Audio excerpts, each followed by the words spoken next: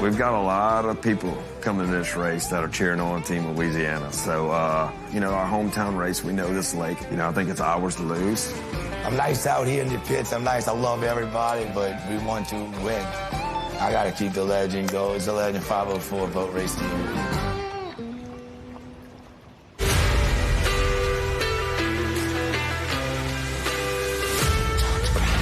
Lake Pontchartrain is 630 square miles of water, notoriously shallow with an average depth of just 12 to 14 feet.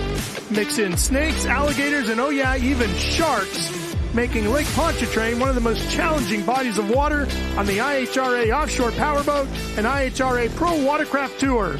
Today is the home of the New Orleans Grand Prix. Hi, everybody. Ralph Shaheen alongside my good buddy Shane Landis as we get ready to go racing here today on what is turning out to be a pretty darn nice day here in New Orleans. Yesterday, Shane, a lot of wind, a lot of whitecaps out there, rough water, really tore up a bunch of boats. We'll get into that later as the day progresses on. Today, much calmer waters. Looks like things might be a little bit easier on the machinery because it really tore up a lot of stuff. Yeah, there was a lot of carnage yesterday in practice and qualifying, so these guys had their work cut out for them. Some teams worked through the night. The weather looks pretty good right now, I have to say, but I think the wind's going to kick up a little bit later, so we might see some changing conditions between race to race as the day progresses. Yeah, and if you're going to be with us all weekend long, as we hope you are, because we'll be racing all day again tomorrow, we're hearing wind's going to pick up tomorrow. Yeah, tomorrow's going to be pretty nasty. I think guys are preparing for that. They're making adjustments. They're nut and bolt checking everything, looking for stress cracks, and they're ready to get after it. Well, here's how we're going to pressure test the day. We're going to have a whole bunch of racing beginning here momentarily with our first pro watercraft event of the day, which will be Pro Endurance Moto #1 for them. Yeah, you mentioned snakes and alligators. I hope those guys stay on their skis today, boy. Yeah, absolutely. And this is actually, they call it a lake, but it's actually an estuary, which means there's fresh water and salt water, which is where those beloved sharks swim into the picture. Yeah, they come in and out quite frequently. But I know they got guys watching for marine wildlife, so hopefully those guys are on their game today. Yeah, it should be a wild day of racing. There's a good look at where we are, and we are spread all out along the shoreline here at Lake Pontchartrain, so we'll be covering a lot of distance from pit area to pit area throughout the course of the day. Well, it's time to get into our opening ceremonies for the day, so please welcome District 5 Jefferson Parish Councilman Hans Lieseberg. Good morning, everybody. Welcome to Jefferson Parish right here, a beautiful day in District 5. I want to thank Harvey Gulf Marine, who sponsored this event, along with Jefferson Parish and my office in Council District 5. It is a beautiful day. God has blessed us with a beautiful lakefront and a beautiful lake to welcome your event. We're so happy y'all are with us for our second year. And speaking of God blessing us, I want to turn the mic over to Jim Black for an opening prayer. Jim. Thank you. Hey, let's pray together if you would. Lord, we again thank you for a great day, for a place like this where we can gather. We pray today you'd help us to be thankful for all you're doing. Protect those that watch over us. And during this weekend, and especially today, we ask your blessing on each and every one, the event, those that are racing, those that are taking care of us. Lord, might we have a great time. We'll thank you for it. In Jesus' name, amen.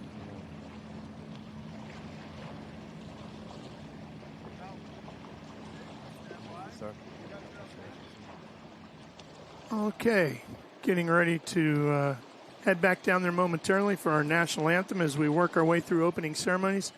Shane, tell me a little bit about racing here on the lake.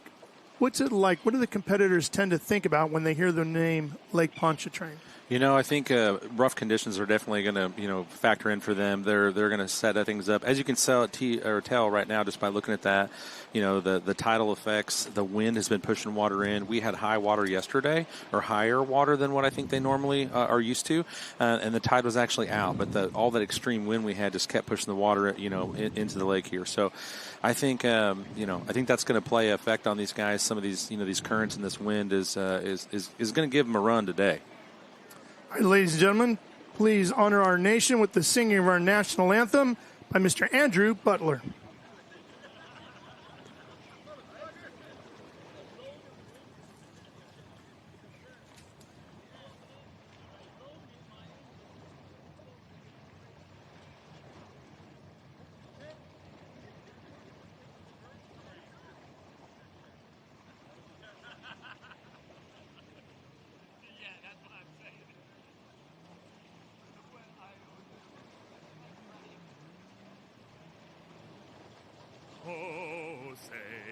Can you see by the dawn's early light what so proudly we hailed at the twilight's last gleaming, whose broad stripes and bright stars through the perilous fight o'er the ramparts we watched were so gallantly streaming, and the rocket's red glare, the bombs bursting in air, gave proof through the night that our flag was still there. Oh, say does that star-spangled banner yet wave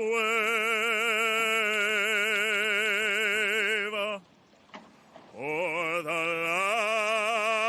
land of the free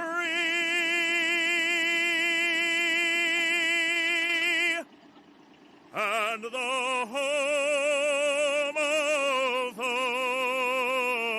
brave.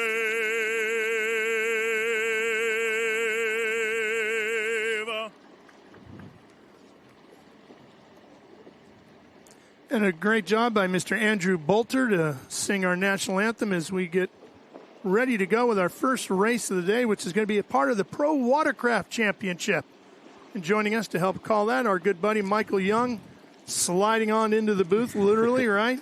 That's it. You spent the first part of the day yesterday all the way over on the other side because the Pro Watercraft pits are, a couple miles from where we're sitting. Sure. Yeah, it was a little challenging, with everything that's going on here. But let me tell you, we had some great racing yesterday, and the watercraft racers, they really love that rough stuff out there. And the rough stuff, it really separated the men from the boys. Yeah, and we're going to start the day off here today with an endurance race. So what can we expect in this first moto of endurance? Well, I'll tell you, we got 15 racers from all over the U.S. and beyond. Jay Finlinson coming in with the bullseye on his back. He took the win. Him and Farthing were actually tied in St. Pete, but due to the number of wins, Finlinson ended up taking the win. So Farthing's going to be back, and he's going to have a chip on his shoulder. I think you can expect that. Let's take a look at what we can expect weather-wise here today. 68 degrees, supposed to warm up a little bit, I think, from there, isn't it, Shane? I'm hearing a little bit more into the 70s by the time we get to the real high part of the day. I'm ready for that. The light breeze is a little cool, so bring on some temperatures. 80% humidity, plenty of sunshine, and there's a good look at that wind, 9 to 13 miles an hour. That's gonna really play into these guys' endurance, especially today. It's gonna beat them up. Well, I'll tell you, yesterday it was about 20 mile an hour, so I think that the endurance guys are kind of wiping the sweat off their brow. A little bit better, right? There you go. And let's show you the course map for what our Pro Watercraft racers are going to be dealing with here today. Here's a look at that. Here it comes. Break it down for me, Michael. Well, I'll tell you, it looks like they're going to be starting from the outside. You can see they'll be going up. That'll be literally it's flipped over. That would be the top left-hand side of the track. Then you got kind of a slalom down that back section of the course. A lot of dog legs, and a lot of these endurance racers aren't used to going through a split section, but we're going to have a split. We'll have a merge, and then they'll meet back at the start-finish line. Much different course layout than what we had at St. Pete. At St. Pete, we seem to have a lot more long straightaways where these guys could really open the things up, really find out who's got the horsepower. Today, you got to figure out how to get that thing to handle. Yeah, that St. Pete course was about 2 miles in length, and this one here is only about a mile. So it's going to be right in front of everybody. It's going to be great for the race fans that showed up here in New Orleans today. It looks like it's going to be a lot more technical today. Yeah, yeah, and see, the endurance racers are used to kind of going roundy round. They're kind of like NASCAR, on water. But this year, with the IHRA, they put a lot more turns, make it a lot more technical, and really it's going to separate, who can ride and who can't.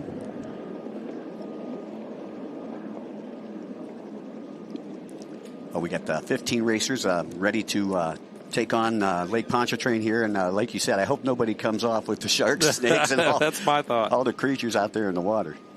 Let's go down to the Pro Watercraft pit area and introduce you to our colleague who'll be covering the action over there. That would be Taylor Snyder.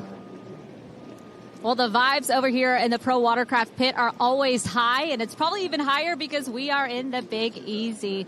What an incredible start we're going to have. We obviously have our pro guys heading out bright and early. And who's to say about the weather, the conditions? It's really going to be something interesting out there. I was able to speak with Ramji Powell before, talking about the split lane. What's going to be the choice? They're saying the outside looks faster right now, but obviously in the moment, it's anybody's game. So it's going to be an incredible race. The pressure, the challenges, those head-to-head battles, they're really going to be big. Mikey, like you said earlier, Finlayson and Farthing, neither one of them is giving an inch, so it's going to be really exciting to see who comes out on top in this Moto 1. So let's get started. Let's get to some racing, boys. All right, Taylor, thanks. And the racing is already just getting underway, so let's get into it as well. Alrighty, so we close in on our leader here. We'll try to let you know who is in the lead.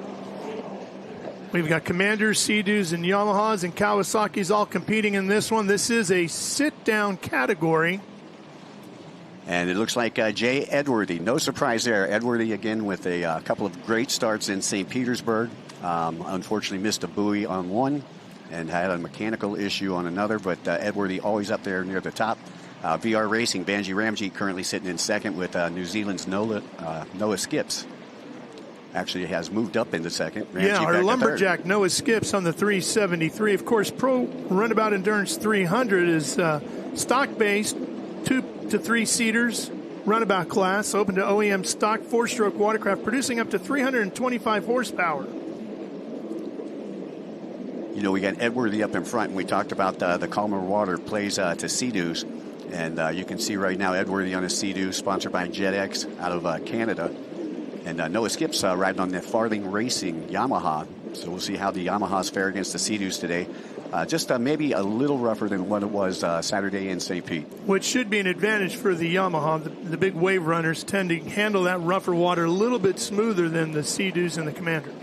Yeah, Camden Powell currently moving up into third. Dennis Mack finds himself in fourth place, one of the elder statesmen there. And Eric Lagopoulos, who took a win in closed course in the GP3 runabout class yesterday, has moved up into the seventh place position. Love watching how these machines handle. Just incredible, the turning radius in these machines. As big as they are, as powerful as they are, Shane, they can turn and twist on a dime. Man, I'll tell you, if I had one turning that hard on me, I wouldn't be on it long, boys. Yeah, there's a lot of G-force, you know, when you're making those turns right there. And it's unlike the boat racing where a lot of them are canopied and so forth, you know. I mean, and they're strapped in. These guys aren't strapped in. Yeah, these guys got to really, really be in some amazing shape to be able to handle this condition and be able to hold on to that machine. Since it's an endurance race, our distance is 30 minutes plus 1 lap. Just about 5 minutes in already on this one. Yeah, and this is the first of 2 pro endurance races that you'll see today. The second pro endurance race will be coming up right about 3:45 this afternoon. Just about enough time to start to feel like those muscles are relaxing a little bit, and you got to go push them to the limits once again. You can see how far out into the lake the course goes. Yeah, like we said, going to be about a mile in distance, a lot smaller than what you've seen in St. Pete. Your race leader, sponsored by Riva Racing out of Pompano Beach. I'm sure Dave Bamdis is watching on down there in Riva. Look at the air these guys are getting, too, as you watch Edworthy working. Edworthy, Ramjeet, Skips, Finlayson, and Devin Farthing. That's your top 5 right now. Farthing out of Ackworth, Georgia. Yeah. Farthing Racing, Monster Energy, Yamaha, Yamalube, 100%, VP Fuels, AP Designs, Jet Pilot, Progressive, Cabrera Motorsports, and a whole list of others all helping out that Farthing operation. 3-time world champion in the pro categories. Yeah, Dennis Mack has moved up into that second place position on the Farthing Racing Yamaha, and this is his best position that we've seen here in the last couple of years. So he's really been working hard. Like I said, he's one of the elder statesmen, but he still comes out week in and week out. He's one of those blue-collar racers, I call him. He brings his lunchbox to work. He's out of Loganville, Georgia. Farthing and Fly Racing helping him out. Back on board there with your leader, Edworthy, on that Sea-Doo. At the very front, the black and yellow, and that's Farthing, Devin Farthing, giving chase and closing in a little bit behind him. Yeah, so Farthing able to get ahead of Mac. Powell, Drug Powell with him. Powell up there in the top 5 as well, out of Syracuse.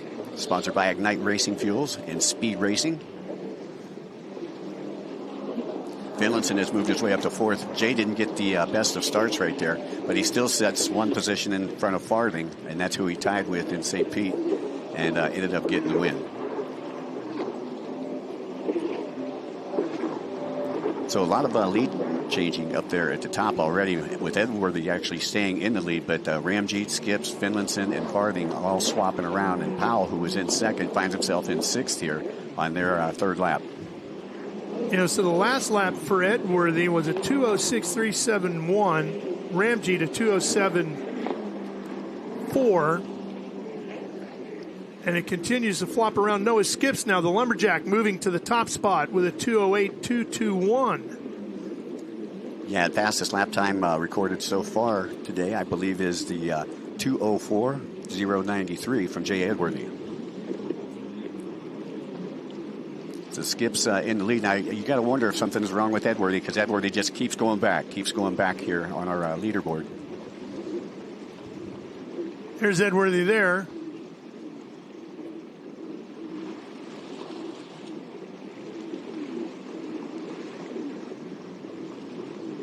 I think these guys are going to have to save their equipment. I mean, they're going to get beat up. Yeah, they got 3 motos, 3 30-minute motos, plus 3 laps for the weekend.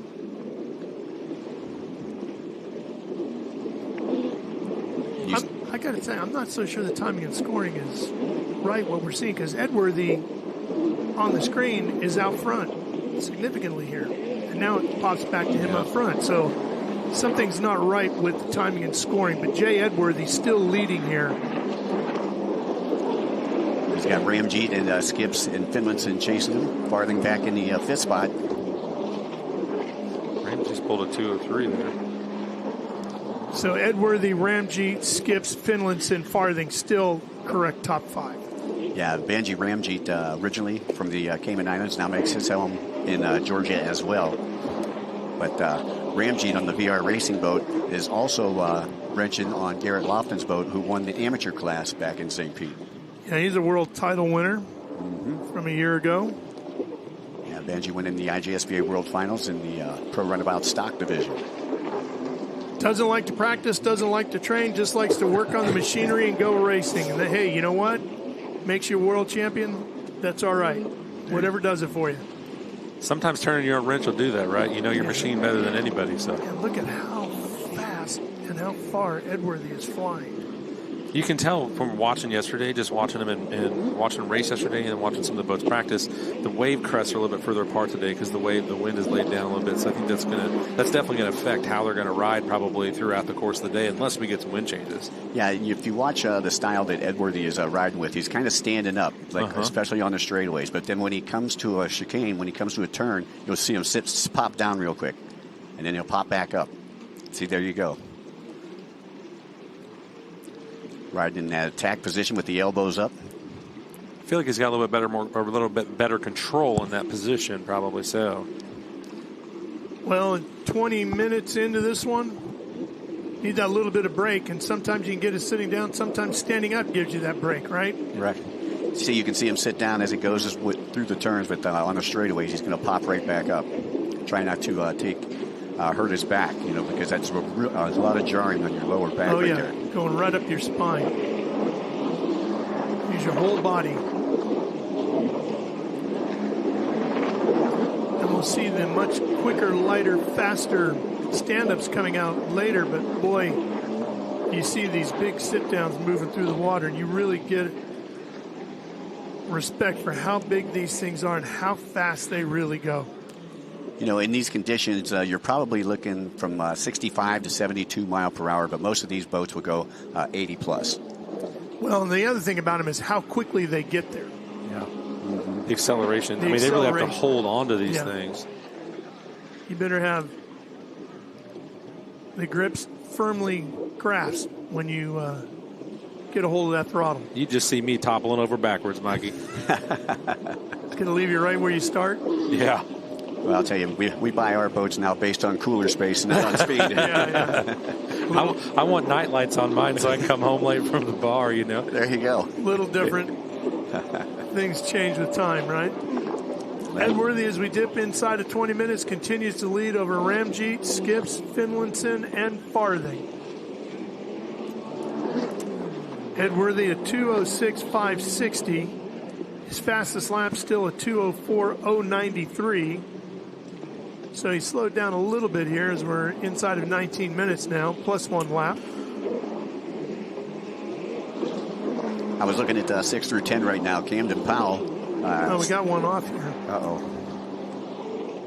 One boat floating by itself. And look how far the separation was. Yeah.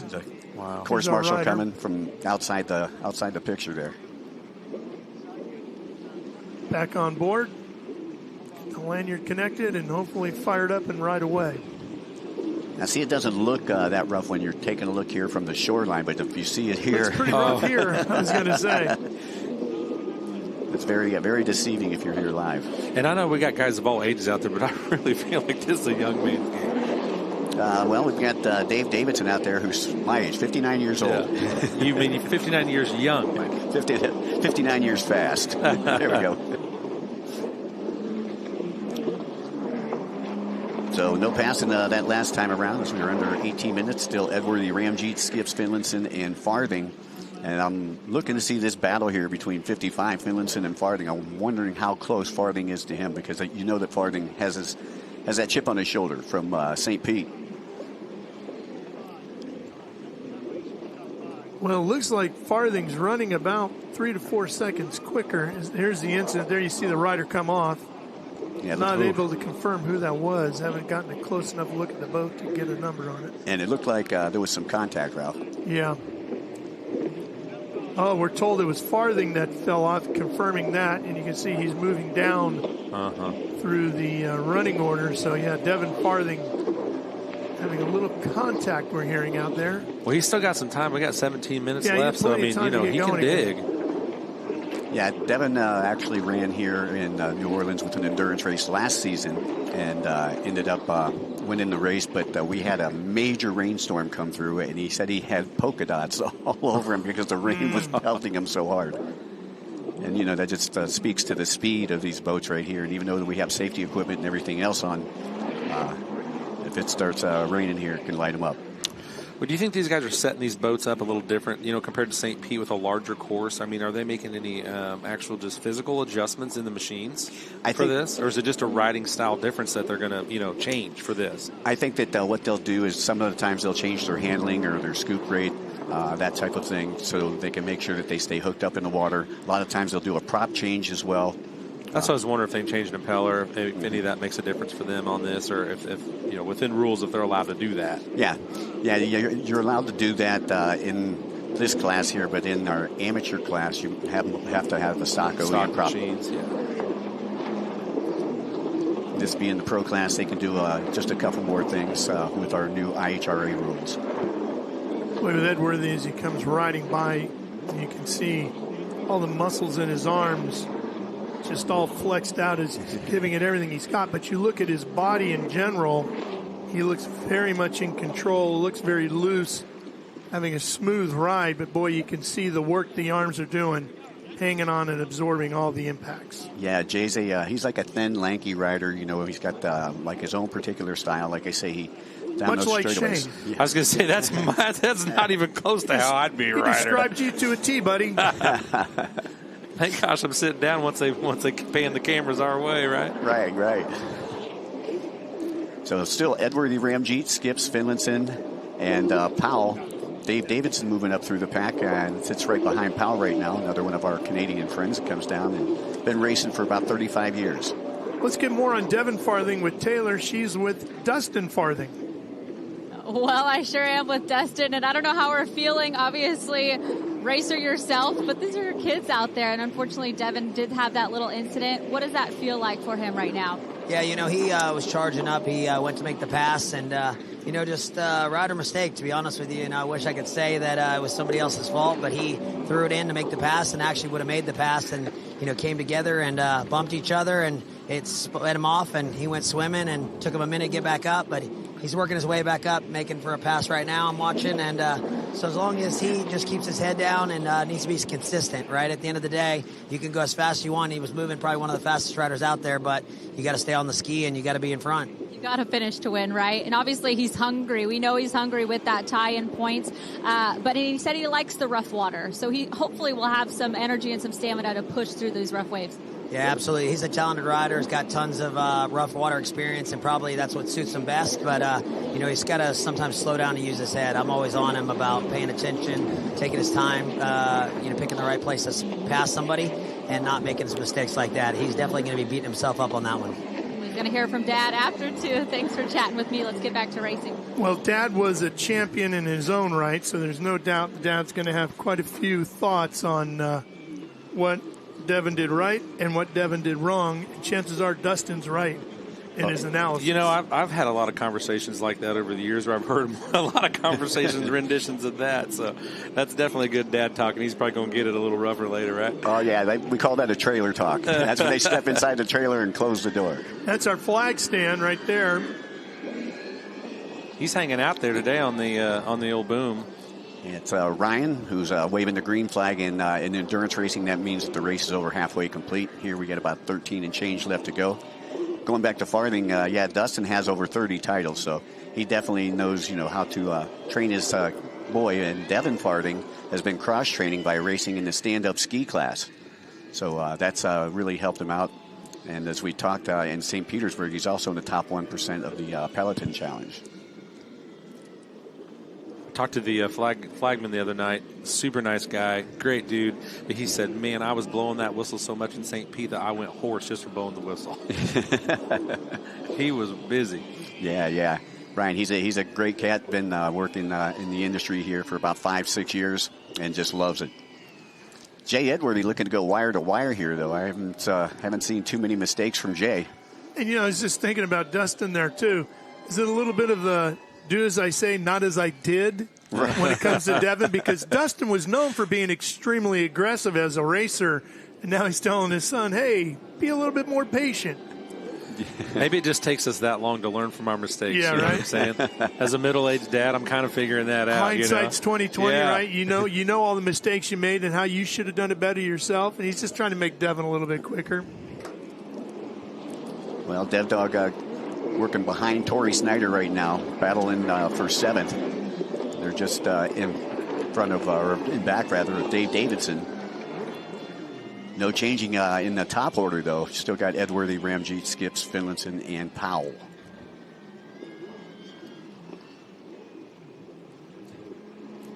We got Devin all the way back in, 8th right now? Yeah, he's lucky he didn't lose more positions than that. Like Dustin said, it took him about a minute to get back to his boat. So they were definitely way out there in front. He lost about 4 positions on that mistake. I see the Syracuse Mafia currently running 4th and 5th right now. Camden Powell, Jay Finlayson, 2 best friends from up in the Syracuse, Indiana area. Both of their fathers were racing champions back in the 90s. Jay's dad, Brian, and Camden's dad, Derek Powell. That's great to race with your buddies, but it's also tough racing with your buddies. Yeah. Well, the cool thing is these kids grew up together.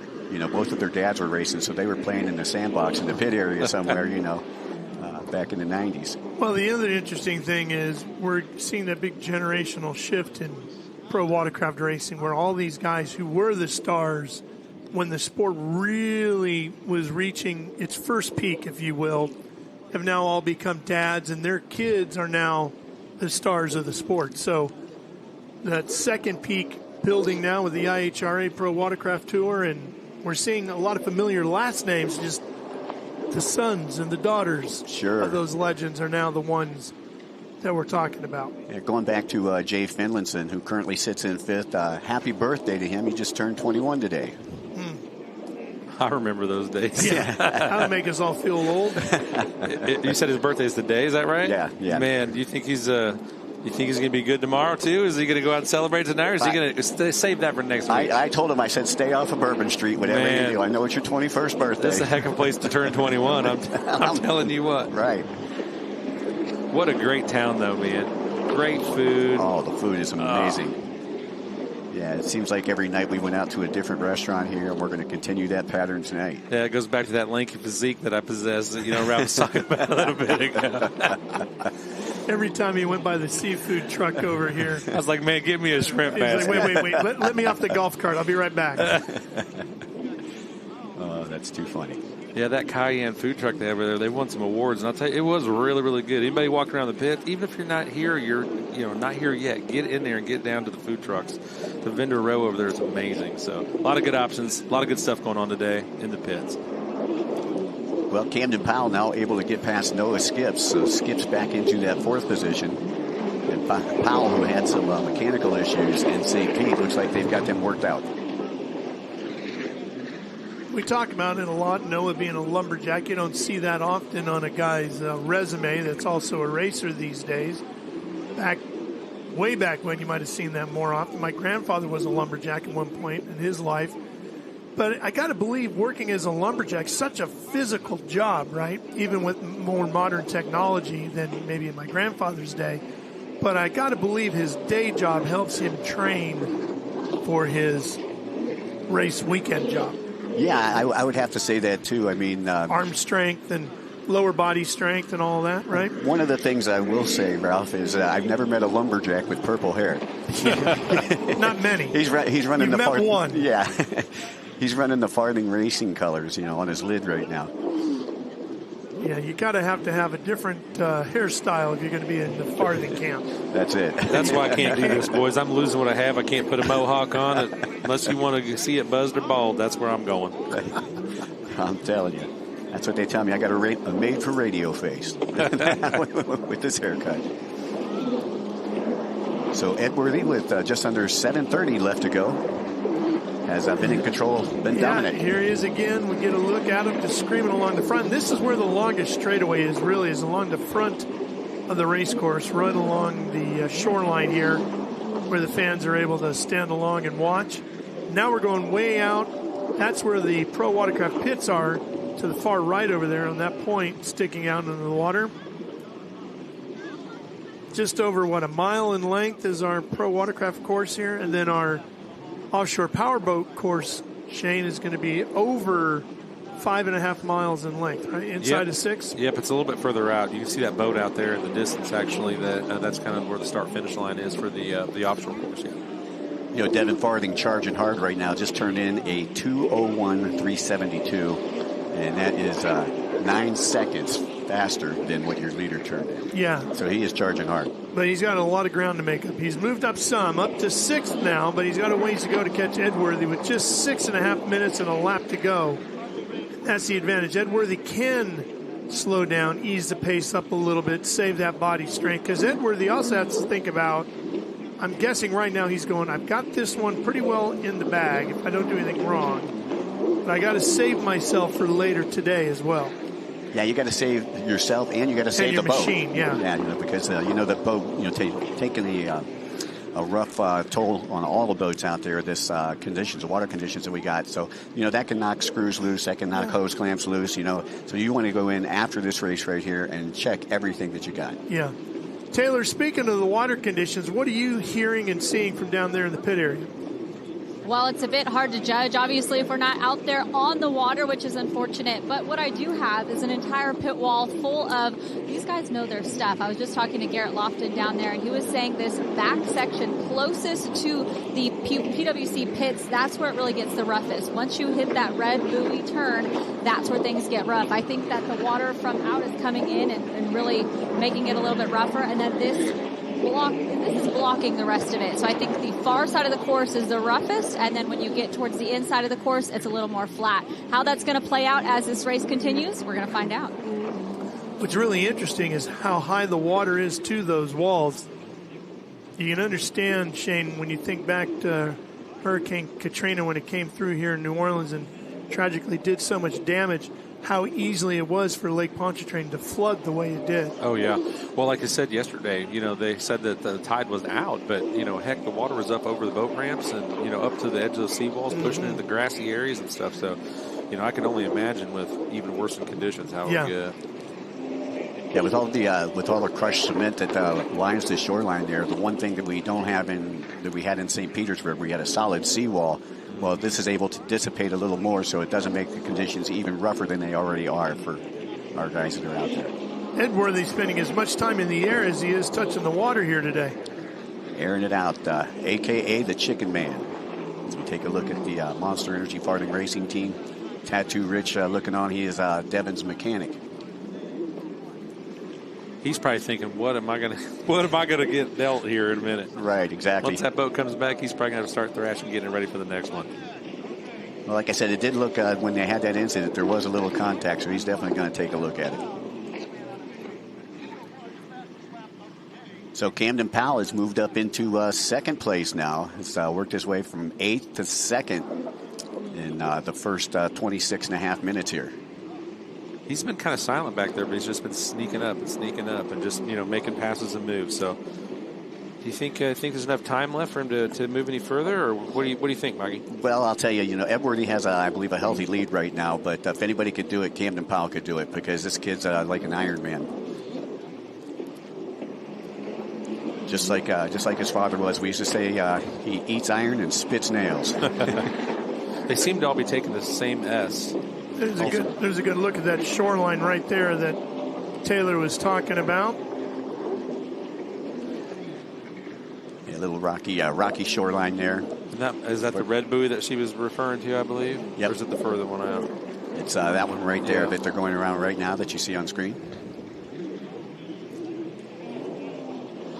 Noah Skips in the 4th position. Again, out of New Zealand, coming off of a very successful season, because their season's opposite our season. Their winter's opposite ours, so they just had their runabout Australian national championships, and he was able to win that event. And I think that's a huge advantage for a racer if you can just continue on racing, right? You get a lengthy downtime, then you got to find a training part of the season to get back up to speed, as opposed to a guy who's just been racing right along. I think the guy who's been racing right along has a bit of an advantage that way. Well, Skips comes over here the last couple of summers, and he stays with the Farthings. So he's trains with them. Yeah, he is good to go. If you're going to train with somebody, you train with the best. Well, plus he's done all the racing down under, so that when he gets here, he's already dialed in and race mode. Yeah, because they're probably in opposite seasons, right? Yeah, so, right. I mean, he's coming off his season, coming up here and just continuing. He's already got some momentum and steam that maybe some of the other guys don't have yet. Edworthy, inside of 2 minutes and a lap to go, and with laps at about a 2:08.044 on the last one, he's probably got 2 laps to go here, lap and a half. Yeah, Ramjeet and Powell putting in the fastest laps that last time. Powell with a 2:06.867, so he is gaining on Edworthy. I was going to say that. I mean, he's pushing right now. You can see it right here. You can see it on the screen, but Farthing still back in 6th, so he's going to have to start thinking about Moto 2, Farthing. But Edworthy, he's got the lead, but can't get too relaxed just yet. We got to see when they hit that line, if they get zeros or if they're going to have to go an extra lap before they get to the 1 to go. Yeah, when you think about that, this being probably about a 3.5 minute track out there, if he comes through with 5 seconds and they don't put the white flag up, then that's 2 more laps. So it's actually like a 35-minute race.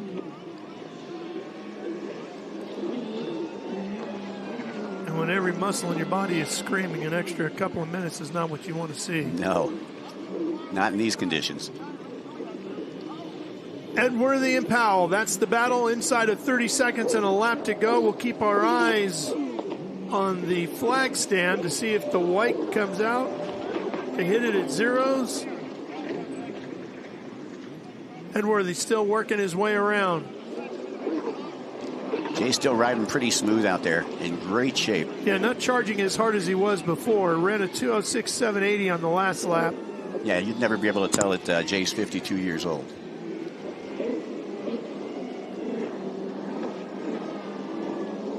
So wherever Jay's at, he will get the white flag on this next trip around. So the clock has gone to zeros. We'll see if they get the white.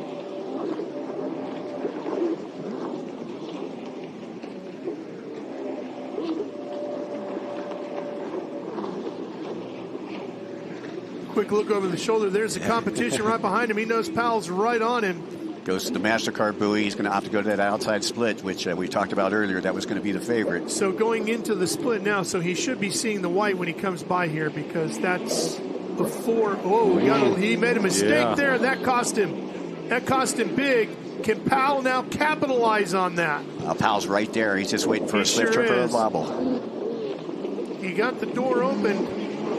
Edworthy with that big mistake, but Powell doesn't seem to be able to capitalize. There's the white. One more trip around for Jay Edworthy. You can see in the straightaway here, he takes full advantage of that. Opens up a bit of a gap over Powell with 1 to go. And speaking of gap, the age gap between those two are 30 years. Camden only 22 years old. Powell ran a 2:07.727. Edworthy ran a 2:07.670. So about a tenth of a second difference between the two of them on that last lap. That looked like it was possibly Finlayson there. It was coming out of the split, currently sitting in the 5th spot. And the points leader coming into today.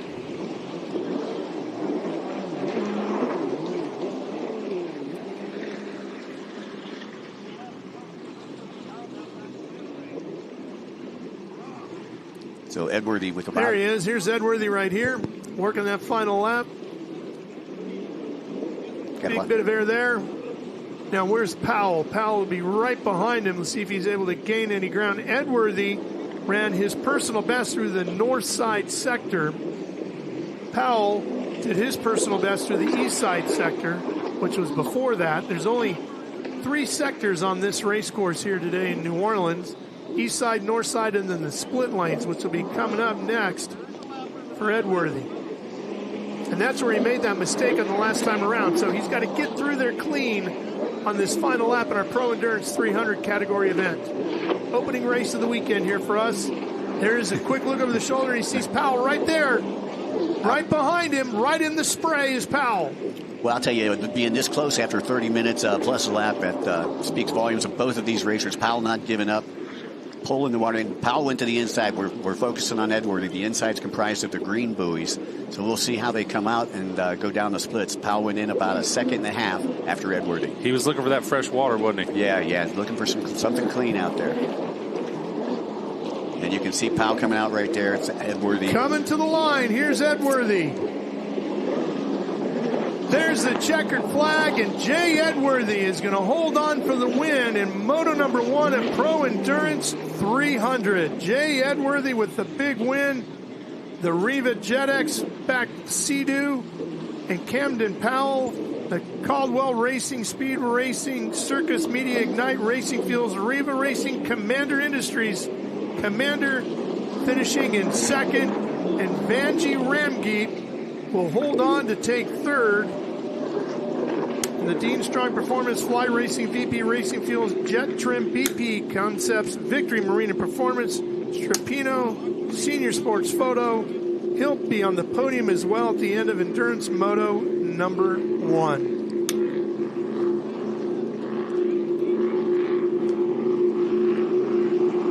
The last lap, Edworthy turned it on. He ran a 2:06.810 to Powell with a 2:07.248. So they were 1/10 of a second apart on the last lap, coming to that white flag. And then on the final lap, Edworthy found about 1 second out there, and that was all it took. Yeah, able to keep Powell in his rear view mirror, so to speak. Vanjie Ramgeet turning in a 2:03.841 with one of the fastest laps, but the fastest lap time, Devin Farthing, with a 2:01.372. All right, so Michael, that was our first endurance moto of the day. We're going to see a bunch of sprint races coming up, stand-ups, as well as sit-downs. So what can we expect out of the quicker races? Well, I'll tell you, Camden Powell, who just took 2nd in this one, he will also be in the ski GP race. Last week, fastest qualifier from yesterday, Coy Curtis, who won in St. Petersburg, 155. You're going to have to watch him on the TC riding machine. Devin Farthing also going to be in that Harley Ritchie Pastorello. We've got a lot of top riders from all over the world, not just here in the United States. Should be some great racing action, so stick around with us. We got a lot more, including boat racing action getting ready to go, Shane. That's right around the corner when we come back here to Lake Pontchartrain in New Orleans. So we're coming right back with more of the New Orleans Grand Prix. Stay with us. Coming right back. It's the SMX 250 World Champion. He's going to destroy those people to death. When it counts, I'll make it happen. Let's go. Come on. This is the time to show that I got that dog here, right? Hey, Deegan wins! For the 2025 Monster Energy AMA Supercross 250 West #1 plate. Look at Amy, working hard now so that future Amy can buy her very own boat. Wait, sorry, the boat's great, but am I wearing culottes? Oh, you love your culottes. It's lemonade o'clock. What did I just say? Cheers o'clock. Ew. Here's to protecting your boat and RV 24/7 as part of your home and auto bundle. So I, like, hang out with my insurance guy? Oh, yeah. You two have a podcast and everything. Awesome. The IHRA Outlaw Nitro Series is making a debut at Capital City Motorsports Park in Montgomery, Alabama, May 7th through 9th. Don't miss Top Fuel, Alcohol, Mountain Motor Pro Stock, Pro Mod, and much more outlaw drag racing all weekend with fun for the whole family. Get tickets now at IHRA.com.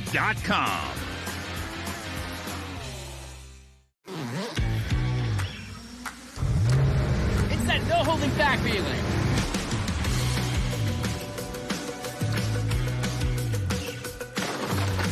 That it doesn't get any better feeling. That winning the weekend feeling. No matter what feeling you're chasing on the water, nothing feels like a Yamaha.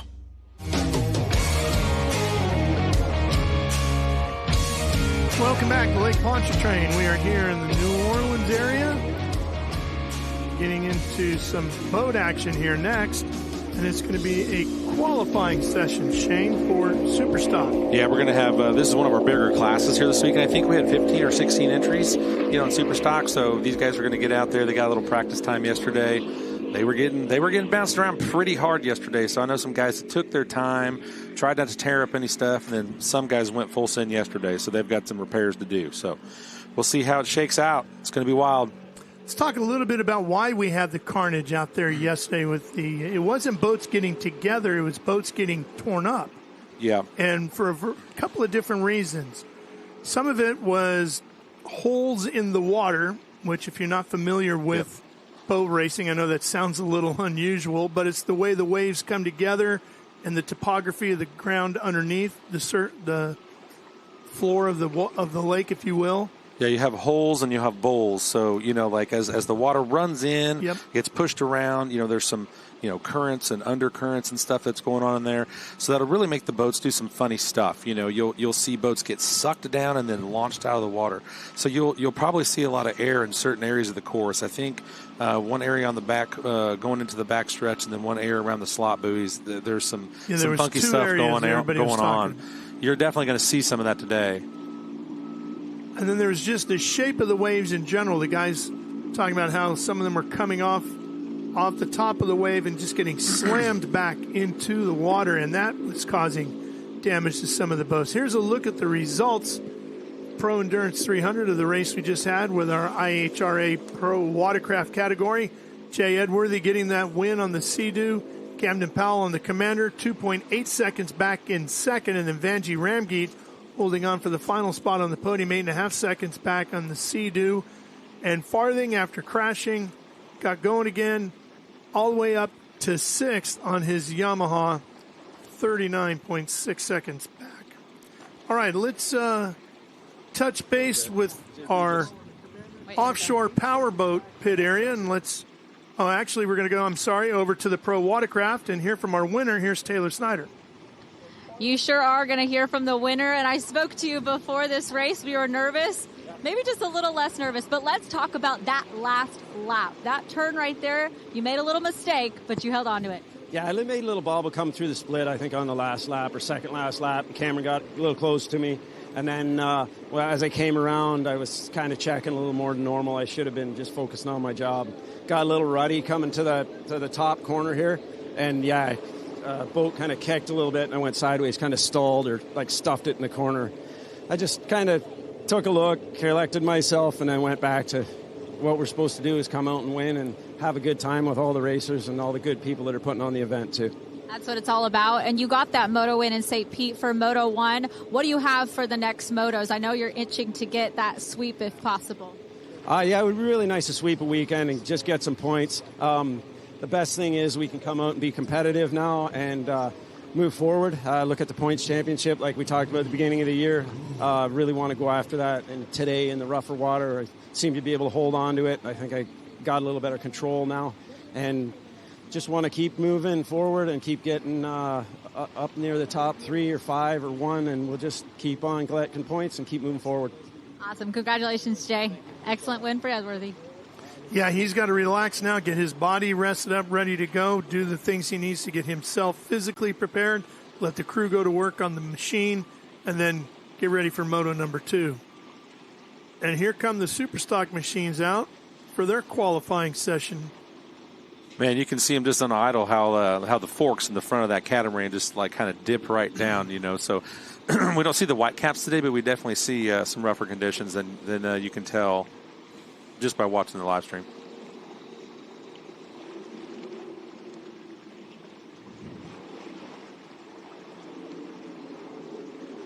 There's the X-Insurance boat.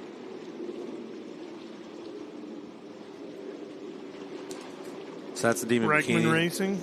Yep. There's Chad wasn't in the boat. He had a fill-in for the first race because he just had a recent neck surgery. And I asked him, I said, hey, how was everything yesterday? Are you good to go? He said, yeah, let's send it. So yeah, let's go introduce you now to Tristan Garvin, the 4th member of our broadcast crew. She's over covering everything in the offshore powerboat pits. Hey guys, I'm down here at one of our cranes, and our Superstock and Supercat classes are craning in right now for their qualifying. So what that looks like is they're going to go out and do some time trials, see how quickly each boat goes around the course, and that's going to be how they start their races tomorrow. We're going into bracket class racing after that, and then this afternoon, Pro Class 1 racing. It's going to be an interesting day and a wide variety of boats out on the lake here today. Yeah, you're going to see the loud Supercats, and you're going to hear the Hornet's Nest get kicked with the Superstocks, you know. So we're going to have a lot of variety out there going on today. Demon Bikini, one of the fan favorites in this category. That's a great-looking boat, too. New wrap for this year. You know, they had some struggles in St. Pete. They had some delamination issues, had to do a little boat fix, and but they got it fixed and put back together for 2 weeks ago, and here they are again, ready to go. Leanna Shadlow, the driver on this machine. Chad Havens working the throttles. One of the most popular boats in the pit area, and as colorful as it is, not just the boat, but the whole entire team, no wonder why, right? Yep, great apparel trailer, too. So, Yep. I mean, when you're going to vendor row, there's a bunch of our vendors over there, and that's definitely one you have to stop and see. They have some entertaining, T-shirts and hats that you might be able to take on a boys' weekend or a girls' weekend somewhere.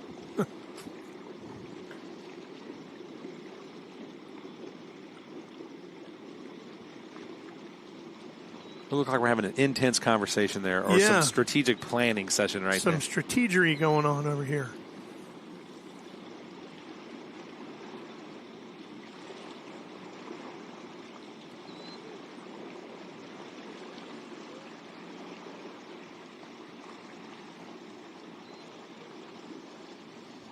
Just bobbing out in the water right now, trying to get it all figured out.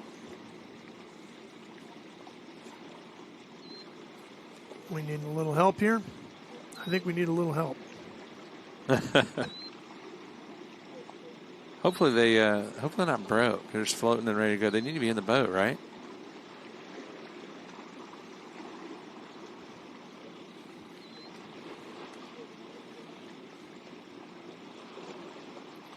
We had an opportunity to go behind the scenes and learn a little bit more about this team and this operation. So let's take you back behind the scenes with X Insurance Racing here.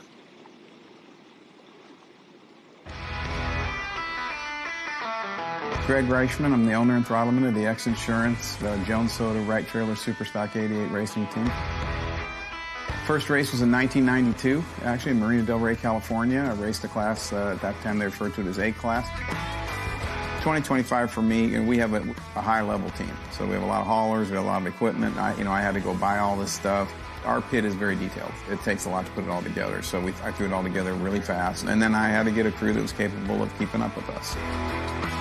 I don't think there's any slow boats. Look at the guys at the front, right? The guys at the front are professional. If he's not racing his super stock boat, he's racing Formula One boats in Dubai. He's doing this, he's doing that. He's on the water every weekend. Tough guy to beat just because time in the boat is what matters, right? Experience matters. They're not going to make mistakes.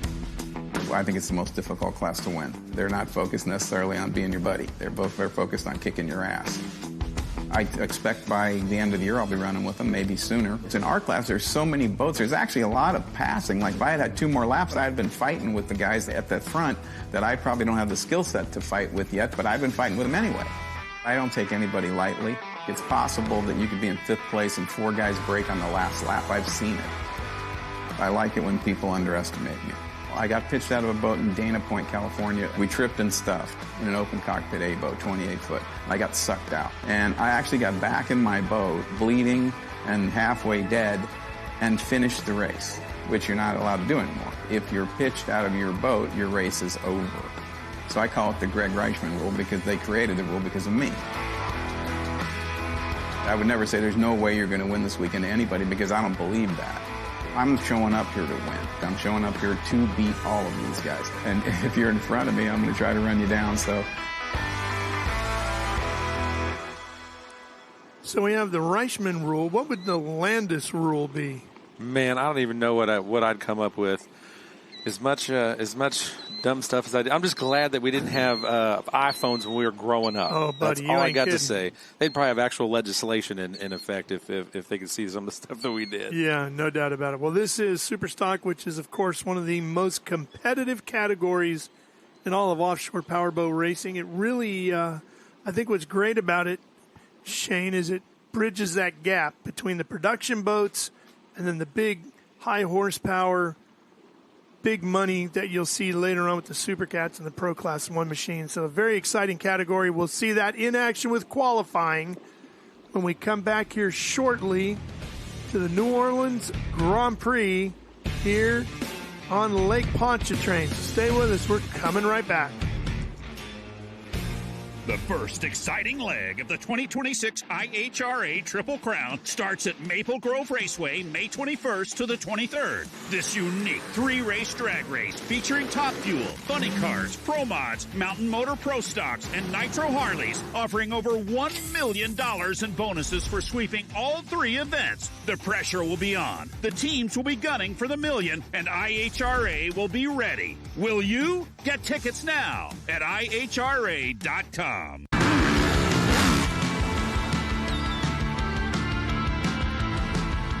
think I'm just so passionate and so motivated back to where I belong, and that's on top.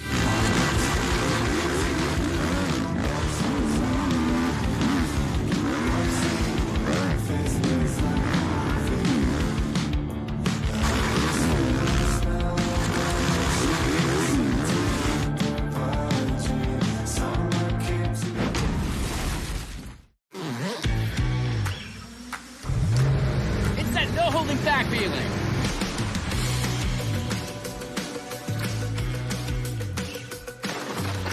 That it doesn't get any better feeling. That winning the weekend feeling. No matter what feeling you're chasing on the water, nothing feels like a Yamaha.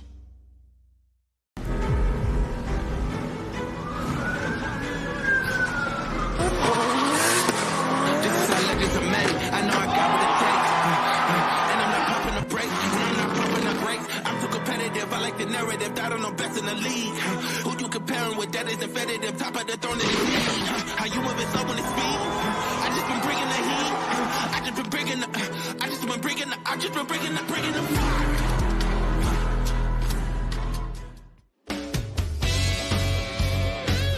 And we are back here in Louisiana. Boats getting craned in. all over the place around here because we got pit areas spread all around the lake here. Yeah, we've got 2 cranes, 2 different split pit areas, which I think the racers like that. They get a little bit more room to spread out, but the fans are they're going to have just a little bit more walk to go see everybody. But you know what? It's definitely worth it. The sights are beautiful. I mean, the path between pits is amazing. You just there's even a bleacher stand there right behind us that's starting to get a few folks in it. So, they're everybody's coming in. We're ready. Comes the Ray Marine boat getting put in as well. Yeah, that's going to be Gary and Cole. I like those guys. They show up with an F-450, a truck, and a boat, and they have the most competitive drive and spirit to be here. Cole said, I have so many people that I work with and deal with, manage, whatever. He goes, I don't want racing to be work. He goes, I want to show up and have fun. So those guys come with a little different attitude, but you can never count them out. They are always in the mix. They sure do. That's Cole Leibel and Gary Ballou. Ray Marine right there. Yep, that was beautiful boat. Yep, that was a brand new boat for him this over the winter. So, like I said, if you ever get a chance to meet Cole, he's probably like, I don't know, 6'10" or something. It's a big boy. He is tall, man. So he had to have a new boat built with a little bit taller canopy, keep his helmet out of the roof. So probably a smart move on his part. But he's got a fresh Victory there that looks pretty good, and it's an aggressive boat. Yeah, his seat's actually a little bit lower in the boat than Gary's, and Gary sits up higher. So when they're in the boat, they're eye to eye, but it takes them a bit to get there. There's Allen Lawn Care and Landscaping Offshore Racing Machine. Billy Allen on the throttles. He's the owner of it. Sabrina Kowalik is the driver. Andy Sanders, Jeff Walters, and Mike Murray, the crew on that boat.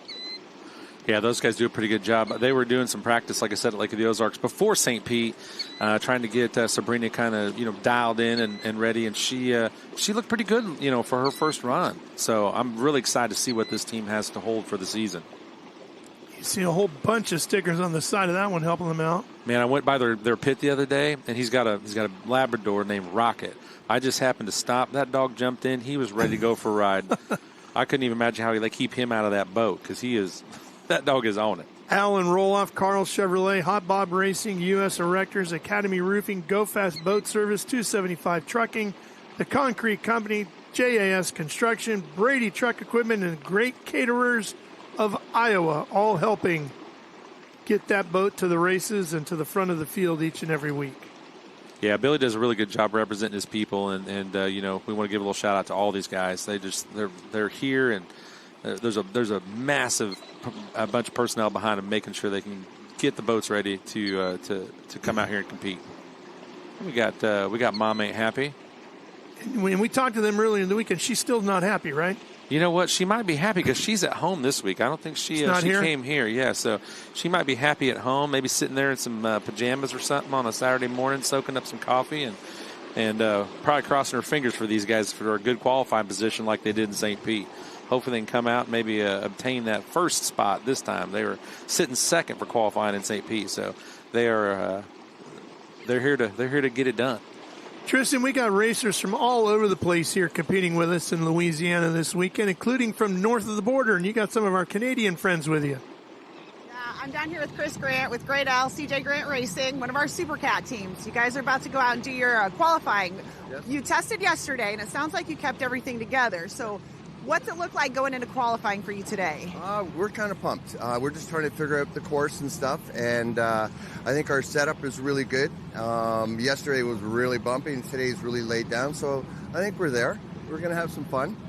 Now, last race, you guys finished in second place, and it was quite a race. What did you do, or what are you expecting for today's race, or tomorrow's race? I apologize. We're just going to chase down or be in the lead. We're going to do what we have to do to be there, right? We got a fast boat. You guys have a fast boat, and you're really competitive, starting this season off strong. I can't wait to see how you guys qualify today and race tomorrow. Thank you so much, Chris. Well, when it comes to our qualifying, the boats are all going to mill at the opposite end of the race course than where they will mill up for the start of the racing when we get to that later. Yes, so, and for some ever at home that don't understand what the milling is, these guys, they don't want to just sit there and get blown around. They're always going to keep the boat in gear, make sure that temperature's coming up, everything's good, everything checks out on the gauges and instruments, so they kind of just sit there and do a big circle. So they'll do that closer to the other pit, that's across from us now, so they have less run-up, go through start-finish once they get called out for their qualifier. Let's take a look at the point standings for the Superstock category. So Team Bermuda in the lead after St. Pete, 115 points up and 11 markers back as Allied, who you were just looking at. Then Wozencraft up on the podium as well. And the Ray Marine guys, Cole and Gary, that we were talking about. Yep. They're fourth. And Mama happy that she's in the top 5 right now. Yep, I think she's probably good with that. They had an interesting story. The first boat was Mom didn't know. So and then you see. So now she's not happy. So that's boat number 2 or boat number 3. So and you see the Allen boat back down there in 11th. Atlas and Demon Bikini had a rough run in St. Pete, which we were talking about earlier. So they're looking to get going. And here's a look at the Super Cap points currently after St. Pete. Dirty Money at the top, the 105, CJ Grant, the Graydale boat that we were just talking with. They're in second. And Wicked, man, they had a great run, that boat out of New Jersey. They did, I'll tell you, but they're not here this weekend, so that's going to affect their points a little bit. But I'll tell you, they did have an amazing showing, and I think those boys were extremely happy with how things ended up 2 weeks ago. Shame they couldn't be here because they're giving up a ton of points now. I know it. But that's going to give everybody else a little bit of ground to grow, and try to fix some issues that they had, some broken parts. And, you had CR Racing. They were the top qualifier 2 weeks ago. Yeah. And, then they had some struggles and broke something. I don't remember what it was, a valve train issue or something possibly. Well, they had an issue out here yesterday, right? I think yesterday during practice they broke a prop shaft. Yeah. They actually lost a prop out there. And it's crazy. I was talking to them earlier at the drivers' meeting, and they said they were just cruising along at about 70, just out for a Sunday drive, just checking things out, not really getting into it, not pushing anything, and next thing you know, just power went away. Yep, something just came apart. No explanation for it, just away it went. Yep, I'm sure Michael was scratching his head when they brought that boat back, thinking, man, I got some work to do. So, but that wasn't the only team out there that was practicing yesterday that had some drives off. So, like some of the Pro Class 1 guys, I don't know if they were changing gear sets, changing drives for that purpose or what was going on, or if they were just going to a different setup after getting out there and having some run time. But it just goes to more of that conversation about the carnage from yesterday, and it wasn't all due to the same thing. It was a variety of reasons that led to a variety of problems for our different competitors, which is going to make things interesting as we get into the racing. Yep. Because you just don't know. Yeah, those are guys right there we're just talking about that lost a prop or broke apart the shaft yesterday. So that's Rob and Casey probably getting their game plan together. There we got Sean. Comes the Atlas boat. Yep, we got Sean Trente and we got Chminsky there in the Allied boat.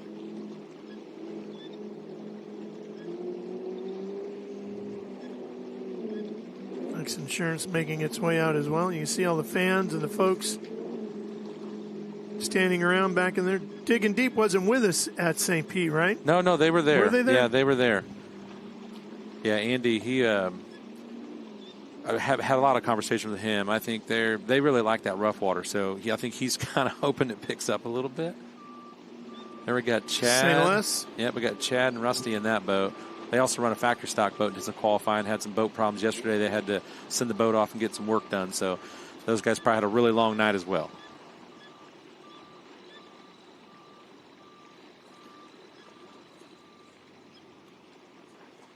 There's HBS also out. Sloan Langston, the driver. Ryan Beckley working the throttles on that one. Yep, that's an interesting young man right there. I'll tell you what, that guy, that young kid, he's been around the racing for a while with the Hannas over the Mod V team, and he told those guys, he's like, hey, I want to race a boat, and man, here they are today, and they've got one, and I think they're going to be extremely competitive. Ryan has been a competitor for years and years in stock class, so he's got a lot of knowledge and a lot of depth. So Sloan's in good hands, I think, there. And mom and dad have to be a little more comfortable with that too now. Yeah, it's a great look here from high above. It gives you an idea of the different sizes of the boats and the different categories. Really exaggerates the length of the big cats. Yep. Yeah, when you see, even a Super Cat, which is a big boat, next to these Pro Class 1 boats, they just really dwarf them. I took a picture yesterday of the Dirty Money, both of their teams, tethered up to one another over there on the pier, and you can't appreciate the size difference unless you just see it that way. Yeah. We got Owen Buis here in the X-Insurance rig here. You see the crane pick him up off the trailer and swing him around and put him in the water. It's like, good Lord, that's a big boat. I love this team name. It's Team Bad Decisions. You got Cameron Turk and Owen in there. This is a new setup for them. And this is actually Gary and Cole's old boat. So they have a highly, highly competitive boat. You have to watch these young guys all season because they are going to grow and go. Crews running back and forth on the docks like a bunch of ants, making sure everything's ready to go. Speaking of ants, they got these fire ants down here in Louisiana. I'm telling you, got to watch out for these guys. Are they getting you right now? No, I think I'm good right now. But they've been sprinkling some stuff on the ground to make sure they stay where they need to be. Yeah, which is away from us. There's Jeremy Cheetah. They're what, top 3 in the points right now? 3rd? Jeremy Tashita, the driver. Julian Maldonado working the throttles. And he also runs with Reese in the jackhammer in the factory stock boat. So he was out yesterday, got a good look at that rough water at speed for qualifying. He gets a lot of looks at the front of the field, too, if he's running that jackhammer boat as well. Yeah, especially after St. Pete, man. They had some airtime, and there's some good footage of those guys. That's a great-looking boat. That's actually the smallest boat in the fleet, the Wozencraft boat. These boats can be up to 32 feet in length in this category. Canopy catamarans. Twin Mercury Racing 300R engines. Yeah, this stock category is really neat. I think that's why you see such, the factory stock growing. You see the super stock that's big, and there's still more teams coming out. We still don't have all the teams yet because we're still early in the season. And, it just makes things extremely competitive. The tech on them is really good. They keep these boats really, really close and competitive. Really, really comes down to who's in the boat and what they're going to do with it. How hard are they going to push it? That was a good look at our Valvoline Celsius boat. And Dirty Money getting ready at the crane.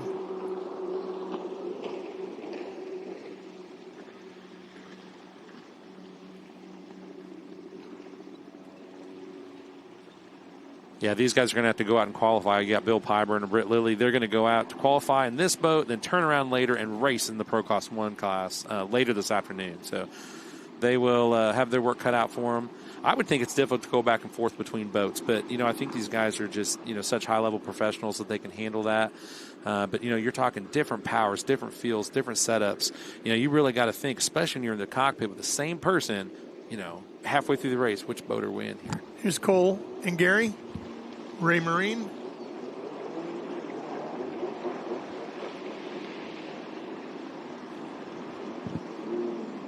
It's a great looking boat. It really is. Good lines, good color too, but I like the bright stuff. Yeah. Well, and it's not an overdone paint scheme, right? Just that bright green on there. You can see it everywhere. It stands out.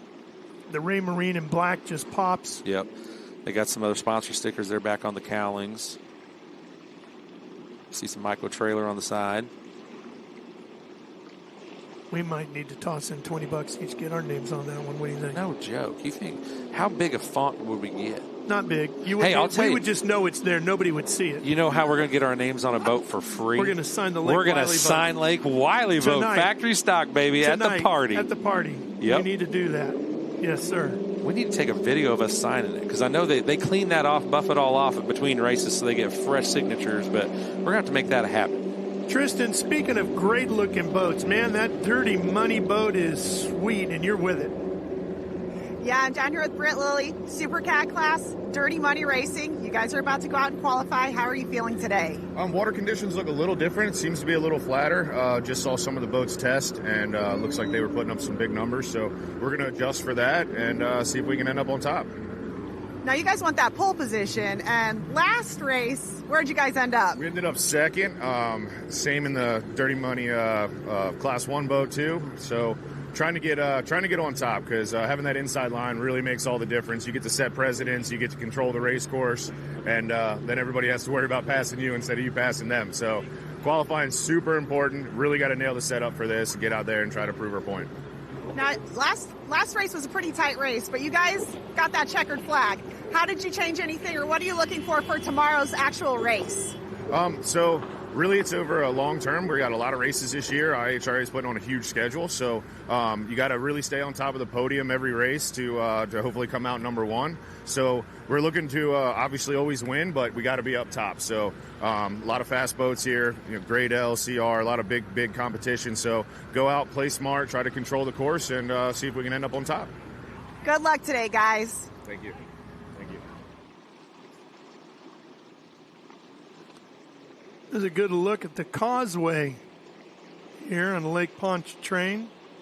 There's going to be a lot of twisted necks on that as the racing's happening this weekend. Oh, no doubt about it. You know, that's the longest continuous bridge over water. Is it really? Yeah. I did not know that. 23.83 miles in length. I sure wouldn't want to walk it. If you don't like being on a bridge, that is not the one for you, because once you get on it, buddy, you're committed for quite a ways. I'd be halfway out and get gridlock somehow. Yeah. Somebody'd mess up, and I'd be stuck out there. First bridge in the world built using mass production and assembly line techniques. Huh.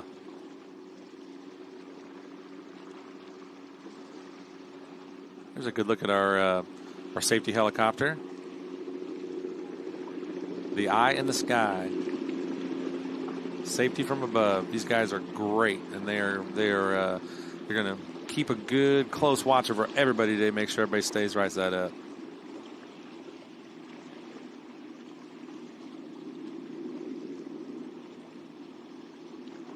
I was talking to him this morning at breakfast about me still jumping out of one of those things. So, you jumping out or them throwing you out? Man, I don't know. I might get up. Go either way. I might commit and then get up there, and they might have to throw me out. But I'm gonna have to tell the pilot, bring it down a little more, a little bit more. He's just gonna tilt and dump you. Yeah, no joke.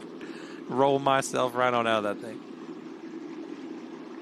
As opposed to our divers, and in a moment's notice, they'll be flying out of that thing wherever they have to get to the racers as quickly as they can. Yeah, we've got them strategically placed throughout the whole race course on boats. We have safety boats. We've got them in the sky. I mean, there's really not a place of a course that's just not covered, Even with a race course like here that's tick over 5.5 miles in length. Yep. It's impressive how fast our progressive safety team can get to them and any racer in need. You see the yellow shirts in the helicopter, but as that boat just panned by, you see yellow shirts on that boat. So they also have, like you said, divers strategically throughout the whole course, in the turns, in the straight sections, ready to go. And we will be right back for more from Lake Pontchartrain. Look at Amy, working hard now so that future Amy can buy her very own boat. Wait, sorry, the boat's great, but am I wearing culottes? Oh, you love your culottes. It's lemonade o'clock. What did I just say? Cheers o'clock. Ew. Here's to protecting your boat and RV 24/7 as part of your home and auto bundle. So I, hang out with my insurance guy? Oh, yeah. You two have a podcast and everything. Awesome.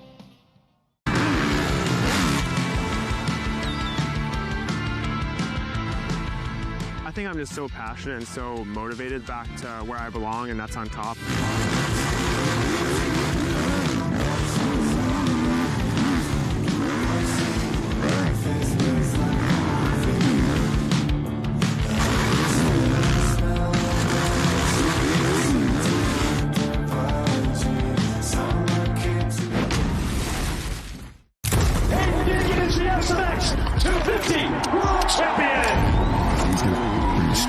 People that doubt him.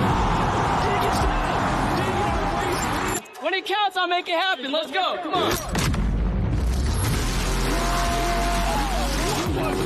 the time to show that I got that dog in here, right? Hey, dig and win! The 2025 Monster Energy AMA Supercross UWS #1 plate. Retribution! Oh yeah, we want retribution!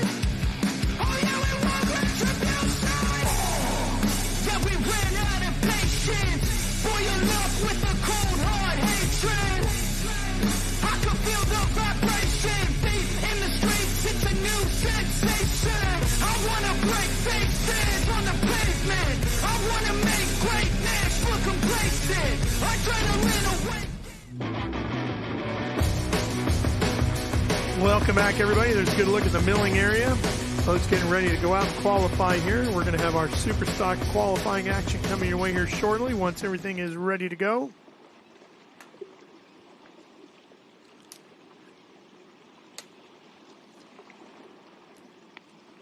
You can tell it's not too hot out there today. You don't see the hatches all popped for ventilation, so they all must be comfortable in that boat right today. Well, we had temperatures in the upper 60s, was it? Yeah.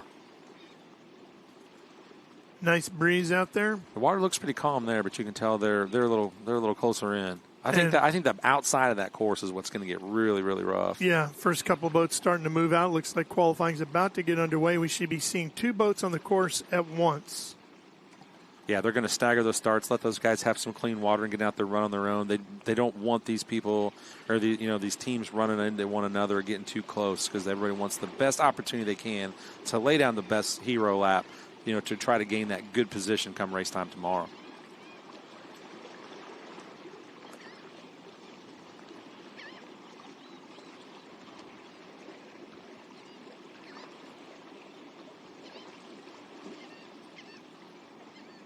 Looks like we got Leanna and Chad on course right now. I think that must be the first one. They're powering up and headed out for their first hero lap of the day. They're going to try to set that top qualifier position if they can.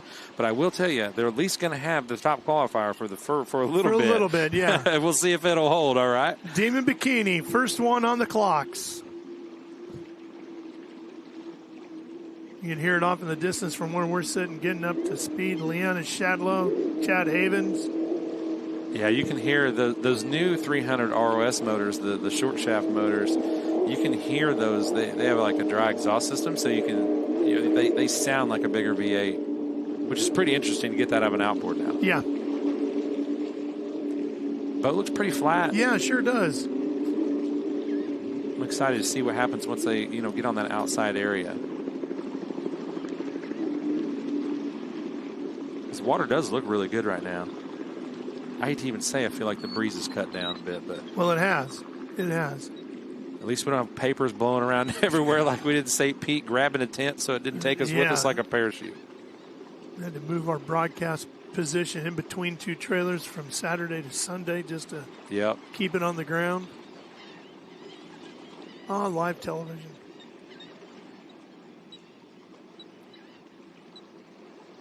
Yeah, that boat really looks planted in the water, doesn't it? Yep. I mean, obviously, I'm not actually sure how if they just go at random, they get called out, or if they draw for, whatever the run position is for qualifying. Not that it probably really matters, but, Chad's probably like, let's get after it. First on the course. Here's X Insurance. That's our Team Moxie that we just heard from a little bit ago. Whelan and Reichman. That's, like I said, that's a newer team in this class, so they're really trying to get things dialed in. But anything that's, a new class like that, new boat, new setup, all the haulers he was talking about, there's a lot of stuff to deal with. They've got to get dialed in, get focused on some racing. And as you can tell, they want to compete, and they're here for it. It's a logistics nightmare getting one of these big organizations around the country to get to all the events. Yep. And a lot of these guys, they're some of their team, they might be staff, but there's a lot of people that are going with them just to help because they want to be part of it. So a lot of times these guys have other jobs and things to do. So moving all this equipment, it's an undertaking of itself.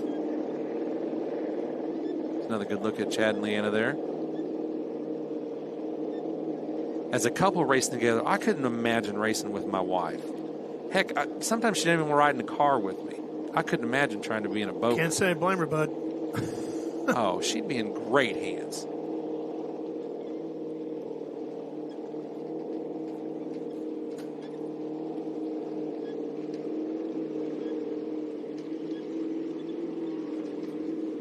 We're getting some rougher water shots right there on the Team Moxie, so I don't know exactly where they're at on course, but it's definitely picking up. I think they're on that backside. Yeah, and it looks a little rougher for Demon Bikini too. Yeah, that's what I said. I think you're gonna within this race course. Yeah, within this race course, you're gonna see 2 different sections that are really they strategically are going to make a big plan difference in how they're going to have to attack that. Yeah, and that's the north end of the course. Is that correct? Yeah, by the causeway. Yeah. I believe so.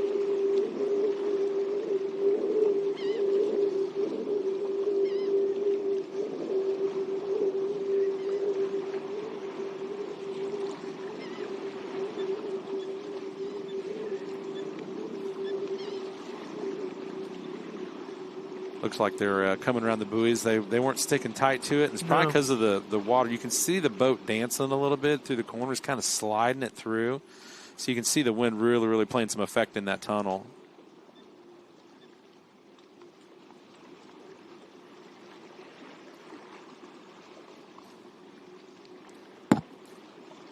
Heading back towards the clocks here, and we'll get an idea of see what our first lap looks time. like.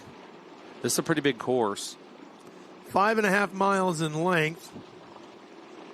Looks like they just clicked it off. 427.5.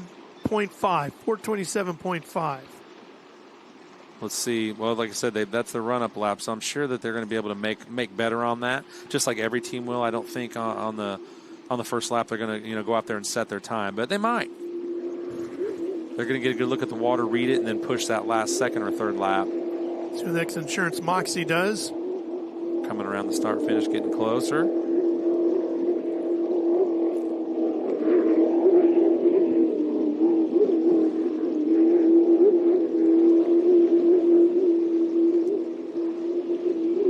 Yeah, and that's a brand new victory boat that they had built last year. 341.580. Man, so they were really looked like they were on a heater. Yeah. They weren't joking around.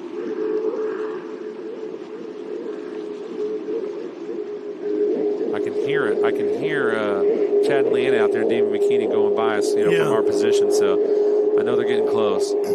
That sounds a little more aggressive than the first lap. They're probably just trying to, settle in and get their GPS, line on the map lined out for how they want to run it.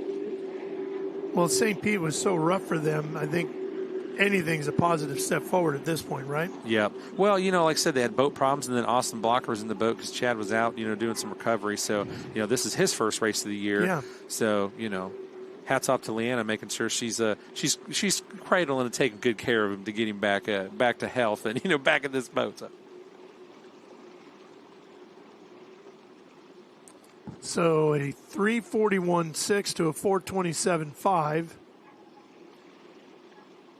They look like they're running a little bit harder now. Yeah, the boat not as planted, right? It's moving around quite a bit more. Coming up out of the water. They're definitely getting after it on a heater this time.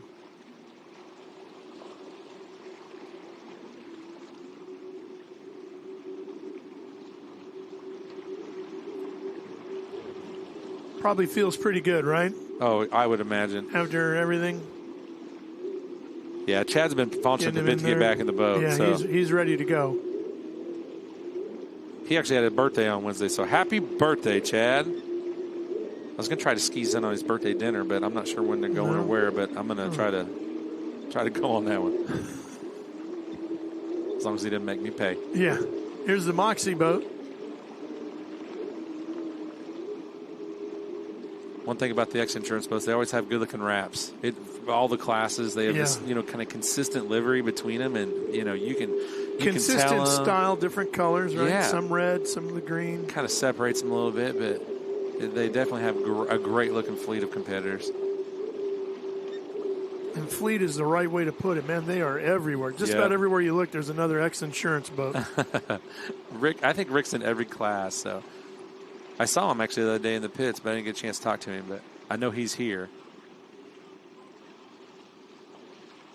So made it over to the causeway once again. Leanna bringing the Demon Bikini boat back towards the shoreline at this point.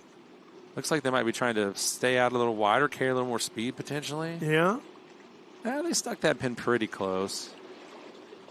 Man, right in there is going to be interesting. It gets really choppy in here. I think every class, because that's where the wind's coming across kind of adjacent to that corner, and they're turning back into the wind right there. Let's see what this time looks like this lap by. Yeah. Looking to better a 427.5. And X Insurance not far behind. Yeah, they're creeping up right there. They space them out quite a bit, but they were significantly quicker with a 341.6. looks like they dropped it. What was that last night? They dropped down to a 402, right? Yeah, 402.808 for Demon Bikini. So they're getting better. And a 340.304 for X Insurance. So they bettered it by another second. Yeah, they picked up. This could really be a setup and a prop game, too. I mean, because it was rougher yesterday, so when they were out, they may have really tried to plan for that, forecasting the weather, because we're supposed to be a little windier today. So some of these guys just might not have hit the setup for qualifying. Yeah, but don't throw your notes away, because you might need those for tomorrow. Oh, yeah. I think it's going to change again. Yep.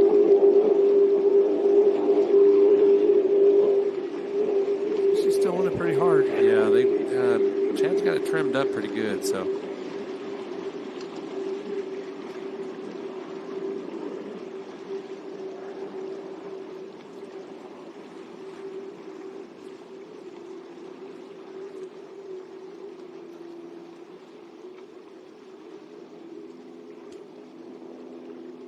Here comes the Atlas boat. Atlas Offshore Racing. Mark Neiman, driver. Tanner Lewis, working as the throttle man. Yeah, that's a Doug Wright powerboat as well. Just like the Demon Bikini boat's another Doug Wright. There's a lot of that brand represented in the super stack category.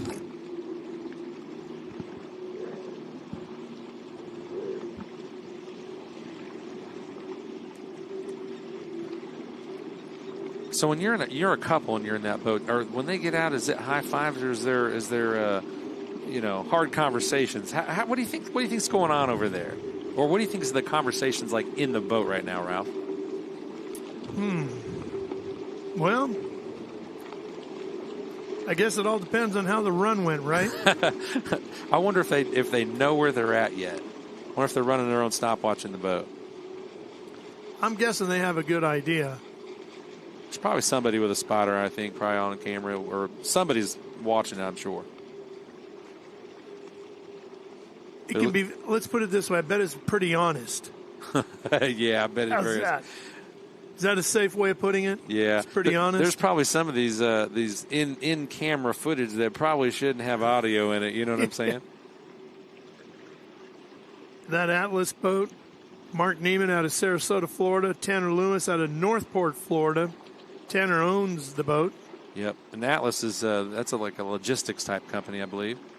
Connecto, Porcelains Unlimited, Blue Water Yacht Company, and Blue Wander Technologies all sponsoring the boat. It's a new boat for them, isn't it, for Mark and Tanner? And it's Mark's first year in Superstock. Yeah, these guys have raced before, though. I mean, they've got previous, championships, like 2016 OPA World Champion. So these guys are not new to racing, just, kind of newer to this class. These guys are getting closer. Yeah, that Moxie boat is really catching Demon Bikini.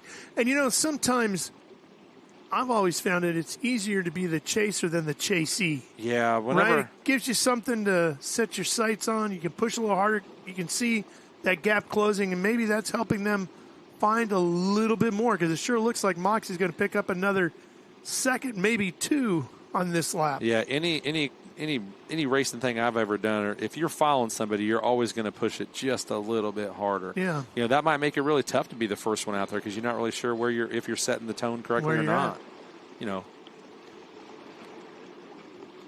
Seen a 3:45.958 for Demon Bikini, so they got quicker. Yeah, they've progressively got faster every single lap. So, I mean, that's what Moxie, it's about. A 3:34.973. It's like almost 11-second difference in their margin. But, man, there's that corner. Man, did you see him set that boat down and turn hard? At that.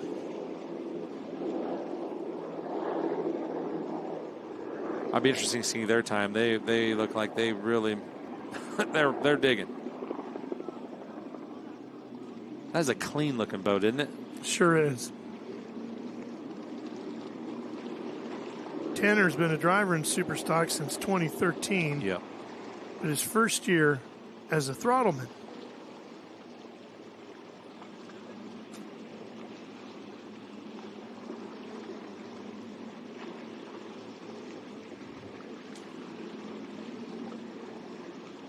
So it looked like their first lap on their kind of warm-up, getting their feet wet and feeling everything out. Looks like they went a 4:02.9. Had decisions out as well.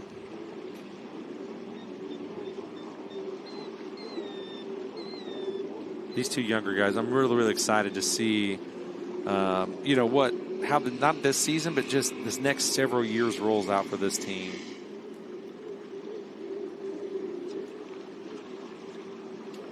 If you go, I just saw the X Insurance boat. Yeah, well, like we said, there's a fleet of them, and this is a different one.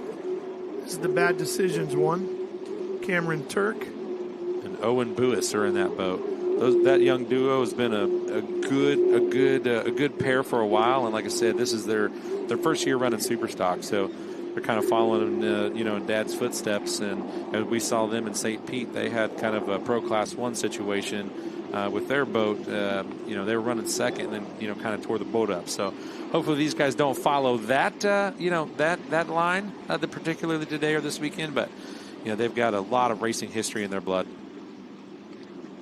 Oh, we got Mom Ain't Happy.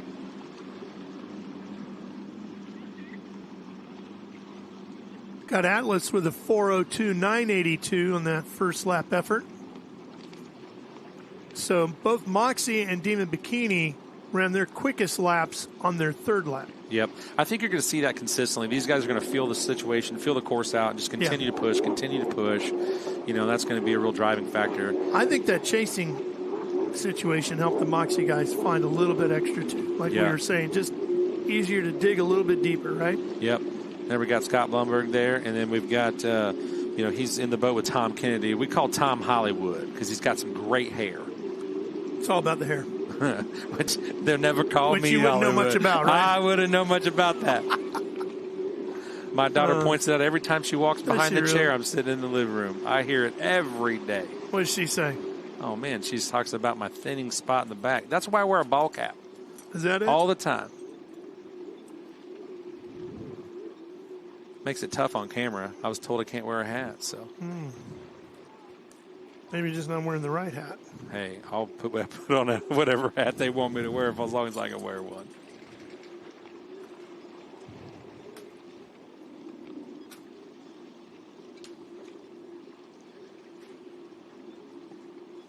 Atlas getting tossed around a little bit, not too bad. Yep. Starting to see a little more white caps out there. I mean, just in the last 10 minutes, I feel like some of the conditions have changed already. Not quite up to the sheep in the water like we had at St. Pete. Is that what we call sheep's head or something? Remember Michael was talking? I still have never heard that. Sheep in the bay or something? Sheep in the bay, yeah. We're going to have to ask him about it when he gets back. Here's this corner that I think is going to be interesting for these guys all weekend long with the way the wind's come in. And as soon as you said that, that's where we've seen the Atlas boat get bounced around. Yep. The most it has in the entire lap. One thing about these catamarans, for everybody at home watching it, they can turn so fast and so hard, they're going into the corner. They're probably trying to hold in that, 100-mile-an-hour range through a corner. Looks like he's coming back down towards the start finish. We'll see what this next lap looks like for him.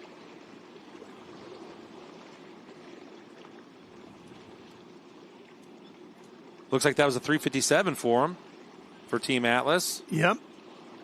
Starting to pick him off. 3:57.568. Yep. So got a little bit to go to catch Demon Bikini for the number 2 spot in the qualifying order. And then Bad Decisions comes across the line a little bit quicker with a 3:52. That's the other X Insurance entry from the Turk and Buis boys there. It's a good-looking wrap. I like that black and green. It's a little bit different, but, man, it stands out. It's kind of reversed to the other one, right? Yep. These boats weighing up to 4,900 pounds. Mama dancing around pretty good. Yeah, that's a little two-step. I wonder if they practice that or do some salsa lessons, one of the two. I'd like to see that, knowing both of them. Yeah.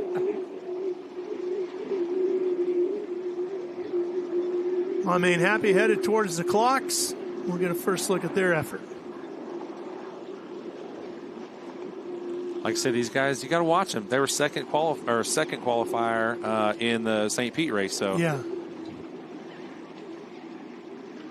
And if they're going to hold true with everyone else, maybe their second and third lap's just going to get a little bit better. Guess what? They just jumped to number 3 with a 350.664. Yep, that's looking good. Look at those motors dancing around back there. Mm-hmm. And you wonder why we had so much carnage yesterday with stuff breaking. You know, there's a lot of weight sitting on those few bolts and those brackets. 600 horsepower powering these boats. Those Mercury 300Rs. I think we just had the Ignite Celsius team just get on course, so they just called them out for their run up. They are on course and going. Back to Mama and Happy here.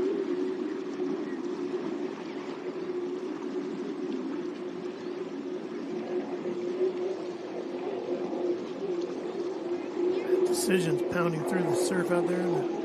There's that Valvoline Celsius boat. Live, fit, and go. And going is what they look like they're doing. Yeah. Valvoline joining that operation at the beginning of the season. Yeah, you've got Chris Hopgood. He's the driver, and he's got Jay Moeller on the throttles.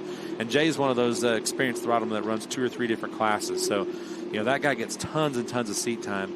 But, that's got to be a super valuable asset for a competitive team like that to have more time. Seat time, have more time on each racetrack or each course and really, really get a feel for that water, knowing what they're going into for the next race. Chris Hopgood, the driver out of Fort Lauderdale, Florida, and the throttleman Jay Moeller out of New Jersey.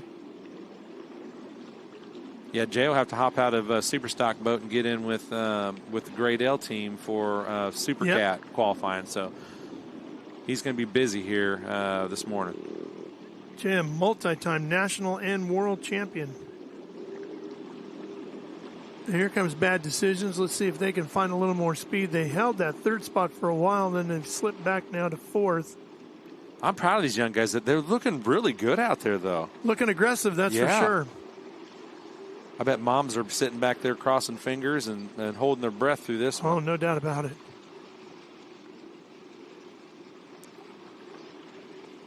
Ooh, see how hard those boats turn? Yeah. People at home, if you've never ridden in one or driven one, you can't imagine what that feels like. That thing's on a rail.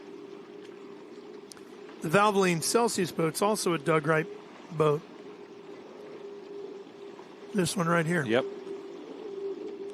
That boat was orange last year, had some white and orange, so it's a little different to see that. Well, that Valvoline colors worked in there with the blue. It's probably one of my favorite color blues, actually. Love that color.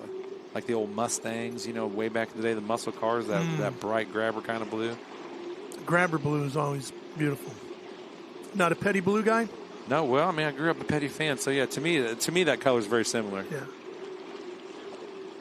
So Bad Decisions with a 3:45.401 second on the timesheet now. They have got to be happy with that. Drops Demon Bikini to 3rd with a 3:45.9. Atlas is 4th with a 3:47.7. Looks like we got Scott and Kennedy coming in here. Yeah, let's see what they can do. This will be the completion of their 2nd lap, right? Yep. Mom Ain't Happy coming to the line. Clicking the clocks. And Mom jumps to number 2 with a 3:40.017. You talk about a pickup. And they have one more lap to do it again. They got another circuit to go. Yes, they do. Think they can knock off another 6-7 seconds? Yeah, they need 7. They need about 7. You know what? I can tell you, probably have a little more time to talk about it. Since Mom's not here for Mom Ain't Happy, she might not be coming. Well, she at least sent Scott with a little bit of good luck charm in his baggage, right? So he's got his good luck charm since his wife can't be here with him to make sure he's dialed in. So hopefully she's not missing that at home. Mom from O'Fallon, Illinois. Tom from Dubuque, Iowa.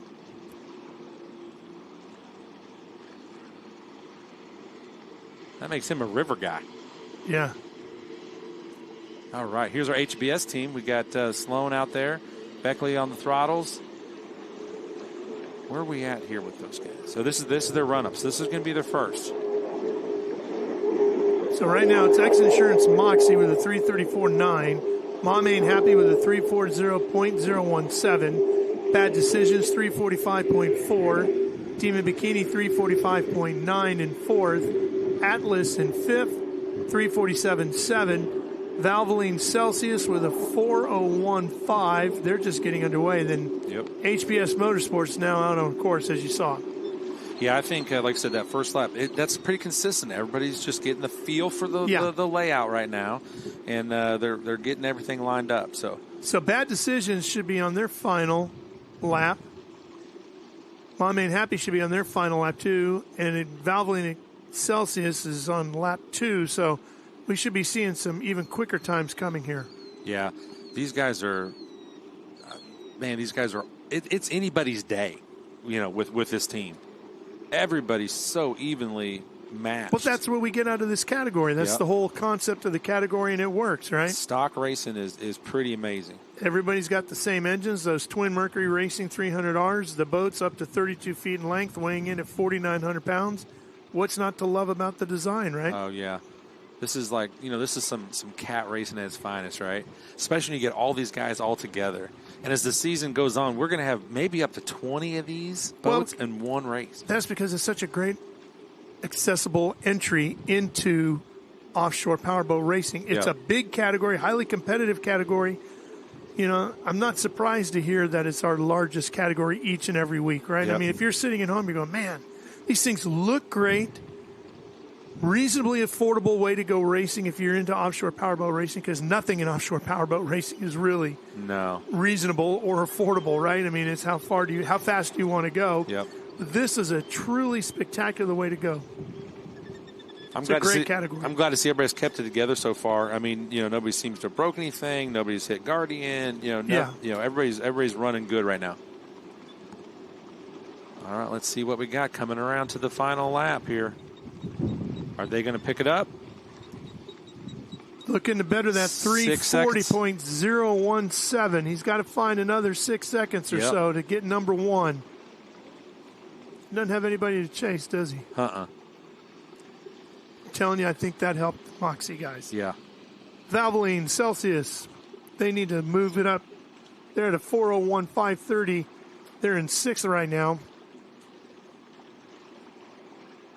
What was our last lap there? 3:35. They didn't get everything they need, but they are within half a second of top qualifiers. So they're sitting number 2 right now, just like they ended qualifying for St. Pete. 6.5 seconds or so? Yeah. That is a tremendous effort for Mom Ain't Happy. She got to be thrilled with that.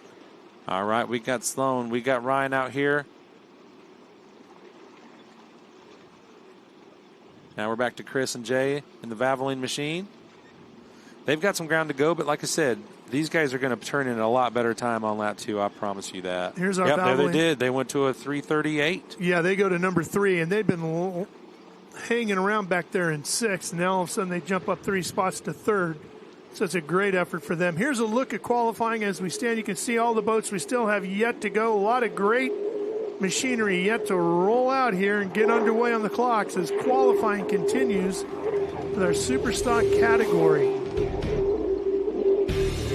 X Insurance Moxie at the top of the board with a 3:34.973. More qualifying after this. And we're getting into the SMX 250 World Champion. He's going to destroy those people that doubt him. When it counts, I'll make it happen. Let's go. Come on. It's the time to show that I got that dog here, right? Hey, dig and win! The 2025 Monster Energy AMA Supercross US #1 plate. The first exciting leg of the 2026 IHRA Triple Crown starts at Maple Grove Raceway May 21st to the 23rd. This unique 3-race drag race featuring Top Fuel, Funny Cars, Pro Mods, Mountain Motor Pro Stocks, and Nitro Harleys, offering over $1 million in bonuses for sweeping all 3 events. The pressure will be on. The teams will be gunning for the million, and IHRA will be ready. Will you? Get tickets now at IHRA.com. Retribution! Oh yeah, we want retribution! Oh yeah, we want retribution! Yeah, we ran out of patience. Boil up with the cold hard hatred.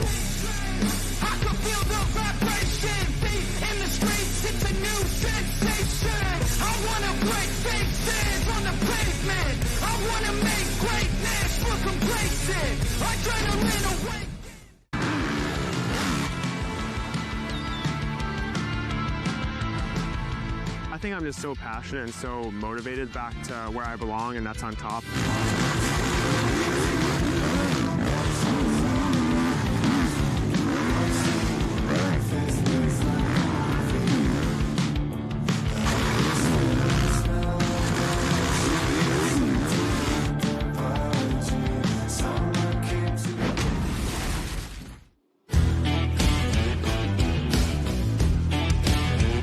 The New Orleans Powerboat Grand Prix is brought to you by Monster.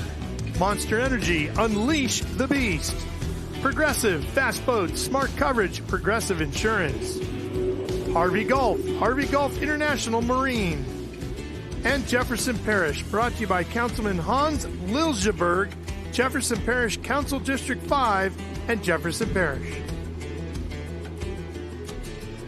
Here's a look at qualifying up to date as we continue with our Superstock category. X Insurance Moxie at the top of that, blistering 334.973.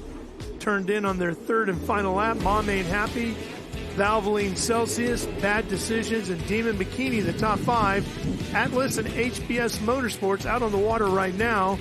We're waiting for Allied, Enough Said, Wozencraft, and the rest yet to go.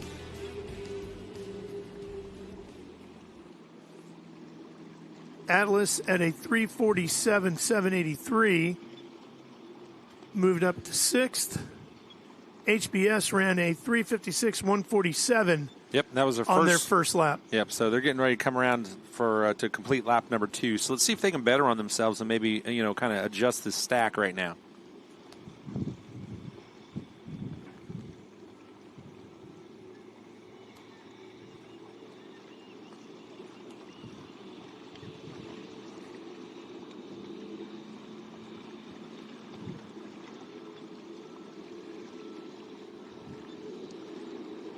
HBS jumps to number 4 with a 342.962 turned in on that second lap. And Allied now out on the water. Here they are.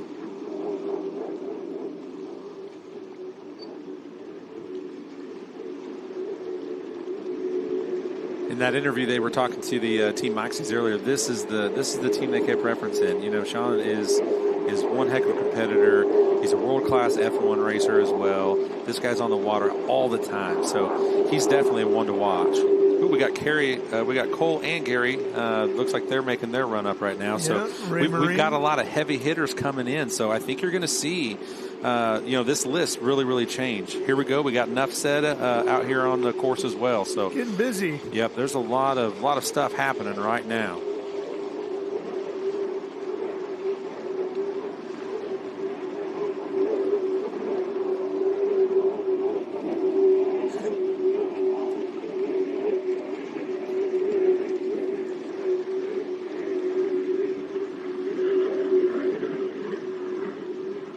So still X Insurance Moxie. Mom Ain't Happy. And how's Mom doing, by the way?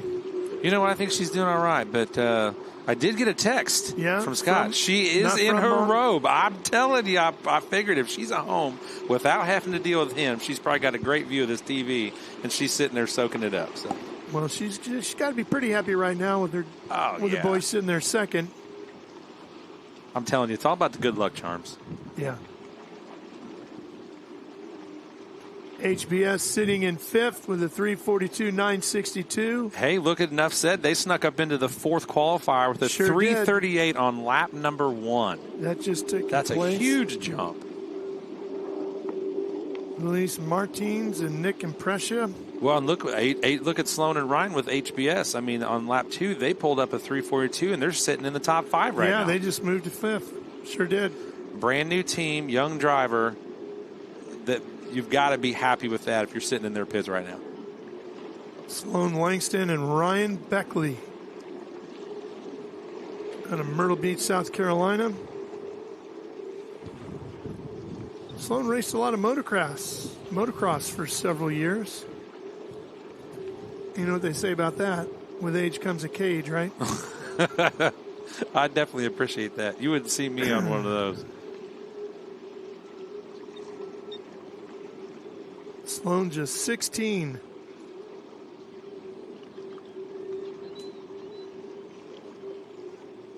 He looks like he's handling the boat pretty well. I'd love to see some in video footage of that. See if he's really sawing that wheel, or if it's steady in there. That boat's dancing around on him pretty good to that same section, of course. See the boat rocking side to side, kind of listing back and forth. I think that's what broke some stuff in qualifying yesterday. Was depending on the way the wind was blowing and the angle of the waves, they got caught in that. And I think that's what really broke some stuff in the factory stock group. Made for some hard impacts when those boats came hitting the water on the side like that. I see Ray Marine out there as well. See, they're right behind these guys. Yep. HBS Motorsports just finished their third lap with a 3:42. They're still sitting in fifth, followed by bad decisions. D. Bikini down to seventh, and Atlas is sitting in eighth right now. Cole and Gary must have just gone out. I'm not seeing them on the board yet. Yep, they're about to finish their first lap. Yep, I think it just went. Allied with a 3:59.924 in 10th. Well, here they are, 3:48.055 for the Ray Marine guys. That puts them in 10th.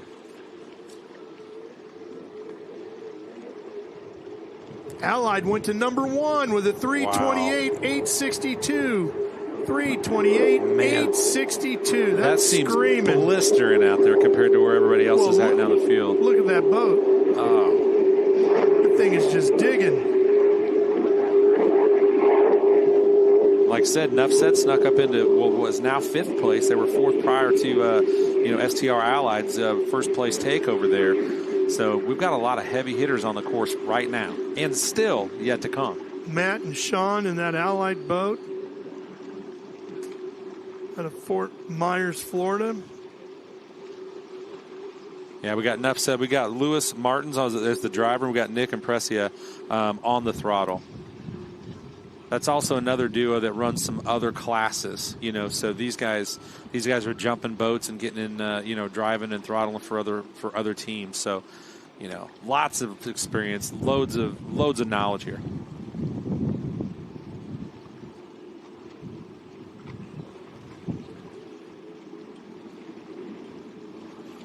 Man, you can see it's getting rougher out there. That boat's eating it alive, though. Early on, we had a bunch of the boats at the top that were those Doug Wright-built boats. Now the STR to the top of the board. Oh, it looks like right now they're bringing out Chad Rutzel and Rusty Williams in the Sayless MF. They also run a factory stock boat. Had a little bit of carnage yesterday, and their team was up late fixing some stuff last night to get things ready for tomorrow. Liquid Molly, Rosenbach, Freight, Rudisill Trucking, all helping them out.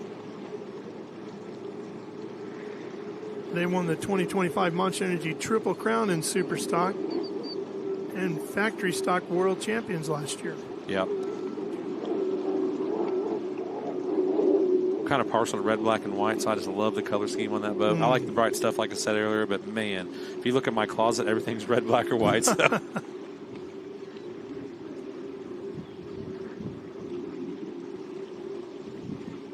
Well, everything looks good up front and I know it. Top of the podium. Here's Carey and goal.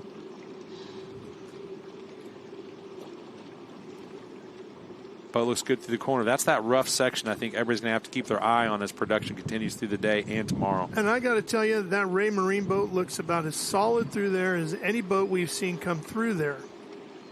Yep. They really look good. And they're sitting 10th right now, but they're early on in their series of runs. This is lap 2, I believe, for them, yes. So everybody trying to catch Allied, which is number 1 with a 3:28.8, and Nuff Said with a 3:31.3. So let's see if our guys in Ray Marine can move up the list here into this lap, because they really got through that section well.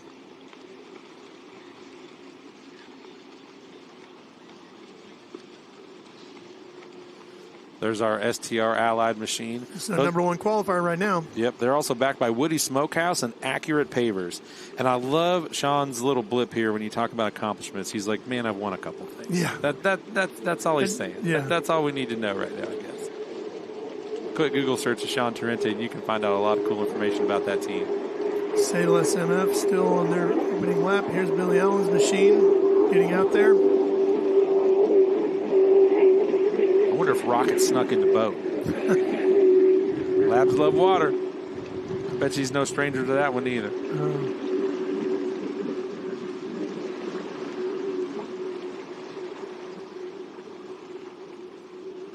Man, Big East Construction, the Ray Marine, they snuck up into the second spot at 329. Nuff Said did too. We got Nuff Said back up through the 331. That changed everything in the top three with the boats on course right now, and they're not done yet. Well, let's see what Allied can do here. Looks like he's going to hold on to that top spot right now. That Ray Marine boat sitting second with that 329. That should have put him first. Well, no, 328 sitting for there you go. Trent Angemitzky. Yeah, the last lap was a 331 for Allied.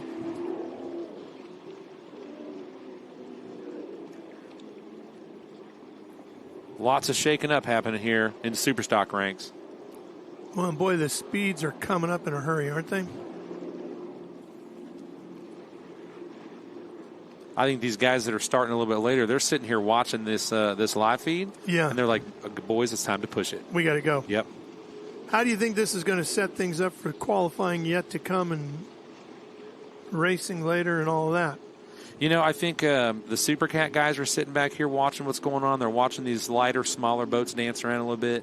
I don't know if that's adjusting any of their game plan at all, or the conversations they're having in the staying at pit side. But I definitely think if I'm part of one of those teams, I'm going to be watching these guys pretty closely and trying to see what the course is looking like. Well, remember, these boats weighing 4,900 pounds. We're going to get significantly heavier. Yeah, we step up to Superstock, you're in that 9,500 minimum weight. Yeah. So, I mean, you're way bigger boat. And then Pro Class 1 just steps it up from there. I mean, those boats are over 12,000. Yeah. We got Jeremy Cheetah on course with Ricky in the Wozencraft machine.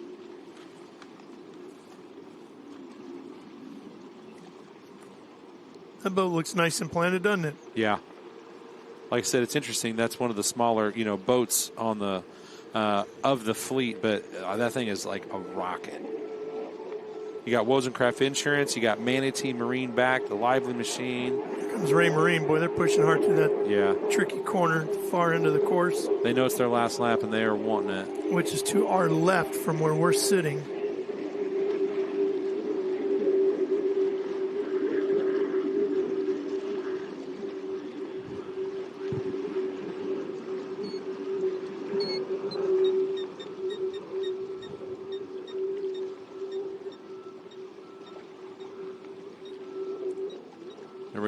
We got Billy and we got Sabrina in there. She looks like she's getting settled in the boat as a new driver. She's turning that boat pretty hard.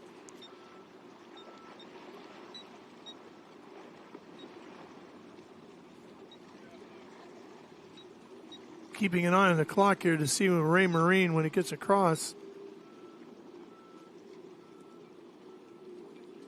Looks like he's going to sit with that 329.5. Yeah. Sitting in second place, but he's just barely a half a second off of, the Allied machine that's sitting number one qualifier right now. Well, we talked about how this is arguably the most highly competitive category in offshore powerboat racing. And, boy, you see it. Look at the top of the board, a 328.8 to a 329.5. That's your top two. Then you get 331.3, 334.9. And a 335.4 to take care of the top five. Boy, that is a tight field all the way through. Oh, I know. And when you look at those times, when you're talking a 5 to 6 mile course, that's not nothing. That's not a big differential. It is nothing. So when you see Team Bermuda out there too, those guys could easily post a number here. Yeah, because they were top qualifier 2 weeks ago, and then they won it. So like I said, there's still some depth in the ranks. They're going to be last out, I believe. Okay.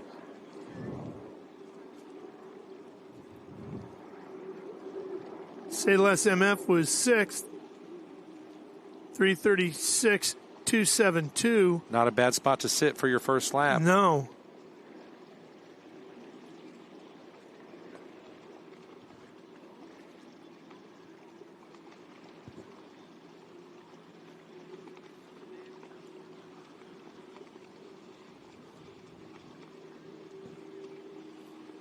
Yep, sliding around that corner. You see how that wind, as soon as they turn that nose into the wind, the whole attitude of that boat changes instantly. Yep. So does the intensity inside the cockpit. Yep.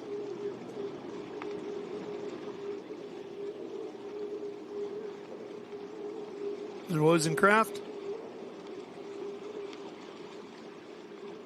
We got that's Jeremy Sheeta, and we got Julian Maldonado in that boat.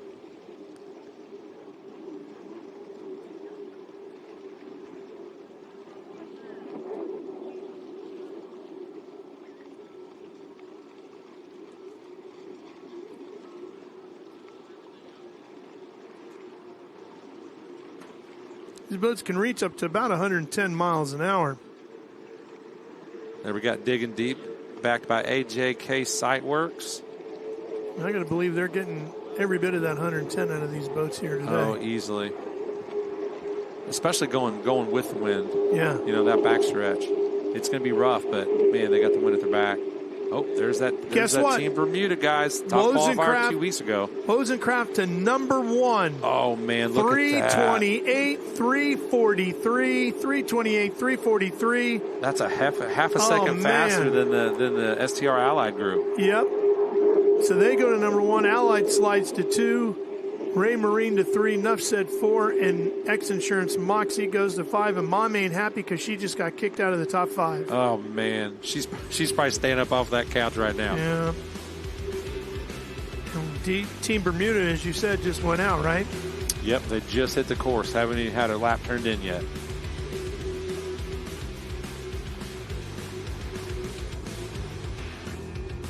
That's what's so exciting about Superstock. Team Bermuda Look at that. to 3rd. 329, 491. Told you they could put down a number. Oh, man. First lap on the board. Keep an eye out for them. They still got a ways to go. Yeah, that boat's the Team Bermuda boat. That's driven by David Seeley, and we've got Stephen Bridges. He is the owner and throttleman. That's them right there in the black and that beautiful blue. All right, here we got Andy Miller and Billy Moore in the Digging Deep team.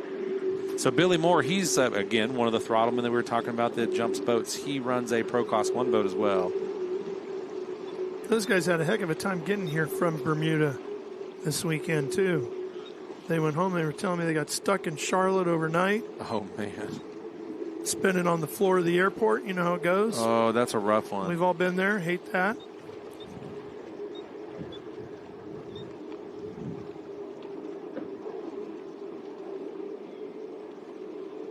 Billy Allen and his Doug Wright powerboat. It's one of those tricky places to fly from, right? Because it's only, about 2 hours flight time from Charlotte to Bermuda, but you got to connect.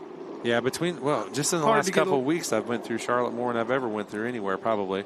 Thanks for the phone call, by the way. Well, Rockingham was last weekend. I was waiting for you to come hang out with me, but...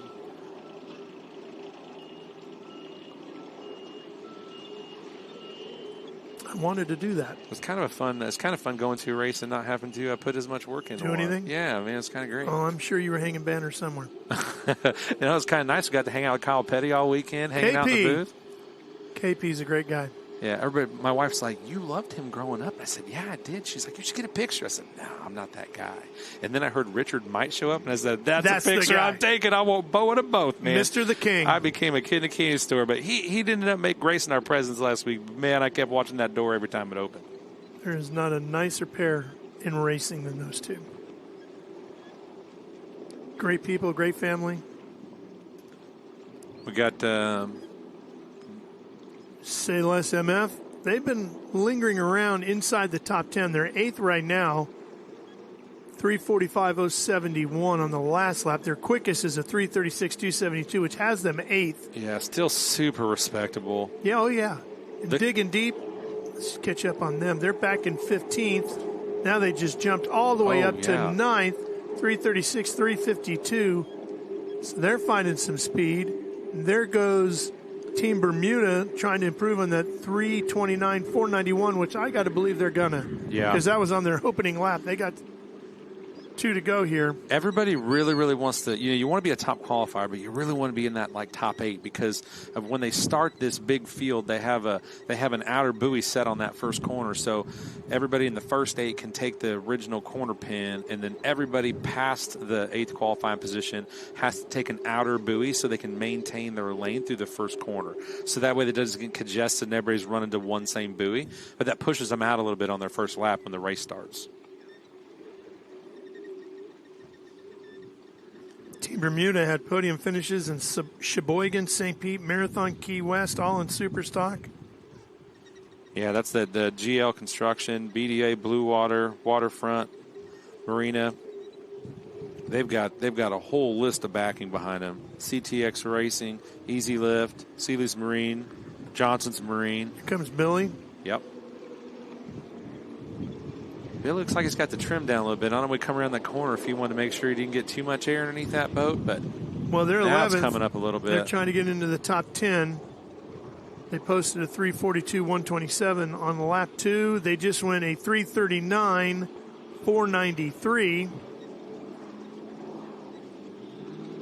I think that's going to hold them sitting there, sitting on position 11 right now. Yeah, sure is.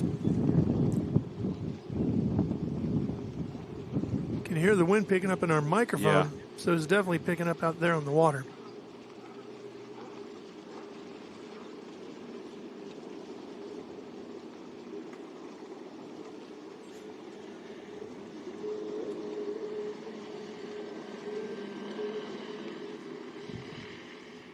There's a good look at those Mercury 300s.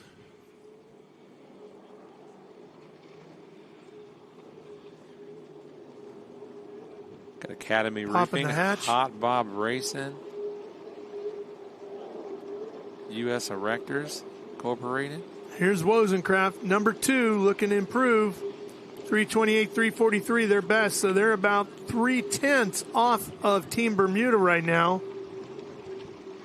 Team Bermuda on their second lap. Wozencraft still. Yep, went all the way to the top spot. He still has some time. You think he can get it done? They look man, like they're look at digging. that. I don't know if they've got a spotter that's saying you better push it. Well, they're doing it. Oh, my. They are doing it. Now imagine we get all 15, 16, these guys out here together going through that corner. Going to be fun to watch. It's going to be a wild ride tomorrow night.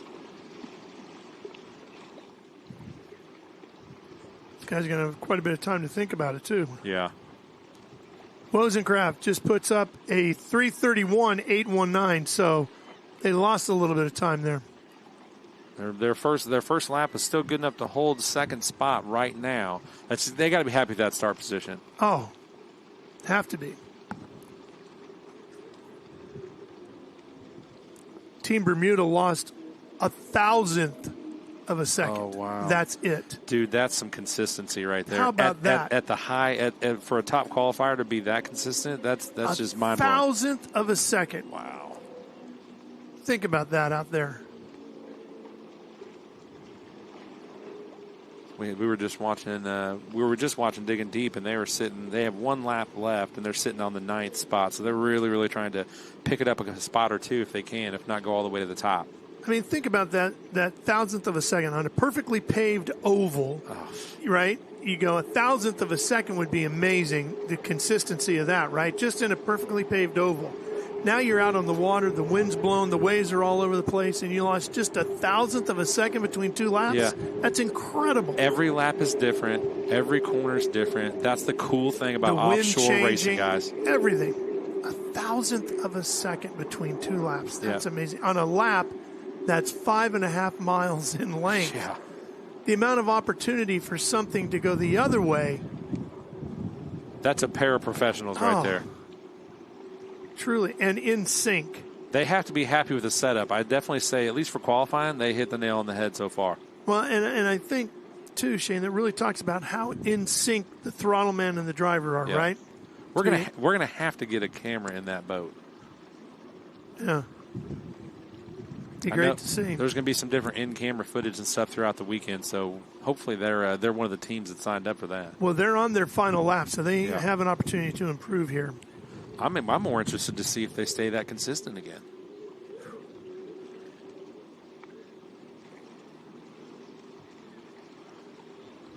We got Andy and Billy. Seeing if they can jump up a few more spots.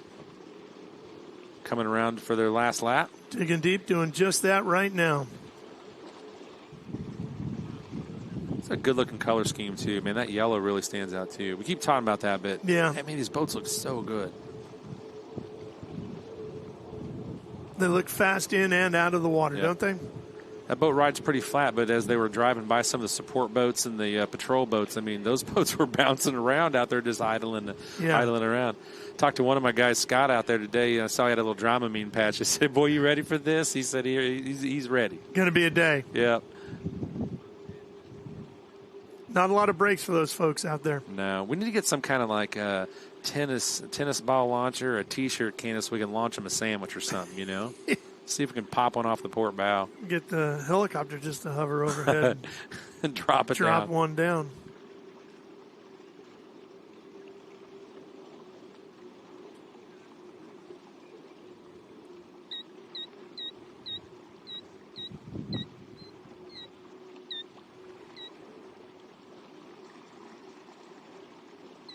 It's like a great job last night by the helicopter pilots picking up the astronauts out of Artemis 2. Yeah, I saw that. Out of the ocean. I was FaceTiming my daughter last night, and she got to watch that. And I was like, man, we were so busy, I forgot all about it. I would have loved to have seen that happen live like that. Man, they're getting after it. Yeah, they're trying to make an improvement on that last lap. They're coming down towards the start-finish, so they're going to trip the clock, and we'll see what we get. It's a good-looking Nortec for that pace boat that we just got to see. S28, digging deep. Digging hard right now. Trying to improve on a 9th place position. But it looks like that's where they're going to stay with a 337.008. They've been pretty consistent, but you know what? These guys are probably going to go back. Any of these guys that are, aren't in that top 3, top 5, they're going to go back. They're going to make some setup changes and get ready. So anybody's They're day. heading back right away. Look at that. Yeah. They're not wasting any time. Nope. There's some of that great crane work. They didn't move up.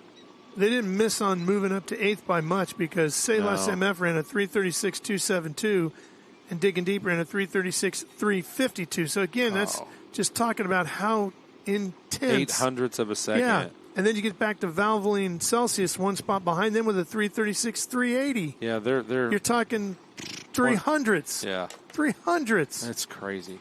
Over a 5 to 6 mile course, it's just. Yeah. So everybody on their game here today. Yep. It's a good shot of one of the pits there. Everybody's getting weighed in, checked, make sure they're coming back. They're not too light. They don't take any kind of penalty that will affect their qualifying position.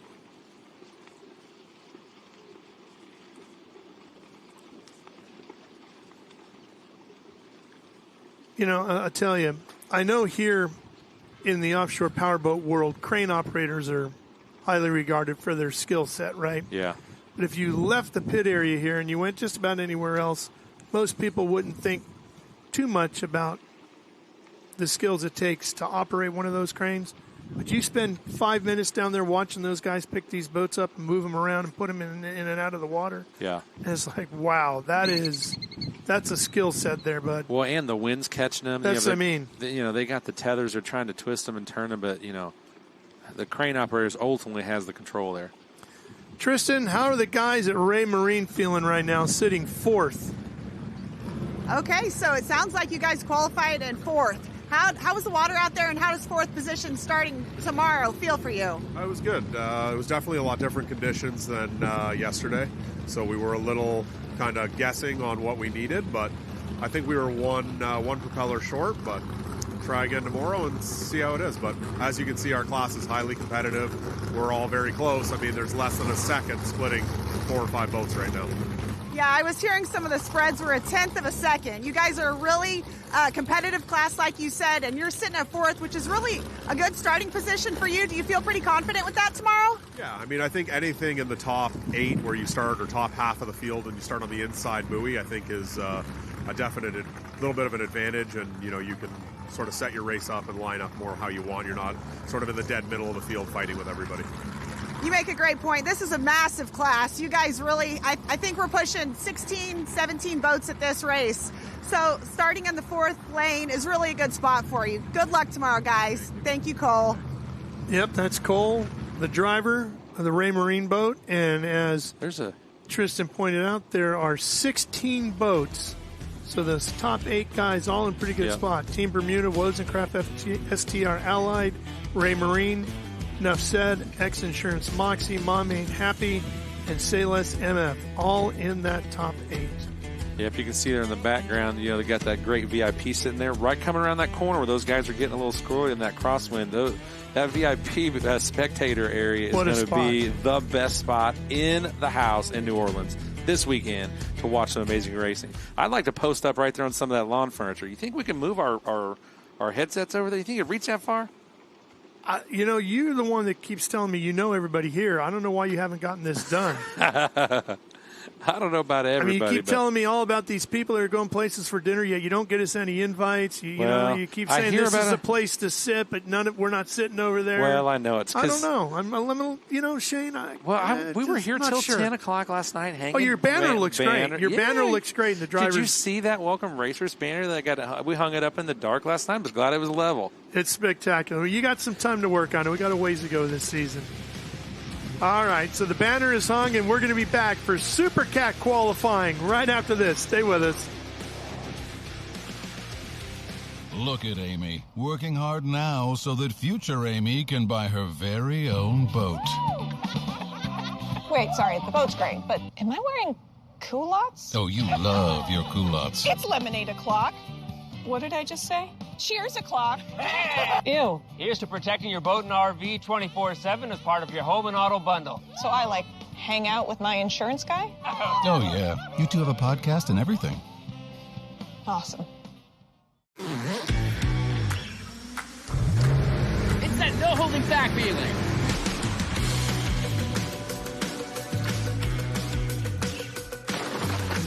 That it doesn't get any better feeling. That winning the weekend feeling. No matter what feeling you're chasing on the water, nothing feels like a Yamaha. And digging into the SMX 250 World Champion. He's going to destroy those people that doubt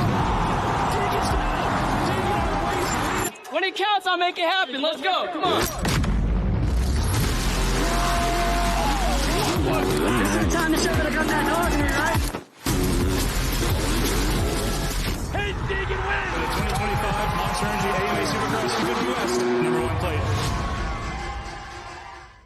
The IHRA Outlaw Nitro Series is making a debut at Capital City Motorsports Park in Montgomery, Alabama, May 7th through 9th. Don't miss Top Fuel, Alcohol, Mountain Motor Pro Stock, Pro Mod, and much more outlaw drag racing all weekend with fun for the whole family. Get tickets now at IHRA.com.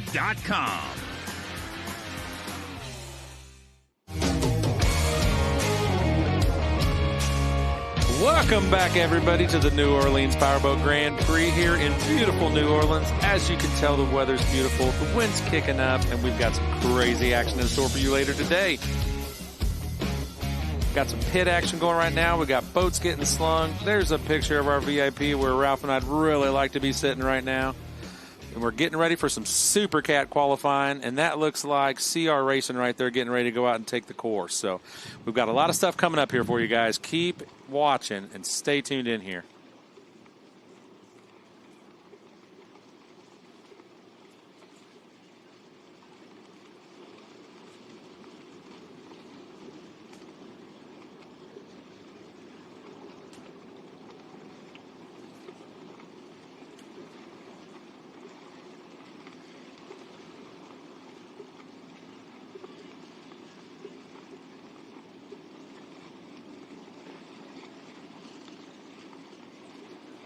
Looks like we've got Graydale on course. Looks like they're powering up. Got called to the line first. And they are on course. That is Chris Grant, is the owner and driver of that boat. And we have got Jay Moeller on the throttles. And that's a 2016 Skater 388, and it's powered by HRE Racing engines. I know that's been a good builder for them for a while, and they really, really, they must build one heck of an engine, I can tell you that, because they really, really are here in every single race, and those guys really are consistent. I don't know if you guys can even hear that over my my headset. I'm off to the right from the race course, but you can hear the thunder into these Super Cat motors.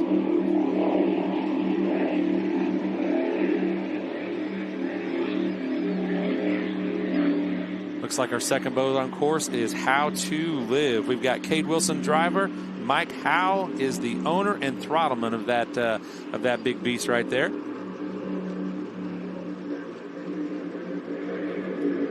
This will be a significantly smaller field than what we just saw, but just as competitive time-wise, I got to believe. Oh, absolutely. I mean, these things are stern drive, big block engines. You're going to see that deck-to-deck action just like you're going to see Superstock, just a couple less. This is a growing class. We're going to have more boats as the season, commences. I think for Cocoa Beach, next month, we're going to see maybe another 1 or 2 Supercat show up. So that'd be fantastic. Yeah, it's going to shake up the points as well. Sure is. From the first 2 races. So let's wrap up our conversation about Superstock. Let's find out about Digging Deep with Tristan. Hey everyone, I'm down here with Billy Moore. He just got out of the Digging Deep Superstock. You guys just did your qualifying. How was the water today? Definitely better than what it was yesterday. Laid down a little more than what we anticipated in qualifying. I was probably a little bit short on propeller, but it is what it is. I mean, you're always a roll of the dice when you can't test first thing and before pole position or whatever, but I think we'll be all right for tomorrow's race.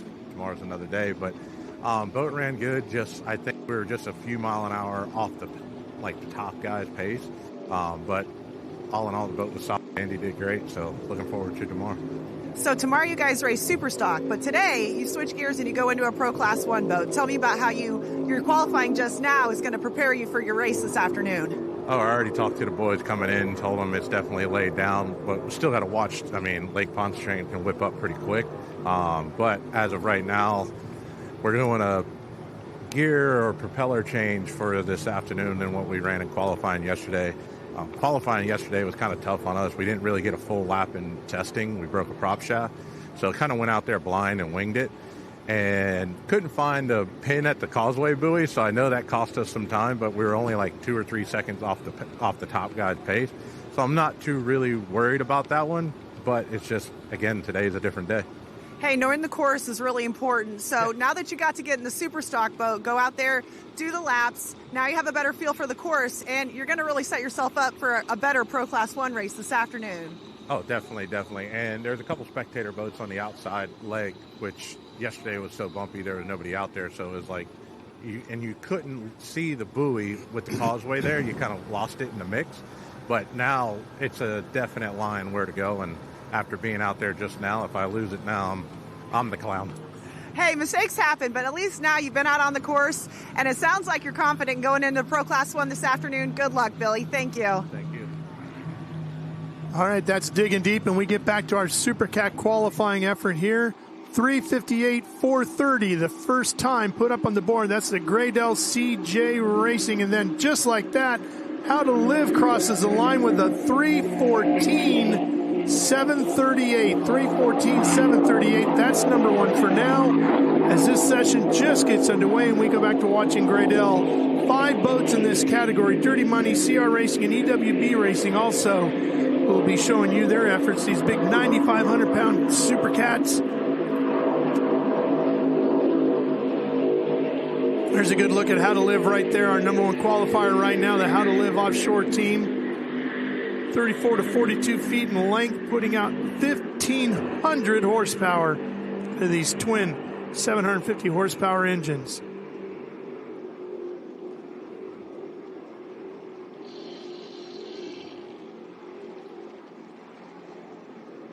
Cade Wilson, the driver of that How to Live boat,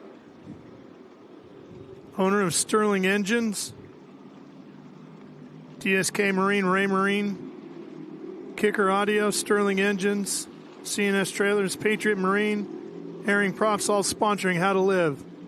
Did you get a look at their effort right here?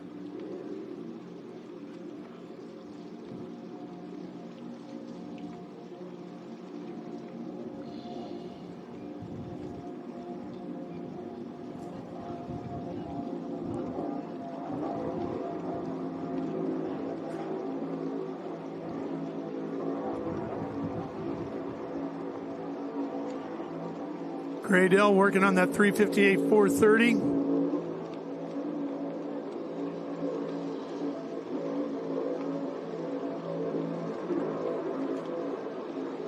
Boat out of Canada.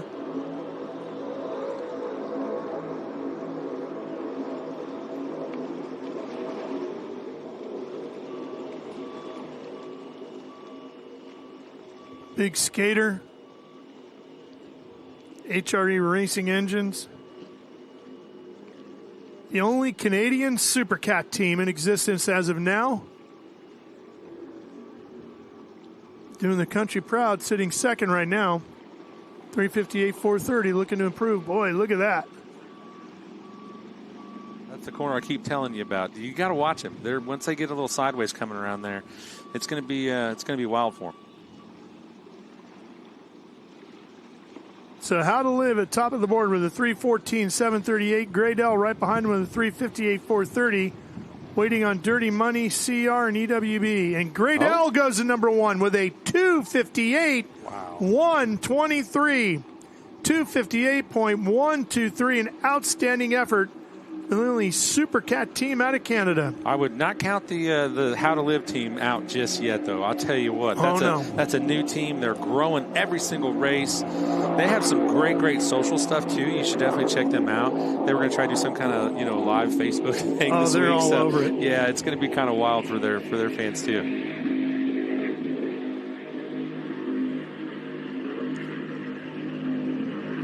Those Sterlings in that boat sound pretty good, don't they? Sure I can do. hear them from all the way over here.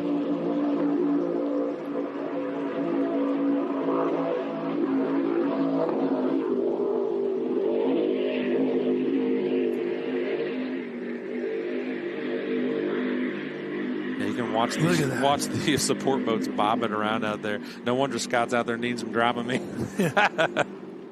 That's a great shot. Gives you an idea of the big speed of these massive Supercats. Yeah, depending on wind conditions, I mean, the 130s, 40s for these boats, that's nothing for them. If they've got them propped right, wind and wave conditions are good. These are some fast machines.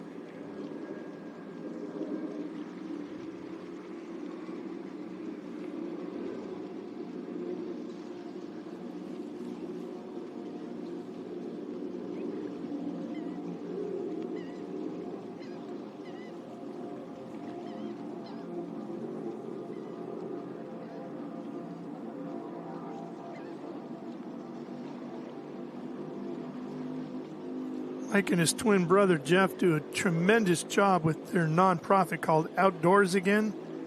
The whole mission of that group is just to get people who are paralyzed back outside and doing things, whether it's going to concerts, sports, games, even gold panning, camping, hunting, whatever it might be that you're interested in doing. They work hard to get you out there and get you going again. That's awesome. And that's probably the biggest accomplishment in their life, I would say, wouldn't you? Oh, yeah.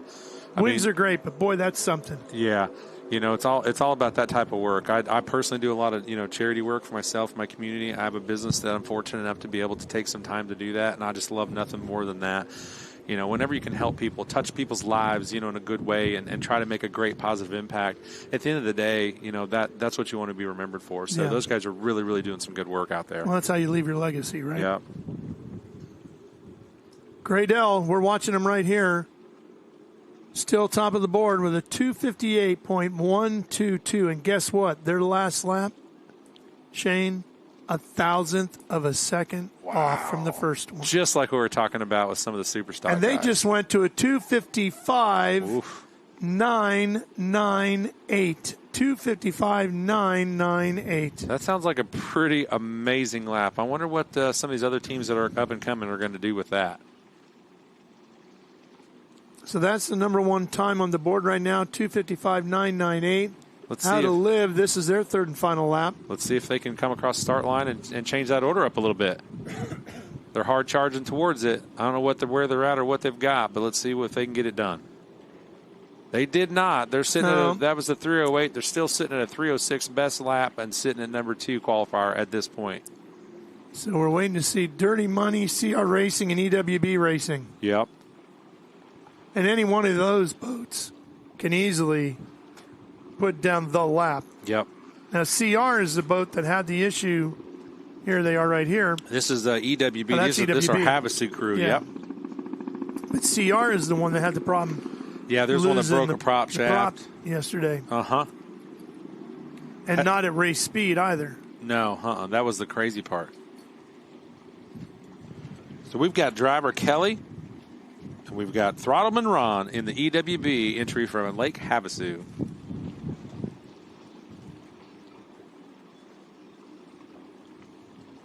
And that's one of the smaller Super Cats that's out there right now. I think that's a 368 skater is what that is.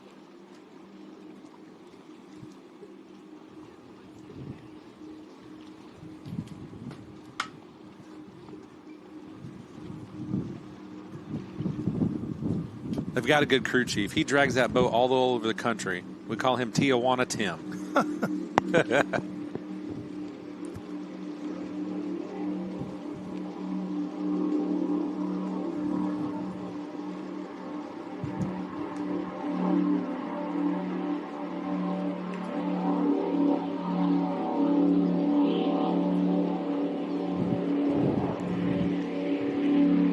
So this is the second full season for these guys. Last year they learned a lot, gathered the extra parts they needed, have some backup stuff. They had some great performances, some good finishes and stuff last year. They're really, really wanting to try to grow on that.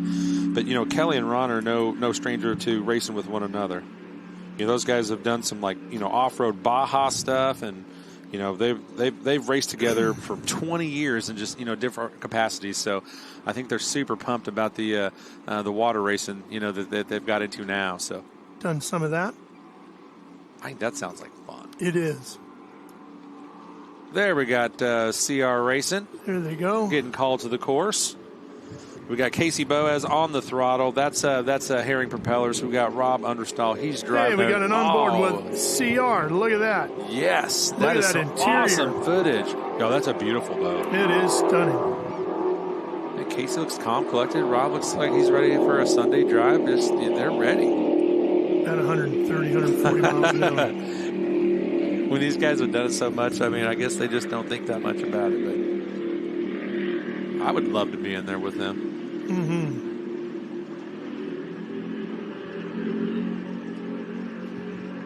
Back to Kelly and Ron here at the EWB. I'm excited for them to come around and see what their first lap looks like. They're making their way back around to start finish, and I really want to see what that looks like for them. Those guys are hunting for a podium spot. We were talking about that yesterday. They are looking for it, and they are driving to find it.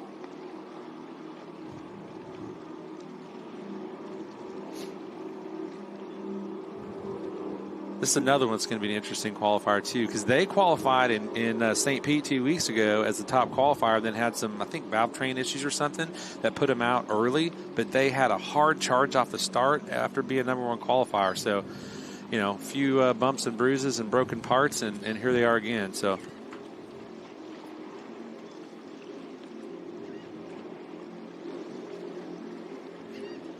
that's a great view right there. Looking down the tunnel, you see daylight all the way underneath that boat.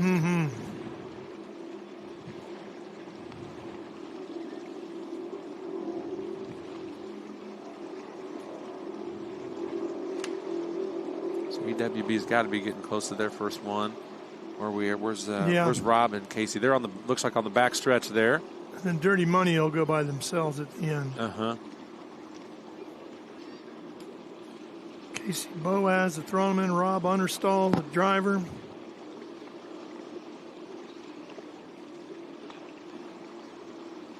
Here's that tricky corner. I think that's where all the stuff's going to happen this weekend. Oh, yeah. Right out in front of VIP.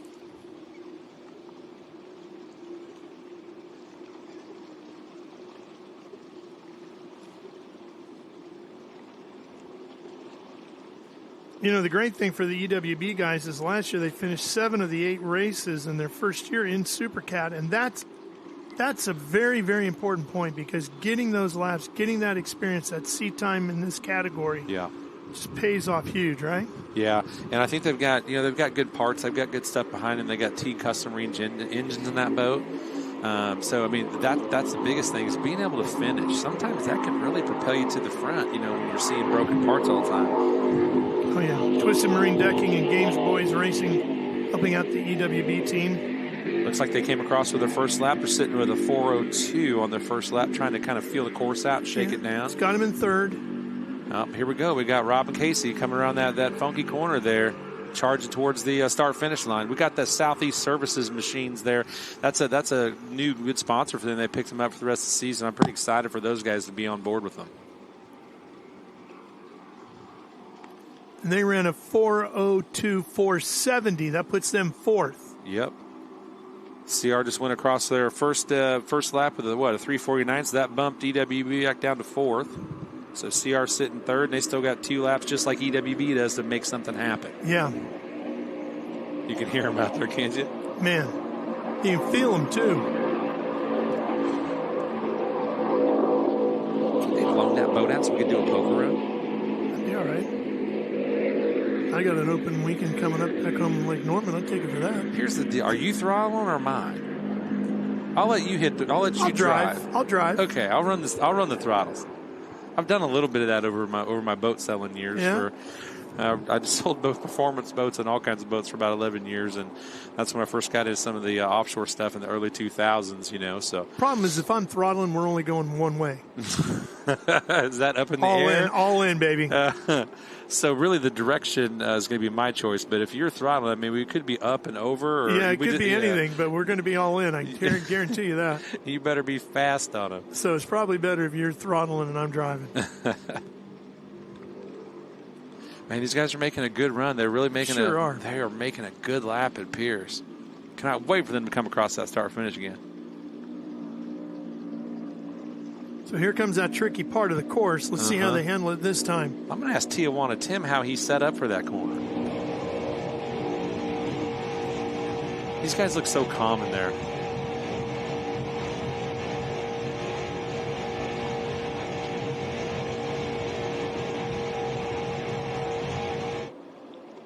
Casey looks like he had the hammer down on that boat. Yeah, look at, you can see. Now we got EWB coming around that corner. A whole boat coming up out of the water. Uh-huh.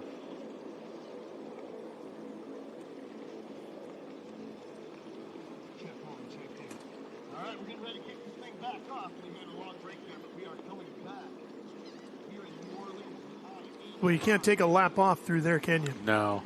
You're not paying attention the entire time.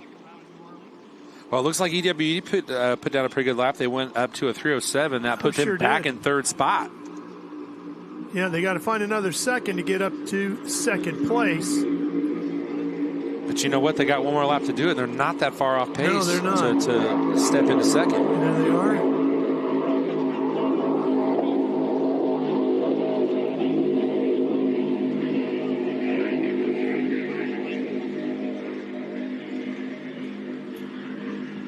I hate to hear that those guys broke a prop shaft and lost a prop yesterday, but if I'm anybody that had to lose a prop, at least with Casey in the boat, I know a guy to get another prop. Yeah. CR to number one with a 254. Gosh. 442. 254, 442. That puts them a second and a half quicker than Gradell. Oh, man. I don't even know if they know exactly how good they're doing right now, but there's some intensity in the cockpit of that boat. A second and a half, too. Wow. Man, the rest of the teams have to be happy with that. If I know Michael, he's back there smiling a little bit, but he's probably crossing his fingers these guys don't break anything for him to have to fix. So. Well, and we still have dirty money yet to go. Yep. And we know those guys can put down a lap. They sure do. There you go. There's a look at it right there. The 4 that have gone so far. CR, Gradell, How to Live, and EWB in that order. With dirty money coming out soon. So EWB and CR should both be on their final lap. Mm-hmm. So things might get a little quicker still. Man, qualifying has been very exciting here this weekend. It's just been so close. Tight. Yeah. That means everybody's stretching the level of the rules that are in place for them, and they are right on that ragged edge, man. Stretching the rules, but they're also pushing extremely hard. Nobody's taking it easy because the times, I think, are pretty surprising, don't you, compared to what you thought they might be today? Yeah, I thought we'd have a little bit bigger variance in this with water conditions, but you know, these guys have they're probably going back to their playbooks. They're hitting their setups, and you know, there's going to be some tweaks after this. I guarantee it, from every team. Even a team sitting number one's probably going to make a change for, you know, before race day. But to go into qualifying with this level of intensity, they hit the mark. Yeah, now let's see if they can hit the mark for race setup tomorrow, right? Yeah. Because, folks, from what we're hearing, of course, none of us are real weathermen, but we've played them on TV more than once. We're hearing much more significant wind tomorrow. We're expecting much rougher water tomorrow, and that could greatly impact things. Ooh, look at them coming around the corner. So EWB looks like they finished up with a 3:03.020. They're going to stay in third. So they're back to third then. Yep. Yeah. CR still out coming. Here they are. CR Racing, Herring Propellers, Southeast Services. All those guys have to be happy with the name on the side of a boat like that. Yeah. And they are number one with a 2:52.968. 2:52.968. Man, look at the consistency in those last two laps. Yeah, thousandth again. Wow.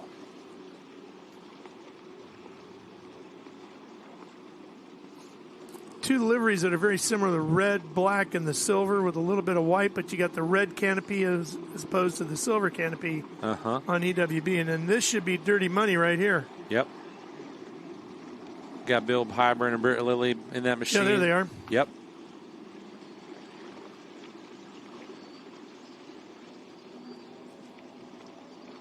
So that boat's owned by Bo and Tiffany Renfo. We got Bill on the throttle, and we got Britt Lilly is driving the boat right now. They've got Renfo Mining, Boxo Tools, Okuma, Axum, JL Billet, and Rockford Fosgate, rounding out some of their sponsors that really help put them from race to race. Man, you can hear them good ones just screaming out there. Listen to that thing. Yeah. Let's just watch it for a second.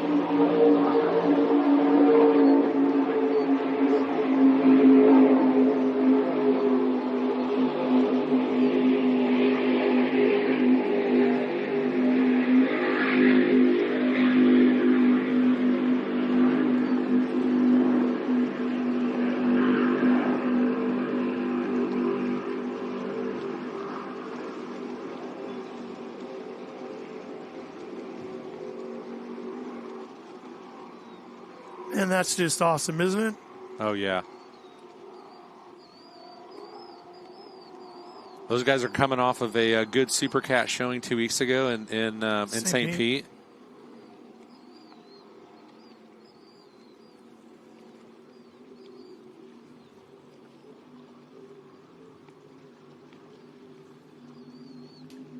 '24-25 World champions in Super Cat and national champions.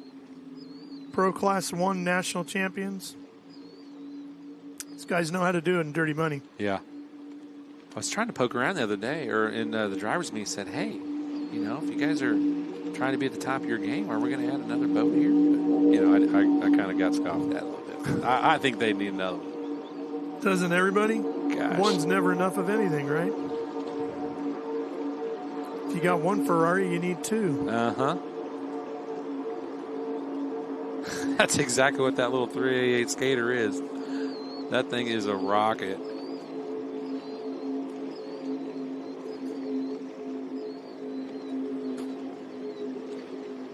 So they're looking to better a 2:52.967. Their first lap is looking really, really good. coming around down by the causeway, getting into that, what I call that funky corner out in front of VIP. They're going to do some dancing around a little. We might need to name that corner.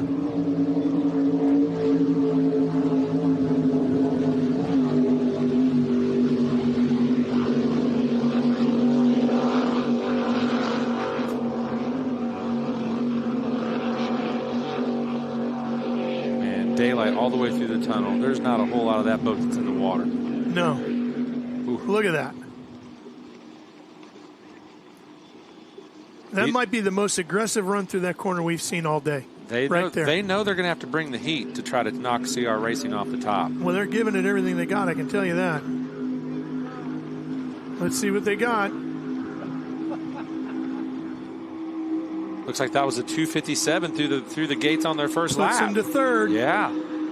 How about that? 2 laps yet to go. A little bit less than 5 seconds off the 3 best lap pace of CR Racing, who's sitting in first currently. We have 2 laps left to possibly change that order.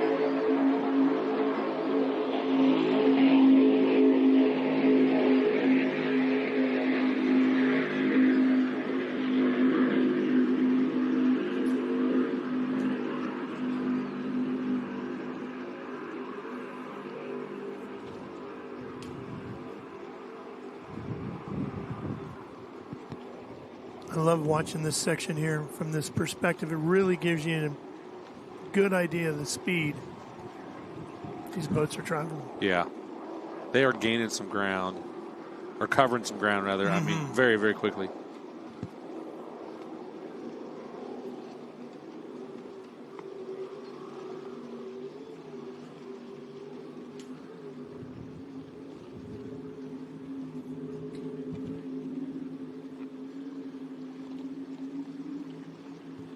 Beautiful scenery right there. If you're not in New Orleans and at this race, you need to get in your car and come on down, take a shuttle, get dropped off in the pits, and come out and check out the action. Free to hang out along the shoreline and watch from the different areas. Lots of great viewing areas all around where we are over here on the lake. Either pit view is going to have great spectating. I haven't found a bad one yet. No. And it's amazing how close to the competition you can get.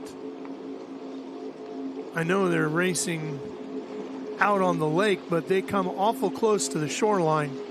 Yeah, in certain areas, man, if the wind's blowing right, you catch some spray, you might even feel a little mist. We felt that in St. Pete, you know, from the PWC course.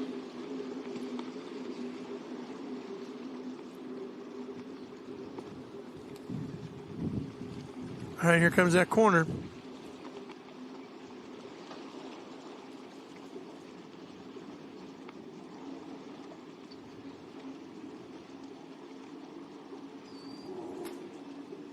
Nothing easy about this part of the Big Easy. That is no joke. Right through here. Look at this.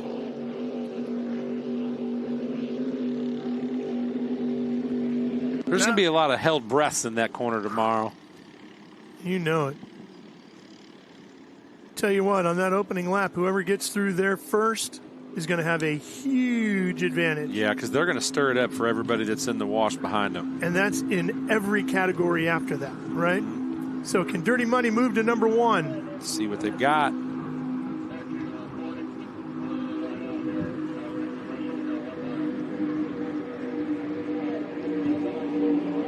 Looking to improve on a 256.208.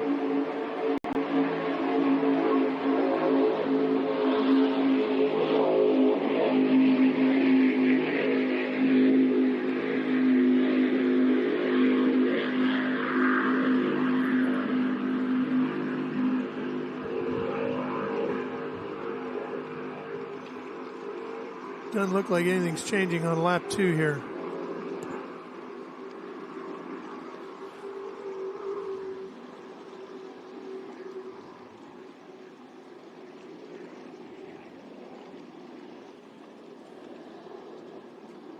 So on their last lap.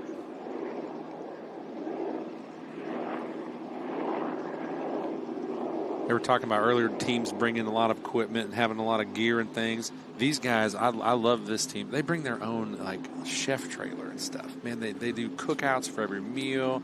But, they've got a fleet of people to feed. So, I mean, that's probably a smart way to do it. Yesterday, it looked like the I can't remember the gentleman's name, but, was doing the preparation or the cook, and he was out there cutting steaks up.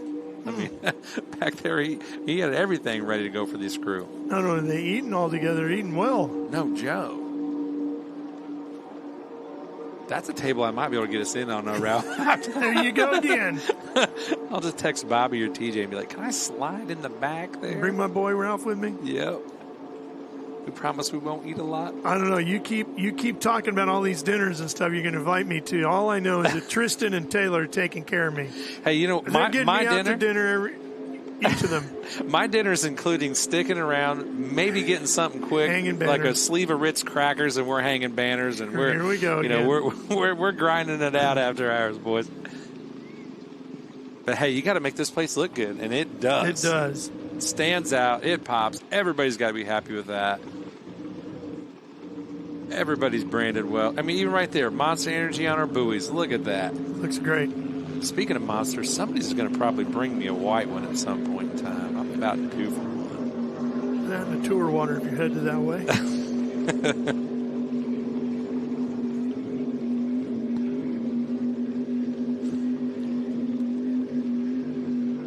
All right, Dirty Money coming to the line. This should be the final time. Let's see if they can improve on this. 252.967. Looks like that last up was a 255. They jumped to number right? 2. Oh, no, 253. 253, 550. Oh, half a second behind CR Racing sitting in the number 1 qualifying spot. It went from, 3 to 2? Yep. But we've got a 252, 253, and a 255 rounding our top 3 laps. I mean, that is tight. In Supercat. Yeah.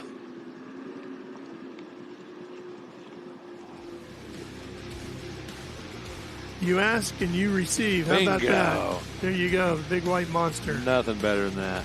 I've been called that a time or two. Back in college, that was almost my nickname.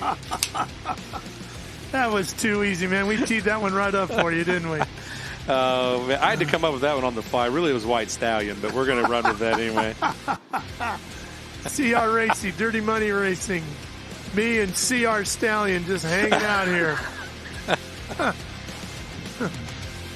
Oh, hang in there with us, folks. We got racing coming your way. We're going back to bringing in Michael Young.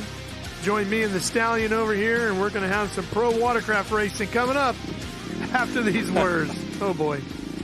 Retribution. Oh, yeah, we want retribution. Oh, yeah, we want retribution. Yeah, we ran out of patience. Boil up with the cold, hard hatred.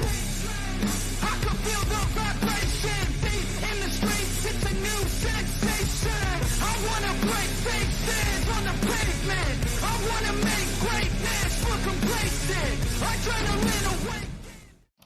Look at Amy, working hard now so that future Amy can buy her very own boat. Wait, sorry, the boat's great, but am I wearing culottes? Oh, you love your culottes. It's lemonade o'clock. What did I just say? Cheers o'clock.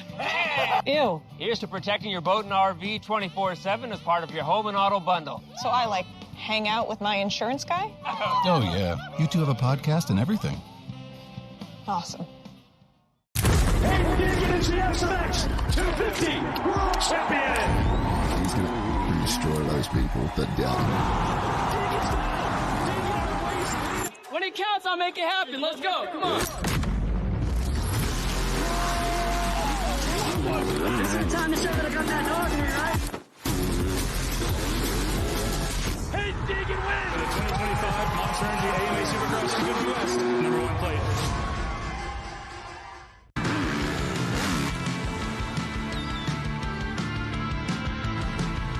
I think I'm just so passionate and so motivated back to where I belong, and that's on top.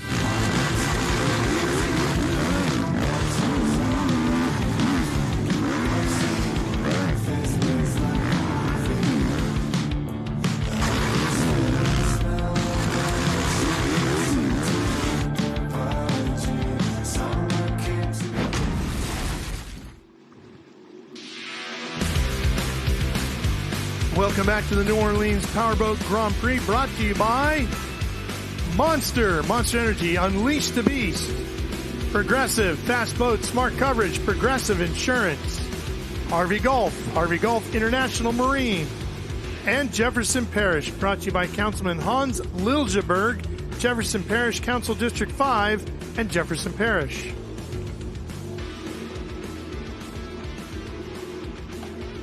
Now this boat here, Shane, 2 weeks ago had some real issues in St. Petersburg, this ex-insurance boat. Yeah, so this is a interesting repair and interesting story. But these guys, it's unbelievable what they did. When you saw some of the damage that they incurred, and luckily they safely walked away from it. The boat landed upright. They had a ton of fiberglass work, re-rig, everything. Now take a look at what happened to them here. Watch this. Right after the MCON, right here. Oof. Right there is where the damage took place.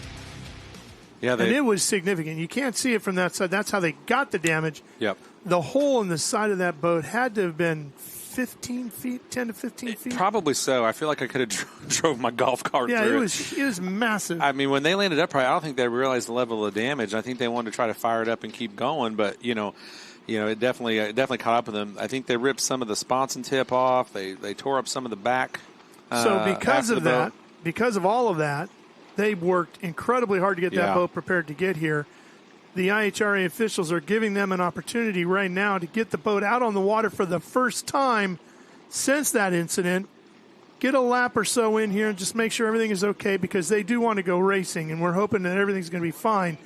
They were telling you and I the other day, was at 2:30 in the morning on Friday. They got the boat 7 p.m. on Wednesday. Yeah, back from fiberglass. Re-rigged it, fired it up for the first time 2:30 a.m. on Friday. Yep. Just ran water through as they fired it up. And as soon as they got done firing it up, they loaded it up and trucked it down here. Got here.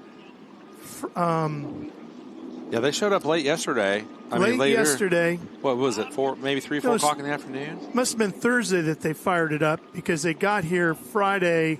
Yeah. Well, the boat was coming out of Florida, so what is that, about maybe a 12-hour haul for them? I was trying to think of what time of the day we were talking to them. I think it was Friday morning at 2:30 a.m. They finished the rig, put it on a hose. Yeah, that's right. At 2 o'clock, and that's at 2:30 they were back on the road. Yeah, and then they got here about midday, late afternoon Friday. Yeah, because they missed the practice sessions. That's right. That's why they're out there doing some practice right now. They got in here. I'm glad they're able to take the boat out, do a little shakedown, because they haven't done that. That's a massive rebuild, not only from the glasswork perspective, but a complete re-rig. All new wiring.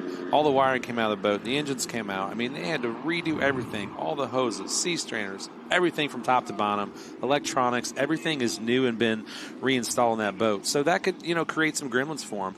And hopefully they had it lined out, because that boat was strong in St. Pete, running second at the time of the incident. It really was.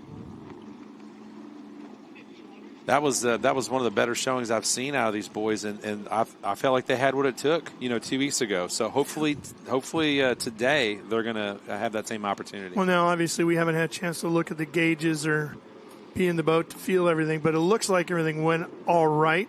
Yeah. So a huge sigh of relief, I got to believe, for those guys right now. Yep.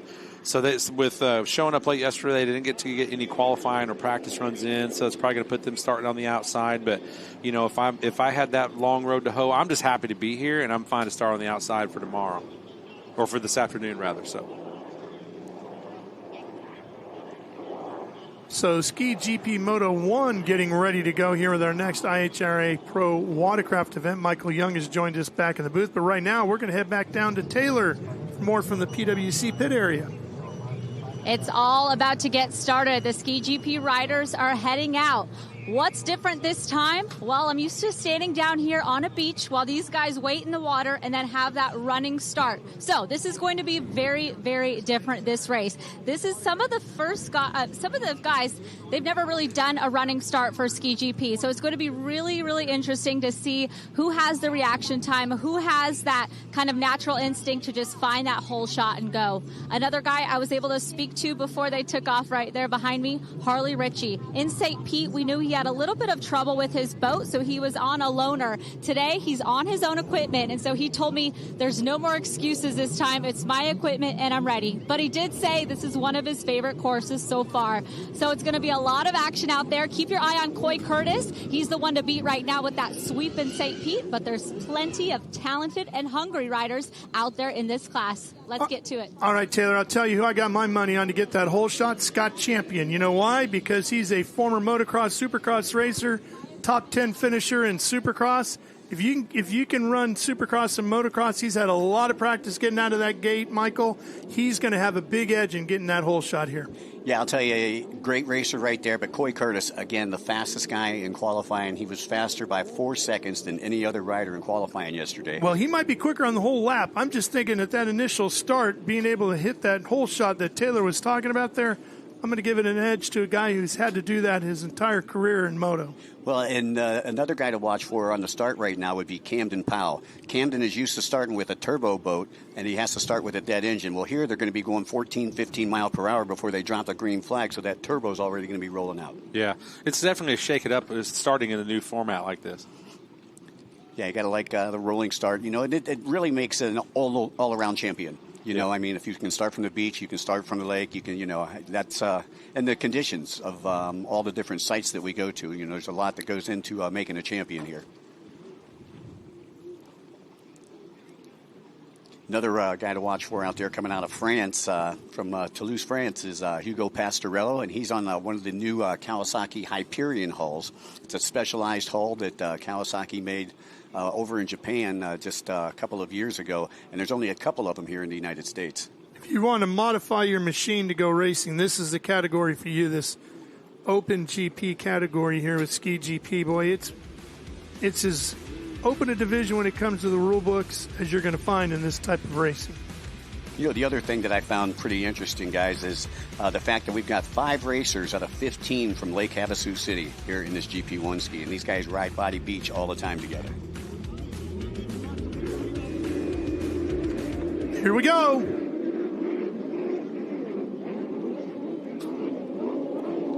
And right into that MasterCard buoy. That's the yellow buoy, the red buoy that you see tied up. And half of them will go to the inside, half of them will go to the outside. And we'll let you know who the leaders are as they get ready to come down the front straightaway. And we get our GPS timing. Looks like 155, Curtis. No surprise there. He's coming from that inside split. The inside are the green buoys. Outside are the blue buoys. A good shot of the layout of the land here as they work their way down the front straightaway. Yeah, that's Coy Curtis right out front on that 155. So you got Curtis out in front.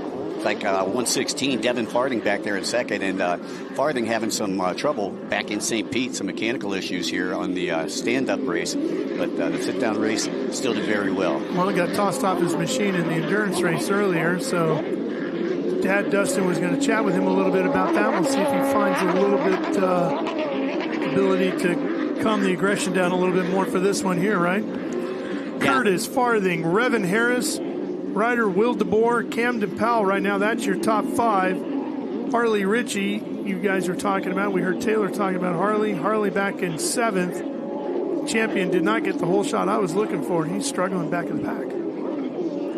Yeah, Revan Harris up there in the top 3. He took a second in St. Petersburg. Definitely going to want to keep your eyes on him. Ryder Will DeBoer, he's one of those guys that doesn't get the greatest of starts, but this guy always fights his way through the pack on his Commander. Watching Coy Curtis right here. Coy on that 155, backed by Monster Energy, TC Free Ride Fast, Power Sports, Marine One, Federico Demolition, Chase Plumbing, Jet Trim, Jet Pilot. Got a whole bunch of folks, including Anderson Toyota, all helping him out, the rider out of Havasu. Just under 13 minutes to go, 15 minutes plus a lap here in this Ski GP. This is the first moto. We'll see their second moto later on today, and then tomorrow they'll complete their third. You see how the split lanes here, boys, send our riders all over the place. Looks like we got riders all over the lake, doesn't it? Yeah, you know, one of the crazy things when we had the Pro Enduro a little bit earlier today, I heard that there was only like 2 to 3 riders that took that inside split. One of them was the winner, Jay Edward, and one of them was second place. That's what I was wondering if that would play out, because that's a different setup than we saw 2 weeks ago. Right. On the split. Well, definitely a different setup, definitely a tighter track for these ski GP guys, and they love it. And you got a couple different manufacturers of these aftermarket boats out there. You got Commander, you got Fast Power Sports, you got Bullet, and then you got the Kawasaki Hyperion. So it's not just the Yamaha and Kawasaki's that you used to look at, you know, on a weekly basis. Here's your race leader, Coy Curtis.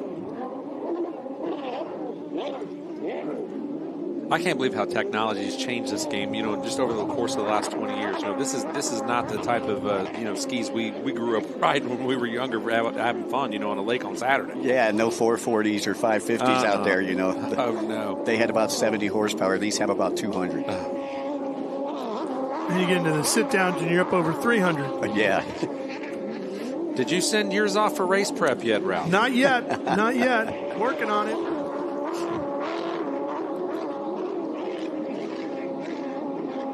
Keep waiting on you to hook me up. And again, just like dinner, I'm guessing that's going to take a while. Coy Curtis turned in the fastest lap time so far with a 1:28.954. And that's a pretty fast lap time here on this closed course. The fastest lap times that we were seeing yesterday during our racing, I think the fastest one was a 1:38. So you can see how much quicker this water is, how much these conditions, you know, mean to these riders as well. So these guys all turn in better lap times than what we seen yesterday. Yeah, these are all 2-strokes up to 1,300 cc's.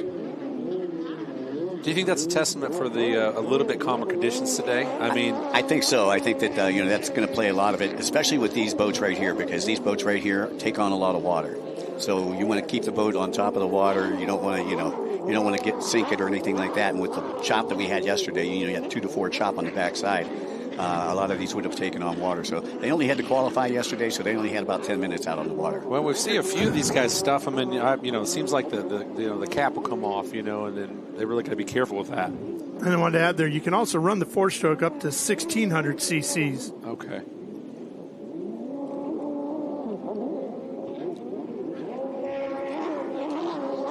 Love the scream out of these engines. Oh yeah, nothing attracts a crowd like noise. And these boats start up over in the pits, and everybody comes and makes sure that they've got a good place to view the races from. Looks like Wildeboer has moved up into that 4th place position on the Commander. Jake Pierce in 5th. And Pierce, sponsored by Marine One Arcade Builders and Works H2O out of Lake Havasu City.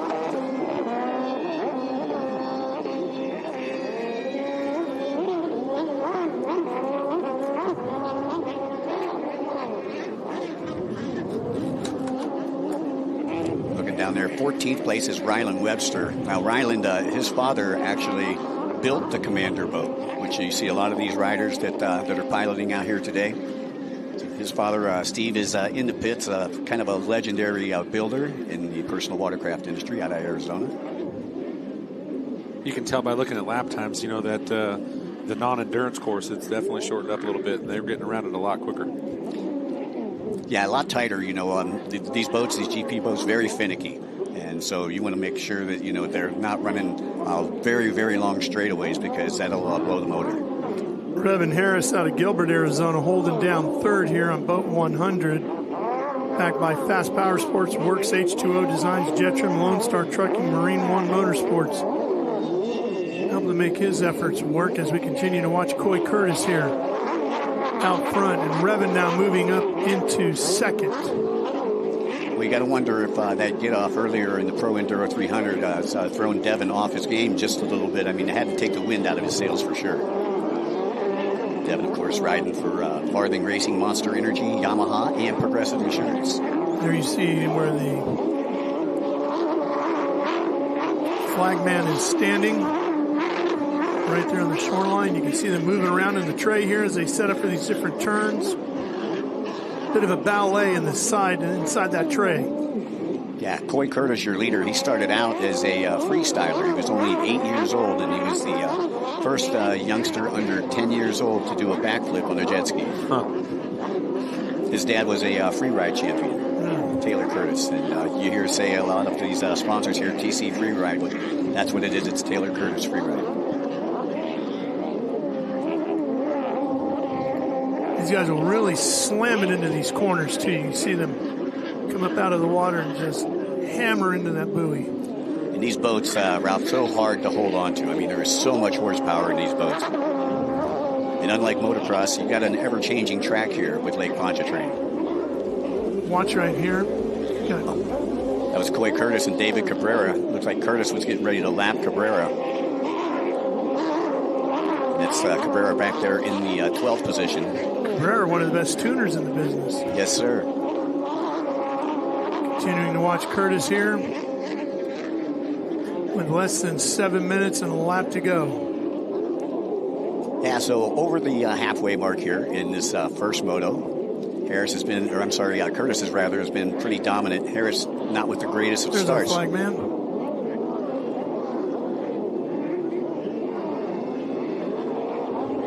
Nice overhead shot there of Curtis as he makes the turn back into the closed course.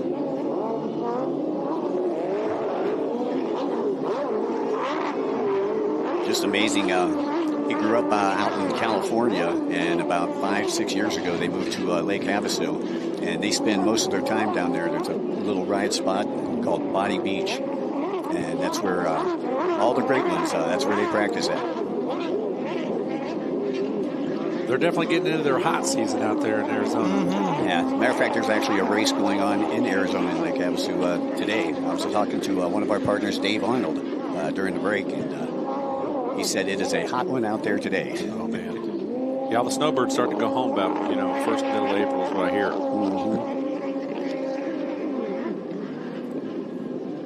Mm-hmm. See Curtis ducking his head there. So it appears they just blip the throttle just a little bit, set the nose down so they can turn it hard. Is that kind of the philosophy behind that, Mikey? Right. Well, you don't want to bury the nose. When you bury the nose, you're going to take on some water. So what they're doing is they're slowing it down just a little bit so they can maneuver it, and then they'll bang the throttle again. Man, if you read that list, looks like I got me a long-lost cousin in this race. Sitting about 10th right now. Yeah, Chris Landis, he's a great kid, great rider, sponsored by Riva Motorsports. His dad turns all his wrenches, Mark Landis.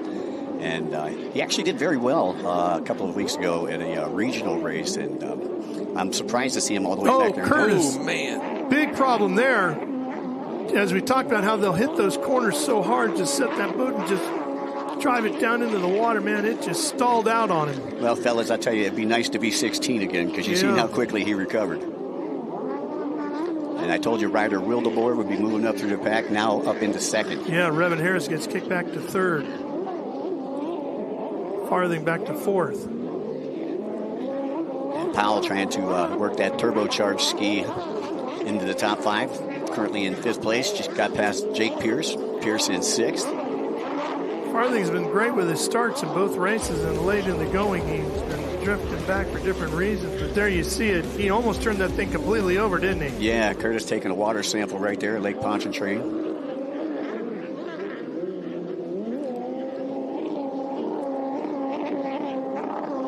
Nice overhead shot, kind of outlines the course right there. So you folks at home, that's the back section of the course. We talked about it being like a little slalom course back there. Exactly what it looks like. Here's your race leader, Curtis. Still digging hard. Yeah, just over 3:30 to go here for Curtis, who has the best lap time at a 1:28.954. That last lap time for him when he went down a 1:39.926.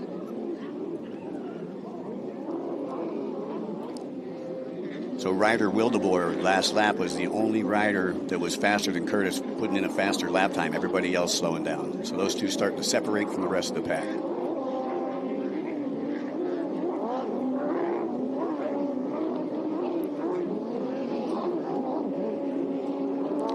Now to the back section of the course here. Well, I'll tell you, Curtis carving it up out there like a Thanksgiving Day turkey.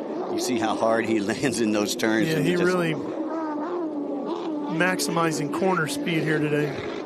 And I think that's what makes him so much faster than a lot of the riders out there, is he really knows how to corner. And I think him beginning as a freestyler has really helped him being able to control that boat a lot better than some of the other riders. Maximizing that lean angle. Into the MasterCard buoy. He'll go into the split section this time. See some of our friends watching on there from Jet Blast Performance over in Fairhope, Alabama.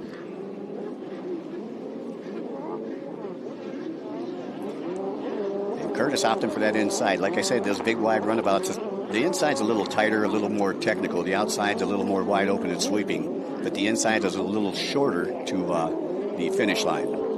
So, that's why you got your riders, some of them like those outside sweeping turns, where they can carry a lot of speed into it. But if you're like Curtis and, you can turn like that, it doesn't hinder him whatsoever. Well, his last lap was a 138.847. We're down to 143 and then a lap. So I think he might have to go an extra lap here to get to the double zeros before he sees that one to go. He doesn't seem to be tiring out physically at all, though. Yeah. He's pushing as hard now as he did at the drop. Yeah, I'll tell you, to be 16 again. Curtis, so you can see he's got a 27-second lead over Wildeboer. He got plenty of time to work with. Yeah, and he can save the boat, too. You got to remember, these boats are wound pretty tight. And you just want to make sure you set the cruise, have a safe, good ride. Don't let it get away from you. Because they could probably close that distance pretty quick if you have a bobble. Well, and we talk about this all the time. It's consistency that builds championships, and you don't have to win every battle to win the war.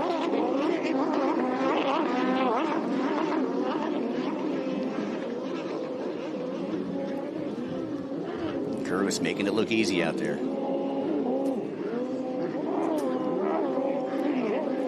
Almost won the World Grand Prix Championship. Ended up having some mechanical gremlins over in Thailand back in December.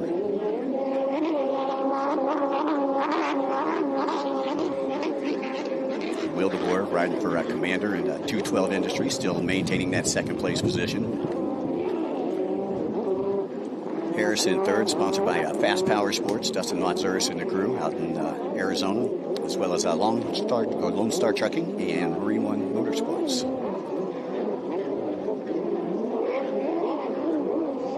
All the battling, I think, is going on behind Curtis with Curtis with a 20-plus second lead. The clocks have gone to zero, so this time by our flagman, he should be seeing the white flag.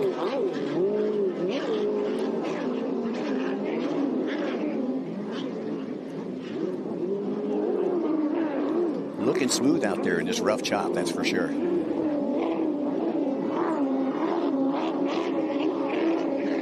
Once this field gets going in a bigger class like this one, they start churning it up pretty good. Can you imagine being 16 years old in high school? Not anymore. And telling your friends what you did this weekend. Yeah. I was racing with the IHRA tour, I can't imagine much about 16 anymore. Yeah, most of my event shirts are 16 years older. Yeah. Heck, I can't imagine much about 40 anymore. Now you guys are making me feel old because, heck, I was still out of high school by the time these guys were born. Right? Here's our white flag. One to go. Oh, he's going to be whistling.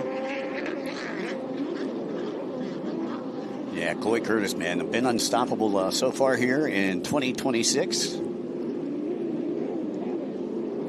Came on really strong at the end of the 2025 season. Great to have him out here at the Monster Energy IHRA Pro Watercraft Series.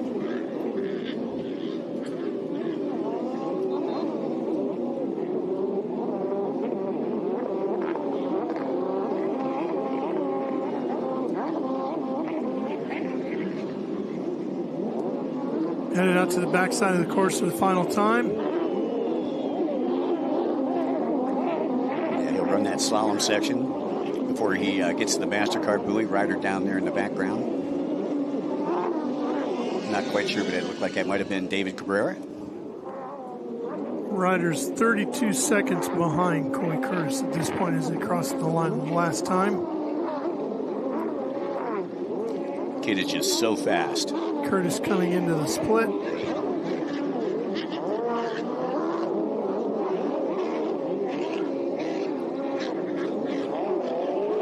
Took the blue lane. Yeah, he's been taking that inside. He's been taking that green lane.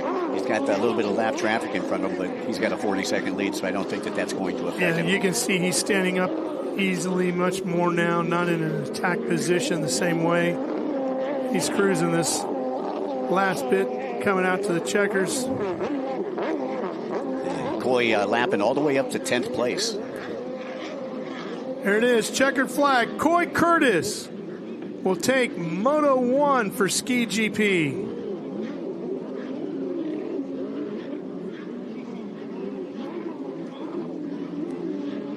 Going to be a minute before we see second place of Ryder Wildeboer.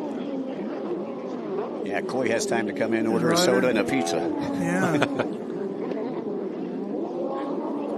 Well, this is the 127. That's Ryland Webster there from the Commander team.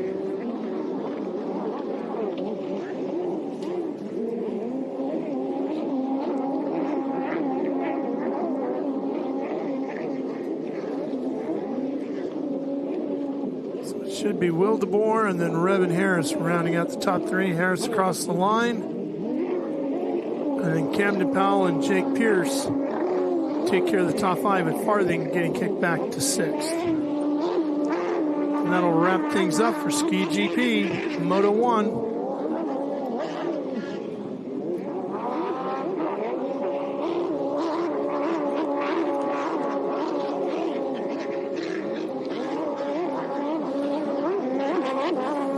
Rest of the field finishing up their race.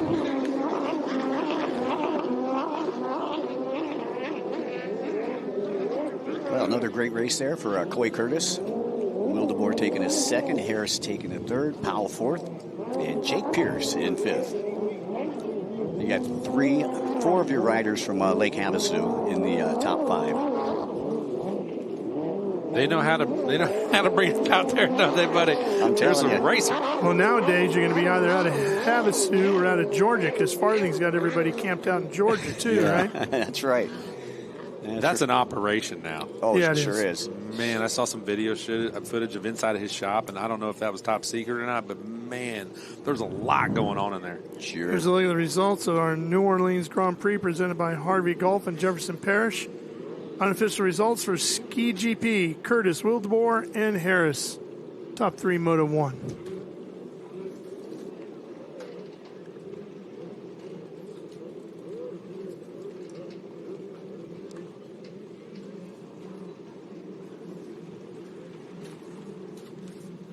A little look at some of the highlights, which should be all this guy, Coy Curtis, because once he got out front, which was right at the start, he was gone except for one little bobble.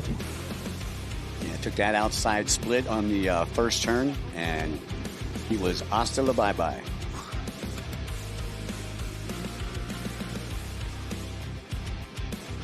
You see him coming up and getting involved with Cabrera right there on boat number 51.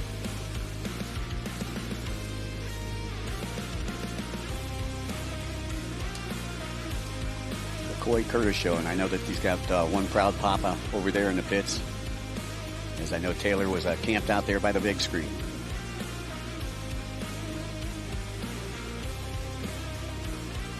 He just flat dominated this one. Yeah, well, next up for us here is going to be our first race of the day for the Offshore Powerboat, Shane. Should be looking at bracket categories 600, 700, and Cap 300. Yeah, I think it's going to be an awesome one. I mean, I was talking to the 700 guys earlier today in the driver's meeting, which is the smaller outboard boats, and they were just praying that the wind kicked up. Those guys love it rough. The hang time those guys get, it's crazy to watch these guys do this. Let's head down to the pits. Here's Taylor once again with the winner. Well, what an incredible race that was. Like I said, starts are going to be everything, and it's a little bit hectic down here as these boats are getting towed out of the water. But Coy Curtis, my man, has done it again. You were so fast out there. You had that one little bobble, but it didn't seem to matter because your speed on each sector was absolutely incredible. Where'd you find it? Honestly, my fast power sports F16 was working so good. But no, it's just staying smooth and consistent, honestly, and yeah, super stoked. And when we spoke before the race, you said that was your first rolling start. That didn't seem to matter because you found that whole shot. Yeah, no, super pumped on that and ready for the next two. Excellent. Well, congratulations. What do you have going for the next rounds? A target is back on your back. Yeah, for sure. That was a good ride. I don't know how far ahead, but yeah, for sure. Congrats, Coy. Thank you. Rolling start, not an issue for him at all. No. He was ready for it. Nice round by Coy.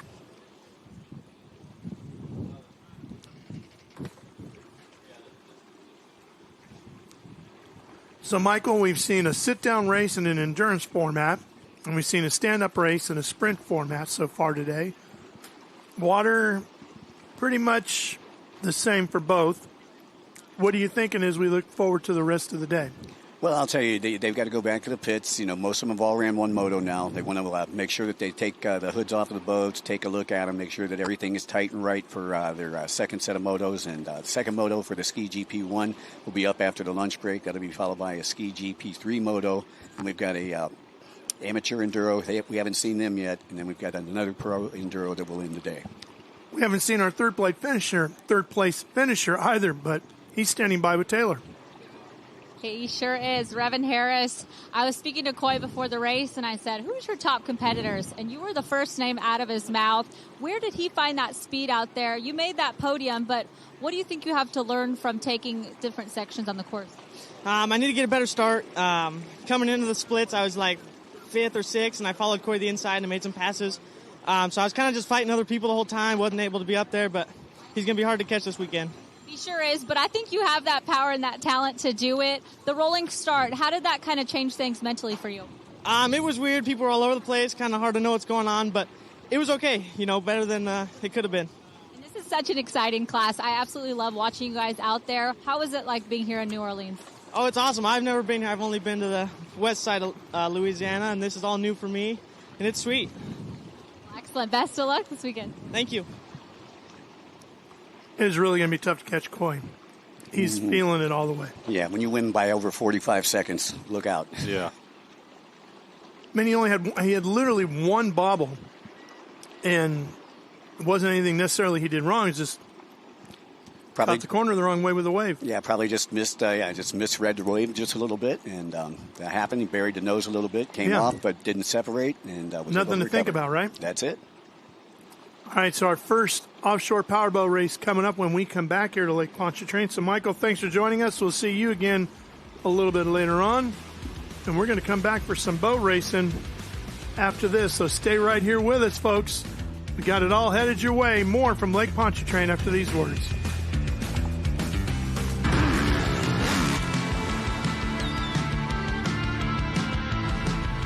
I think I'm just so passionate and so motivated back to where I belong, and that's on top.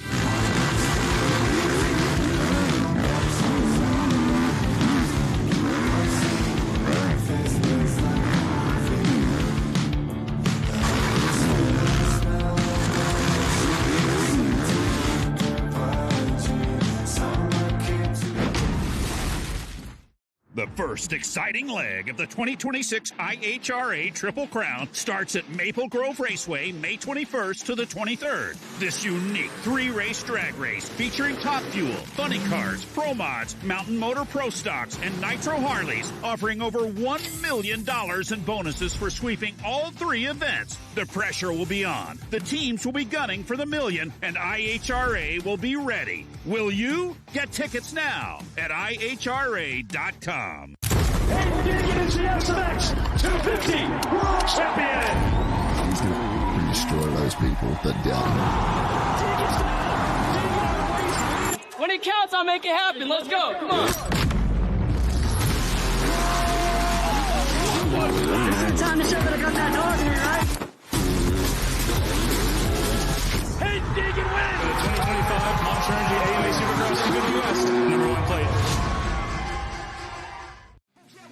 retribution.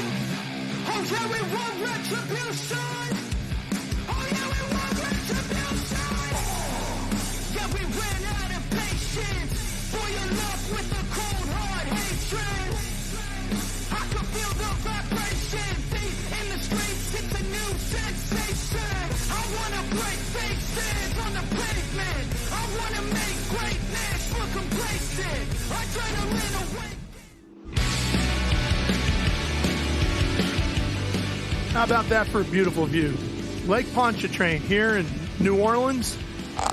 Just a stunning view here today. Beautiful blue sky. Hardly any clouds, just way, way off in the distance.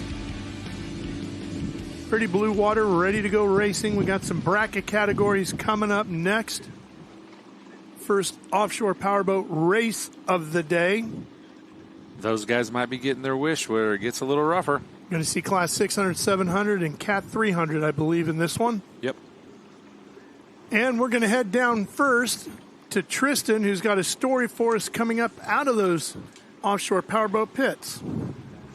Hey guys, I'm down here with EWB Racing. This is one of our Super Cat classes. They just got finished qualifying today. How was the water out there and how's the boat doing?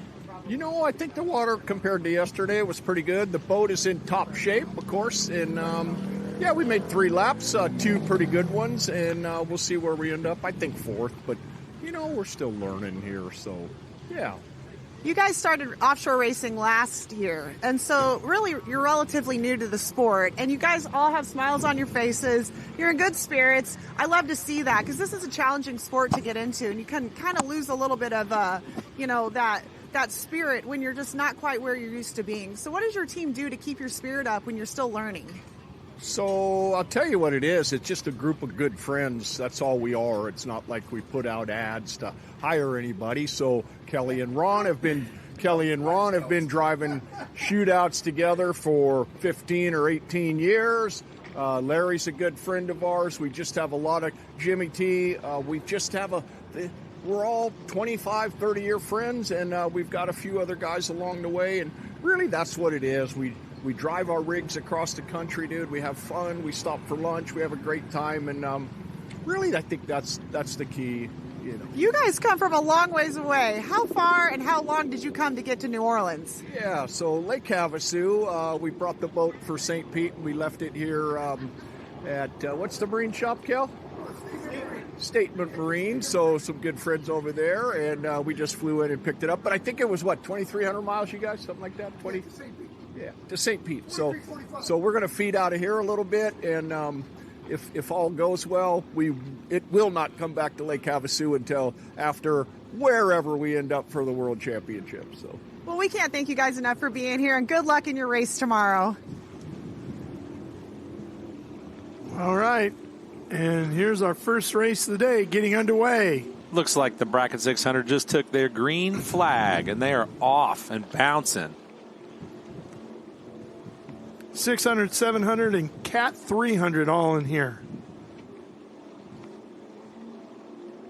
That looks like the Team Velocity boat up front. They pulled out to a little bit of a lead. They've got all new livery on the boat, all new wrap. Everything looks really good with that new green boat. It was all white at the previous race. Now we're looking at Class 700. These guys are the wild ones. These little outboard boats. These guys are not afraid to mix it up, are they? Not afraid of anything. This is kind of the elbows up. This is the inside footage of the Islandscapes team. We got Jaime, we got Cassie in here on the wheel. You can see these guys constantly looking over their shoulders to make sure they know where these other boats are at. Got to have a head on a swivel in this category because they're coming at you from all angles. Red Rum, Piston Broke, Mad Max Racing, Dirt Legal, Velocity Factory Race Team, all in this one. Yeah, right now we're looking at the Ride Legal Velocity. We got Scott McCormick. He is he's on the throttle. And we've got Bob Spilutsky. He's driving that boat. Actually, they picked up a new local sponsor. They've got Felix's Restaurant. Yeah. They've both Dirt Legal and Ride Legal picked that up. And I've heard nothing but good stuff about that. That's the place we need to get into. That one we can actually get into, I hear. Maybe we can get ourselves a reservation over there. Felix's Restaurant. We might be there. Do you think they'll? You think somebody from Felix's will reach out? Maybe send us a little text, get us on the list. I don't know about them, but the guys in the boat might take us with us. Take us with them. There we go. There's the 611 boat right there. Team Ride Legal Velocity. Bob Spitolsky and Scott McCormick. Yeah, you've got Ride Legal, Velocity Powerboats, Innovation Marine, Ameritrail Trailers, Lavorsi Marine, Simrad, Valor Environmental. These guys have an awesome, awesome set of sponsors backing them up.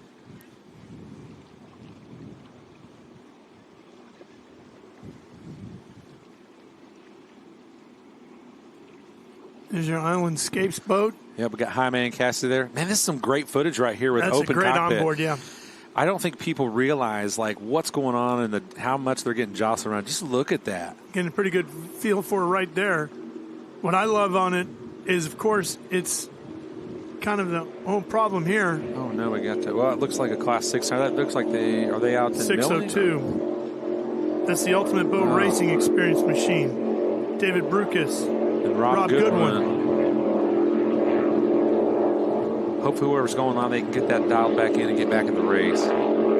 Team Ride Legal Velocity leading right now. Man, look how close these are. We got Piston Broke. We got Dirt Legal. We got Red Rum. Our buddies out of Canada in Piston Broke.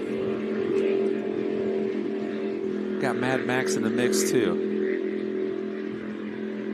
Scotty Young, the driver. Jeff Pritchard on the throttles in Piston Broke. And look at the competition there. 3 boats, all deck to deck to deck. And this Island Scapes boat here, you can see the colors very reminiscent of the Miami Dolphins of the NFL, yet the sticker on the side of the boat says, not a Dolphins fan. But look at this competition right here. They're back up and they're running going now. Rob's got it going. It's that ultimate boat racing experience, number 602.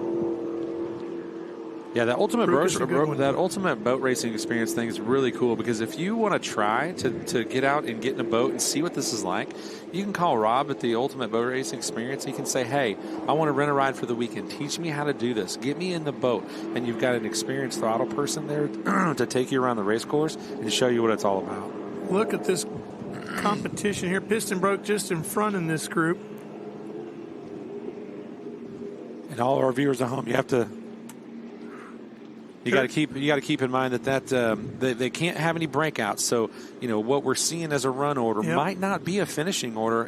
After they pull the V-Box data and figure out what the speeds look like for these boats. That's Class 700 that we're looking at there with Piston Broke first, Dirt Legal Velocity, and then Red Rum. That's your top 3 right there, all running together, trying not to break out as you pointed out. There's Mad Max. That's a great looking boat. And Mad Max sits 4th in that group, boat 777.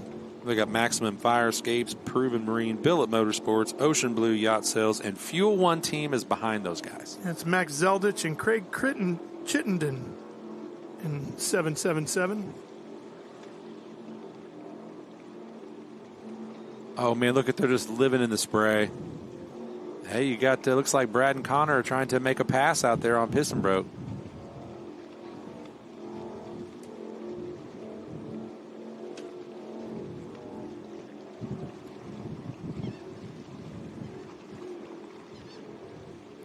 As tight as this racing is, I hope their bilge pumps are working. Yeah. They are just living in the spray. Class 600 capped at 70 miles an hour.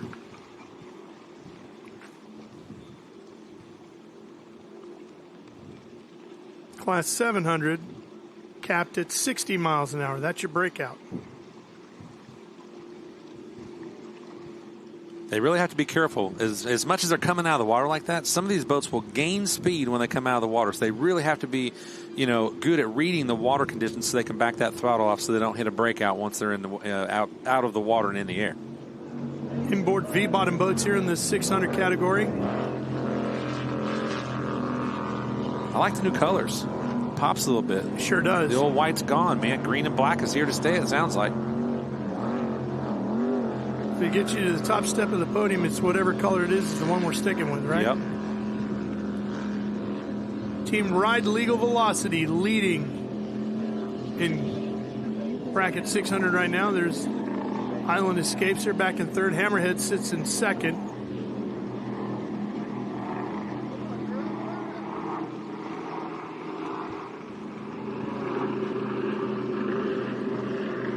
I don't think the Hammerhead team is very far behind them. You've got, Don Jackson driving. You got Josh Boothby on the throttle of the second place boat right now in Hammerheads.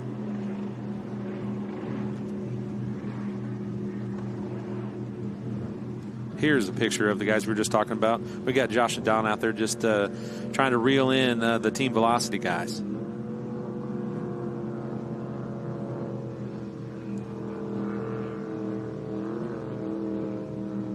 And there's our experienced boat, Ultimate Boat Racing Experience, sitting back in fourth.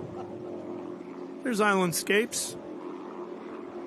Man, that's awesome footage right there. That boat was built in Abu Dhabi, United Arab Emirates.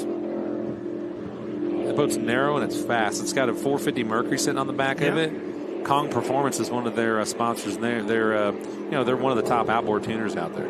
Yeah, it's a 450R. The boat weighs 1,980 pounds dry weight.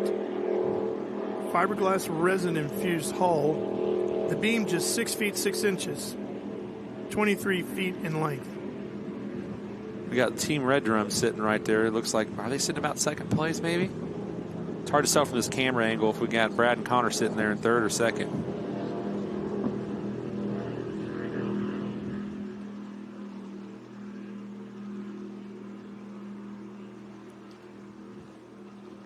There's Piston Broke there, right? Yep. Yeah, they're holding down that number one spot in Class 700. It was great. I ran into the Piston Broke guys the other night out at dinner, and we were just chatting, catching up on stuff, and we got to talking about all the different forms of motorsports that we all like and enjoy and love watching and everything, and they started tying things together, and it's always interesting how racing transitions from one to the other. I was talking with Jeff, and he was talking about how he's does marine salvage back in Canada when he's not racing. And he said they got a call late one night. Rick Hendrick of Hendrick Motorsports was up doing some fishing up in Canada, had his yacht up there and had his fishing boat tendered behind it. Well, the seas got rough as they were headed back out of Canada, and the fishing boat came loose. Oh, no. And floated away. And they did everything they could to get it, but it just floated away. So they ended up going into Nova Scotia and just docking there, and then reached out trying to find somebody that could go find the fishing boat. Well, they got a hold of Jeff. Somebody knew him, got a hold of him. He spent over 24 hours in the open ocean looking for it. The boat was basically on its way to England. Wow. They found it, brought it back, and he became a dear friend of Mr. Hendricks immediately. Oh, yeah, absolutely. Because that was not a cheap fishing boat. And he said, I'm happy to pay you for it. He goes, what would you like? Just give me a number. Just, no, you know what I'd like? He goes, I love going to NASCAR races. He goes, just give me a hot pass every now and then if I show up. Oh, perfect. So that's what they agreed upon, and he still gets a hot pass every now and then when he goes to a cup race. Man, this class 700 racing is pretty close. You got four guys out there just it could be anybody's race here. No doubt about it.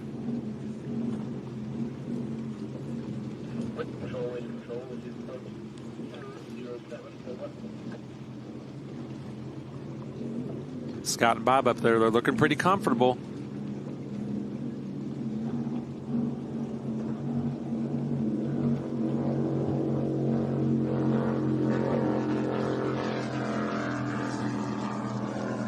There's Rob and David again. Yeah, that Ultimate Boat Racing Experience sitting in third in Class 600 right now. Rob's got, I think, 6 of those boats. Wow.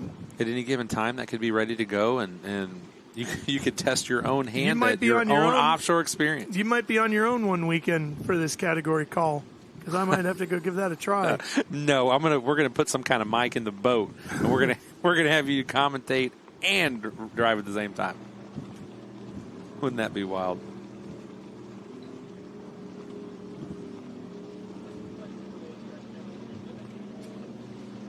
That's your overall race leader and your race leader in 600.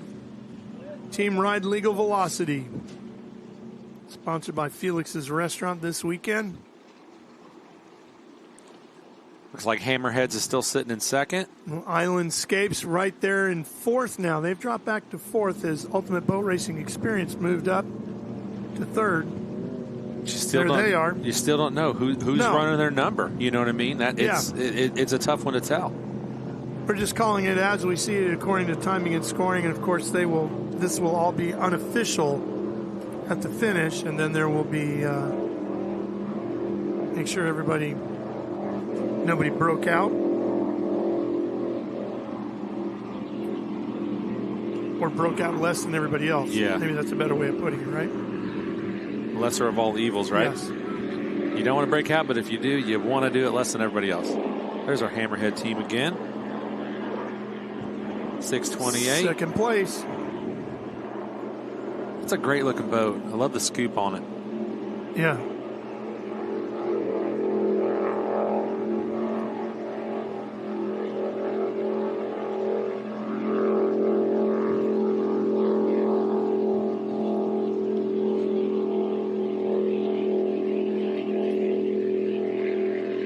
Looks like we got Piston Broke, Red Drum, Dirt Legal.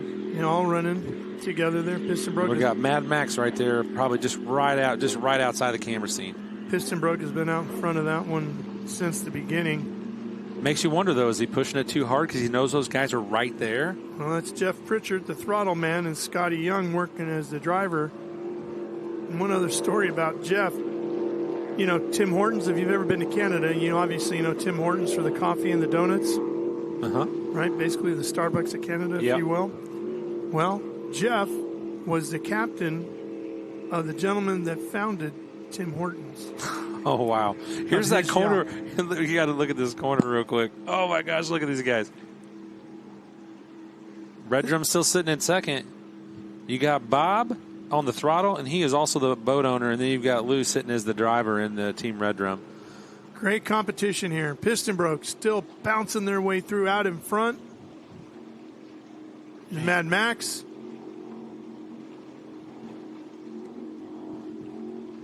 They're sitting back in I think they're sitting fourth right now. Fourth in class 700. Their sponsors for Mad Max still got to be pretty happy with them. Like I said, Maxim Fire Escapes, Proven Marine, Billet Motorsports, Ocean Blue Yacht, Sales, and then we've got Fuel One Team, backing those guys. First Responders is back behind Mad Max. They're 9th overall, but they are running 5th in Class 600.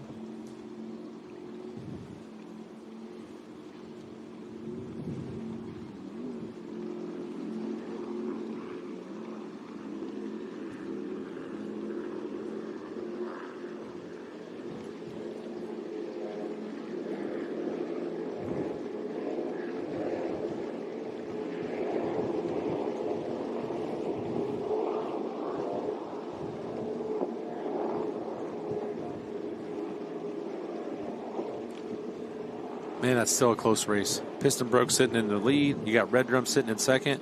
Red Drum, those guys are back. That's a 1990 Progression P22 with a Mercury 300X on it. They're backed by Progression Performance Boats out of Long Island, New York. You've got Rego Auto Care out of New Jersey, also helping those guys get from race to race.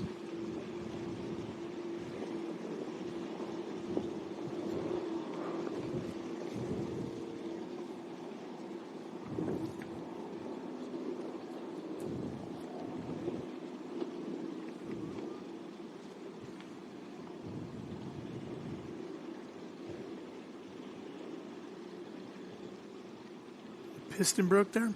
Yep, still sitting out in front unofficially. Letcher's Lawn Care, OK Tire, Metro Premier Properties, Easy Up, Maritime Boat Cleaners, Speed Signs, Edge Water Marine, VMG Marine, Action Watercraft Rentals, and Ruggles Towing helping them out. They ran their first race at Cocoa Beach last year. They got a first at their first race. They were third at Key West last year. They had a heck of a first season. They sure did. And they've got a great start to a second.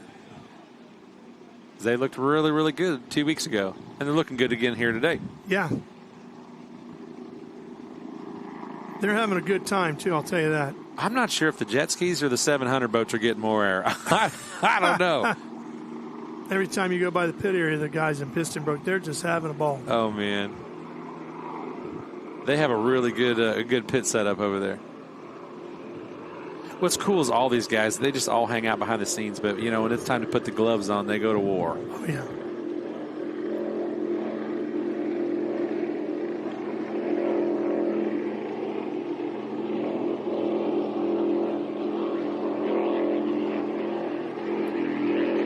Their legal velocity sitting there second in Class 700. And we're coming up out of the water as we watch Hammerheads, and we drop back to Island Escapes here. Hammerheads is second in Class 600. Island Escapes in fourth. When I see that, I just think of an old GT40 with the Gulf livery. The Gulf livery, yeah.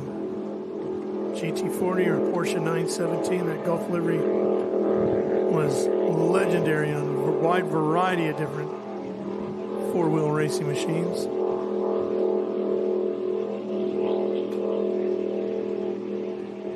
Steve McQueen. Yeah. He made it famous in the movie Le Mans.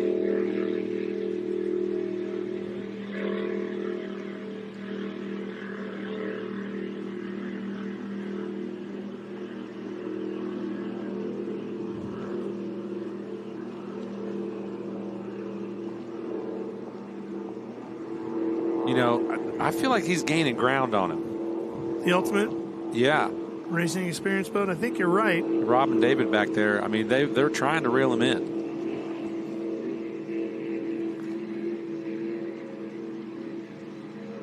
The last lap for the Ultimate boat was a 4:53.569. Hammerheads in front of them ran a 5:03.289.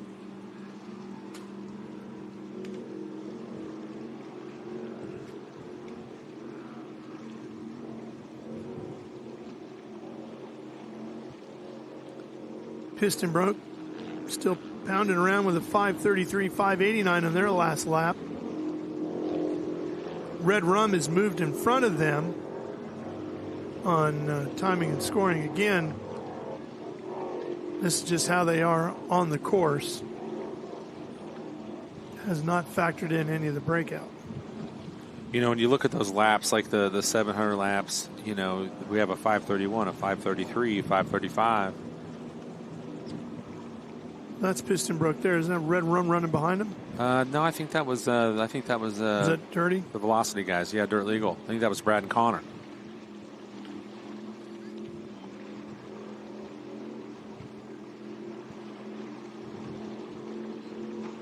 At least they're going to be eating good at Felix's tonight. Mm-hmm. Scott's an old motocross racer, and Jeff raced cars and sailboats before he got into the offshore stuff. So they both have a lot of racing experience. Yeah, and Brad back in that There's 700 boat. Yeah, he used to do dirt bikes. Yeah. It's so awesome to see these guys. I mean, everybody's got a different background, different experience, and a lot of it, you know, come off a dirt or pavement somewhere.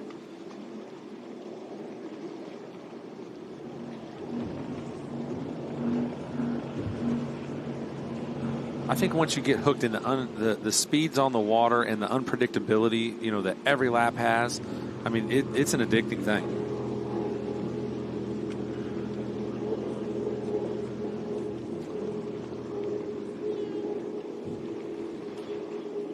Well, and I can tell you, I've been to a lot of dirt tracks and race tracks around the world.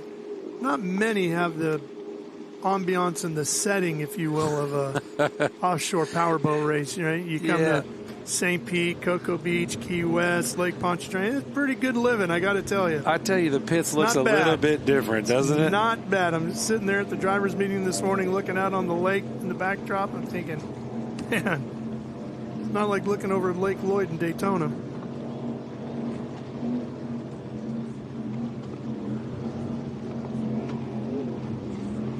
There's Hammerheads. Are they still sitting in second? Hammering along.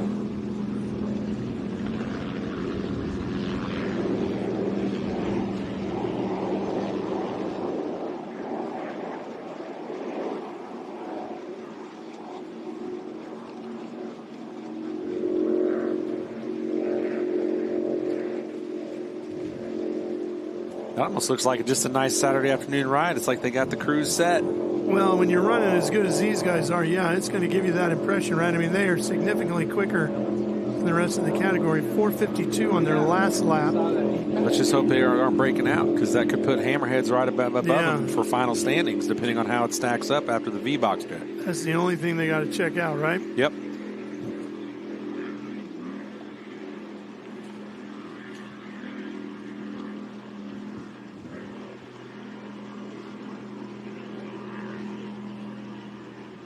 That is such a cool looking boat.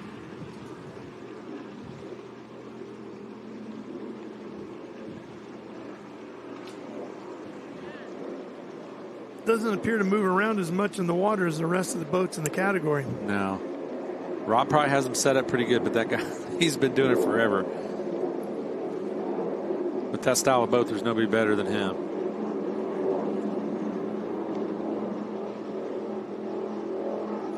Island Escapes guys, every time I see that boat go by, looks like they're really charging. Yeah. Well, I would think it'd be hard to keep at the speed. I mean, with that 450, you know, with that 450 sitting on the back with the Kong Performance tweaked, too easy not to get tune on into it, it, right? Man, I bet you they're just not even close to the, putting the pedal all the way down. But that might make it easier to stay at that, maintain that throttle, or that throttle position right at the speed they want to have way more performance and way more power than what they need. I could see that being a lot better philosophy than trying to, run a number and being maxed out at it. Yeah. Because you got to think, even through the corners, their goal is to maintain the same speed and consistency every ounce, every foot of that track, not falter.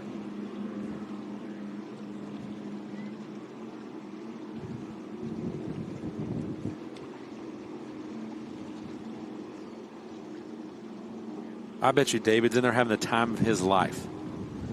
We talked with him in the pits yesterday, and he just couldn't say enough good things about the experience that he's going through. He said, I think he said the dunker was a little spicy for him, but he got it done. I haven't done that yet. It's coming. You haven't done it yet? No, man, I didn't have time on Thursday. All the divers kept poking me. You ready to come over? Do it. I said, man, I don't have time today, but maybe in Cocoa we'll get it done. I figured you would have done that by now. I'm gonna make time in Cocoa to do it. Yeah. So then I might or might not be alive for the broadcast in Cocoa. That weekend. That or look like a drowned rat, one of the two. Woof. There's a bit of a hit. Mm-hmm. Well, we can feel the wind picking up in our position. It suddenly did, didn't it? I don't know if it's changing positions or changing direction or what, but it's definitely changing. We got Piston Broke. We got Dirt Legal right behind them. Yeah. Those guys are so close. I mean, they're just right in the wake.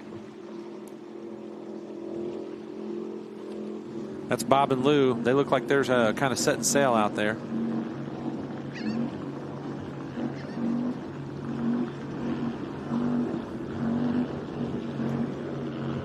And according to our time in scoring, it's showing that they're somewhere between Piston Broke and Dirt Legal, but I don't think that's the case. According to the camera, it doesn't look like it. Brad Christopher there in Dirt Legal Velocity Factory Race Team, he's a pilot, and he lives in a flying community.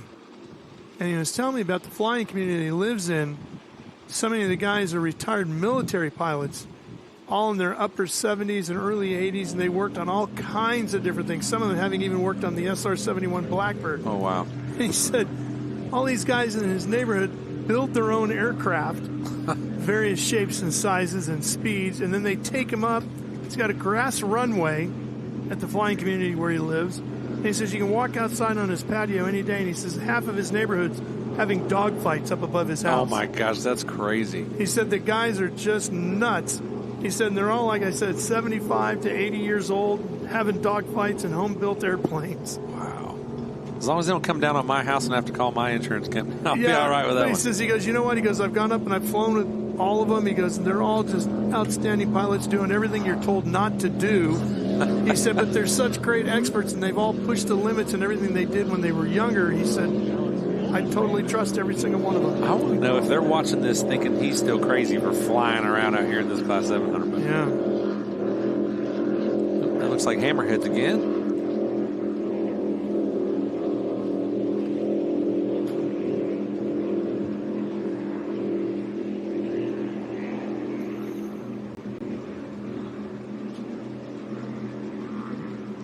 Don and Josh look pretty comfortable in it, like they're just setting sail. Yeah.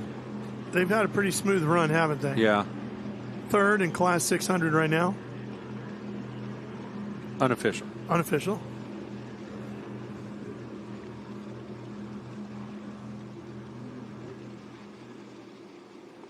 That's a great looking wrap on that boat. Yeah. They look like they sit up higher in that boat, don't they? Yeah, some of those seats, like I mean, those are pretty low freeboard boat, but some of those boats are like a suspension seat. When you see Brad and Connor go by, I know their setup's that way as well. The seats are pretty tall, but they've got a lot of support in them. I bet they're getting some great. Is that camera sitting right behind them? Is that what that is? Maybe not.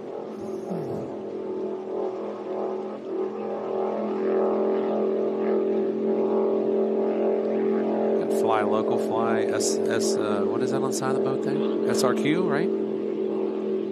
If you say so.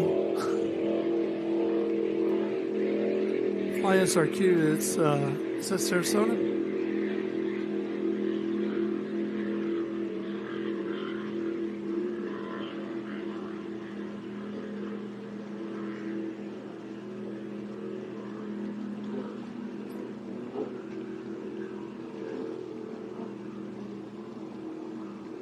Yeah, SRQ is Sarasota Bradenton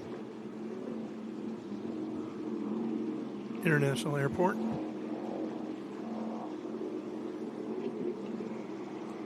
That bears the question, do they fly to these races and just send a driver? Could be. I'd have to work that angle. Could just be sponsorship.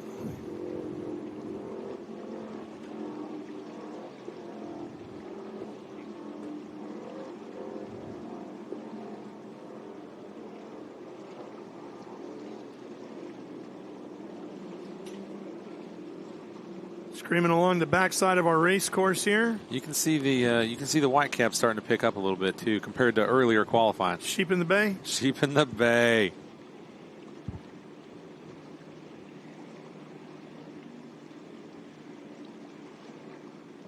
There's a good spot to watch from right out there. Yeah. Getting to see quite a battle here too.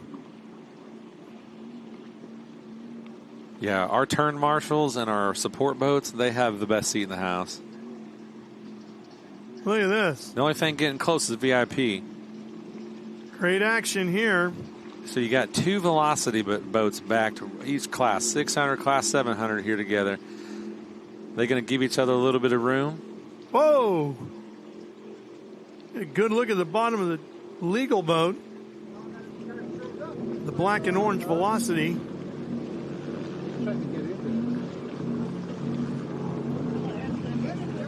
I'm missing Red Rum. Where did they go? They're in the hunt here. Well, they were sitting in second. Wow, look at that, man. Dirt Illegal, that's Dirt Illegal Velocity. And they are that's Brad really pushing it.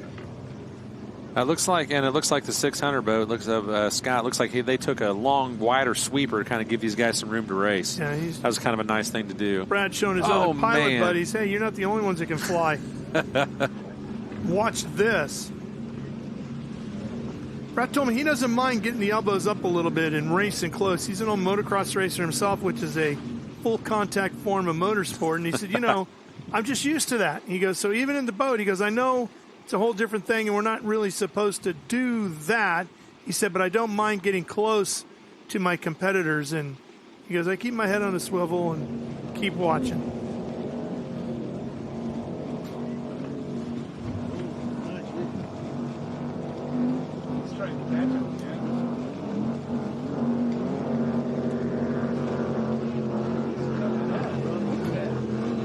Yeah, it should have been checkered flag for the 700s there.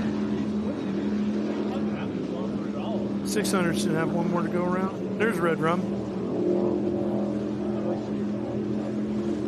Yeah, Bob and Lou are still out there just getting it done. There's your our checkered flag.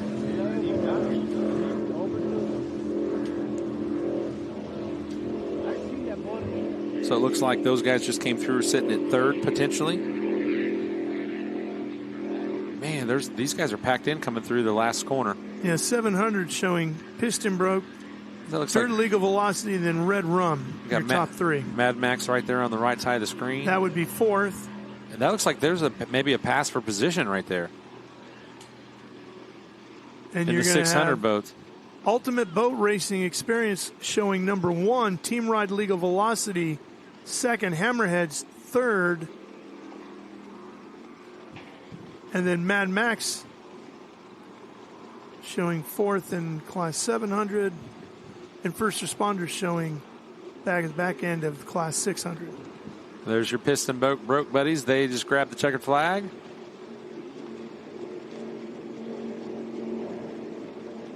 Those guys are having a good start to the season. Yeah, and Jeff can call it Mr. H and say, hey, I got one at Pontchartrain. How about you at Bristol? I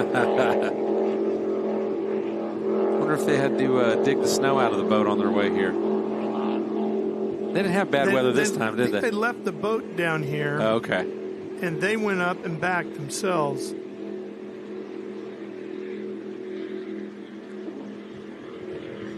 They brought the boat partway back up to Canada, then left it and picked it back up. And they crossed back into the States.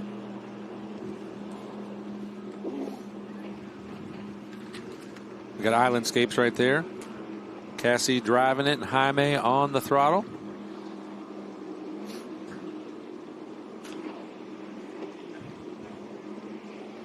I bet you that boat's a rocket flat out. Oh, with a 450 tuned up. It's got to be. On a smaller light boat like that.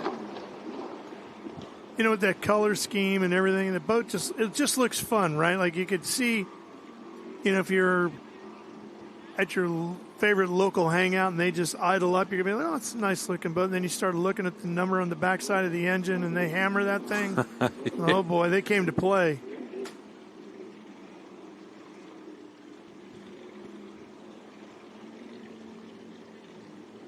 They're letting it hang out right now, though. Sure are.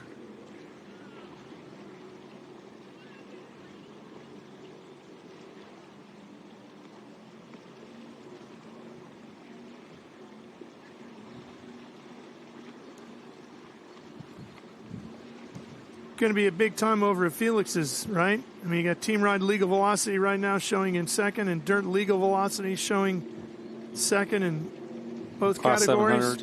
700s and 600s. I'm not sure. I'm not 100% sure if that's right. I think our team, or Team Ride Legal. I still think they're up front. I didn't see any pass. Did you? I didn't. Doesn't mean it didn't happen, right? And ultimately, Correct. It's all going to matter what happens post race with a tech inspection. Yeah, I think that as soon as they pull those boats out of the water, those tech guys, they're waiting there to grab They're on those them. boxes. Tail of the tape, as they say at that point, right? Yeah. No hiding it. Coming down that short little stretch between turn 1 and turn 2, coming in right in front of VIP.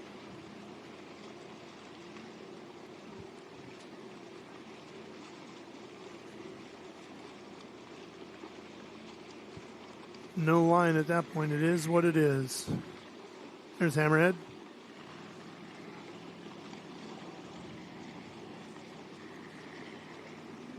And the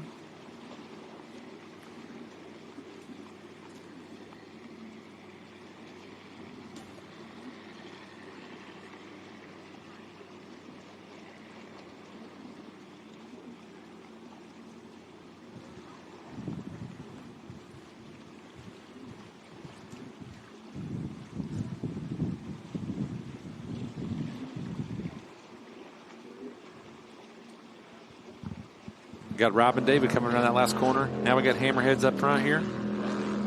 I think, are they, they're sitting in second? Is that right? Well, showing no, looks third. like third. Yeah, looks like third. That means Rob and David got around him at some point, according to our telemetry anyway.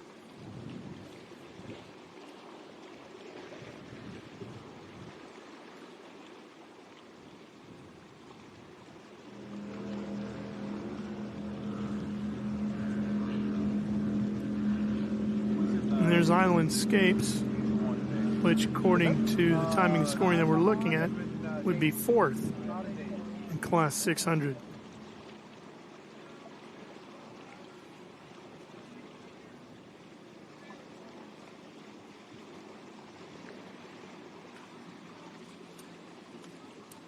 And there's checkered flag showing ultimate boat racing experience crossing the line first.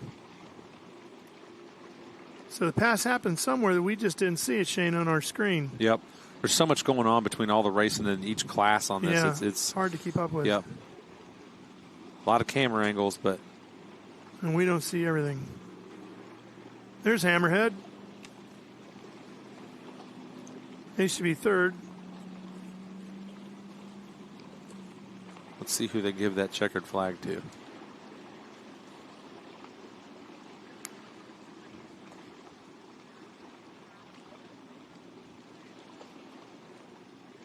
Here comes Islandscapes.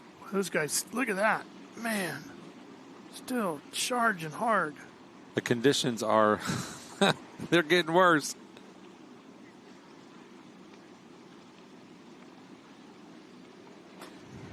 We got some bigger boats coming up later, so they might be able to flatten it back down a little bit. But the wind is the wind and the waves are the waves, definitely, and they are out there. Definitely blowing to our back, isn't it?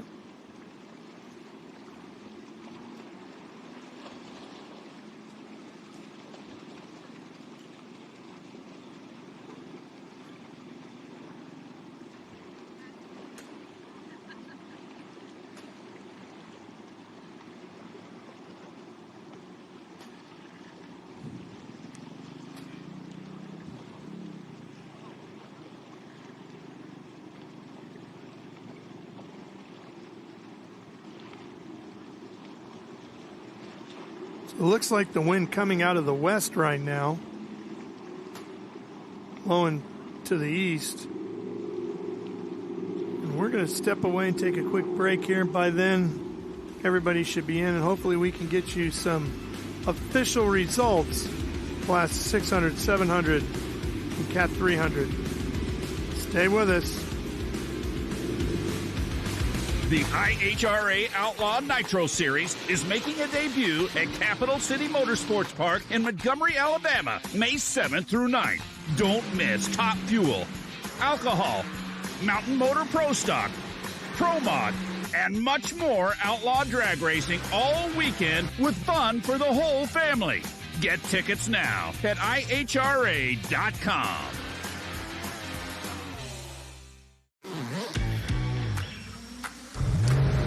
That no holding back feeling.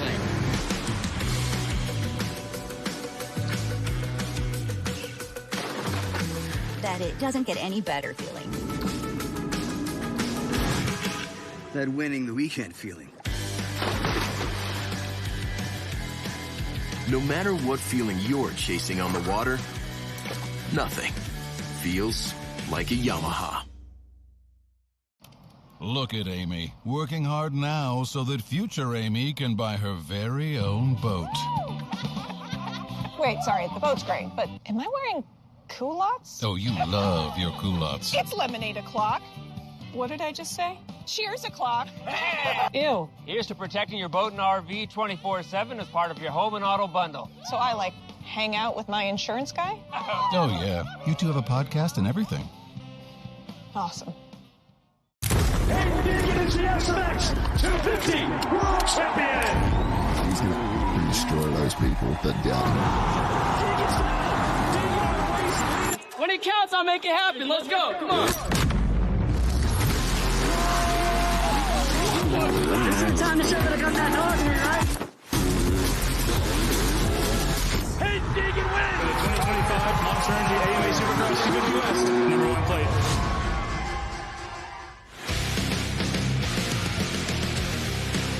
The New Orleans Powerboat Grand Prix is brought to you by Monster Energy, Unleash the Beast.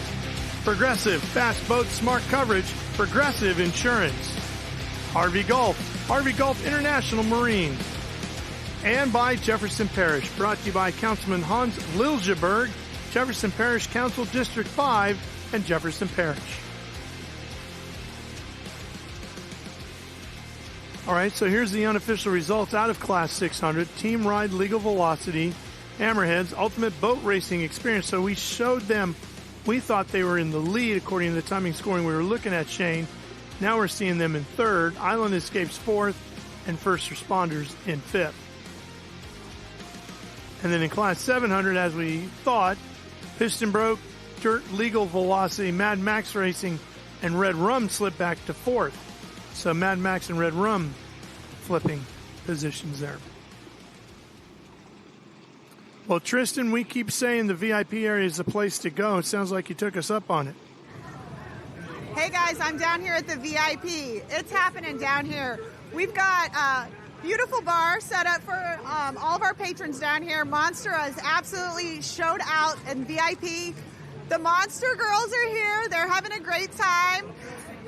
We've got such good food for all of our VIPs, a huge monitor, another bar for our patrons, and then right out here, a beautiful view of Lake Pontchartrain, outdoor seating, a little bit of a breeze.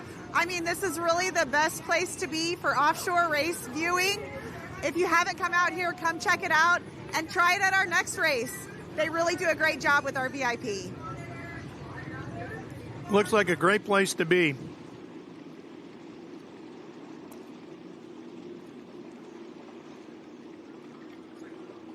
Looks like they had a load of food on the table, too. Oh, yeah. Sure did. Oh, man, here we go. We're getting ready, getting these guys lined up. up. It's going to be Class 200, 400, and 500.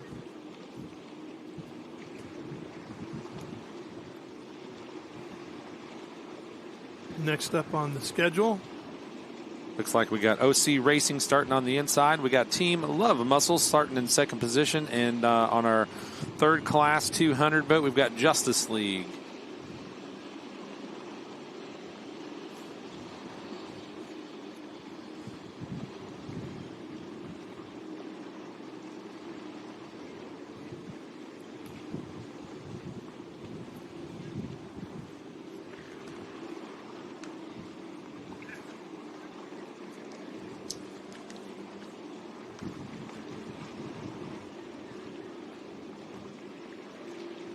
Start boats trying to get those guys lined up.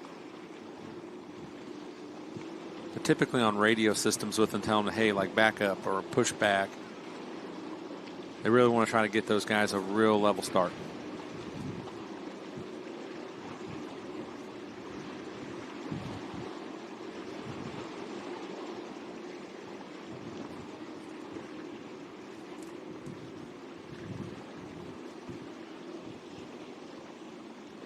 Pace boats taking them through the paces. They get a little sight lap so they can get to kind of experience all the buoys and everything and, you know, get ready to roll.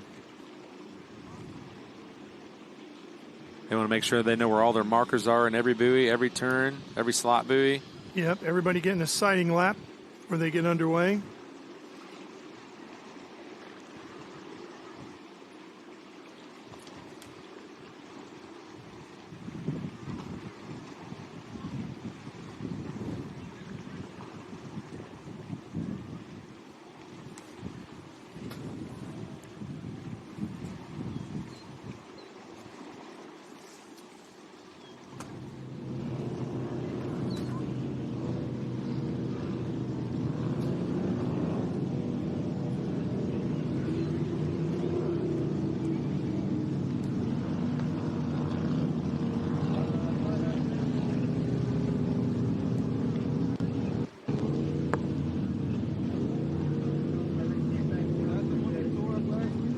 Just about done with the sighting lap here. No, I thought it was the other one. Got the 400 class in right behind the 200 class.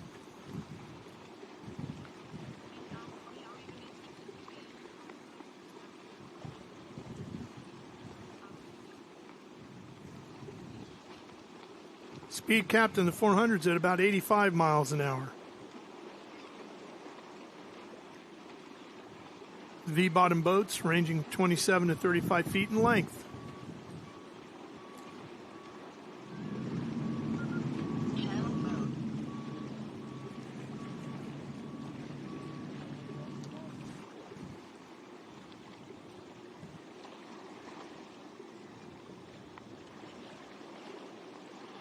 It's a great looking pace boat. Sure is. We got 4 outboards hanging off the back of that big Nortec.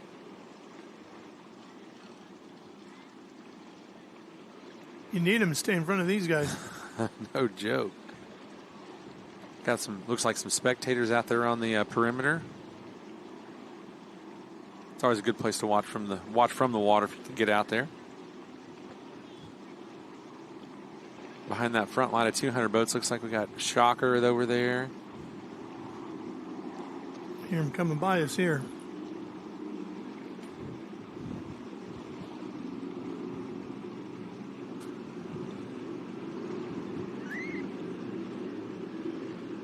There's our in-camera or our in-boat footage. They got all their tape ready to pull.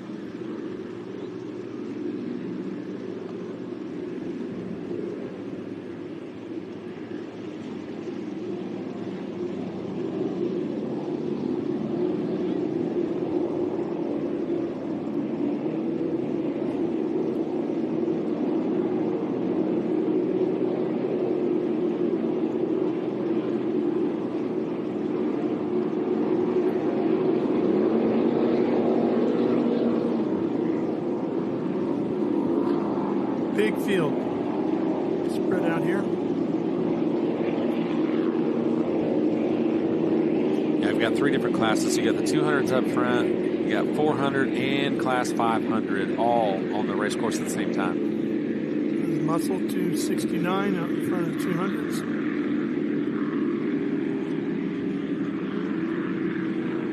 Yeah, that's Alex Bumgardner on the throttle. And we got Little Bill Reeves. He's on the wheel in the Team Love Muscle boat.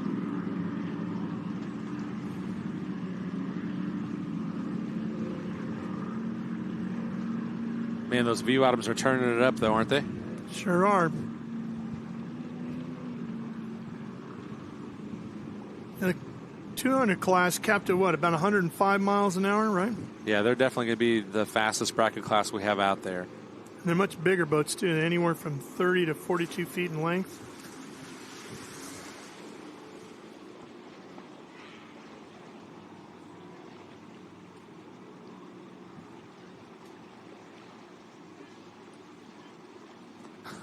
And they're turning that corner up. Look at that.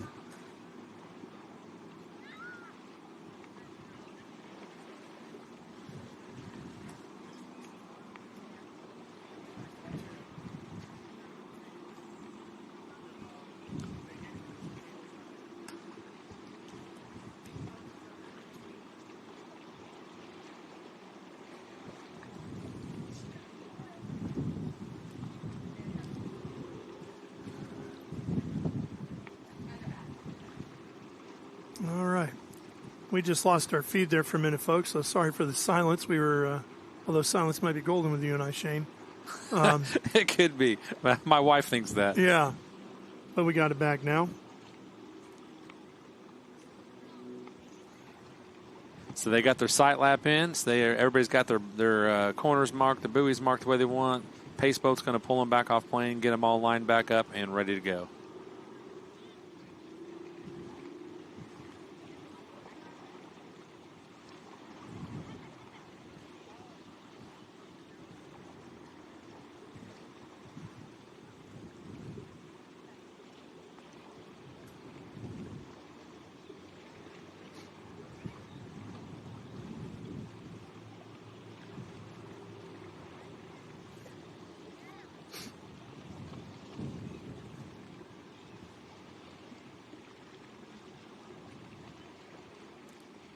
Pack tightening up, getting in line, getting in formation. We should be underway here soon.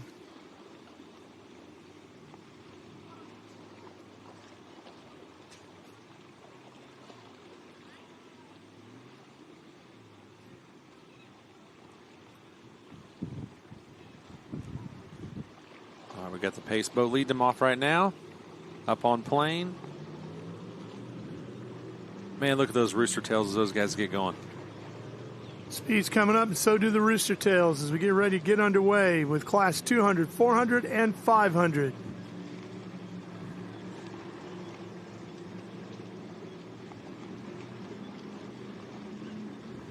They're going to start 200 on the inside and 400 on the outside. And then the second start should be the Class 500 boats.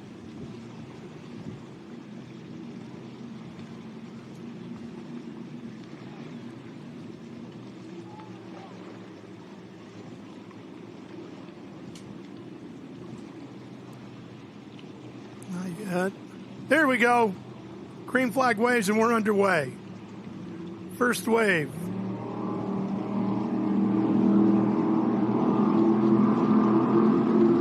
Hold that lane, but you can hammer that throttle. 208 boat jumping out front. Man, those guys are close, aren't they? Justice League. The adrenaline's pumping, but these guys still have to watch that breakout speed. Yeah, Justice League, and then the 221 of OC Racing. Yep, you've got Joey Oliveri and Billy Gluick. Joey's the owner of the boat for OC Racing. It's an 04 Phantom that you're looking at with Mercury 900 power. These guys are headed towards that tricky corner that we've been. I'm telling you, whoever gets through there first is going to have a significant advantage in this. Especially with the waves these V-bottoms kick out.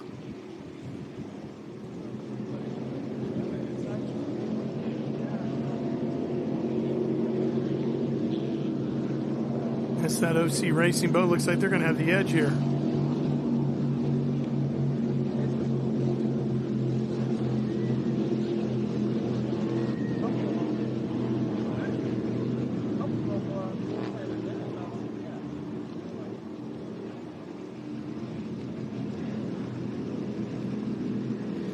Now we're looking at some Class 400 boats. That looks like that's going to be James Norville right there in the orange boat. Yep. And Andy Foster. From the United Kingdom. Yep. And the X-Insurance boat you saw there a second ago, that was throttled by Scott Jobin, and Jerry Hartman is the driver.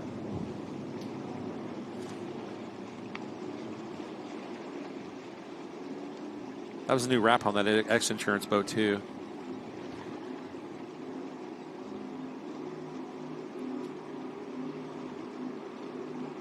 Those 500s? Yep, this should be Class 500 right here. Looks like back in action. This took off, and they probably sitting in first position at this point going into the first set of quarters. And you can hear them roaring. Back to our Class 400s, we've got back to 576 right there.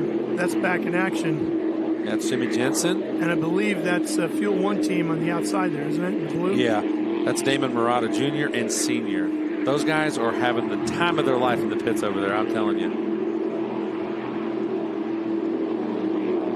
I even overheard a little story in the pit with those guys, with the Fuel One team. Yeah. I was told somebody wears a pink thong on race day, and it's not one of the women. So I'm curious. I didn't think you would admit to that. I don't know who it is. They wouldn't tell you. me. Oh, it wasn't me doing it.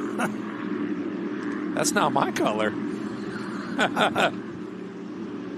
They got that boat wound up looking good. Those guys will also have a Mod V at the next race. So they're going to be running 2 classes in Cocoa Beach.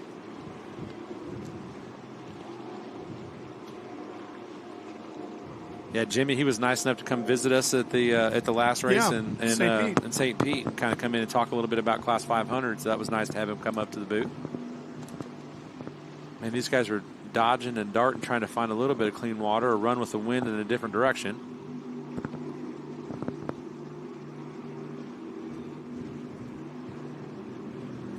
Got OC sitting out there on front, looks like.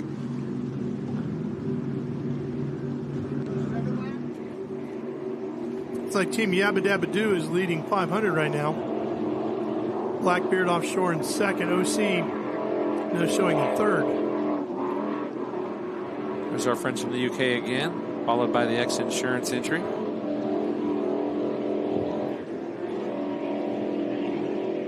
Team out of the UK, and we have one from England and one from Wales.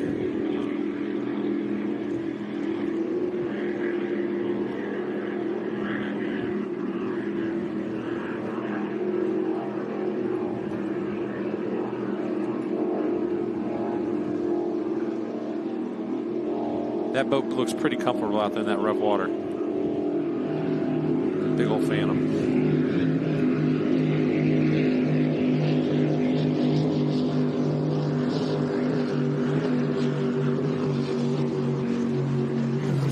Looks good, doesn't it? Yes, it does. I was asking him as soon as he gets out of the boat who puts his big hat on. Remember from the award ceremony in St. Pete with his big hat?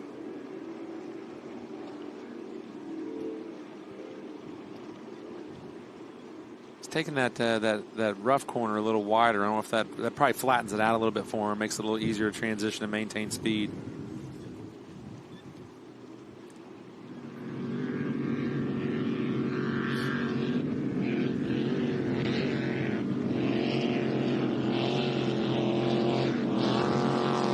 That's a pretty tight race right there with the 400 boats. Yeah. You got Team UK, that orange boat, sitting in second in that class right now. Yep. Team Safe Cash looks like they're sitting in second. That's the X-Insurance boat. That's a Phantom 32 powered by 600 Mercury.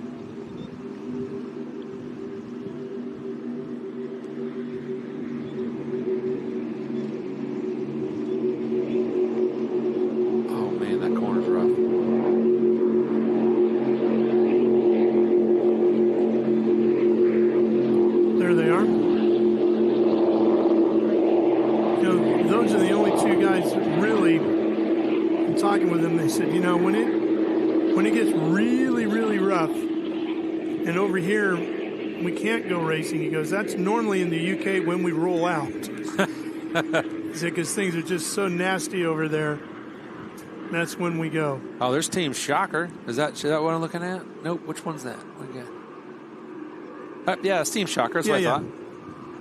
Those guys had drives off and they were doing some engine work yesterday in the pits. They had wrenches strung out everywhere. I didn't even know what was going on. Well, it's paying off because they're third right now in Class 400, according to the timing and scoring system.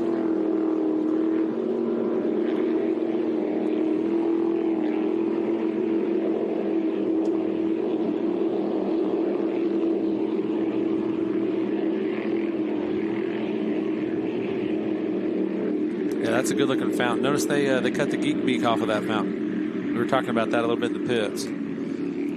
Those guys are backed by Hackstown Oil and Stacks Environmental. You've got Chris Coulson on the throttle, and you got Raymond Evans on the drive, or he's on the wheel in that boat of Team Shocker.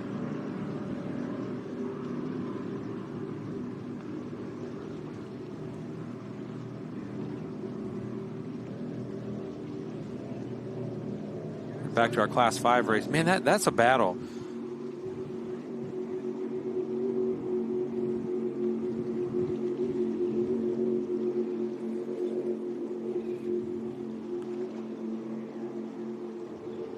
Yeah, Jimmy and Darren in there. They're along for a heck of a ride.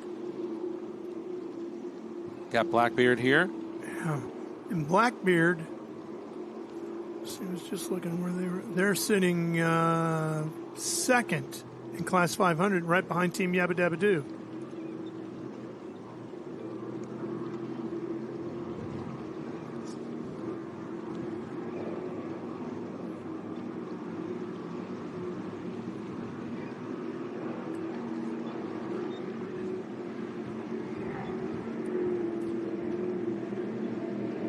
There's Yabba Dabba Doo.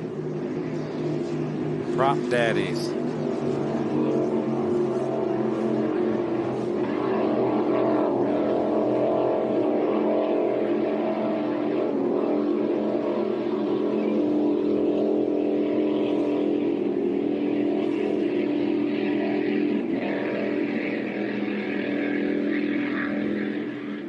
That's a good looking wrap on that Blackbeard boat. Yeah, I love the eyes. That's Randy Moore. He's driving that boat. We got Nelson Sawyer on the throttle. They're from Bristol, Tennessee, and Randy's the one that owns the boat. That's a Pantera 1. It's got a big block Chevy. It's a 598 cubic inch big block in it.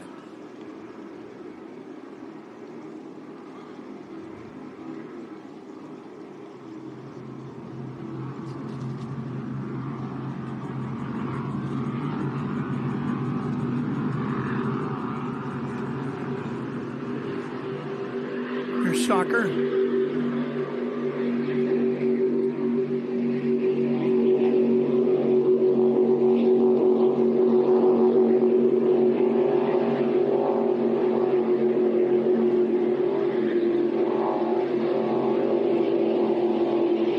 Muscle, 269. Back to Blackbeard there on Class 5. Those guys come out of the drag racing world, had a bunch of IHRA drag racing, some records and different things they've got going on. They've been in all kinds of racing. Well, you can do that now with the IHRA. We're racing just about everything over here now. Thanks to Daryl Cuddle's vision. In fact, our drag racing colleagues this weekend up in Richmond, Virginia. New IHRA track up there.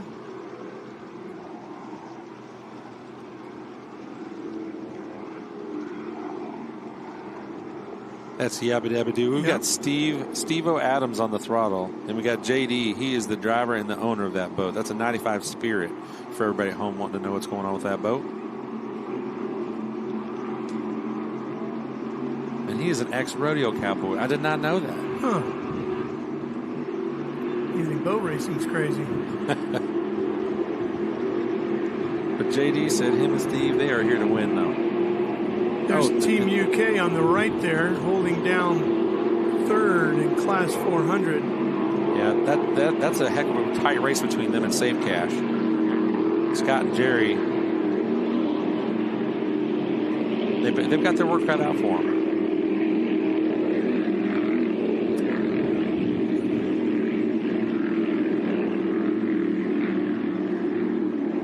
Is that the Fuel One team? Did they squeak past? Are they in the lead now, possibly for Class 500?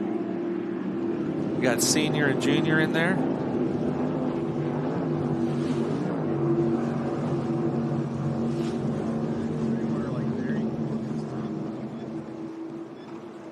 Man, that's a Class 400 battle right there. Those guys are neck and neck. So you know that means those guys are right on the line. They are right on their speed limit, and neither one of them are wanting to budge. Looks like our friends from UK had to kind of, make a little correction there to hit that buoy the correct way, and that got in that rough water coming off of Save Cash's wake.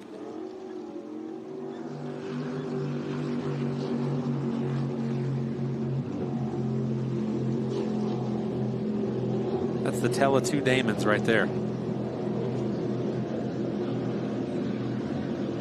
Those guys have Fuel One team. Complete Marine, we got Riley Hotel Group, Mullins Concrete, Proven Marine, Big Kahuna Marine, and Star Maritime LLC is helping those guys get from race to race. You got to give a little shout out to those sponsors. Watching our friends there from the Team UK, I know you're well aware of the Torquay Cows race in England. Yep. One of the most brutal offshore events anywhere on the planet. Well, they're well-known competitors in that. So when it comes to the rough water, these guys are extremely confident in it. In fact, having a second-place finish in that legendary event. Yeah, these guys are definitely no stranger to rough water, and it's showing out there today. I mean, look, they're handling it like a boss. The boat must be set up really, really well.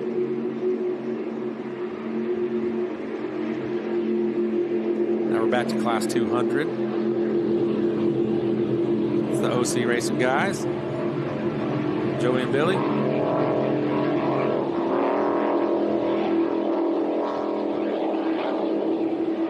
There's Team UK still bouncing around out there, but having at it.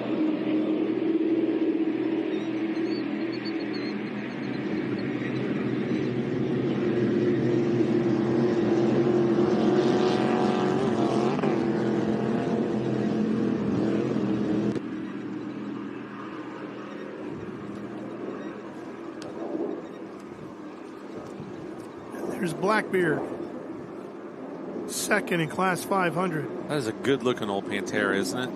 I say old. I don't know how old it is, but I don't have a year on it. But that's a boat has great lines on it.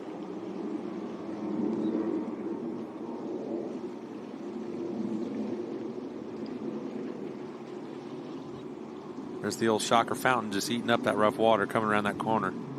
I really do think that's the roughest corner on this course right now. The way the wind's blowing. By far. Shocker third in Class 400.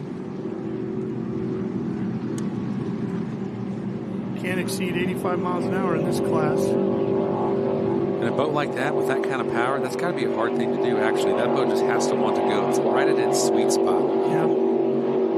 Safe cash here. Fixed insurance. It's a 32-foot Phantom.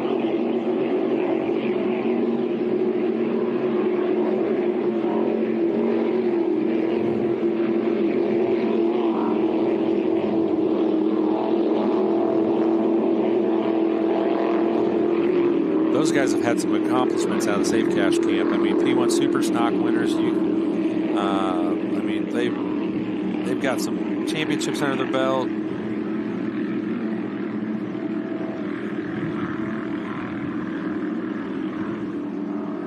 Yeah, and they're running both here and in the UK.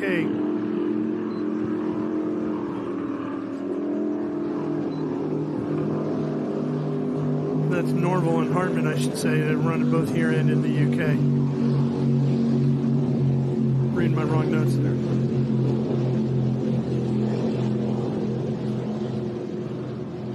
I'll tell you, we do have a little bit better notes than last time. We got some more information out of these guys, didn't we? A little bit.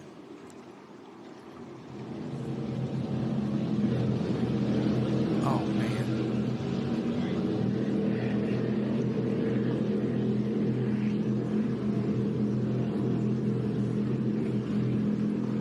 OC, who has led this one from the beginning, still out front. We got the guys from UK. They're up in the 200 mix now.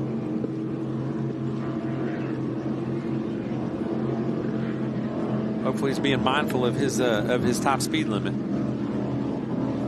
because he is running up top.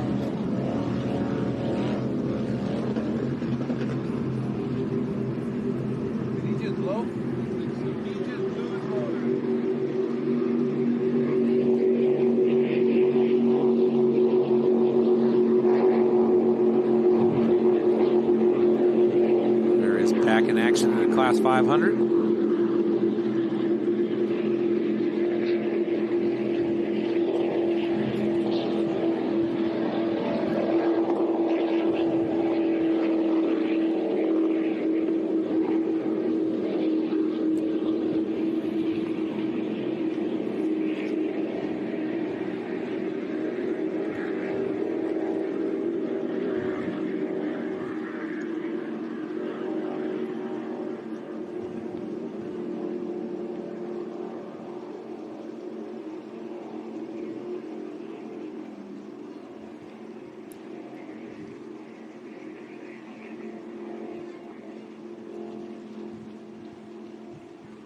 Got OC Racing still out front there. Back to the double Damons.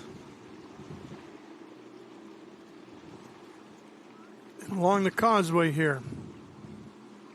Shocker coming at you. Looks like we had a boat sitting in the infield. Looks, we had somebody broke back there. I can't remember. I didn't see who that was. Yeah, Did you get a look at that? a good look.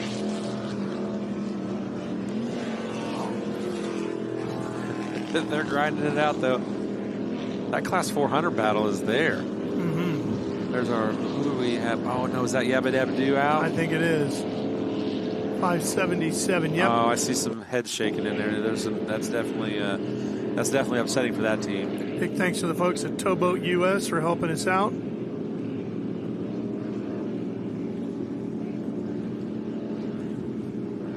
Right there to give them a hand.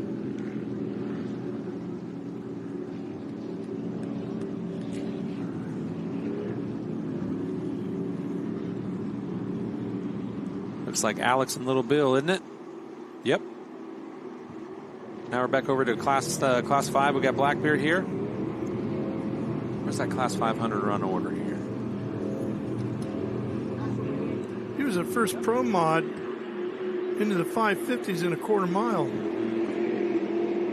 ran the first monster truck to break a 100-mile-an-hour barrier. That's a Guinness Book World of Record. Now they're doing Blackbeard in the Offshore Series.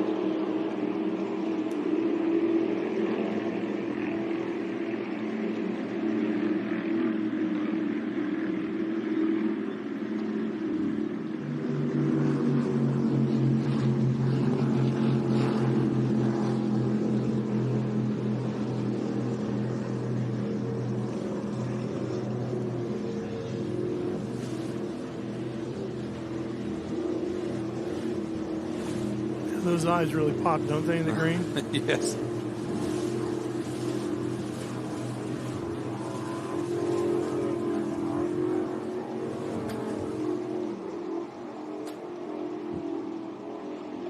Yeah, I like how they incorporated the Blackbeard logo, like with the old Pantera eyes like that. You know? That's a neat way to set that boat up. Looks really good. I encourage everybody in the pits that's out there watching today here on site, man, you have to go in there and check all these boats out and get up close and personal with them. Talk to these drivers. Talk to the throttlemen. They'll have loads of stories for you and a lot of information. In fact, they'll probably even sign some autographs for you. Might do that.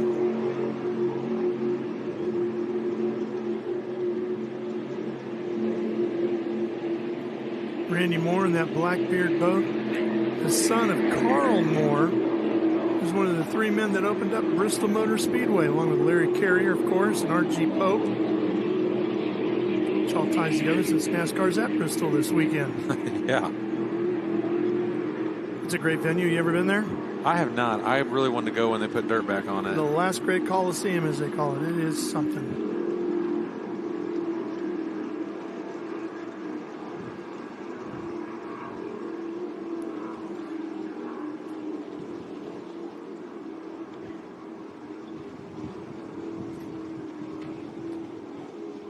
That boat we were looking at there a minute ago with the Fuel One team with both Damons, that is a 2003 Warlock.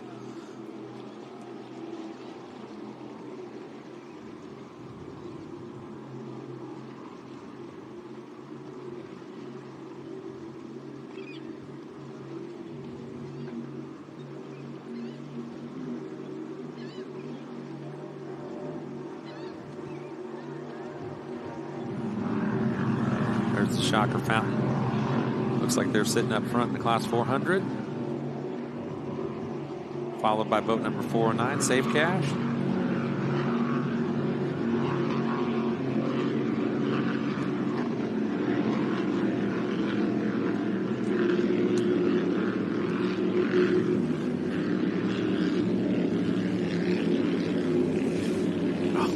It's just so rough at that corner. It sure is. I still haven't figured out the right name for that corner yet. We got a hit on one. It's deserving.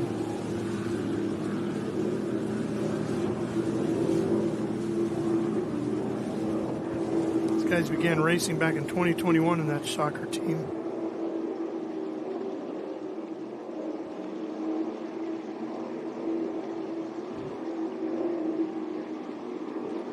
Speaking of Blackbeard, these guys bought the boat Black Pearl, well-known fountain boat.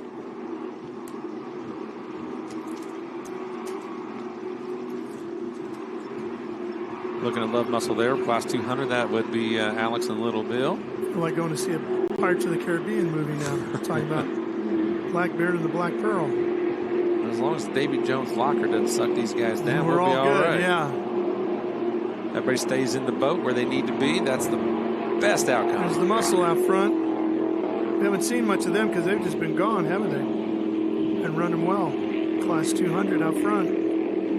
I love those F-16 quarter canopies on that boat.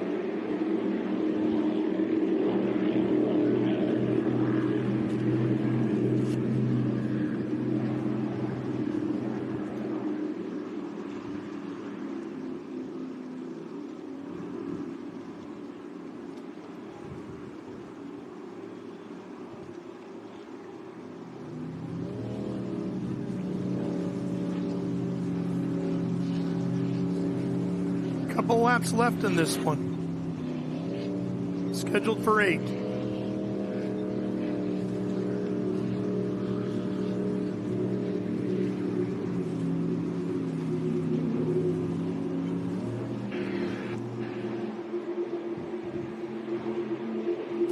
Yeah, you can tell those guys bouncing around in there. They're doing everything they can to hold on to the wheel, the sticks, grab handle, anything they have. Yep. Wedging your feet in.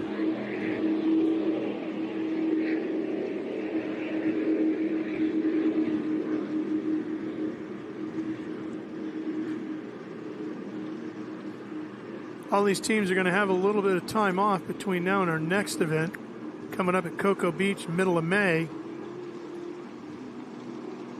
They'll have a little bit of time for some upgrades or some repairs if they need be, but so far everybody looks pretty good. We had the Abba Dabba Doo. Looks like they might have broke something. That looked more like a mechanical. Yeah. Think about some of the guys yesterday. You're going to have some serious work to do.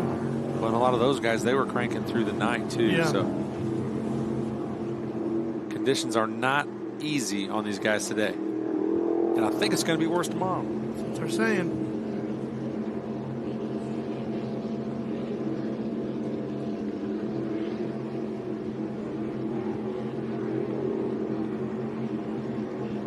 It might be even rougher when we get to Cocoa Beach. And that's saying something for us to have what we've been through so far, right? Yeah. And not unusual when you get down there either.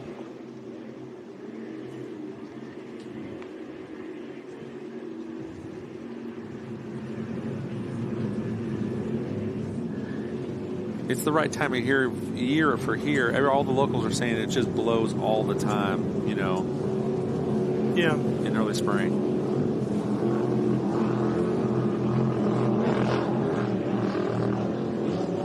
Well, it's very pleasant for those on the shoreline watching because it's a cool breeze. Not cold, just cool, nice.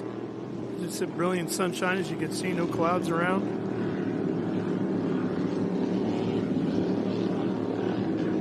There's a lot of people standing on the pier behind us watching. Got some people down on the grandstands.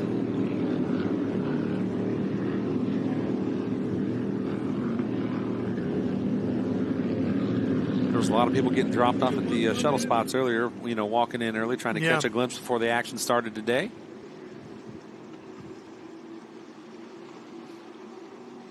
We encourage you to go to ihra.com, our website, and take a look at the Offshore Powerboat schedule and see if we're coming near you. We're going to be in Sheboygan, Wisconsin, and all over the country. Lake of the Ozarks, Missouri in June. Yeah. That's my hometown, so come out and visit us. Yep, Michigan. I'm really excited about the schedule. We go north when things get hot, so, you know, we'll have some great weather, I think, throughout the whole National Series. Yeah.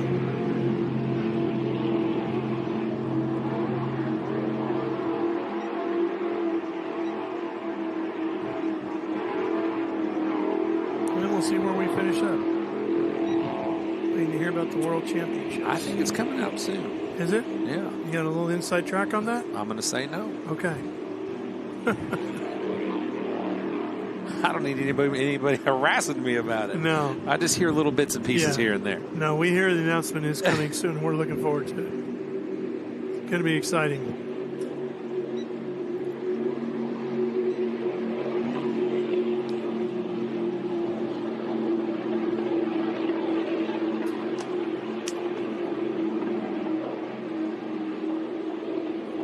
There's the OC racing boat. If those guys win another one, his head might get too big to fit in that big hat. Wow. You're going there, huh? Man, I love those guys. They're a lot of fun. Huh. I told him I wanted to get me a hat like that. He said he was looking forward to dominating another year in the class and maybe going to move up to Super V next. What do you think? You know what? I think that'd be a good next progression for them. His head. They're familiar with big V bottoms. Go GPS, Landshark, Lager, Neutral, Vodka, Seltzer, all sponsoring them. Their fourth season of racing. They keep dominating the class, so what they're doing, they're going to get kicked out of here up there. All the rest of the guys are going to say, it's time for you guys to move on. You need to move up.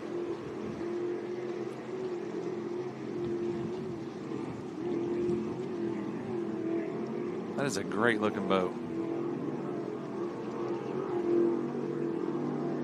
Is that cheetah print? Oh, yeah.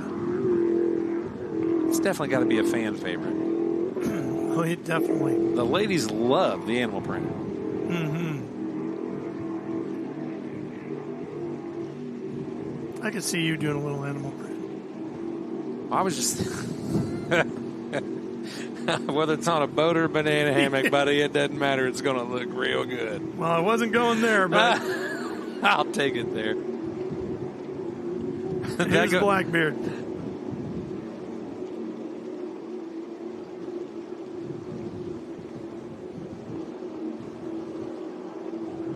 But these guys, they prefer pink, not animal print. Going back to what we were saying earlier. Yeah. I'm not sure which teammate it is, but it's going to come out soon. Maybe it'll come out at the award ceremony. Who knows? Could be.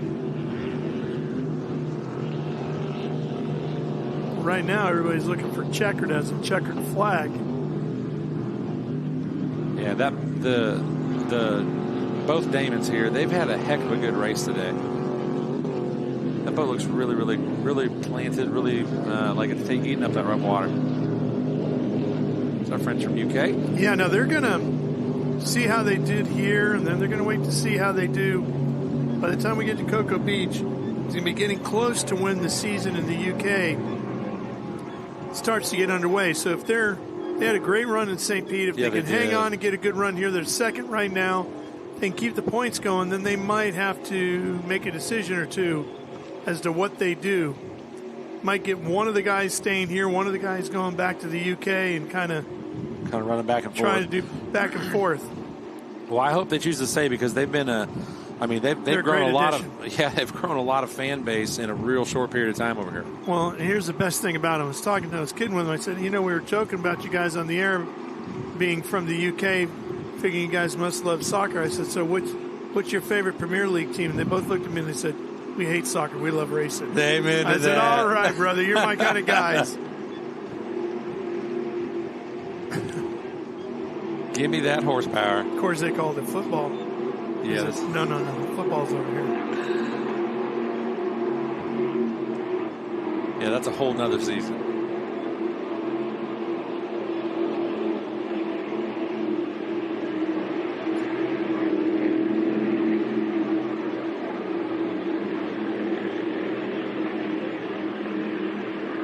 So it's OC Racing Justice League and Love Muscle.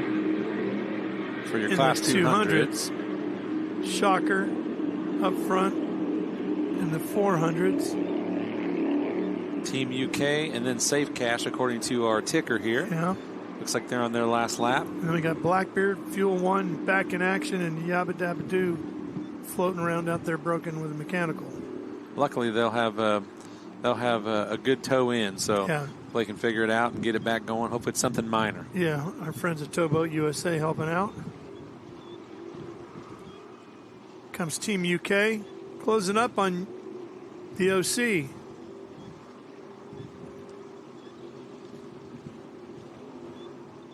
Where OC just went around him, which would be my guess.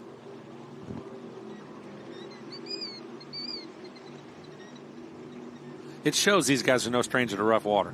No, they're very comfortable in it, aren't they? They're not steering away from theirs, Yabba Dabba Doo. Towboat folks taking them back.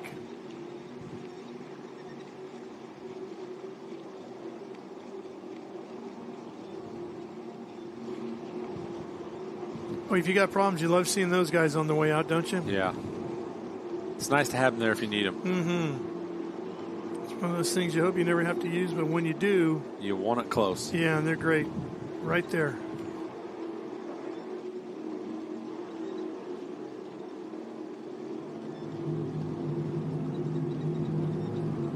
The feeling of weightlessness going on there pretty regularly, huh? Bounce across the water here. Yeah, they're getting about as much air as those 700 boats were earlier, I feel like. Without a doubt.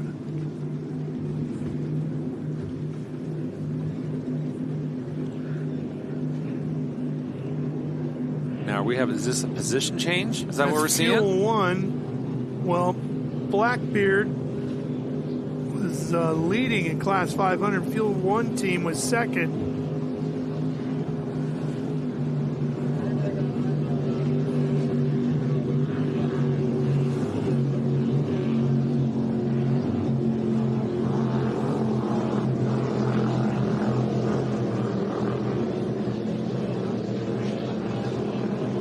OC's working through a lot of traffic. They are. Man, it ain't slowing them down a bit. We got Damon Murata Jr. and Sr. in that boat looking to wind their way to the start-finish line. Look at them as guys. Man, you can tell there's a big difference in the speed caps. Yeah, they're just pushing through the field.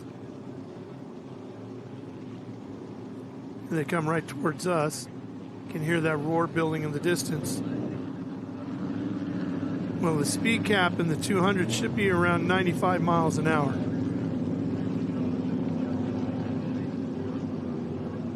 And OC has already legged it out from everybody they just passed.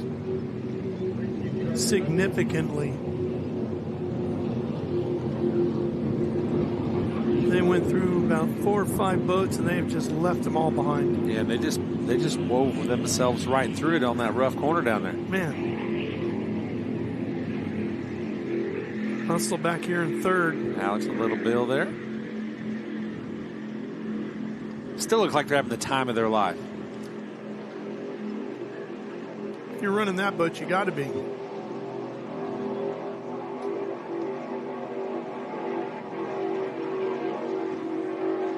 It's not a group that's not about having fun, right? Nope. I bet you they have a real good time in the pits. Speaking of the pits, the pit party's tonight. So there's a concert going on tonight. Who's playing? Iron Maiden? I don't know about that one. Priest? I'm not sure who's coming over, but I think it's going to be pretty good. They've got food. There's going to be a concert band. A lot of people milling around. A lot of good conversations. A lot of people cutting up. Doing a little swap and shop for tomorrow too. It's going to be fun. I was hoping it was Maiden because they're coming to Charlotte later this year, and I'm not going to be home, so got to find them somewhere on the road. That would be a good concert. I really want to go to the Sphere in Vegas and see Metallica. As soon as you pay up, Bubby, I'm with you. That would be a fun one. You buy those tickets, you let me know. We were looking at tickets, but every single concert night they're going to do is different. So I'd like to go out there and catch 2 concerts in a row so you'd see 2 different sets. It'd be amazing. Spend your mortgage in 2 nights? All these boys aren't getting any younger, right? So if you want to go see them, we've got to do it now. Better do it now. We're pups, though, compared to those guys. I'd like to think so.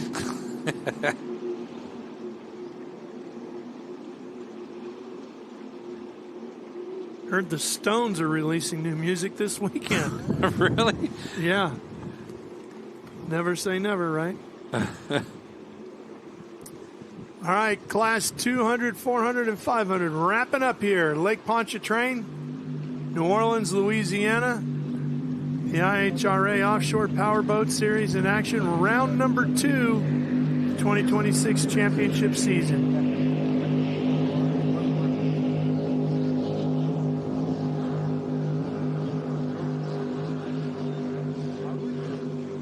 Shane, as we watch these guys completing this last lap in these 3 categories here, tell me a little bit about how you're hearing the competitors talking about it. As we said, this is round number 2 for the IHRA Offshore Powerboat Series, and it's the first time the IHRA as a sanctioning body has ventured into racing on the water. We've got offshore, we've got pro watercraft, we've got F1 powerboats, we've got a drag racing series going as well.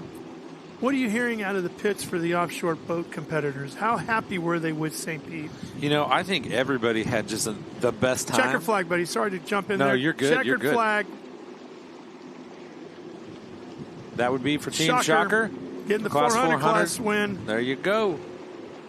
No, I think all the feedback has been great. I think the expectations have been exceeded by everybody. I think that's why they're back here, and they're ready to have another good weekend.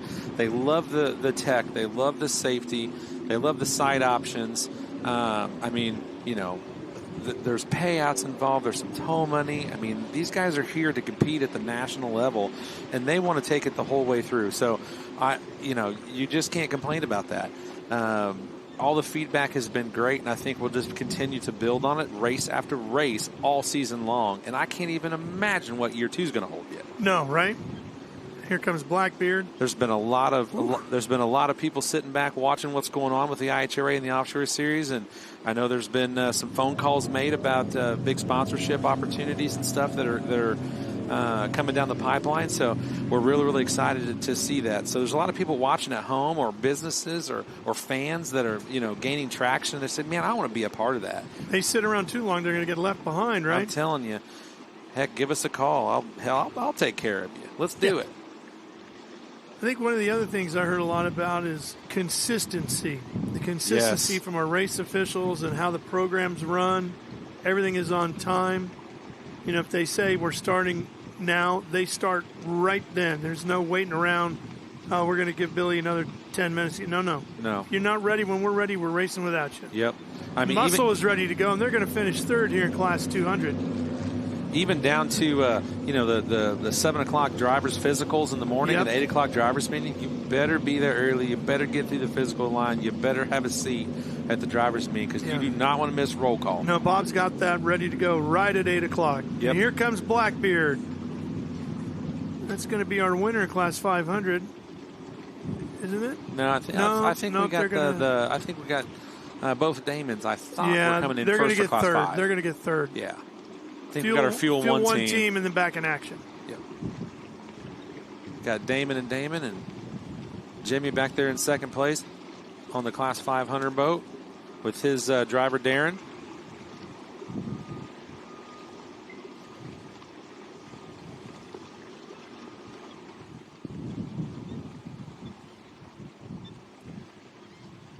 Well, those guys couldn't be stopped, could they? They were having a great time. I'd just say don't fall off that. Yeah, I'd roll right off that boat. If that was me, yeah. Oh, man, I'd be in the water. They'd have to send a diver in after me. Right to the bottom.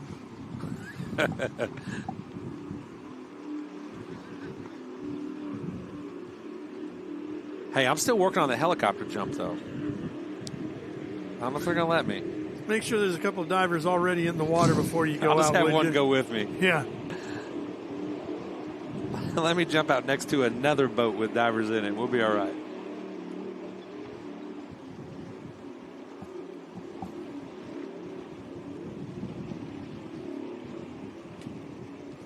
Here's your unofficial results for the 200 category. OC Racing, in front of Justice League, and then Love Muscle. Class 400, that's Shocker Offshore, first ones to the line. Team UK, guys that have another good run, so they might have to make that decision by the time we get to Cocoa Beach, which way they're going to go, here or over to the UK. Then Class 500, Fuel 1 team, Hack in Action, Blackbeard, Team Yabba Dabba Doo. That's a great day of bracket racing, I'll tell you what. It was good. Competition was strong. And like I said, I think Cocoa Beach is going to be, even a bigger turnout. We have a great turnout of boats here, in New Orleans. But, again, a lot of these guys aren't used to racing until May. So there's still a lot of boats that aren't done. We've had a lot of scuttle and some rumors heard, of boats that have finally gotten finished up that are ready, new teams. We have new boats that are coming out, or guys expanding into another class and running two. So I think, the IHRA brings that to the table. These guys said, hey, it's the time to do it. If they want to add a boat or add a teammate, this is the time. Yep. Tristan, the bracket racing was really good. What can we expect out of Pro Class 1? Hey, I'm down here at the crane. All the Pro Class 1 boats are in the water. It's kind of like they're all just sitting quietly. All the crews are, gathering with themselves. Everyone kind of seems to be pretty low energy, but I know that's about to change.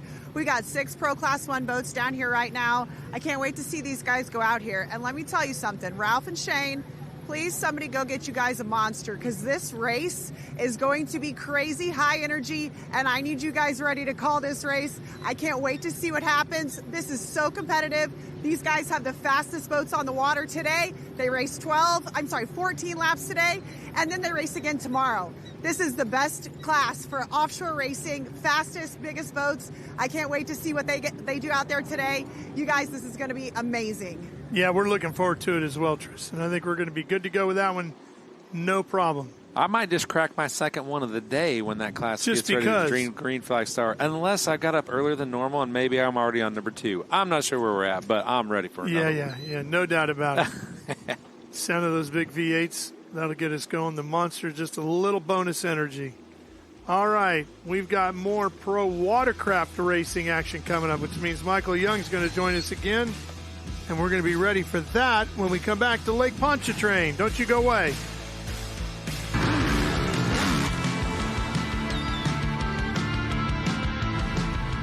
I think I'm just so passionate and so motivated back to where I belong, and that's on top.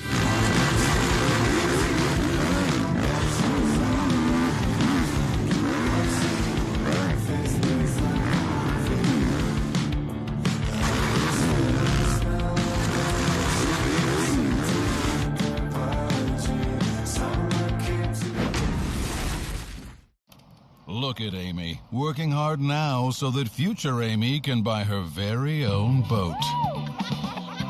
Wait, sorry, the boat's great, but am I wearing culottes? Oh, you love your culottes. It's lemonade o'clock.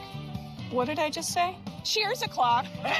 Ew. Here's to protecting your boat and RV 24/7 as part of your home and auto bundle. So I, like, hang out with my insurance guy? Oh, yeah. You two have a podcast and everything. Awesome. Hayden Deegan is the SMX 250 World Champion. He's going to destroy those people that doubt him. When it counts, I'll make it happen. Let's go. Come on. It's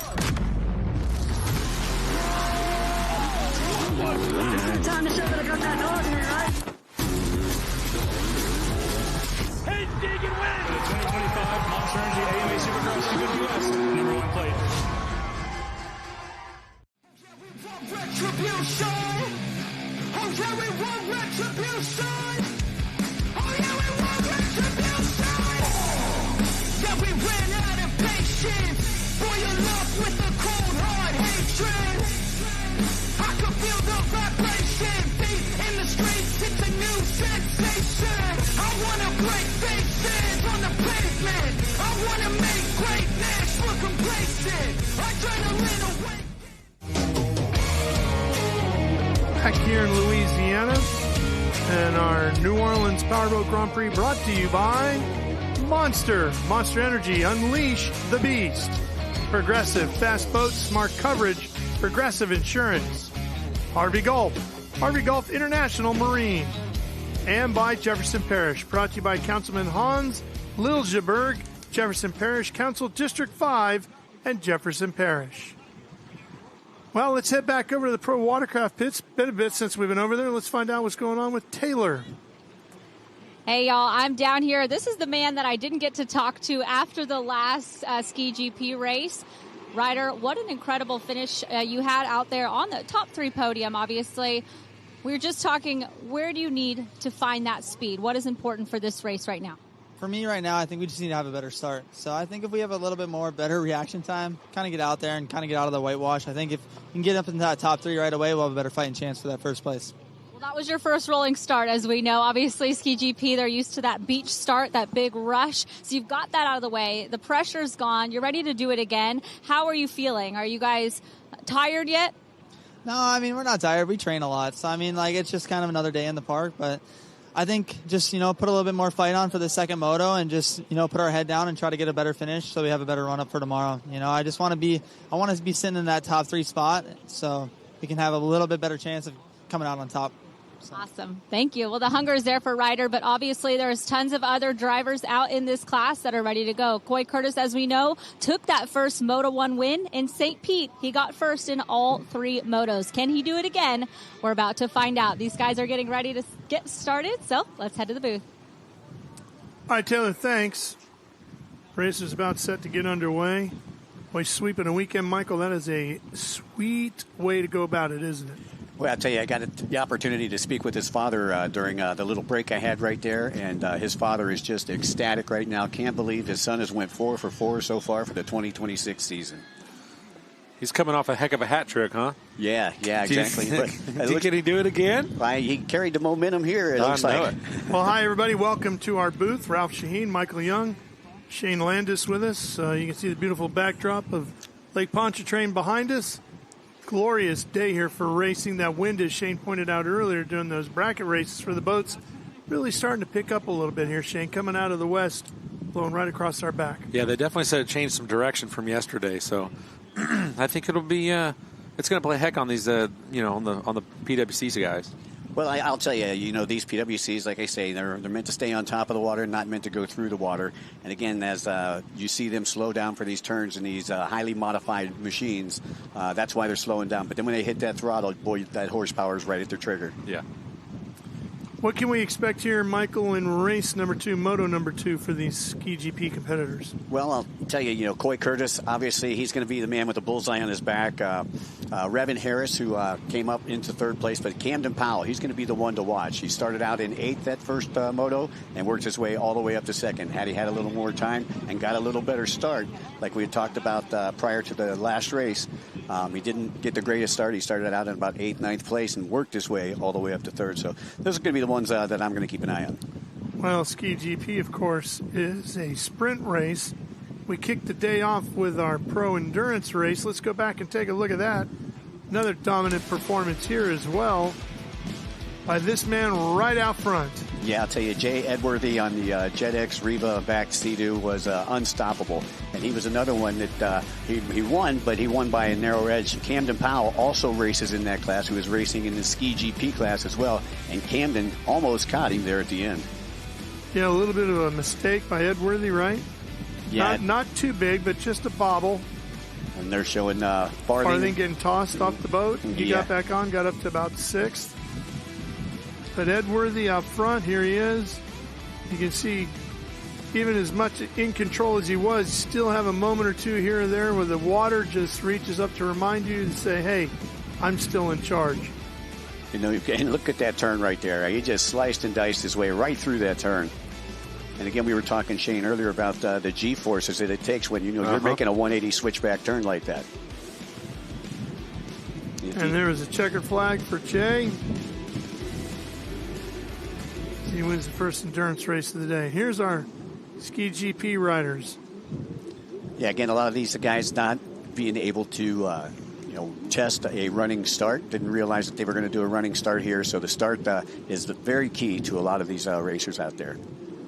Talk about Powell, he didn't get a good start. Wildeboer, he didn't get a good start on that last race. So I think that they're going to be up there trying to get a better start this time. That throws these guys a big curveball when they're not used to practicing that. You know, this is something totally different for them. Yeah, these guys are used to racing off the beach. And so this is definitely something new. Not like it was in St. Petersburg. And the tough thing is with a rolling start, it's tough to get them all even. It's kind of like herding cats out there. You just got to get them close and hope for the best, right? That's it. Yeah, as soon as they're close, you try to throw that green flag. So it looks like they're being staged right now as they come into the gate. We got 15 riders here in the Ski GP class. This is the GP1 class. We'll see the GP3 class a little bit later today.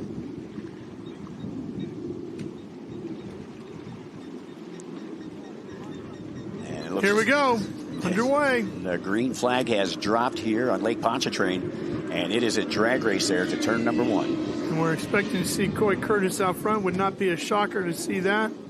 See he's dominated. You can see half of them going to the inside, half of them going to the outside.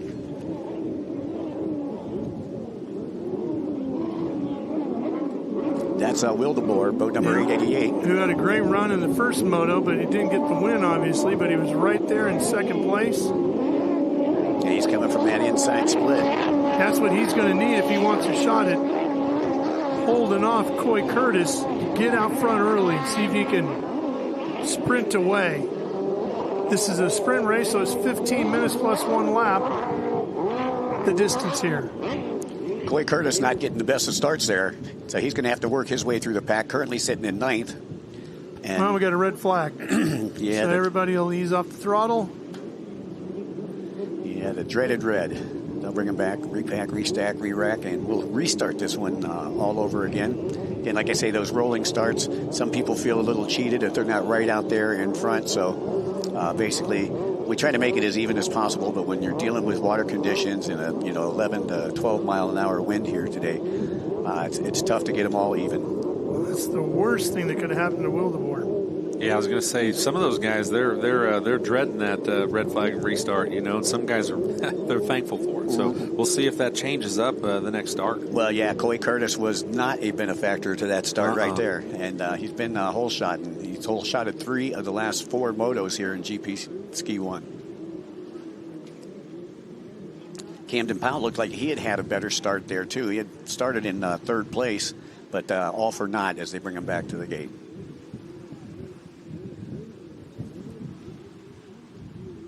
Wildeboer, 6th overall coming out of St. Pete. Scored 97 points.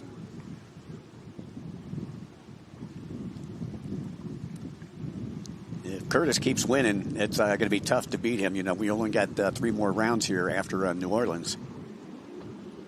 But if he here we go again. That looks like a little bit better start, Mikey. Yeah, it looked a lot more even as they worked their way toward that split. Man, you see one rider get way up on this side. Will DeBoer again, though, with a great start, guys. Right back out front here. Yep. He's on that inside split. He's working hard to break away as far as he can. If he's going to get it, got to go now, got to go hard. He's doing just that. Rider Will DeBoer out front. You can see them exiting the split right now. And that is going to be Will DeBoer with the hole shot. He knows Curtis isn't far back there. Looks like we might have Curtis right there in second. Yeah, no surprise there, right? Curtis, of course, dominant down in St. Petersburg, winning Moto number 1 here at Lake Pontchartrain and looking for Moto number 2 as well. He was happy for that restart. Yeah, he needed it. Well, and he's only less than a second behind Will DeBoer right now. That's your 2 boats at the top. You can see him going around that yellow buoy, making the right. Here comes the left at the red. And already Curtis is closing. Let's take a look at the restart. Oh. Look at that. Wow. Almost rode up on the other one. Wow, crazy. Will DeBoer, Curtis, Camden Powell, Revan Harris, Harley Ritchie, River Crawford. That's your top 6. Farthing back in 9th. See Jake Pierce moving up into the top 10. I know that he's got a big team of folks doing a watch party over there at Lake Havasu for him. Champion out of it, didn't make the call. Not sure what's going on with Scott.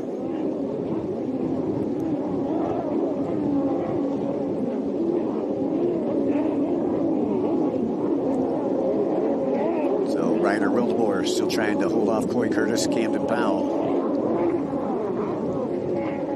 Now Cam got a much better start this time. Started in 3rd, started in 8th last time, worked his way up to 2nd. Let's see if he can do that same thing here and get past Curtis and Will DeBoer. Again, Powell sponsored by Ignite Racing Fuels as well as Speed Racing. Curtis still only a second and a half behind Will DeBoer. And there's a look at Will DeBoer right now. Again, riding that Commander, sponsored by Steve Webster and Company. Commander Industries, Jet Tribe, Jet Trim, Cometic, Klotz, Clipper, Kicker, Clem's Medical. We got a whole bunch of folks helping him out. Yeah. The rider out of Lake Havasu City, Arizona. Clipper. And a battle for the lead right here. Look at this fight. That's a fight to the buoy. Every corner. Every corner. Will DeBoer in front. Curtis right behind him. What do you think they're going to do on the switches here? Well, I think what Coy's trying to do right now is just get in Will DeBoer's head. Let him know that he's there. You know, in motocross, they say on the berm, you show him a wheel. Here, you show him a keel. Force him into a mistake. But he's definitely pressing him. And Coy Curtis on a fast power sports boat. And your race leader, Will DeBoer, on a Commander boat.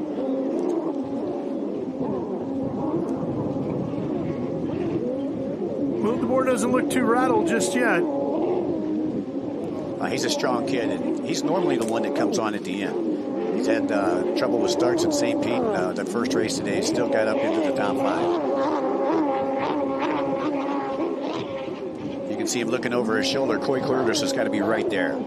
But he's doing it in the right spot. He's doing it on that straightaway at the front instead of just, you know, while you're going through the corners. Keep your eyes focused on the next buoy, right? That's it. But Curtis is right there. Man, the pressure is high. He's Look at this. Here he comes. Looking on the outside.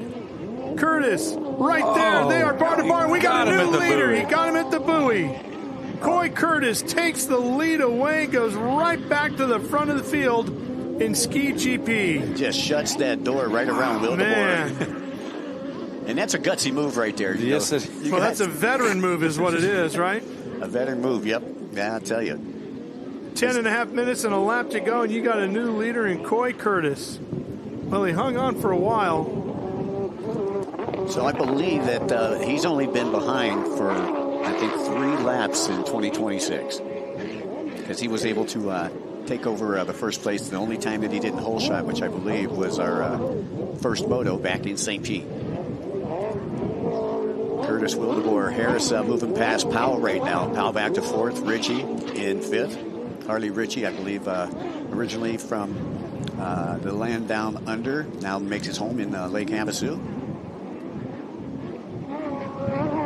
Crawford, another Havasu local, as is Jake Pierce. Let's take a look. Watch this pass again. Look at him on the outside here. Feed him to the buoy. Went deeper into the corner, but carried more speed out of there. Was able to get to that next buoy a tick quicker, and that's all it took. He was gone after that. Man, Ryder knew he had to know he's back there, but that happened so fast. Yeah, you know, that's what he did. He just pulled that old slingshot move, you know. I think Ryder may have been looking over his head, and you got to be looking where you're going and not what's behind you.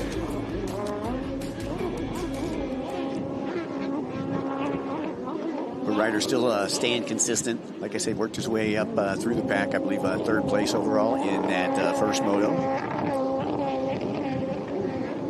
And you can see the gap starting to open up right now between first and second place. Now he's starting to make mistakes, this Ryder. And every one of those mistakes just exaggerates the lead for Coy Curtis. Well, and that plays to Revan Harris's favor, too. Harris with 3 second places in St. Pete. Currently sitting in third right behind Will DeBoer.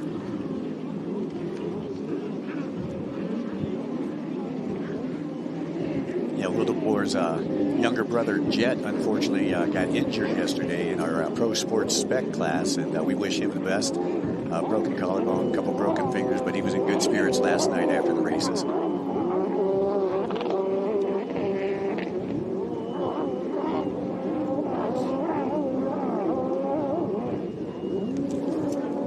Surprised not to see our ninth place rider, Hugo Pastorello, up a little bit higher than that on that factory Kawasaki. Got one rider off right there at that buoy. Marshall's out there waving the yellow. Meanwhile, Curtis, color me gone is what he is. So fast. His fastest lap time, 1:31.436. Next closest, I believe, is a 1:34.160.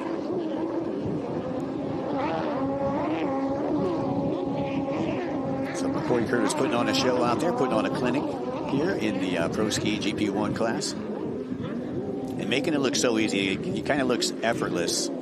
We used to have a racer, and you might remember the racer, Ralph Jeff Jacobs. Oh, yeah. He's very reminiscent of Jeff Jacobs. He looks like he's not even working. He's very fluid. Yep. Doesn't look like the boat's working him, but he's working the boat. Yeah, Jeff was a big Yamaha racer, wasn't he? Oh, yes. Many years.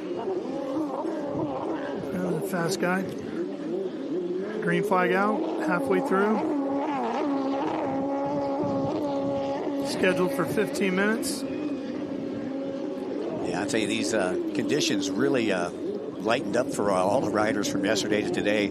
And since this morning, it's actually even a little smoother than what it was this morning. So, you know, really plays right now to Coy's favor.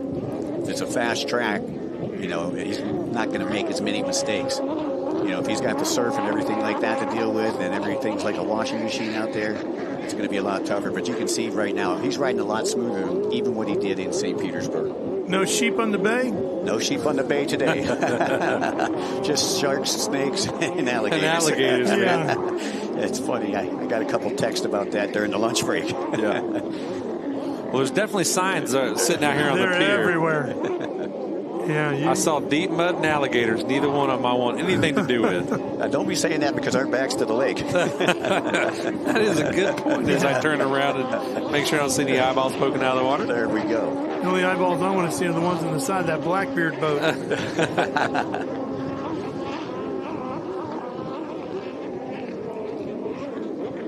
Curtis working his way through the surf here, just negotiating a great deal here.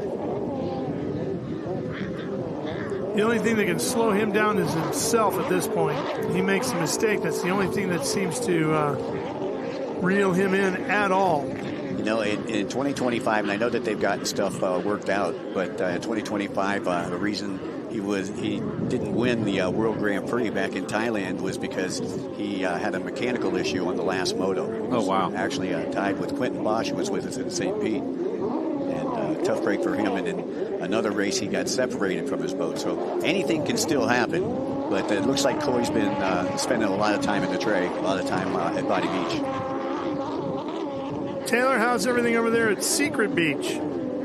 Over here at Secret Beach, the vibes are high, but so is the tension. I was just talking to Dustin Farthing. An unfortunate day for Devin. Looks like he's being towed in. But let's talk about those top three. You've got Coy, you've got Ryder, and you've got Revan. Kind of the perfect names, if you ask me. We are skeptical about how it's going to play out. I think the top three could maybe change a little bit, but I honestly think that Coy has it in the bag. Like you said, he had veteran skills, but this is just a young guy, right? He's out here just powering through with pure skill and talent. So will the hunger come through, and will Revan or Ryder get a chance to get to the top spot? We're going to have to find out. Taking a look, five of the top 6, all from Lake Havasu. We talked about that, how they finished in that first moto. I'll tell you, when you ride with people that are really good, I mean, that makes you a better rider. You know, you become a part of the folks that you're playing with. Play up to the level of the guys you're playing with, right? Exactly. Yellow flag out there where Coy went around. Now, the difference between a yellow flag in most types of racing and personal watercraft racing, you can't pass right there where the yellow flag is, but you can pass anywhere else on the track.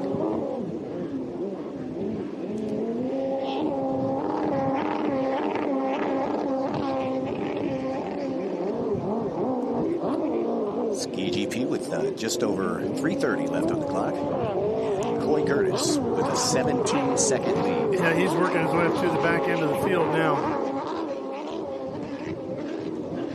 Only about 3 seconds, though, between Ryder and Revan. That's going to be a good battle as we close in on 0 dark 30. Through a little bit more traffic there for Coy.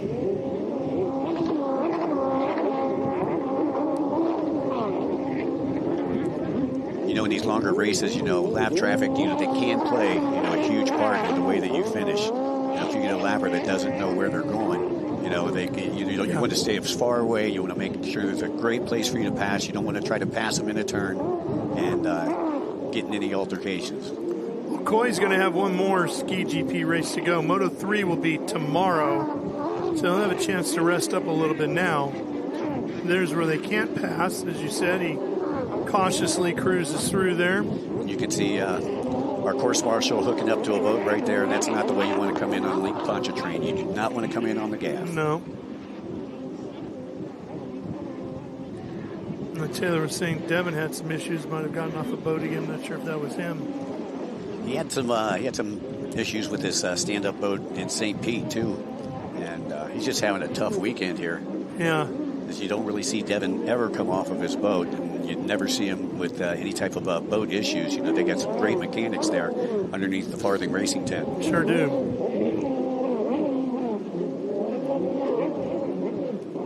And enough boats that just about everybody in attendance here this weekend could get out and ride if they wanted to. Yeah, they bring, I think, a couple backup boats. Holy cow, they got a lot over there. Yeah, huge stable.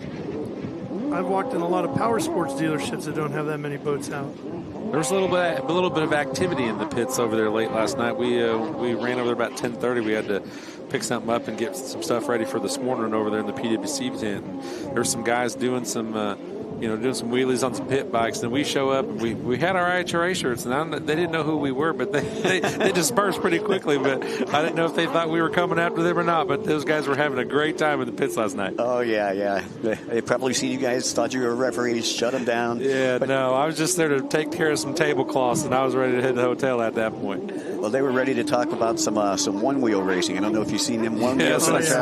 They're all riding them. They all ride the difficult stuff. Oh, yeah. I couldn't do any of it. No, not me either. There was a time.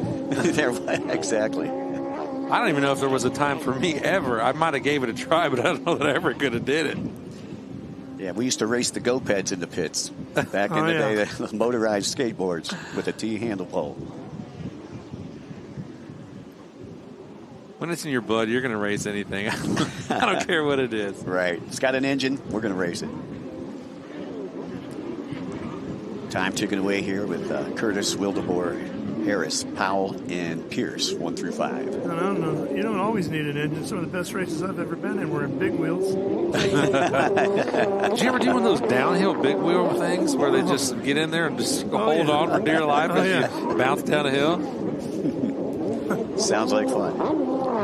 Sounds like our crowd. Yeah. It's called third grade. Right. That's where being not long and lanky would probably help me in that battle. Right. Might get down that hill a little faster.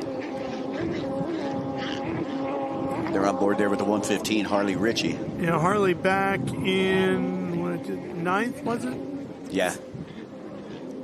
Harley sitting in ninth. Yeah, ninth. Harley also out of Lake Havasu City. Imagine that. Mm-hmm. White flag, so we've gone zeros. Well, after lap number 2, Coy Curtis has, again, put on a show for everybody. Man. Once he gets out in front, he's just, nobody can catch him, you know. Maybe instead of calling this Ski GP, we call it Coy Curtis GP or CCGP. Or I'm sure his father would like TCGP. Yeah.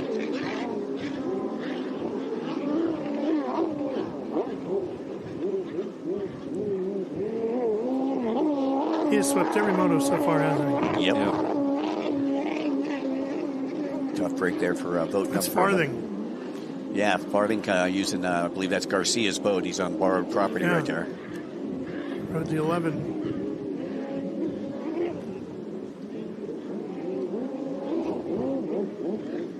Watching Harley here. On the orange. Curtis right now with a 14.5-second lead over Wildeboer here on the final lap. You can just see the level of intensity difference. There's the checkered flag. Coy Curtis does it again here in Lake Pontchartrain. Winning moto number 2. Ski GP. Coy Curtis again, sponsored by Monster Energy, TC Free Ride, Fast Power Sports, Marine One, Federico Demolition, and Chase Plumbing. See the city of New Orleans off in the distance, and the dome. It's Mercedes-Benz Dome now, right? Yes, it is. Spent many great times in that dome, whether we were watching a Supercross or whether we were watching a concert. Called Supercross in that building many times. Yep. If you've never been in there, I don't think you realize the sheer size of it. That is huge. Oh, yeah. Huge stadium. Well, that's where the Saints play, and been over there for a couple of Saints games.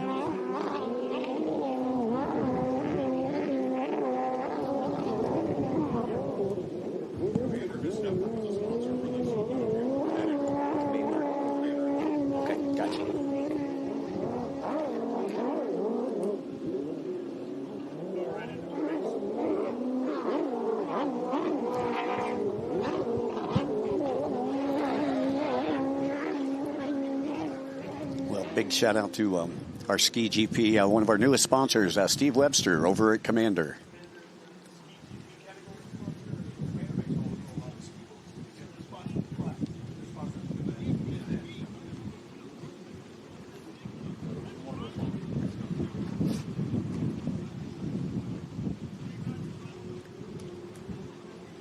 Well, so that race is done, and we are getting ready for our next boat race will be coming up here soon. But it's exciting also, Michael, to talk about the fact that the folks at Commander have really stepped up to show, again, how great things are progressing quickly with our IHRA Pro Watercraft Championship and how people are getting excited about it and wanting to be a part of it. Commander obviously building a tremendous amount of the boats. They're not only racing but winning with IHRA Pro Watercraft. But now they're stepping up on the sponsorship side as well.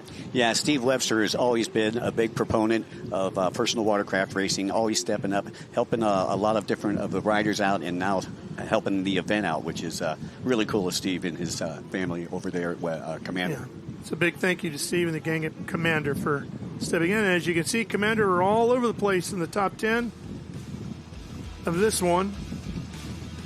Again. As we look at the unofficial results for Ski GP, Coy Curtis getting the win again. Ryder Wildeboer on a Commander was second. Brevin Harris, Camden Powell on another Commander in fourth. And Jake Pierce, Fast Power Sports, in fifth. All right, Michael, thanks for popping by again. We'll see you again before the day is over, I'm sure. All right, you guys have fun and enjoy the powerboat races, guys. Okay, buddy. We got plenty of that action coming up here. Pro Class 1, is that right? Yep, Pro Shane? Class 1 is on deck for the first race of the weekend. They will also have a race tomorrow. So I know these guys had some qualifying yesterday, and they all did pretty well. There was some breakage yesterday in practice and in the qualifying, so I think these guys are ready for a good day. The conditions are going to be better for them today than it was yesterday during qualifying. So Yeah. I'm sure that led to some setup changes, and, they got to make some adjustments, but they've got some good water, good conditions today. Well, Taylor Coy Curtis is getting quite the collection of checkered flags from the IHRA.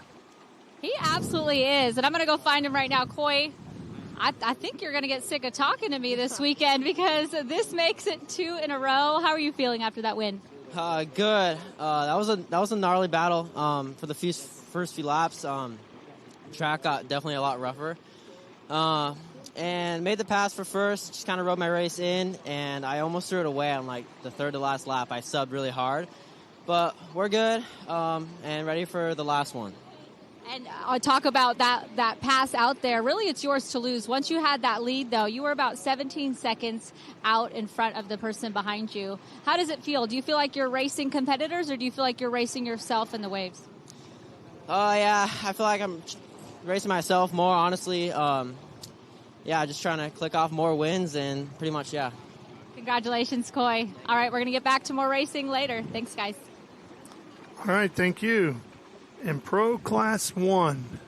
Looks like Justin's down there in the pace boat trying to get them guys lined up. Everybody's raring to go, and they don't want any slingshot starts. So they're going to try to get those guys lined up perfectly as they can so everybody's got a fair shake on the green flag drops. It was Monster Energy MCon at the front of the gang when we were in St. Petersburg. Green flag is out, and we are off and racing. Is it WHM jumping out front? That's what it looks like. We got Billy Moff and Jay Muller stepping out there early. The big yellow canoe is the gang at the team jokingly calls it. Fastest canoe in the world. With some massive horsepower. Oh, buddy. I think he did that in St. Pete where he had a good start and he kind of jumped jumped right to out. the front. I think that boat might be maybe a little bit on the smaller side. Maybe, that way it has a little bit better start that way. We got the Monster Energy skater pulling out there.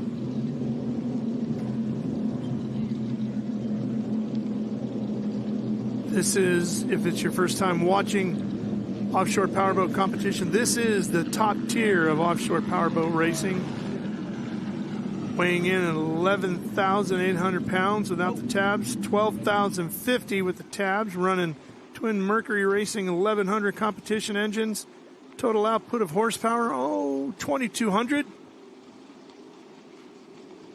Yeah, this is an awesome stock class. I mean, these big Mercuries, these guys run off pump gas. This is 170-mile-an-hour boats. Yep, with good conditions, propped correctly. I mean, yeah, these guys are absolutely fast as it gets. I'm pretty happy to see that boat right there after the tumble they took in St. Pete 2 weeks ago. But look at that. They got it put back together. Boat looks like it's running good right now, shaking it down. They didn't have much time to test, but here they are. All they got was, like a lap earlier today? Yeah. They went out for one lap, really just a shakedown lap, make sure, hoses were all tight and nothing was leaking, and here they are racing. It's like you got Willie Cabiza in the MTI GC Racing. We got Bill Pyburn and Britt Lilly and DMR. Can't see through the spray who's on the other side there. It looked like out of pocket. Right now showing Monster Energy MCon, Billy Pyburn Racing, MTI GC Racing, Out of Pocket, and WHM, your top 5, with Discreet showing up in 6th of the 6 boats on the track. Running 14 laps, one of our longer events too, because these boats are so fast. Yeah, there's a lot of laps and there's a lot of things that can happen. So these guys really want to make sure they can make it live too. With as rough as it was yesterday in practice, even though these big boats can eat up this rough water, you can still break parts. Here comes Johnny Tomlinson and Cabeza and that big pink and black MTI holding down third. Yeah, and they're running, looks like kind of neck and neck with the out-of-pocket racing guys over there in the Red X Insurance boat. That's Billy Moore and Kevin Burrow. They're one of the guys that broke a prop shaft yesterday and lost a prop. Yeah. But they got a great crew behind them. They had it back up and going. It didn't seem like it took them very long to get that boat fixed. That's the guys we were just talking about right there. It's Billy Moore and Kevin Burrow. X Insurance, LCS Site Services, LLC, sponsoring them. It's their first year, right? Yes, I mean, Racing Billy Moore together? is not, but yes, as far as racing together, that's correct. Just their second race together as a pair. The pack's staying pretty good bunched up. Yeah. They're coming around that, whatever the corner is we're going to call it, the rough corner, over there in front of VIP. Myrick Coyle, the driver, and Tyler Miller, the throttle man of the Monster MCon, out of the Lake of the Ozarks. Multi-time world and national champions.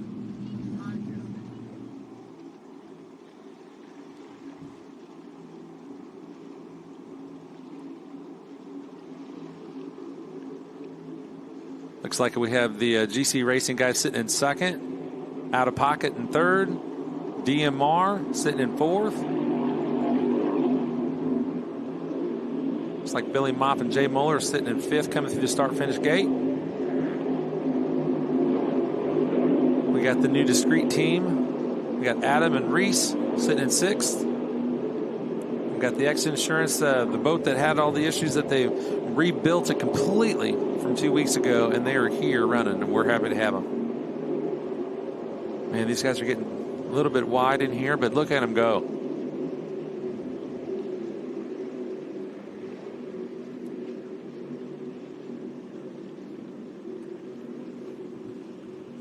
Tristan, we are thoroughly enjoying watching the racing action from here in our broadcast booth on the shoreline. How is it for the fans?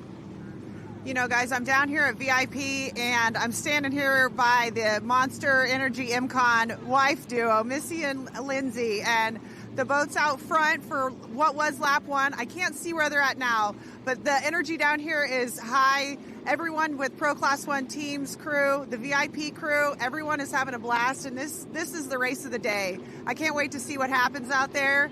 And, guys, this is a 14-lap race, so a lot can happen. And, yeah, let's see what happens. That's a good one right now.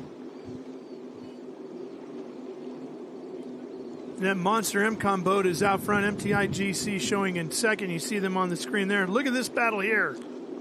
Well, that right there looks like that's a battle for first place. Who is sitting there on the inside of the Monster MCon? Is that DMR? It's it DMR, sure is. Yeah.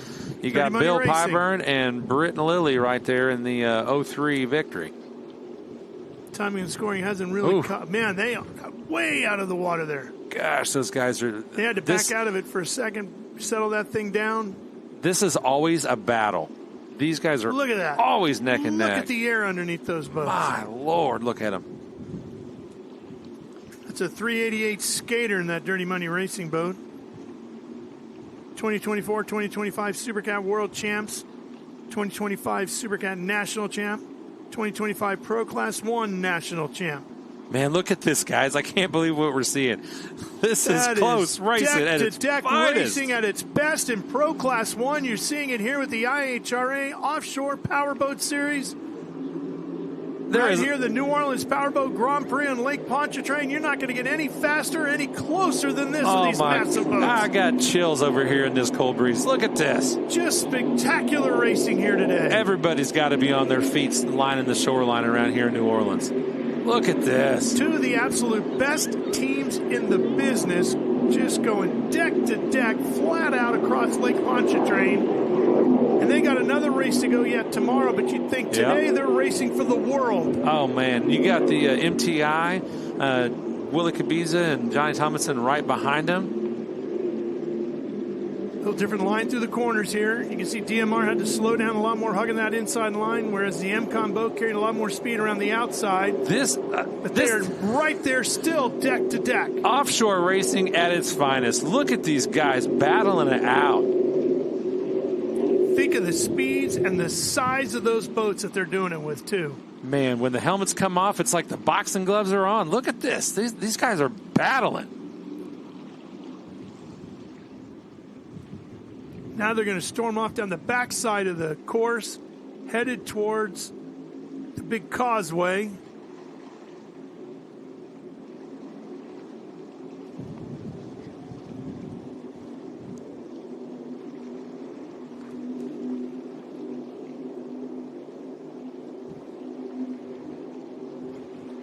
looks like about a boat length, the distance difference here. Yep. Yeah, and there's 3 short laps on the option. Yeah. So they have 3 short laps because we have a long and short, or a standard course with a short lap option. And so these guys can take 3 of their laps on the shorter version, which cuts about 3/4 of a mile out. You know, and some of the thought process behind that is if they're in heavy traffic, they need to take a little bit of that shortcut, cut some length off of that, get some clean water, or they're just trying to gain an advantage over some people that are running the standard lap. It's going to shake up the position. I know the teams are super excited about this new long and short lap configuration that they're running this season. And there's a commitment buoy back there, and as you come to that commitment buoy, there's no maybe I'm going to go and then kind of come around. No, you commit one way or the other, and you're fully locked in. And you can see the Dirty Money crew; they're pretty pumped about what they're seeing. You've got Billy Pyburn and those guys having a great run.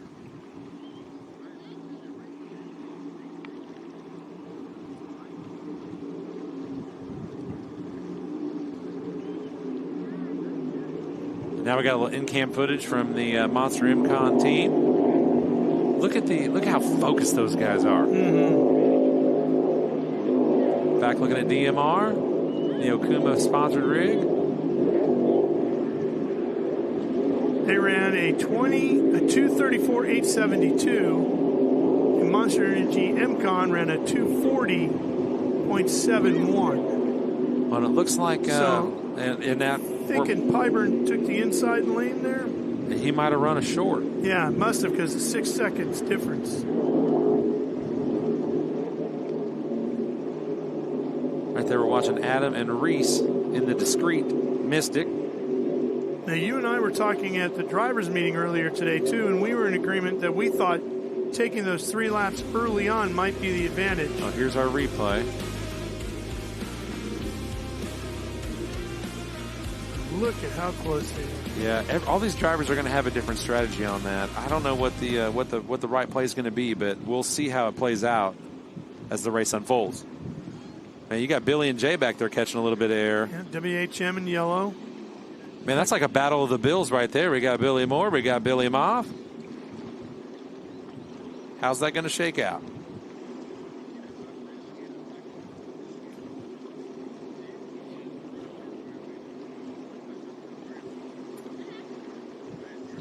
Billy Moore, the throttle man, and out-of-pocket racing with Kevin Burrell, the driver. X Insurance, LCS Site Services, LLC, their sponsors.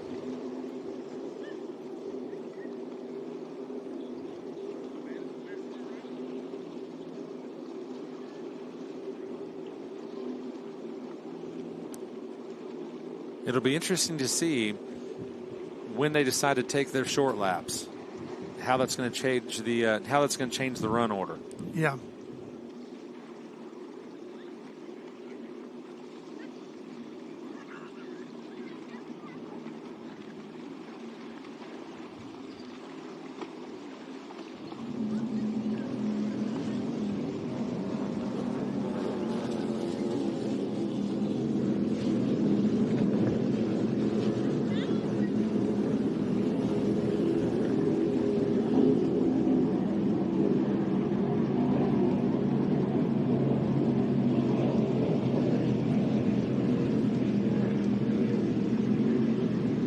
MTI boat just turning a 246.669. Monster Energy MCon back to the top of the 226.989. I wonder if that Billy Pyburn ran a 251.713. So there you go again. That's got to be Monster Energy MCon taking the short course. Yep, that's what I say. That you're seeing the difference in that short lap. That 3/4 of a mile or so difference in the lap. It's going to make it's going to be big. It's going to make a big difference. But then it's all going to come together at the end, you think, right? Yep. We'll see how close they are now. Well, the MTI boat third, the 246.669. And I haven't heard anything back if they've taken any of their short laps yet or not. I haven't either.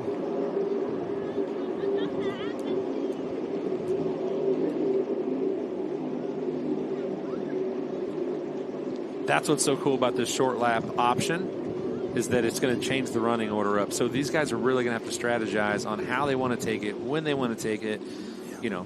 Yeah.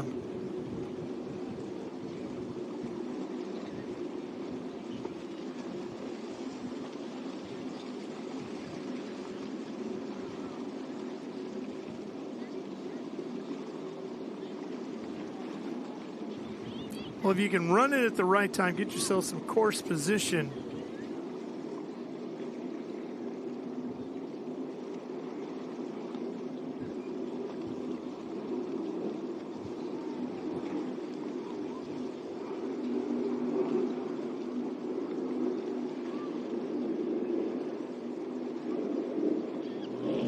There's Myra Coyle. That Monster Energy MCOM boat still holding into the lead.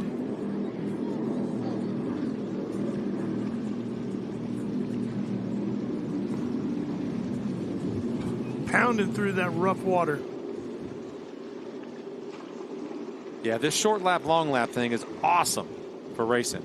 How about the Pontchartrain Punisher? There you go. I love that corner. For that corner, because that's what it's doing, right? It is punishing those boats. Man, these guys, those ladies are on the edge of their seat, watching their husbands in there. It looks like right now they're in first place, but I think they took the short lap last round. So that put them back in front of DMR. So let's see what Bill Pyburn and what Britt Lilly do on their next lap. Yeah. Yeah, what's going on out there for you guys at home, the short lap, long lap thing, we want to kind of try to get a little more detail for that.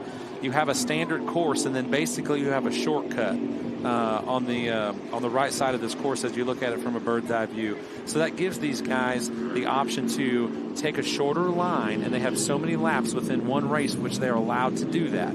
So that way and they can it's find 3 with our Pro Class 1. That's correct. This particular race, it's 3 laps where they have the option to do that. Here's our Pontchartrain Punisher! Yeah, baby! But what they have to do, as you mentioned earlier, Ralph, is they have a commitment buoy. So as they're coming through the start-finish gate, they either going to be more on the inside or more on the outside. Right. And once they hit this commitment buoy or a slot buoy, they can't change their mind at that point. No. So that way you know which ones they're going to run, whether they're going to go through the short or the long lap. But it's changing up the run order. See, it looks like right now they might have taken the short lap for, Willie Cabiza and Johnny Thomason in the MTI GC Racing. So that put them jumping spot up into second place at this point. But, again, next lap it's going to change again. Good. Some forms of racing, they might call that a joker lane. There's different names for all these same things in a wide variety of racing around the world. Some call it a joker lane. Some call it a what have you. There's only one Pontchartrain Punisher. And you're seeing it today. I think tomorrow it's going to be really bad. It is on tomorrow. We'll try to get us a little bit of feed in here from some race control. So hopefully they can let us know when these guys are going into that short lap. It's hard we can't see it. We're not above it to really see.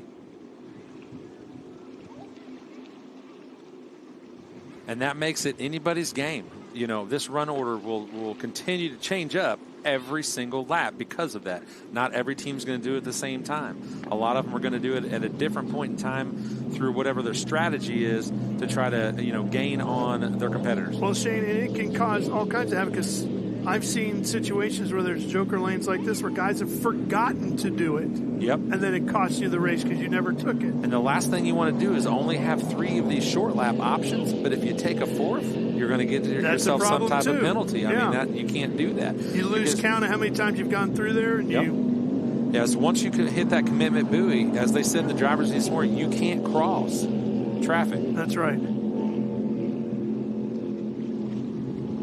We're sitting here on lap 7 of 14, halfway point, in our Saturday's Pro Class 1 race.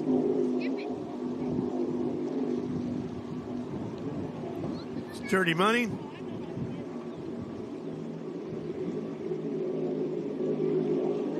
I see some smiles down there in the Dirty Money camp.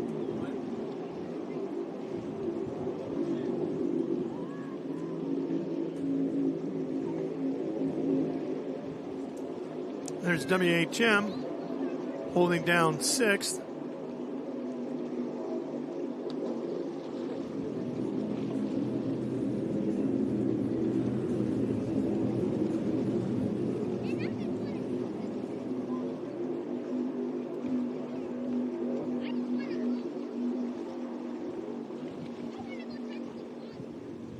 There's our ex-insurance boat running in 5th.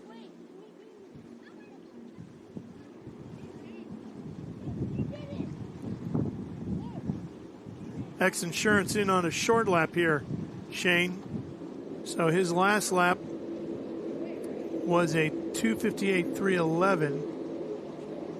What are we seeing there? The consistency, it seems like it cuts about how many seconds off to take that short lap? Well, let's see.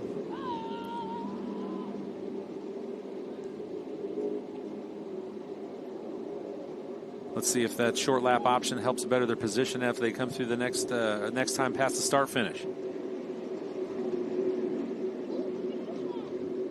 Boy, if you could run 2 of the shorter laps early on, get yourself some track position, right?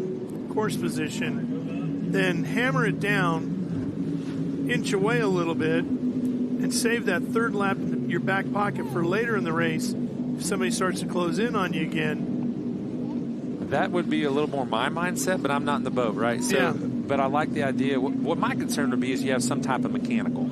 Yeah. Right? And you want to get as much ground gained early in case you threw a prop blade or something happened where you fall off pace and you can't maintain the appropriate speeds to where you know you're just going to go backwards. Well, and the way the day went yesterday here, you really had to think hard about that this morning. Yep.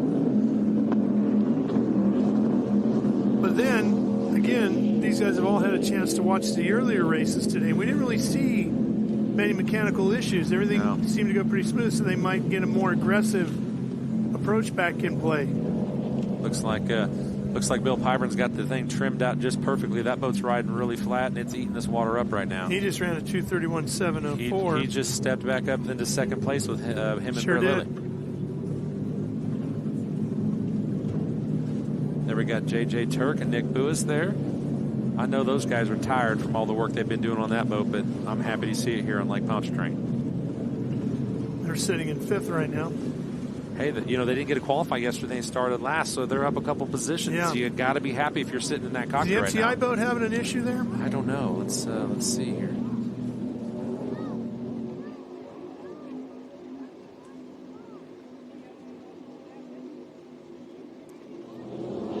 There it is. Doesn't look as aggressive, does it? Looks like it's slowed down some. Not sure what's going on there, what we're seeing here.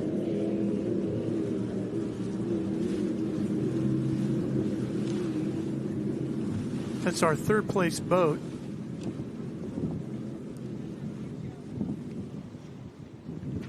That one's not slow at all.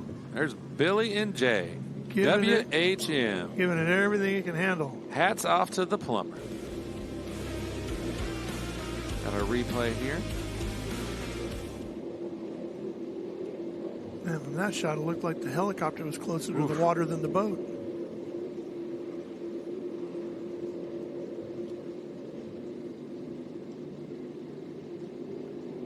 Spray off the back of the MTI just doesn't look as much as it does off of like MCON here. Yeah, I'm not sure. It just doesn't look like they're charging. I don't know if they've lost some power, or if they're experiencing some type of mechanical. Could be. That's charging right there. Yeah. So right now we're watching first place. That's the Monster Energy MCON entry with Tyler Miller and Myra Coyle. The winners at St. Petersburg. They are sitting first in points going into this, but I'll tell you what, the points race is tight, and the season is way early with all of the competitors we have here in Pro Class 1. It's almost not even worth mentioning at this point, right? There's so much yet to go. Yeah, there's a lot left to come.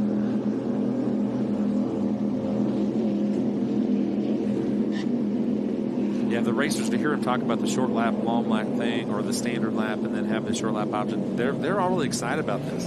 You know, they do a little bit of this overseas. They're trying to incorporate that here. Everybody said, yes, let's do it. And I think it's making for some awesome racing. A little bit harder to track, but you guys at home, if you keep your eye on it. There's a problem there. Yeah, it looks like they're a little off pace, maybe pulling in the end. And they were second in the points coming into this weekend. Yeah. And now you look at Billy Pyburn sitting there in second place right now, looking to have a good points day. And they did not have a great points day at St. Pete in the long run.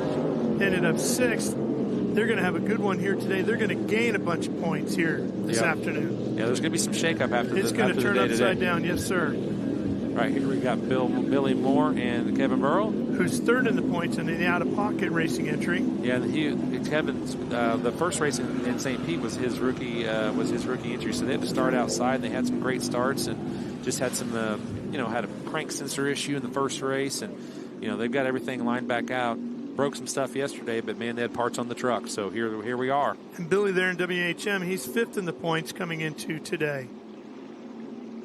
So it's going to be interesting to see how it all goes. Looks like he's getting that 40 skater lined out with the new power and adjusting the ballast in it and everything. All right, there's those guys are all smiles. They're excited to see their crew back on the water after what happened 2 weeks ago.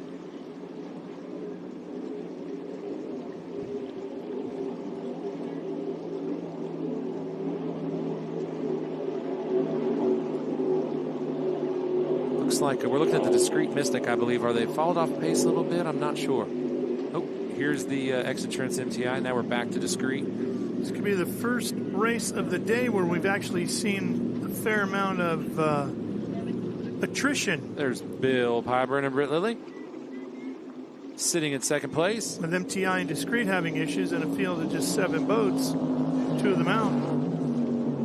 It's definitely going to shake the points up going in tomorrow. Well, if they decided thinking that, we could push it a little bit more in this one, and maybe in the long run they couldn't, it bit them. That's the interesting thing about this short lap. Like we were talking earlier, do these guys take this short lap early, or do they hold on to them in case they need them towards the end of the race?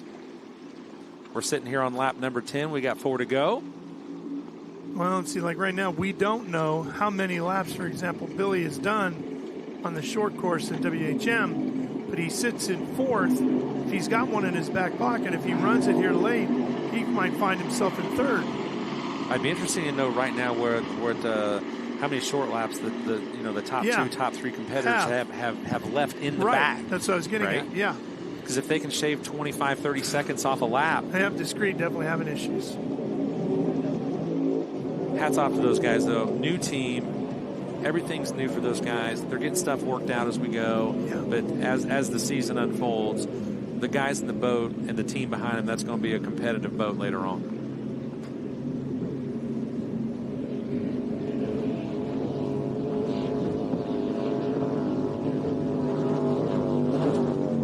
And Billy Moore's got that boat trimmed out, doesn't he? Oh, sure does. Kevin's having the ride of his life, though. Mm-hmm. Especially through the Punisher. Yeah. Is this... Who we got floating here? What are we... Is that Discreet? Got to hatch up.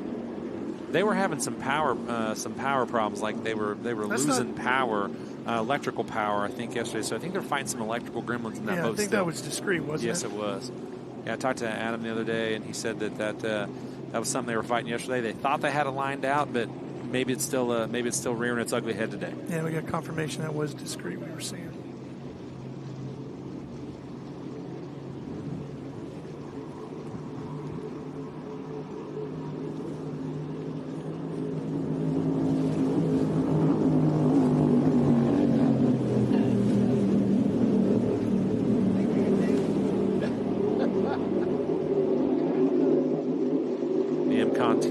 Kansas, and I think they call Lake of the Ozarks home. So is that their home base? That's hometown boys for Lake of the Ozarks.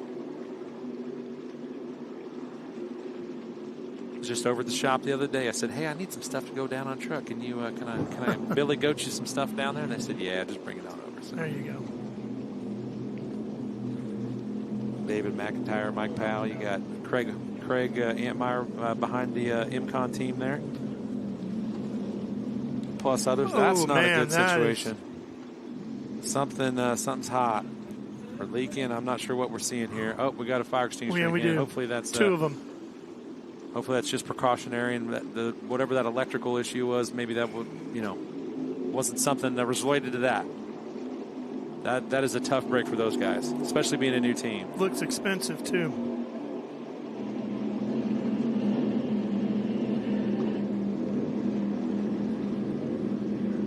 Sitting on a lap 11 of 14 with 3 to go. Who who still has their short laps left in the bag. We're going to figure it out real soon. Not much has changed on course. It's just sheer speed. It's going to take somebody having that edge with the lap to utilize that could make a difference here. I'll tell you what, those guys are digging, and they're not out of the hunt.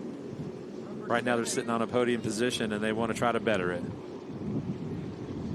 Billy's got some company on his heels, doesn't he? That's a race right there for 4th and 5th position. Yeah. So, boy, if either one of those boats has that inside lap availability left here, it's going to decide that position for sure. Well, you got JJ and Nick digging back there. Like I said, they didn't get a qualify. Boat just got put back together and completely re-rigged. And they were fast before they had the damage. Yeah, but they were riding in second, in St. Pete when they had that damage. They were. So for them to dig themselves back up to 5th place, and they're right sitting there nipping at Billy and Jay's heels, we might see a shakeup in this stack right here. You'd be hard-pressed to find a team with more experience between the driver and throttleman than this boat right here. The amount of years those two have been at it. They've been doing it a lot of years. They have been in about every class, I think, known to man. And won about every class and championship there is to know.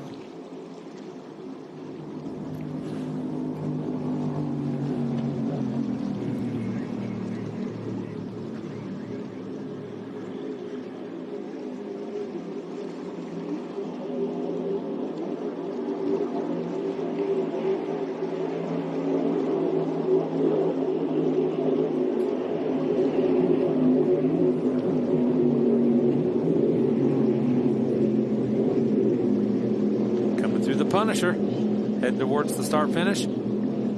Finish lap 11, going into lap 12. Couple to go.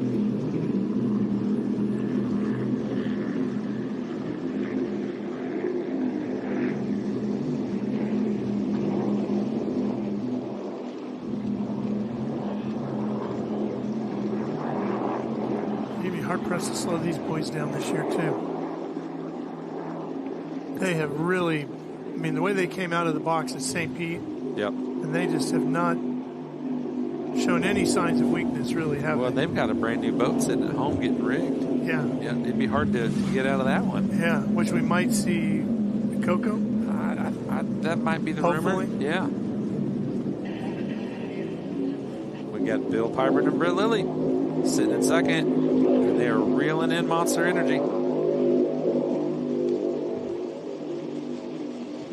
Last lap at 240.998 for Monster Energy MCon. Billy Pyburn Racing ran at 240.348. So just 0.6 of a second off on the lap time.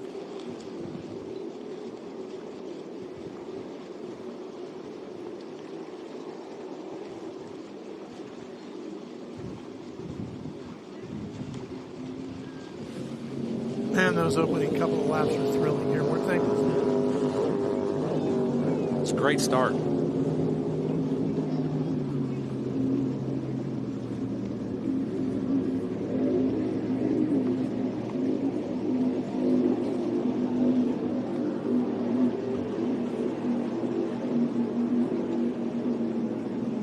wonder what the conversation looks like in that boat between, Billy Moore and Kevin Burrow right now, sitting in third place.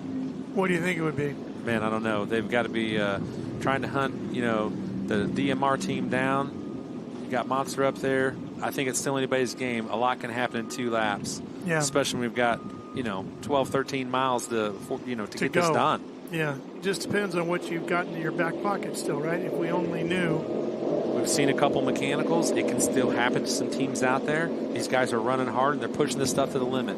When you do that, in rough water, stuff breaks. Things happen.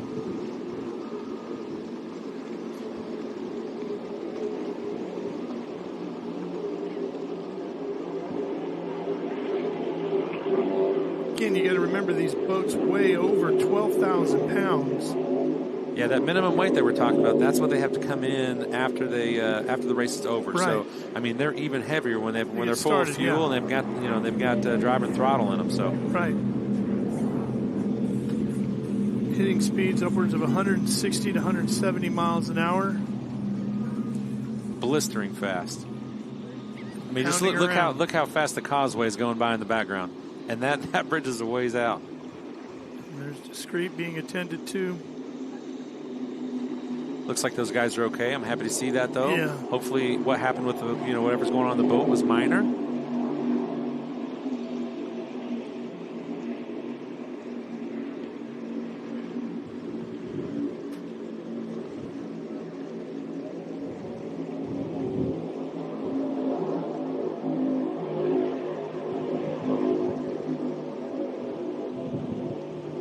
Getting down the last couple laps here.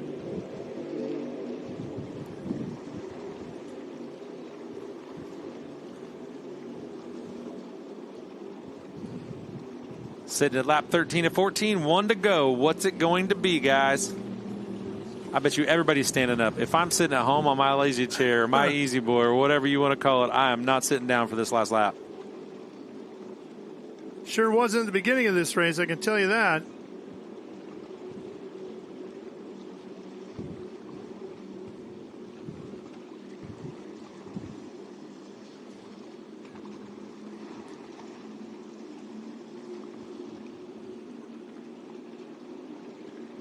I'm not sure anybody had a short lap left.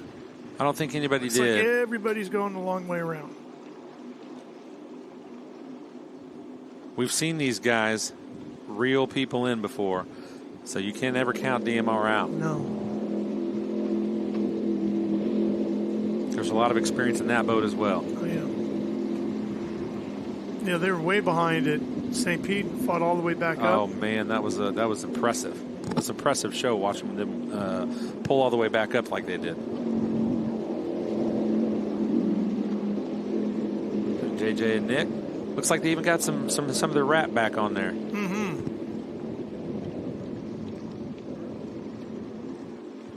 Billy and Jay are sitting in fourth, still trying to hunt that third podium spot. They are.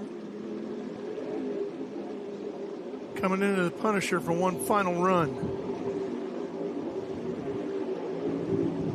Man, I wonder what the in cockpit cam looks like right now as they go across start finish line.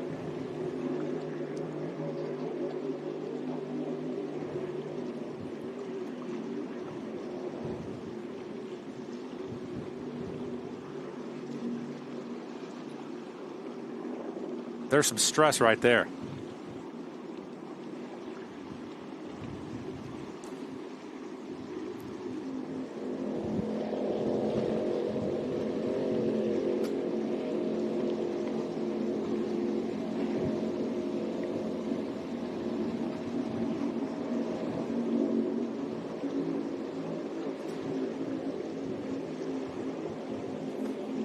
Should be on the final lap now, right? Uh-huh.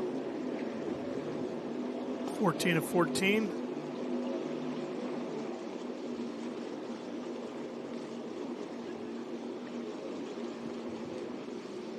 Looks like he's turning that boat pretty hard.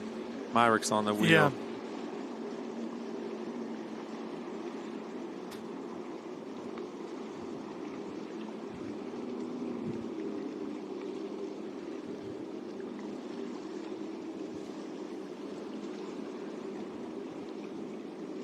One more trip past the causeway till tomorrow when they do it again. I wonder how many guys are going to rethink their strategy on the short lap tonight based on how things played out today.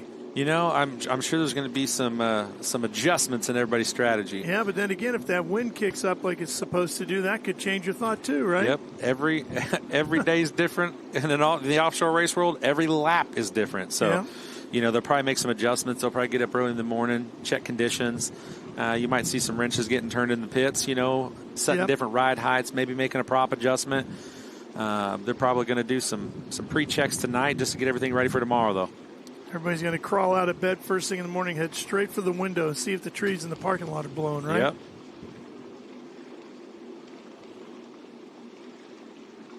Through the Pontchartrain. Hey, that looks like it looked like Billy Moff was pretty darn close. He was right on him, wasn't he? Yeah, to out of pocket there in that fourth and third run. Yeah, and then X Insurance, the other boat right behind him. Yep. That's a pretty tight race there for like third, fourth, fifth. Got to finish strong here in Pro Class 1. What's going on? Do we got Billy Moff making a pass potentially? Is that going into third? Yep, looks like he did. There's a podium spot. Can he hold on to it? That's fantastic. They were racing hard. Checkered flag falls. My Recoil, Tyler Miller. MCon Monster Energy taking the win in Pro Class 1 here on a Saturday afternoon on Lake Pontchartrain. The New Orleans Powerboat Grand Prix. Those guys have to be celebrating inside the cockpit of that boat right now. No doubt about it. And I bet the ladies that we just saw holding their hands on their head were probably taking a deep breath finally after that race.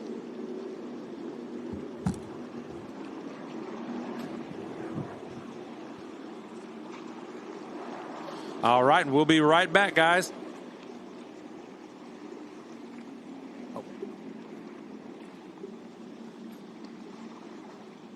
Right now, he's coming off his cool lap. These guys right here are really excited to go get their checkered flag.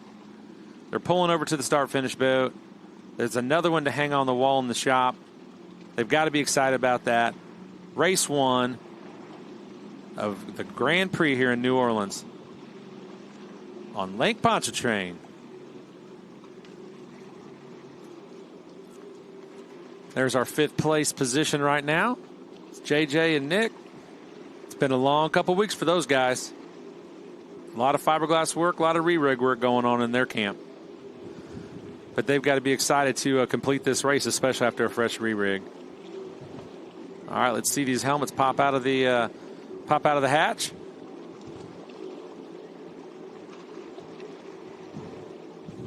Got Billy still out there after he made that 4th to 3rd place pass. He's trying to come around and finish things up so he can lock that podium spot down.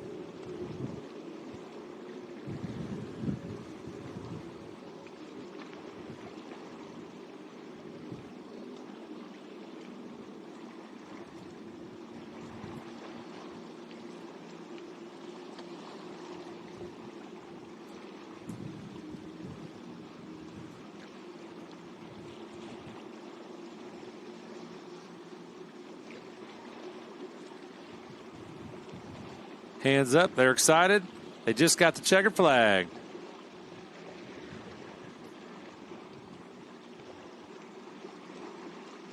We got Billy coming back around trying to finish up his last lap so he can lock in that 3rd place finish.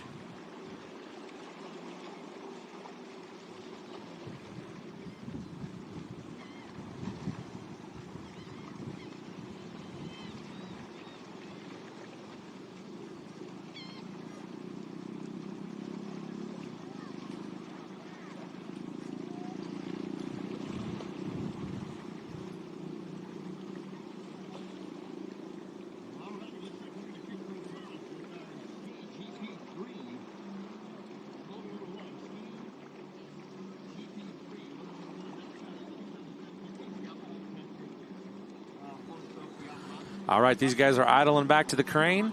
They took the checkered flag, but they still have to make weight, get things checked out, and go through some post-race tech inspections. So they are thundering their way back to the pits. That's a sad race right there for those guys. I want to get a little shout out here to Towboat USA. Look at them doing some work. We really appreciate them being part of this, getting our guys back to the pits safely so they can get to the crane. Luckily, the guys, put out whatever it was that was going on we were seeing there a little bit ago. Hopefully, we'll find out a little bit more as soon as they get on dry land.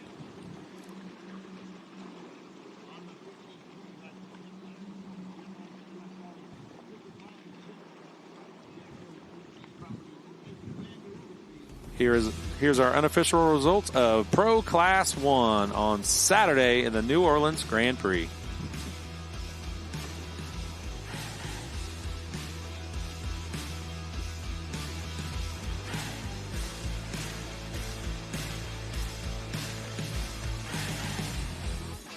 All right, guys, you're seeing a bunch of great racing action on here at Lake Pontchartrain. We will be back with you shortly. Stay tuned.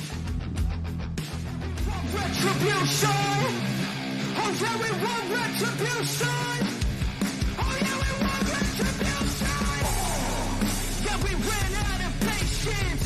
Boil up with the cold hard hatred.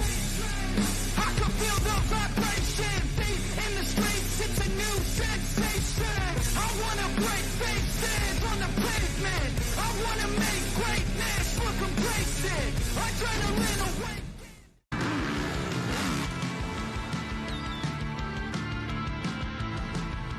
think I'm just so passionate and so motivated back to where I belong, and that's on top.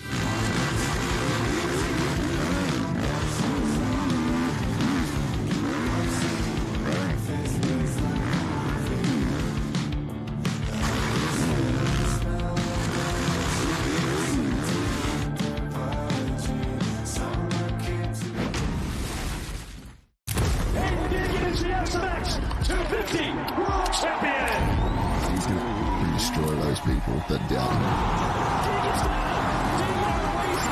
When it counts, I'll make it happen. Let's go. Come on. This is the time to show that I got that dog in here, right? Hey, dig and win. The 2025 Pontchartrain AMA Supercross Number 1 plate. The first exciting leg of the 2026 IHRA Triple Crown starts at Maple Grove Raceway May 21st to the 23rd. This unique 3-race drag race featuring Top Fuel, Funny Cars, Pro Mods, Mountain Motor Pro Stocks, and Nitro Harleys, offering over $1 million in bonuses for sweeping all 3 events. The pressure will be on. The teams will be gunning for the million, and IHRA will be ready. Will you? Get tickets now at IHRA.com. And we are back here at Lake Pontchartrain, where our event is brought to you by Monster. Monster Energy, unleash the beast. Progressive, fast boats, smart coverage, Progressive Insurance. Harvey Golf International Marine. And Jefferson Parish, brought to you by Councilman Hans Liljeberg, Jefferson Parish Council District 5, and Jefferson Parish. Yamaha Wave Runners, built for power, performance, and the water ahead. And by VP Racing Fuels. VP Racing Fuels, powering champions on land and water.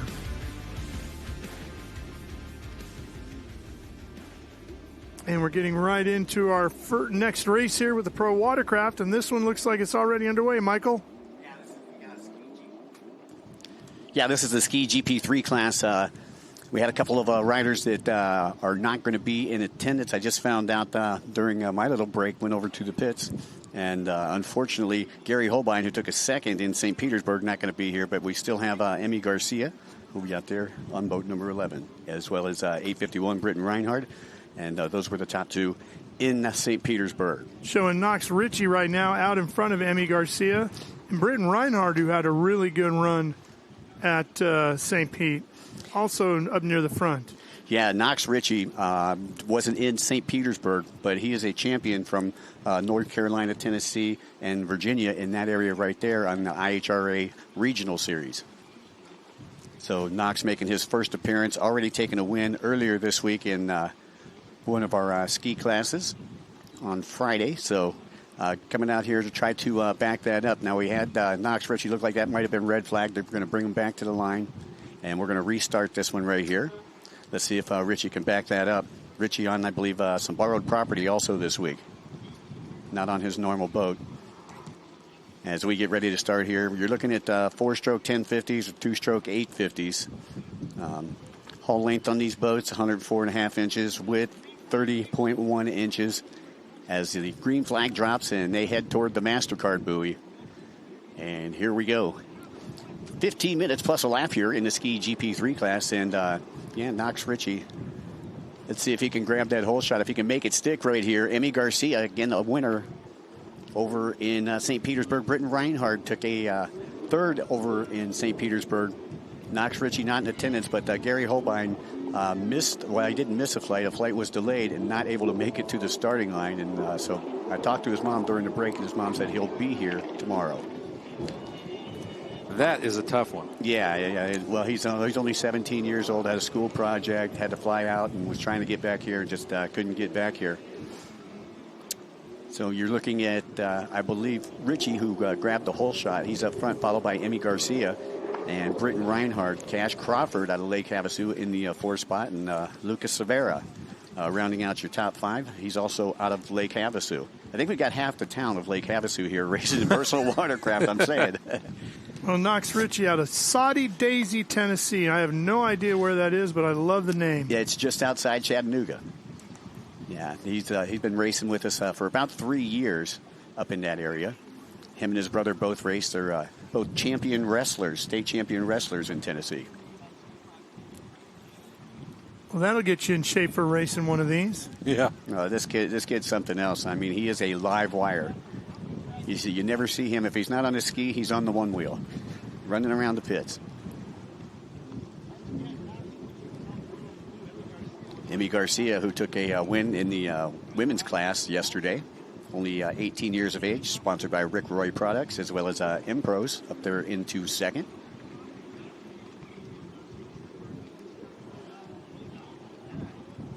Emmy, 18 years old, out of Lake Havasu. Yeah, originally her family came over from France, and the entire family races, which is really cool. You know, they moved here just a couple of years ago, got in with that whole Lake Havasu crew. Let's go meet our winners from the Pro Class 1 event. That's the Monster Energy MCON boat, and they're standing by with Tristan. Hey guys, I'm down here with your Monster Energy MCON race team, our Pro Class 1 first place finishers for today. How was your race? That was heart-pounding from green flag to checkered flag. I tell you what, when you're racing deck to deck with guys like Dirty Money, Johnny in the GC boat, and Willie, there's nothing like it. Great race. Our crew did an amazing job, made a prop change right at the very end, worked off data, and man, the boat was as good as it gets today. You guys look great out there. Myrick, how was your race?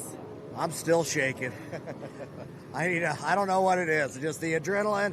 This man throttled unbelievable. He put me in the turns to where I wish everybody could feel what it's like going in a turn at 140 miles an hour and just spin it the other way and take off. But it's an unbelievable feeling. I'm glad that we got to do it in front of all these great people here in New Orleans, and really excited. Hey, you guys made it look easy, and I'm pretty sure that's your second checkered flag for the season. 2 races in. You guys are looking really good for points. Congratulations. Hi, Tristan. Thanks. Those guys will relax a little bit, try to calm the nerves down, lower the adrenaline levels, and get ready and do it all again tomorrow, Shane. Yeah, I'll tell you what, I don't know if they're going to have to change much at all, but, you know, when the weather changes, just like he said, last-minute prop change, it was a gut feel. They looked at their data and the depth of information that they have from all the years of racing, and obviously they made a good change. So I'm sure those guys will be ready to try to pinpoint whatever tomorrow holds and get it done again. Well, as we go back out to the Ski GP3 class, Emmy Garcia has taken the lead from Knox Ritchie, and Ritchie sliding all the way back to 4th place.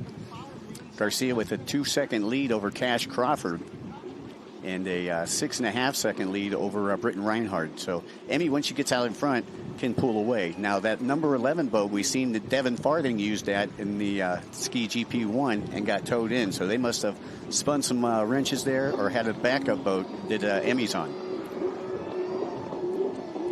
Good look at Emmy right there.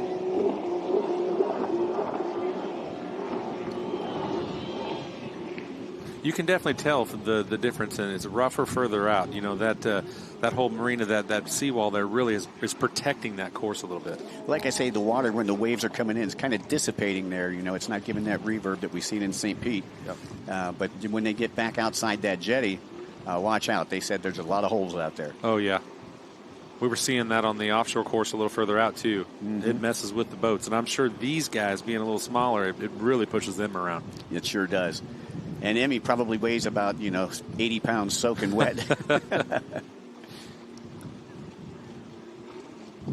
You can see the lead that she's got over Cash Crawford, Britton Reinhardt, and Lucas Severa, all out of Lake Havasu.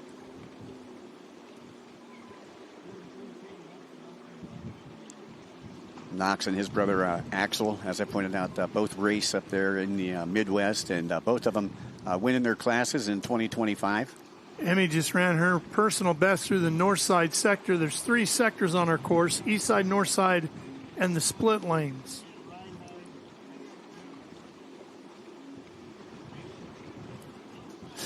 Let's go back to the pits with Tristan to find out about the Dirty Money guys, how they feel about their second place finish. Hey, I'm down here with Dirty Money Racing Pro Class 1 team. How'd you guys finish in your race just now? Just got second. Hats off to MCON today. Those guys really did it. A lot of wild driving out there. We kind of got swallowed up right at the start, put us back. The short lap saved us. Took the short lap, got back out to second, and we were able to hold on to that all day. Bill did a phenomenal job. And Bill, what do you think? Yeah, I mean, it was a good race. Definitely at the first lap or two, we had some people that were just wandering all over the course, running us all over the place, not using the mirrors. But we made the decision to get into clean water, take the short lap right then, got freed up, got clean water, and then raced door to door with MCon for about a lap and a half or so. And at that point, we just sort of settled in and followed their lead with how they were running their race, and knew that we weren't going to catch them unless something happened, really. So we just dropped in and kept the boat together and know that we got to come out tomorrow and run good and try to make up that distance on them. Yeah, you got another race tomorrow, so good luck to you guys, and thank you so much. Thank you. What did you think out of all that, Shane? I'll tell you what, that's I mean, we just have some very humble guys in this sport. I mean, everybody's giving hats off to each other. They're racing hard. I love the fact that they talked about that short lap. We keep talking about that for the viewers at home because it's kind of a newer concept. And as you just saw right there, rough start. The short lap saved them, and they put them in the second place position. They were able to hold that. And that's really, really going to make a big difference, as these guys strategize moving forward. I felt like he downplayed how fast their boat really was because to me, they seemed like they were right on MCon all throughout the race till the very end there. Yeah, there last couple laps they weren't. But there wasn't much deficit there. I mean, those guys were, like I said, deck to deck for that couple laps we watched. It was super intense. But maybe they knew maybe it was a prop difference or whatever it was. I tell you, the boats look super competitive. Bill said that he's kind of settled in a little bit. Maybe it was that was a strategy to make sure he saved parts. Could be. So that way he can come out, make that tweak for tomorrow, and get after it again. Tell you what, Emmy Garcia, she's looking strong. She's halfway through here. Green flag out. Yeah, Emmy ahead of Cash Crawford. Cash riding for one of our local sponsors over there in Lake Havasu, Jet Trim, who they make custom mats and seat covers. And, they both just ran personal bests. Emmy ran a 152.3112. Cash ran a 152.119. So they are lapping very similar in time. Yeah, Britton Reinhardt only a second behind him with a 153.5. So keep your eyes on Britton. She's another one of those ones that if she gets a bad start, she can work her way through the pack. And she was, I believe, second on the women's podium, or actually third on the women's podium on Friday.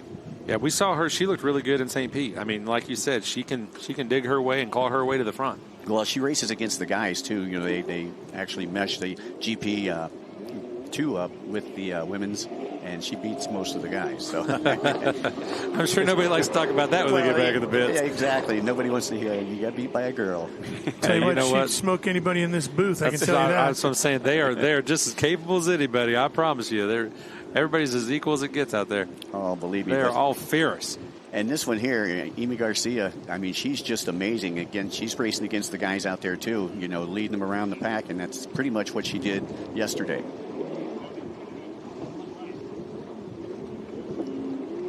Take that split lane right there. Kind of get out of that, dirty water. Yeah. Yeah, it looked like Amy had a 3.5-second lead over Cash Crawford.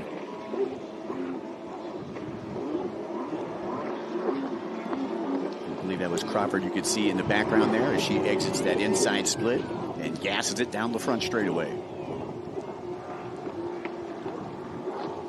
See her stand up tall there for a minute just to stretch everything out, loosen up that back a little bit. Yeah, you'll see that a lot, especially toward the end of the races. They want to stretch that back out, especially the guys that are a little older, or a little more experienced. I should say seasoned, But Amy only 18 years old, but she lets it all hang out. And when you're there and you're watching her life, like, you can't believe that she can even hold on to this boat. I mean, she's such a small girl, and there's so much horsepower that she's got underneath her. Again, this is a 4-stroke 1050, 2-stroke 850 class.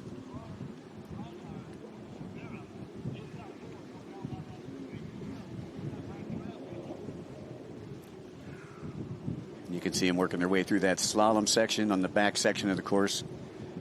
Good shot there by the drone. A series of right and left-hand turns. A red buoy is a left-hand turn. A yellow buoy is a right-hand turn. Very, very busy course here this weekend. These racers not getting much of a break. Even on the front straightaway, it's not is the longest section, but not very long. Now, once again, around the MasterCard buoy, this is where you make your decision, and this time she's going to the outside. Went to the inside on that last lap. They said that the outside was a little bit rougher yesterday, just because you go beyond that jetty right there. And the inside was a little bit more protected.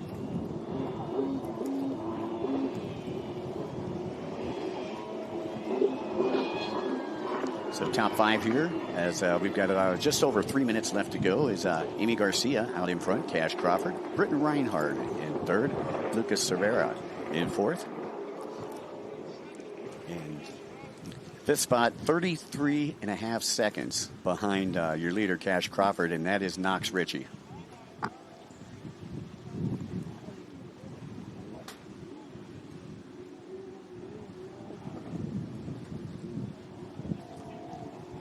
Lots more racing left to go after this. We'll see the amateur 200 and 300 enduro class, which will be coming up next. And then the final race of the day will be our Pro 300 class, and that'll be their second moto.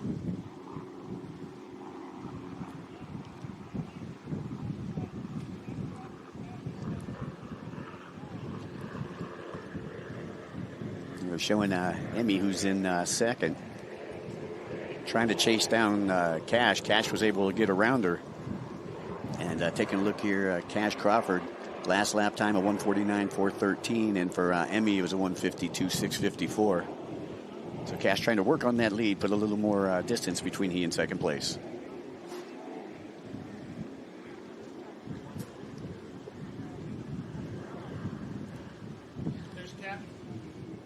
That's Cash right there in the 177. Your race leader working the inside split right now. Cash Crawford, his weapon of choice, Yamaha. He's got the Yamaha 4-stroke out there.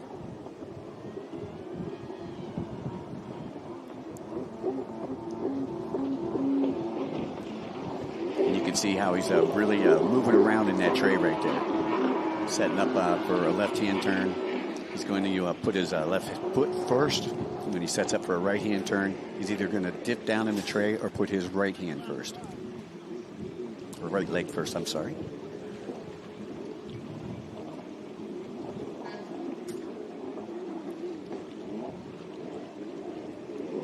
So Knox Ritchie has moved up to fourth and gotten ahead of Britton Reinhardt.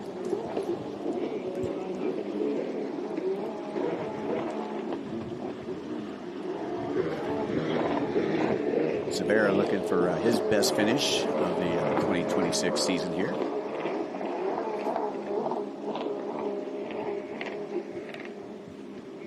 As you go back on board here with your leader, Cash Crawford. Coming down to 30 seconds and a lap to go. See if Cash gets to triple zeros by the time he gets back to the flag stand. Well, they'll have 2 more motos tomorrow, and it's going to be interesting when they throw Gary Holbein into the mix too, because he's definitely going to shake those points up.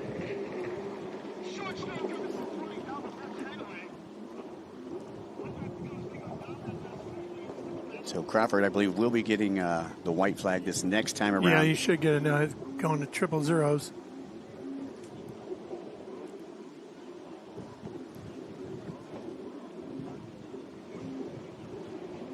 Kind of a unique riding style, kind of bent over the bars a little bit. He really pushes down far on the bars, doesn't he? Yes, he does. He gets them all the way flat. Do you feel like that's a different weight distribution for him in the condition that he's racing in right now? I think it is. You know, I mean, everybody rides, they've got their own type of style. You know, you see some guys that are standing up all the time, and some guys that are really, really pushing it, and other guys like Coy Curtis, it looks like he's not doing anything out there. He's just on a Sunday ride on a Saturday afternoon. White flag is out. 1 to go for Cash.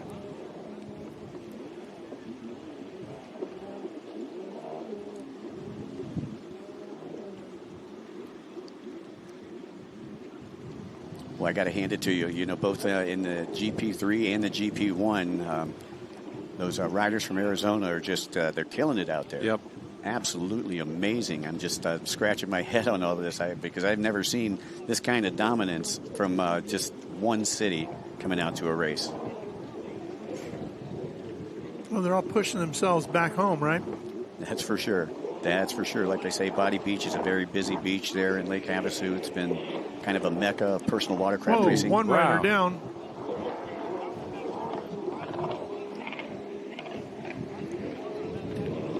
Not going to affect Crawford, though, as he is able to get by. And you can see still just a little bit of chop. Checkered flag will be coming out next time around for Cash Crawford. And once again, Cash sponsored by Jet Trim and Blosian, Scott Wheeler and the folks up there in near Pacific City, Oregon. Here comes Cash, just about home. It's the only guy that doesn't want to take a break tonight. Let's go again. Yeah, well, this is only their first moto. I know he doesn't want to wait till tomorrow to go again. He wants to go right now. When you're on a roll, you might as well keep rolling. Why don't we just make it 30 plus 2? Yeah, why not, right? Let's just get it over with. With one pit stop. He's on a roll. And there's a checkered flag for Cash.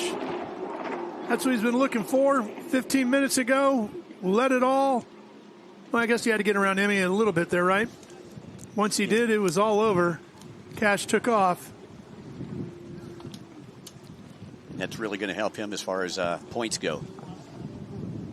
And he's got another one to go tomorrow. Yeah, so yeah, 2 more left in the Ski GP3. Those will be tomorrow. And congratulations, Emmy Garcia coming through in second. Cervera coming through in third. Knox Ritchie out of Tennessee in fourth. I think Caden Webster actually made it up into that top 5 position. Not just out of Tennessee, Saudi Daisy, Tennessee. Believe it or not, that is a hub for some of our watercraft racers. We had 3 racers here yesterday from Saudi Daisy, so I think they all kind of caravan down from the volunteer state.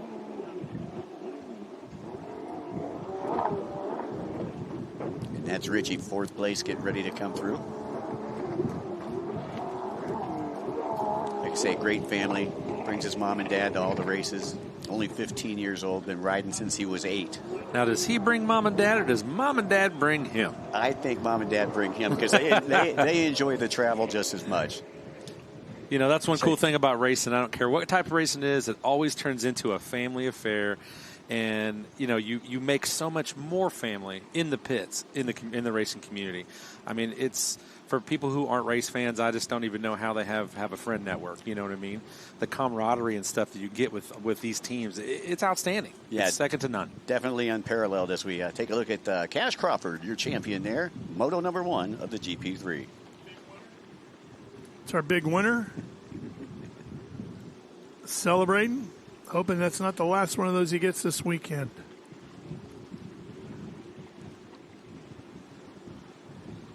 Well, we've got some more watercraft racing coming your way here today.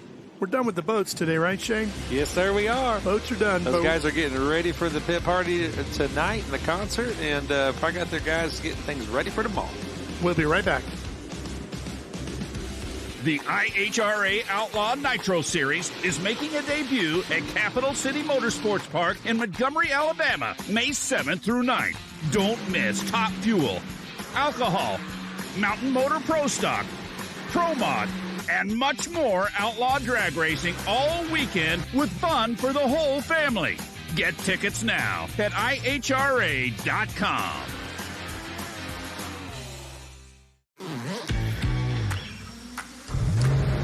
That no holding back feeling.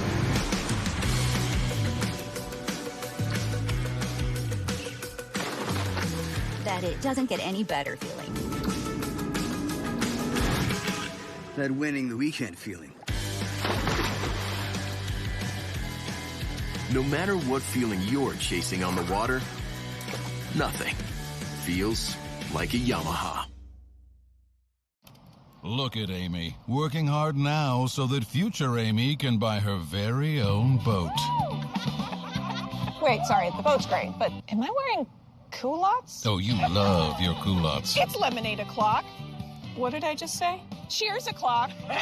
Ew. Here's to protecting your boat and RV 24/7 as part of your home and auto bundle. So I, like, hang out with my insurance guy? Oh, yeah. You two have a podcast and everything.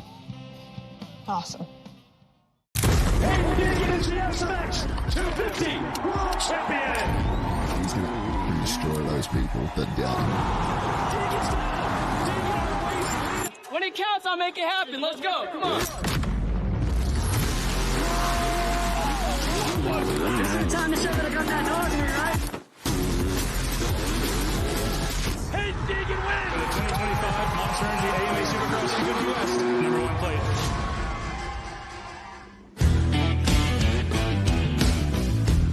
We are back here in Lake Pontchartrain, outside downtown New Orleans, here in Louisiana. Here's a look at the unofficial results from Ski GP3 Moto 1. Cash Crawford, the winner by 3.4 seconds over Emmy Garcia. Lucas Cervera was third, I should say. Then Knox Ritchie fourth, and Caden Webster turning out your top 5. Let's take a look at some of the highlights from this one.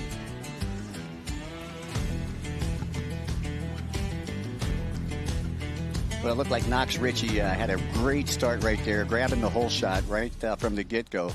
His first round here, and you see right there, he just came off of his boat, and that probably got in his head. Yeah.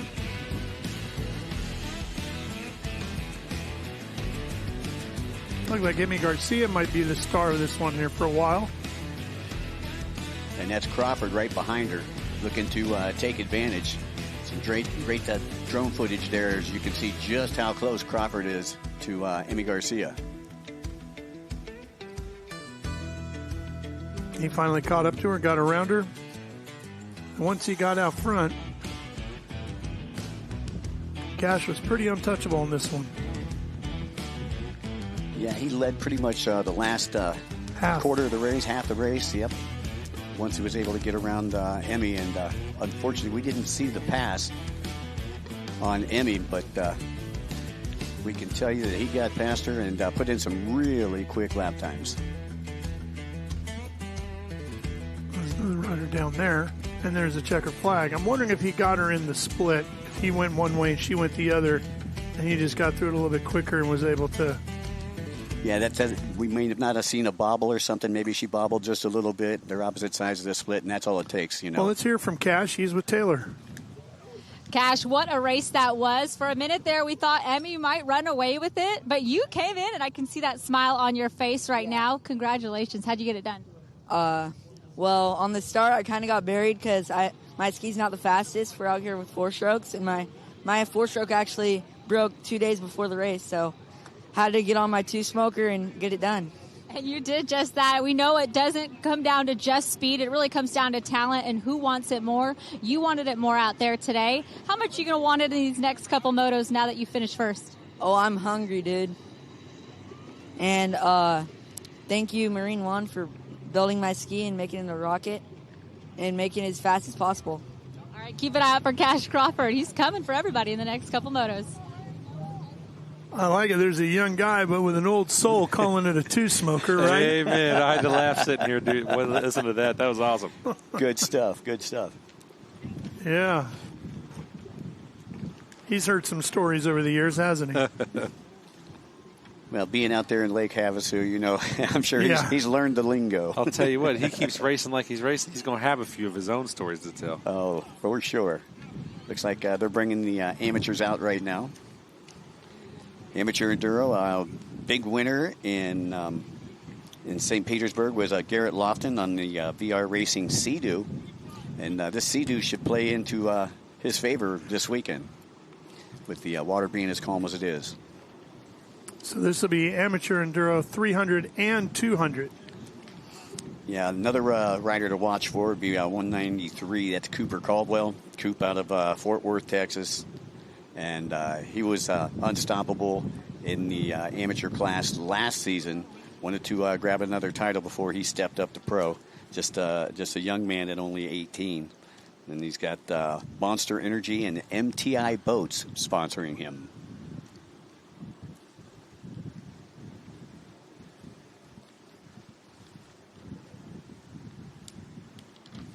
Also out there representing the 300 class, we've seen Caden Baldwin, who shown a lot of brightness when we were back there in St. Pete. And it looks like our marshal's getting ready to start him. And I believe we had about 26 riders in this one. Yeah, the 200 class, this is really this is a great jumping into the sport kind of category. Entry to mid-level competition, whereas you get to the 300s, they get a lot more powerful. You have to 325 horsepower in the 300s, and it really intensifies things in a hurry. Yeah, and for you race fans that are watching on, the 200 class means 200 horsepower. At 300 class, you can have up to 325 horsepower. So the only bad thing for these 200 boats is they have to separate their classes because there's only 5 riders in that class. And the problem is that there's a lot of lap traffic as we get toward the halfway mark. And a lot of those 200s slide back into that lap traffic, and the 300s got to negotiate around them. So I believe what they're doing here is a refresher lap. They got to hit the water once yesterday at the end of the day for their qualifying. I think our marshals want to take them through one more time, and this is for safety purposes. On this 300 class, you want to keep your eyes on Caden Baldwin. Caden pretty strong. Yeah, great racer from your neck of the woods, Cheryl's Ford. Cheryl's Ford. And sponsored by his father, Champion Power Sports, Fly Racing, Rich Cum out there on the West Coast, and, of course, Monster Energy. The Dolly brothers are a pair to watch, too, from JetX. Noah and Nathan, right? Yep, Noah and Nathan. So Todd Sarsinski, who hole-shotted all 3 races in St. Pete, also in this one. He was a beast out of the hole. Yeah, he's something else, and he actually owns a Sea-Doo museum up in Canada. From what I understand, he's got like nearly 100 Sea-Doos in his warehouse. Well, shoot, Ralph better not let him know about his. He'll be wanting to buy that machine he's got. Well, most of his, I think, are antique. So am I, buddy. So am Ralph. Oh, boy. Good stuff. Jason Seeley, another rider, a newcomer, sponsored by One Ethanol. He's going to be another one to watch. He did very well in runabout GP3 yesterday in the closed course. He's on the Remarkable Racing team. That sounds like something I should be a part of. It's funny because my co-announcer for the live show is Mike Remar, and Mike and I have been announcing together for about 35 years. And so he started his own team, and he calls it Remarkable Racing Team. That's the story behind it. Like Paul would say, now you've heard the rest of the story.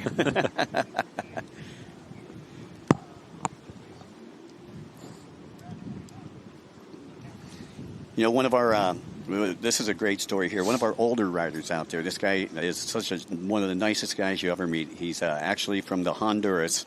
Wanted me to say hello to his family. He's 71 years old. Oh, wow. Racing out here, 71. There's hope. Yeah. Don't sell that unit just Not yet, yet, Ralph. baby. I'm hanging on to it. I'm hanging on to it. Yeah, but then you got Stephen Brendel. He's 51. Troy Sider, who's 51. Todd Sarsinski, 56. So you got a lot of experienced riders. Kevin Sullivan, 54.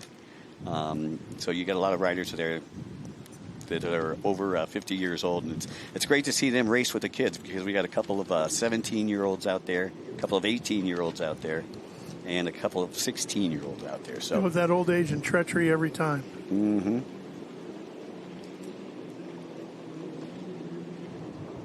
Good look at the back section of the course, the outline. I told you it was kind of like a slalom on the backside, so you can see that.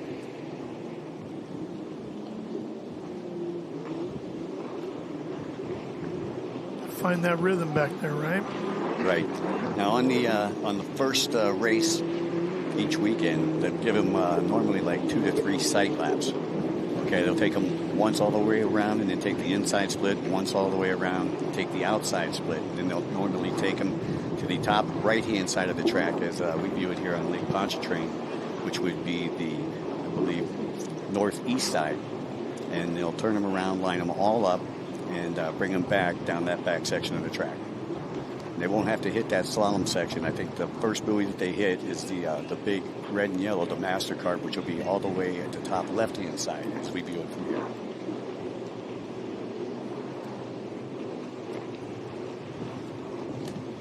So this is going to be a good race. I'll tell you, you know, there's a lot of talent here between Caldwell and Baldwin and Lofton. Benjamin Montel, he hit the podium a couple times down in the Cayman Islands earlier this year. Sealy hit the podium. Dollies, you never count them out. But my money for the whole shot is on Todd Zarsinski. Especially after St. Pete. That's I'm with you on that. a pretty safe bet. Pretty safe bet. I think he does all the wrenching on the dolly boats. Him and their father, Ryan Dolly, who used to race. All right, let's line it up right here. And that's, see, Caden Baldwin right there, 5:02, sitting in pole position. That's not a bad draw. He was your top qualifier from yesterday.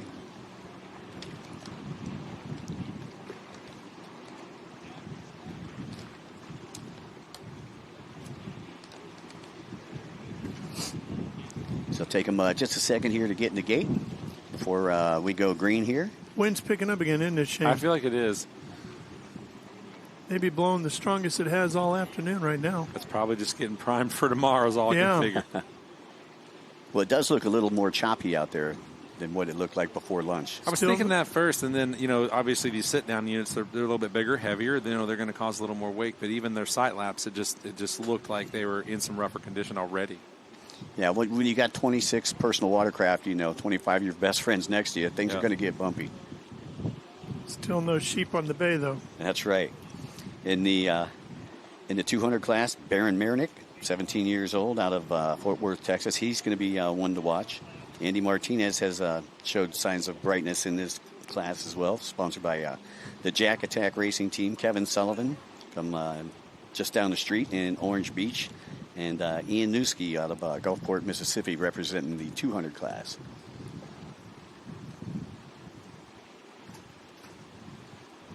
And that's a big lineup right there. You know, at NASCAR, at least it's like 1, 2 at a time, and you're kind of staggered. Here, you got 20. I like this a lot better. Oh, yes. It's a lot more exciting. 26 people going into one turn. Yep. That's what I always liked about moto. Supercross or motocross and lined everybody across. That first buoy is always interesting. Yeah. Mm-hmm. Speaking of motocross, pretty crazy today. They started at 3 o'clock in Nashville.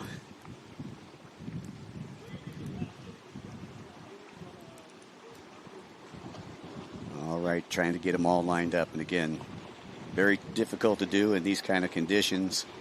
You know, in a lake, it's not a smaller lake, pond, it's not that big of a problem. But when you get to a bigger lake like Lake Pontchartrain, like you say, it's not all fresh water either. It's brackish here. What do we say, 630 square miles? Here we go, green, and we're underway. Headed to that first buoy. Will Sarzinski get there first? He's moving. He's right there. Yeah, he's in the orange. Here he comes. He's going to get there first once again. Todd Sarzinski has just got it figured out. But here comes Lofton. Lofton to the inside. Lofton's just going to beat him there by about a boat length. Nice move there by Lofton, getting to the inside, getting that position. Had that run been about 20 yards shorter, Sarzinski would have had it.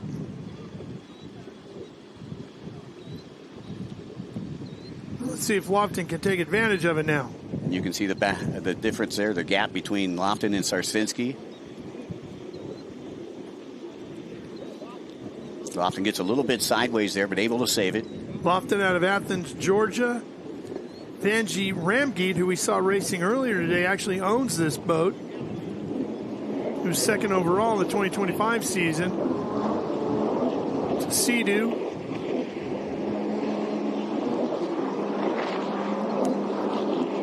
Lofton gets out in front. He's hard to catch. Sarzinski's still there in the second place position, but here comes Caden Baldwin, Noah Dolly, Gavin Russo, all running in the top 5, and then we talked about Caldwell also being very fast.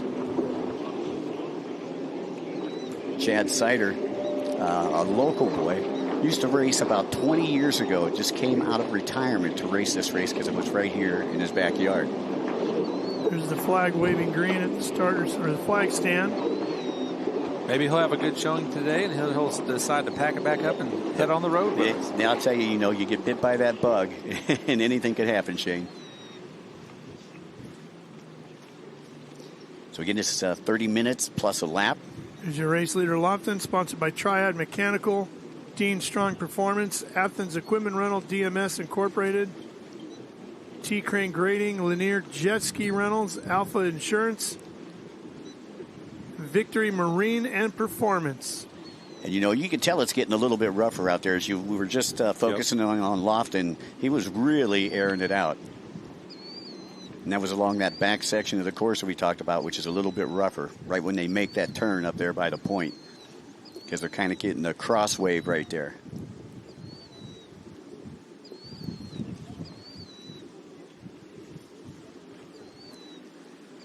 Lots of race fans coming from all over to descend upon Lake Pontchartrain here for the New Orleans Grand Prix. Lofton ripping around on that big Sea-Doo.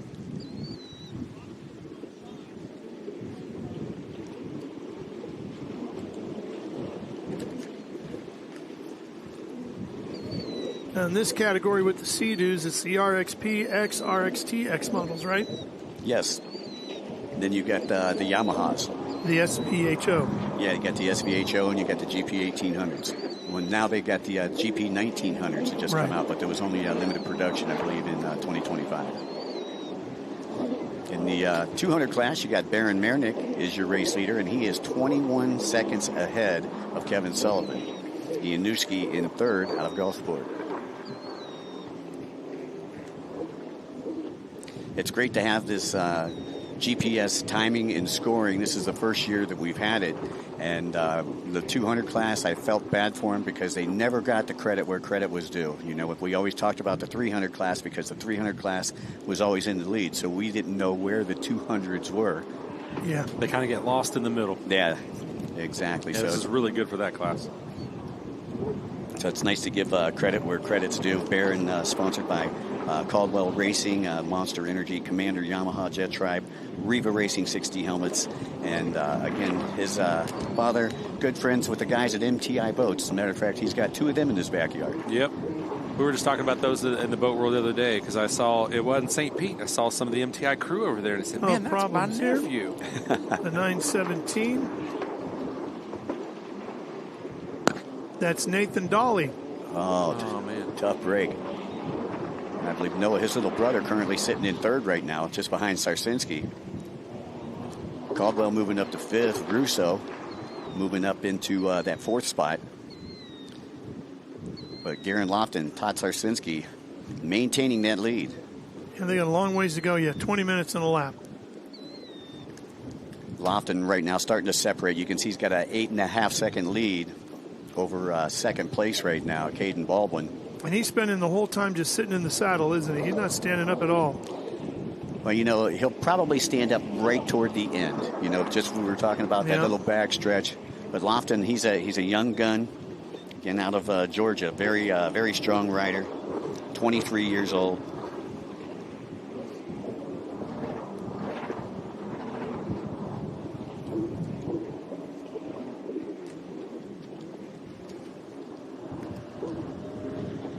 A lot of these guys wanting to clinch a championship here to move up into that pro class where they get a share of the money, a share of the cash purse. And Baldwin riding along in second, just 16 years of age. Great kid, Caden Baldwin. Known him since he was just a little grommet running around on the beach. His father, Brian Baldwin, was a former endurance racing champion. So he definitely comes from good stock. Sarsinski back to third. Oh, here comes Russo. I know Russo's going to be all over Sarsinski. There's the split right here.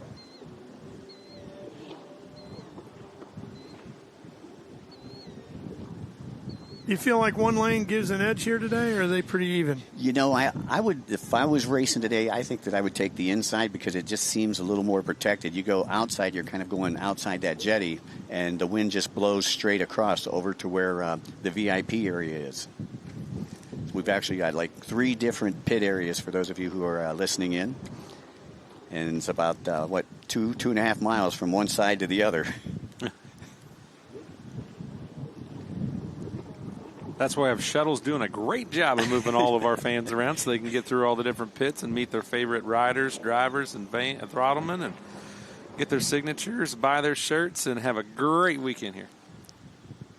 That's going to be a big part of the pit party coming up here shortly. Yep. Coming up after this race right here, we'll have one final race, and that'll be our Pro Enduro Moto number 2. Make sure you stick around for that. Right now you're watching Garrett Lofton. You can see the gap between him and Baldwin right there. 13 seconds is that gap.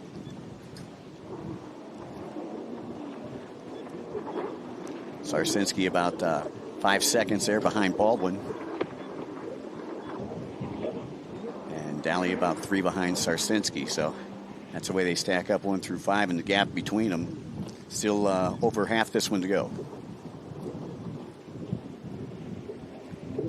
Shane, are you seafood trucking it tonight? You know that's where I'm going as soon as we get done today. It's that final checker flag, green flag for that? I'm heading to that orange You haven't been trailer. there all day. You must be dying, son. Man, I'm ready. You got to be dying over there. The cuisine in this town is amazing. Yeah. Wait, what was it yesterday? The shrimp? Yeah. I had some shrimp over there, and it was great. We didn't get the alligator spaghetti, though, did we? I don't know exactly what that was. I wasn't really sure. Dustin Kluwat with Kluwat Cartel Offshore over there, boy, he's got a whole cooked trailer in there. He's breaking it all out. No, I didn't make it over there in time for that. Now, is he from Cajun territory? Yeah, he's a local area, New Orleans resident. Oh, okay. So he's bringing all the finest out. Man, kicked the back end out of that one, didn't he? Yeah. Kind of helps to have the party in your backyard, too. Yeah, it sure does. Sure does. He's got, this is Lofton right now, but he's stealing the lap traffic. Making more turns in midair than he is on the water. I don't think the lap traffic knows that he's there. And Nor do they care. Yeah, probably one of the 200 boats. But as they come around back to the front section of the track, they'll get a blue flag with a yellow stripe. And when you get that thrown at you, that that's your move over. Yeah, that means there's a race going on and you're not in it. Pretty far wide coming out of the corner there. But he's got that big 300 in there, so he should be able to close the gap here pretty quick. Look at that. Look at the difference in speed between the 300 class boat and the 200. And he knew that. That's why he moved way out to the outside there. Give that rider on the inside a lot more room. He could carry a lot more momentum on the outside like he just did into the corner there. Probably figured, and smartly so, that rider in the 200 category maybe doesn't have the experience that he has. So give him plenty of room. Clean racing, right? Right, that's it. And you want to find that good place to pass. You don't want to pass, around one of these tight turns or anything. Wait till you get a straightaway. You got the horsepower. You know that, you can just fly right by them. So let them go around that turn. If they don't know you're there, sweep wide around the outside, tuck in tight, and then hit the hammer. Veteran experience. Garrett Lofton, yeah, he's been racing with us for, I believe, 4 years now, and then hooked up with Banji Ramjeet, as we were talking about, PR Racing. And since he's got together with Banji, he's done very well. Like you pointed out, taking his second place overall last year in the Endurance Series. And this year started off good in St. Pete with the first place. It's like Shane over there at the line for the seafood truck. You kind of fake to the inside, go around the outside, get to the front of the line a little bit quicker. Hey, we got to know each other real well yesterday. I'm not going to the line. I'm going to hit in that back door. My orders submitted. You got the VIP pass. I'm ready. There you go. Lofton, I believe, approaching the MasterCard buoy right there. Yeah, he's led all the way. Should be seeing the halfway green here. He has dominated this one. He beat Sarzinski that first buoy, and it's been all over from there. Yeah, it looked like he was working his way around that outside split, and I'm sure our flagman will give him, that's Ryan Scaglione, our flagman, he will give him the green flag.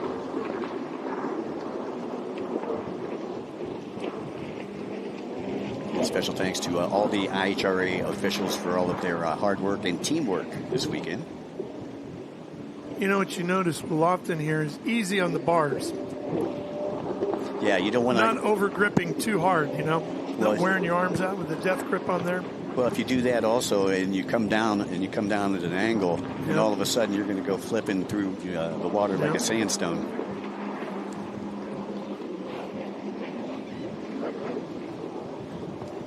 Easy to get arm pumped doing this. Lofton now with almost a 15-second lead over Caden Baldwin. Pretty healthy.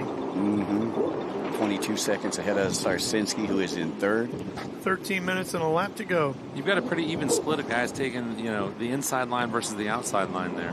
Yeah, see, the split, the way that it's supposed to be created is the inside is a little more tighter, a little more technical, and the outside is a little more wide open and sweeping. So it's a little bit longer on the outside, but you can keep it pinned. Yeah. Right, yeah. Are you seeing a difference between the 200 and the 300 boats, versus which direction they seem to be taking?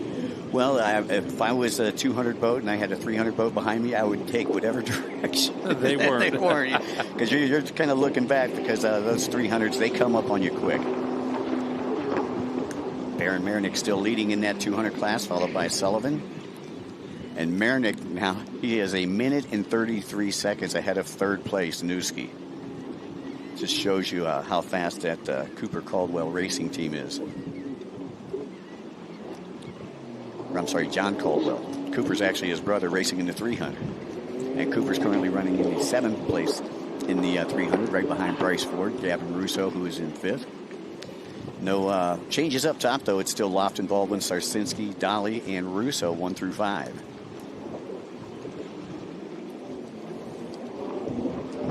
Talk a little bit about Noah Dolly, who currently sits in that 4th place.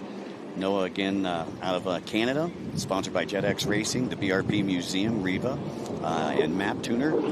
And this kid, he's a professional snowmobile racer in the winter.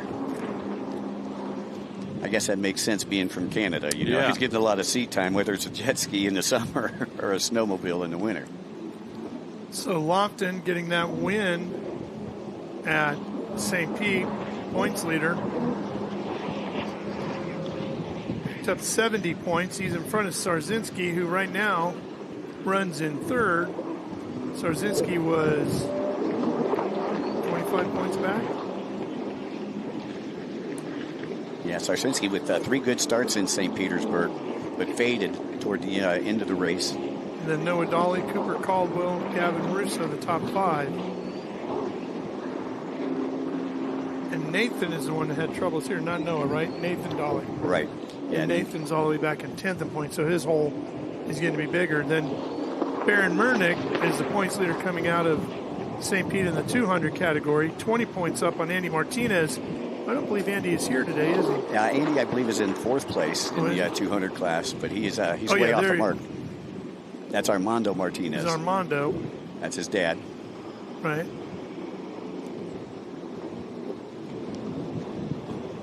Let's see Andy on the board. Oh, he's way down in 15th overall. On one timing and scoring, it shows him in 15th. On the other one, yeah, he's in the 200 class. No, I realize that. And then you have Kevin Sullivan and Ian Nuschke. That's your top 4 of the points coming into here at Lake Pontchartrain. And looks like Martinez on the move right now, getting past Nuschke in that 3rd place position. Now chasing Sullivan down, trying to get Kevin Sullivan in his gun sights.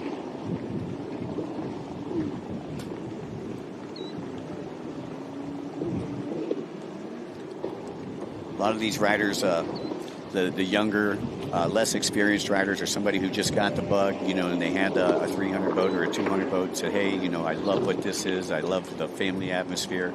And, they'll just jump in and jump on tour with us. And that's pretty much how most of these guys got in. They just went to a regional race or maybe came out, to here at Lake Pontchartrain, and they're like, man, this looks cool. I'm going to go. I've got one of these at home. I'm going to go find out what I need to do. And they can go to the IHRA and pick up a rule book and get your boat dialed in, because I believe we're going to be at Lake of the Ozarks here pretty soon. Well, the easy thing is there's not a lot you can do in these 2 categories. Yep. Pretty much. But if you have the boat. No, that's what I'm saying. Once you have the boat, there's not a whole lot you have to do to it. Meet some safety requirements. Yeah. Make sure everything's good. Yeah, Keep it stock. I think that you can, there's just a couple little handling things that you can do. But that's it. It's all bolt-on, no internal work on the engines.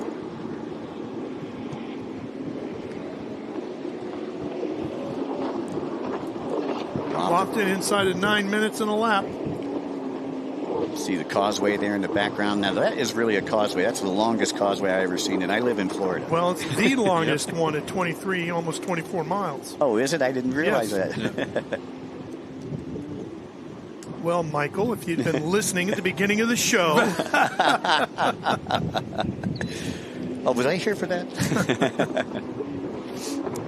That's all right, Mike. I got an education earlier as well. Oh, did you? Okay. Well, Ralph can probably give us both a little education, that's for sure. Now, Noah Dolly's moved up into that third place position. Well, that was kind of the same thing at St. Pete, wasn't it? Nathan had issues there, and Noah kind of saved the day for the family a little bit. Yeah, he pushed through it, and that's the younger brother right there. He's another one that he probably weighs 75 pounds soaking wet. 16 years old. And Noah out of Canada, again, sponsored by JetX, who is his father's company, dealership and aftermarket place up there in Canada. Now Sarsinski fighting back with Dolly. Sarsinski moving back up into third, putting Dolly back in fourth. Russo back to fifth. Top two, no changes. Just over 7 to go here.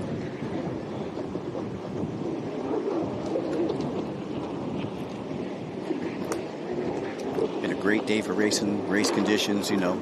It actually has been a beautiful day, hasn't it? Yeah, you know. Perfect day for the spectators. And a nice little breeze now coming through. And we expect the weather conditions to be the same tomorrow. It should be another sunny day, beautiful day. We'll see what the wind does, which won't impact things too much for our spectators, but it should be a challenge for our racers.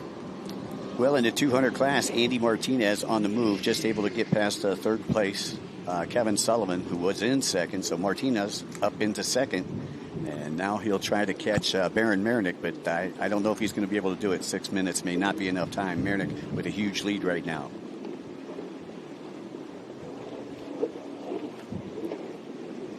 And Lofton with a 37-second advantage over Caden Baldwin. Seems like a forever here right now, doesn't it? Oh, it does. 37 seconds, that's a long time. That's at least a quarter of the track. So Lofton, now the thing that he's got to worry about, he's got to make sure that he's got his mental game together. Yeah, don't get out of your rhythm. Well, and watch how you get past these lappers, you know, because you're going to obviously be coming into lap traffic. Still got, 5 minutes and 40 seconds left on the clock. So you're going to be coming up to some more lap traffic. Don't challenge them. Know where you're at on the track.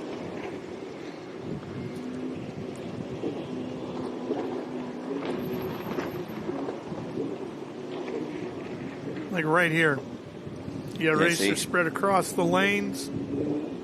Get outside. Take your time. Get them one at a time. That's it. That's the other thing about this. Like, one thing we haven't talked about is how, as big as it is, it's notoriously shallow. Most of the lake averages 12 to 14 feet in depth, which for a lake that's 630 square miles, pretty shallow. Yeah, that's very shallow.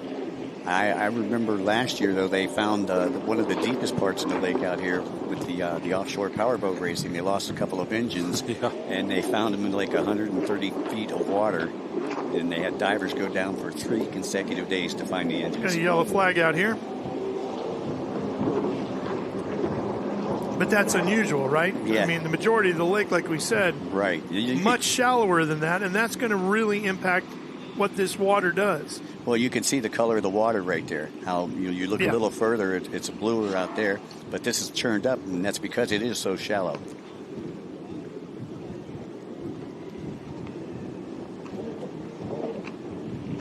So Lofton through that inside split. I think he knows it's his race to win or lose. And I know his team from VR Racing are all over there cheering him on in the personal watercraft pits. Over the, what did you call it? Secret Beach? Or? Well, it's called Secret Beach here, yeah. Secret we Beach, had Spa Beach at St. Petersburg, which was definitely Taylor's style. Oh, yeah. Secret Beach, I think she's doing okay with it, but... she likes the sand. She likes the sand. She likes being able to get in the water while she's over there working. lounging around.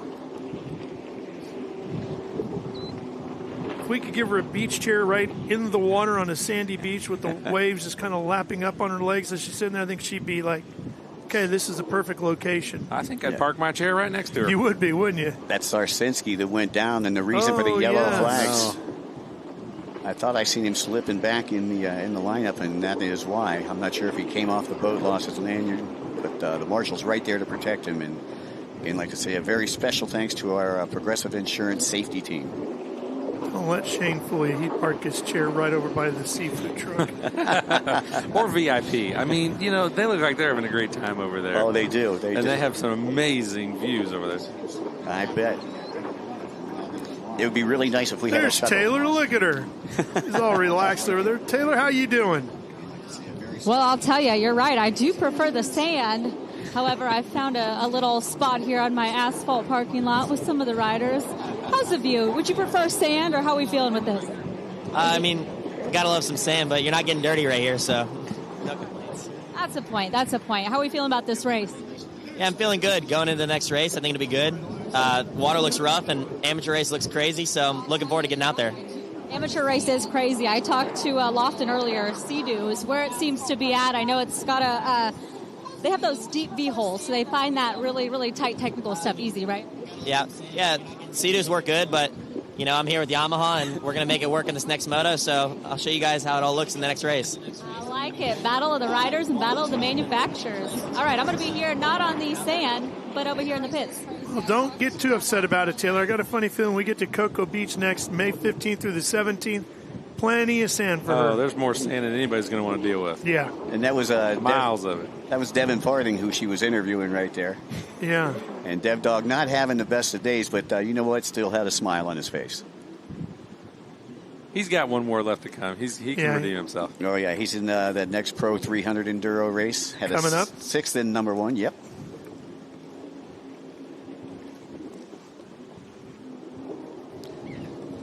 So Lofton still way out in front with just over a minute left. Baldwin still in second, Dolly in third. Bryce Ford has moved up to fourth, and he is on boat number 243.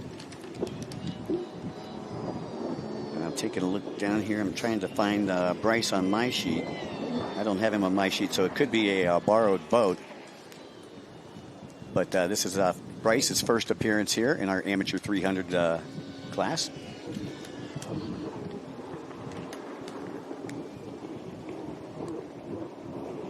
Lofton continuing to just pick his way around as we get down inside the final 30 seconds. He's going to have one lap left to go. And from the looks of things, from where he is out on the course here, going through the split lane, I think he's going to see the flag for one to go when he comes by flag stand on this lap. This should be going to triple zeros here in a second, or 10 seconds for that matter. You know, I was talking about Bryce Ford. He actually did change numbers. He was number 23 here on our sheets, riding a Sea-Doo for Ford Brothers Racing and Dean's team. There we go, triple zeros. So, waiting for him to come by the flag stand. We should be seeing the white.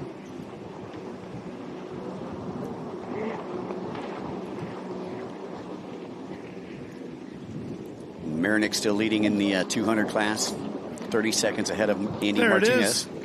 There's that white flag. Marinick continuing to lead over Martinez, Sullivan, and Nuschke in 200 category.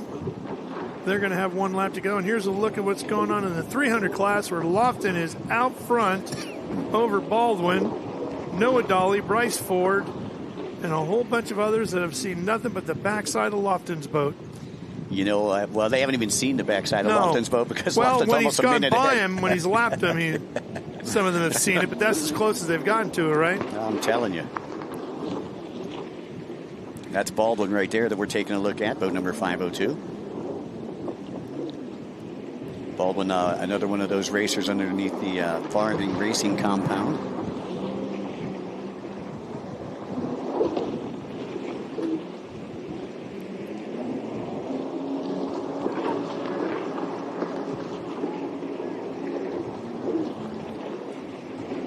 Once again under white flag racing conditions here on Lake Pontchartrain. Lofton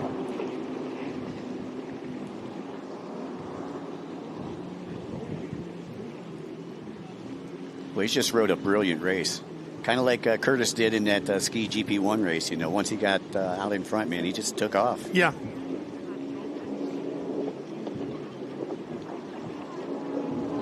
And that boat has done everything he's asked of it here today. Well, I'll tell you, I got to hand it to Vanjie Ramjeet, man. He's definitely spinning the wrenches the right way. Vanjie, I believe, ending up third overall in the Pro GP. We'll get to see Vanjie in this next moto, but third in moto number 1. And now his rider out there in first with less than a lap to go. One final time through that outside split for Lofton. That Sea-Doo just handling beautifully here today. He's carving through this technical course. He has had a good time, and he knows it. Checkered flag is waiting. There it is. Garrett Lofton will win the Amateur Endurance 300 category here at the IHRA Offshore Powerboat Grand Prix in New Orleans. And it looked like as he came through the checkered flag, he kind of lifted his right hand up as to say, where is everybody? Did I miss a Lily? What's going on? Baron Marinick should be taking the checkered flag in our Amateur Endurance 200 class. Comfortably over Andy Martinez. Marinick again riding a brilliant race. Riding for Caldwell Racing, Monster Energy, and Commander.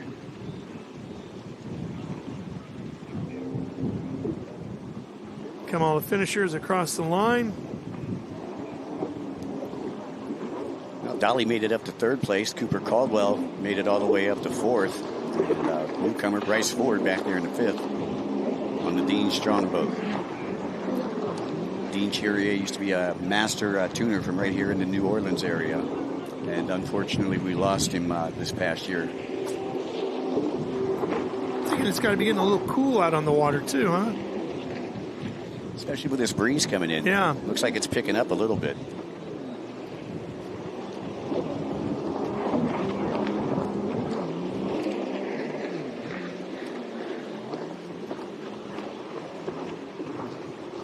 Lofton, Baldwin, Dolly, Caldwell, Ford, your top 5.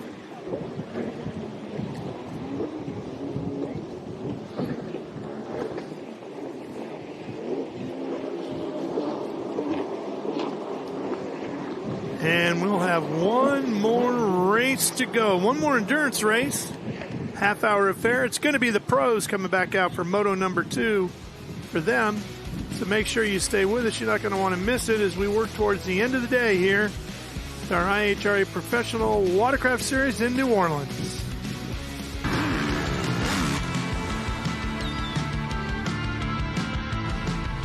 I think I'm just so passionate and so motivated back to where I belong, and that's on top.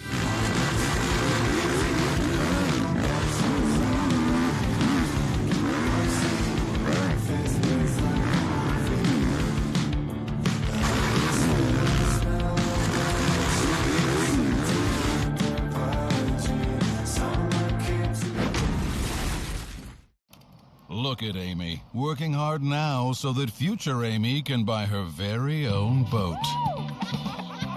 Wait, sorry, the boat's great, but am I wearing culottes? Oh, you love your culottes. It's lemonade o'clock. What did I just say? Cheers o'clock. Ew. Here's to protecting your boat and RV 24/7 as part of your home and auto bundle. So I, like, hang out with my insurance guy? Oh, yeah. You two have a podcast and everything. Awesome. It's the SMX 250 World Champion.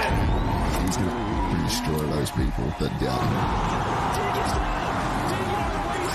When it counts, I'll make it happen. Let's go. Come on. It's the time to show that I got that dog here, right? Hey, dig and win. The 2025 Monster Energy AMA Supercross 250 US #1 plate. Retribution. Oh yeah, we want retribution. Oh yeah, we want retribution. Yeah, we ran out of patience. Boil up with the cold hard hatred. I can feel the vibration. Beat in the streets, it's a new sensation. I wanna break faces on the pavement. I wanna make great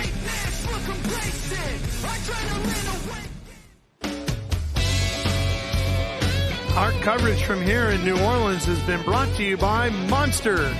Monster Energy, unleash the beast. Progressive, fast boat, smart coverage, Progressive Insurance. Harvey Gulf International Marine. Jefferson Parish, brought to you by Councilman Hans Liljeberg, Jefferson Parish Council District 5, and Jefferson Parish. Yamaha Wave Runners, built for power, performance, and the water ahead. And by VP Racing Fuels. VP Racing Fuels, powering champions on land and water. Show you the results from the two categories that just wrapped up. We had the Amateur Endurance 200 class. Baron Mernick with a nice 32, almost 33-second gap over Andy Martinez. Kevin Sullivan behind that, and Ian Nuschke rounding out the field of four. And in the Amateur Endurance 300 category, it was a dominant performance by Garrett Lofton on his Sea-Doo with a massive win over Caden Baldwin's Yamaha.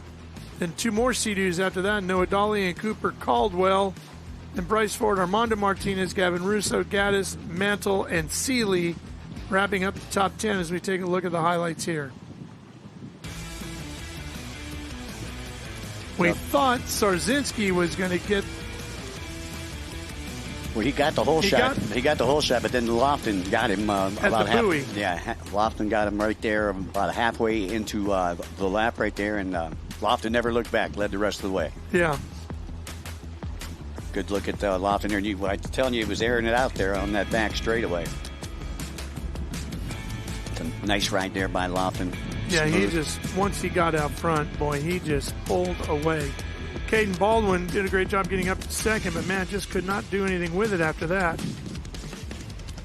And but better than he had in St. Pete, because in St. Pete he ran up front.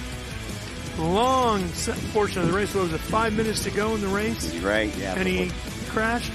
Yeah, he hit his chest on the bars, I believe. And, and just didn't feel it. Took off and went back to the pits.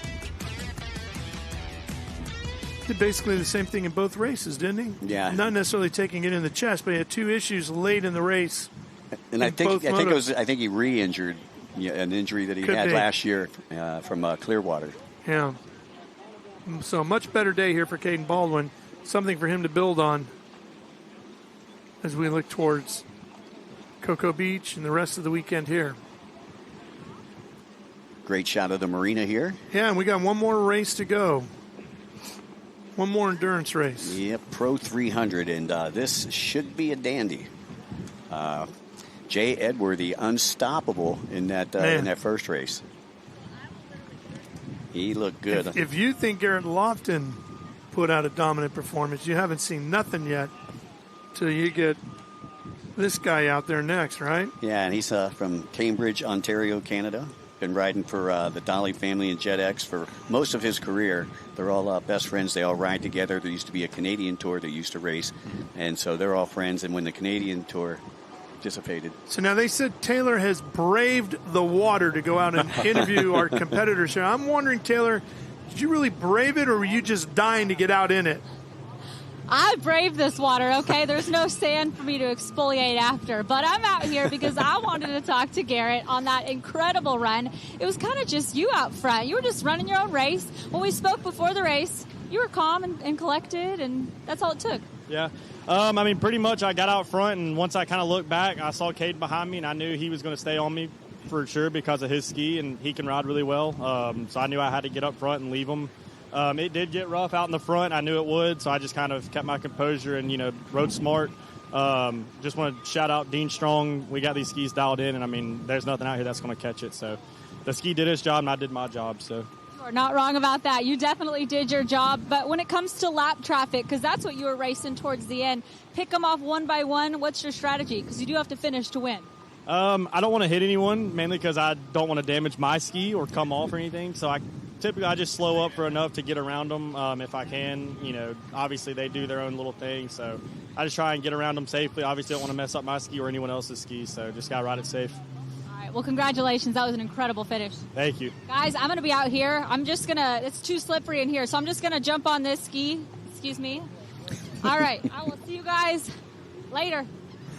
How did I know? Some way, somehow, she was going to end up on that boat and get a ride in, right? Hey, that's $100 fine not having the life jacket on. Yeah. Working smarter, not harder. That's right. Hey. She did the same thing in St. Pete. That's going to be her thing each and every race round is at some point in time in every broadcast, Taylor's going to end up on a ski. Gotta love it. You know, I really like what Garrett said there. I mean, it just shows the maturity level, right? He knows he's got the boat. There's no doubt he's got a fast boat. If I don't do anything stupid, if I race smart, I should be able to beat everybody in the field, is the way he's thinking. And he did that, and a minute plus gap between him and second. Well, you know, he used to ride, before he moved over to the watercraft side, he used to ride professional motocross as well. So, you know, I think he's got that mentality set, that racer mentality. He knows what he's got to do, and he knows what he needs to do to get it done. So here's what I'm going to tell you about that. You know, most kids that start in moto start out at extremely young ages, right? My good buddy Ricky Carmichael. Goat there, he started, I believe he was 4, he told me once, when he first swung a leg over a little mini bike and started putting around in the yard, right? So you think about how many years and laps of racing he got by the time he retired and started his NASCAR racing career, right? Mm-hmm. Same thing here with Lofton. How old is Garrett? Garrett was 23, right? Mm-hmm. So easily probably put in 10 plus years of racing in moto at various levels before he got to this. He has learned everything about can't win it in the first corner, can lose it in the first corner, save my equipment, be smart, all those things that take years to learn, that if you start at 15, Garrett's got huge advantage on you. And we're already going green. And look who's already going to the front. Edworthy right there. Those neon numbers and that bright yellow helmet, but he's going to get beat to the corner. Yeah, that's Camden Powell, who took second. Remember, Camden was chasing him right there at the end of Moto number 1, and Camden wants to make a statement here. Well, Camden knows if I got any shot at this at all, I better get out front early and try to squirt away, and that's what he's doing right here. But just to finish that off, I mean, all those years of moto made a big advantage for Garrett. He's learned all those because to me, those are the hardest things about racing to learn, right? Anybody can train. Anybody can hold the throttle wide open. Mastering racecraft is really hard, and Garrett seems to have that at just 23 with a long career ahead of him still. Like you said, a very mature racer. Yeah. So we are off and away here with the Pro Endurance 300 class. Camden Powell with the whole shot over Jay Edward. Sorry. Devin Farthing up there in third. Now, Devin's where he wants to be. Noah Skipp's right behind him. That's one of his teammates. And then Dave Davidson out of Canada back there in the 5th spot. Well, Jay Edworthy, certainly a veteran racer at the age of 52.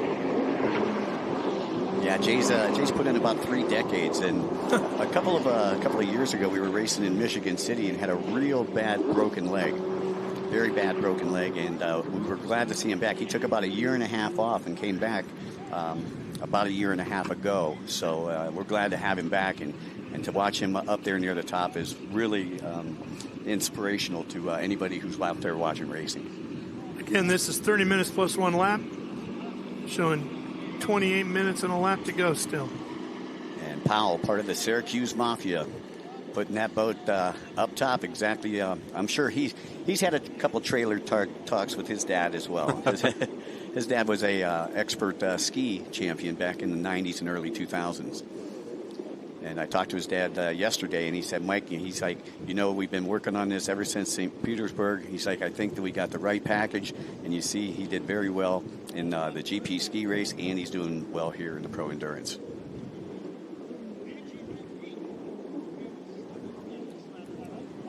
Nice overhead shot there.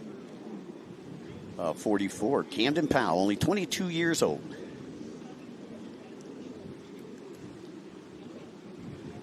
Looked like he kind of tagged that buoy and sent him outside the corner there a little bit. Well, he didn't want that buoy to pop up on the wrong side, because then he's got to go hit a penalty buoy. Absolutely. And then, you know, with Edworthy right behind him, he'd probably lose the position. So he had to pop over those bars real quick, and he was able to make it just in time. Powell on the Commander. Edworthy on the Sea-Doo. Devin Farthing on the Yamaha. So we got all three of the top brands. We even have Cowie out there. Jeff Dowell riding Kawasaki. But basically all three of the top brands right there in the top three. So we'll see who chose the right weapon here today. And one thing that you may or may not have noticed, Ralph, the one thing that we don't see out here, the manufacturer that we don't see, is Kawasaki here in this sit-down class. You know, in the Enduro class. We don't have one Kawasaki. Just Jeff Dowell, right? Oh, Jeff Dowell. Okay, Jeff is a new rider here with us. Jeff Dowell is on a Kawasaki. Yeah, I was going to say, but the Kawasaki's, especially with the endurance racing, they just haven't performed well. We haven't had one on the podium in several years. But you know, nothing bad against Kawasaki. It's just they're a heavier, they're a longer boat, and they can't corner as well as a lot of these Yamahas and Sea-Doos do. Sounds like you're describing me, Mikey. Are we going back to the orange trailer thing? No, we love our friends in green. That we do. And great folks over there in the green camp. Our old buddy John Rawl doesn't work at Kawasaki anymore. Still stay in touch. Just a wonderful guy. Had a lot of fun with John on the water over the years. Taking me on a lot of press tours with Kawasaki, different events and venues, and done a lot of different things with them. They make a great boat, fast boats. Obviously, we wouldn't be doing any of this if it wasn't for Kawasaki, right? Yeah, because 100%. The whole jet ski thing is them. Yeah, they started back in 1972 with Clayton Jacobson III's idea. Got to see the original jet ski once at the factory out west. Corporate offices, I should say. Yeah, pretty neat stuff. I got to tour the plant when I was over in Osaka last year. Yeah. It was pretty neat. Great people. Camden Powell about a 2.5 second lead over Edworthy right now, who still remains in second, right in front of Devin Farthing. Looks like Dave Davidson has moved up into that fourth place position, and this will be Dave's best finish of 2026 if he can stay there. Finlandson now getting past Davidson as I speak. Finlandson a winner in St. Pete and had to fight through the pack for a decent finish a little earlier today. And it wasn't all that long ago that they weren't still competing at the top level, and they still have a lot of those very successful races like Kanamori. Oh yeah, I still involved. I seen him last week. Yeah, still heavily involved. Kanamori-san, heavily involved with their programs, and he actually let me ride his boat once in Havasu. Back when he was top of the those old board. STXRs back in the day. Call it what you will. I'll just call it fast. That's all I know. And it's like, well, if he's giving me the opportunity to ride it, I said, I got to hold this thing wide open, right? Man, what a rocket. Yeah, I think that was right before they went to the four strokes. That was one of the last years of the two-stroke boats. And McCluggage was his teammate. Yep. Yeah. 2001. Chris? Yeah, Mac's probably watching in over from Spain now. His boys racing superbikes now. Retired, semi-retired from personal watercraft racing, one of the most winningest riders in jet ski racing.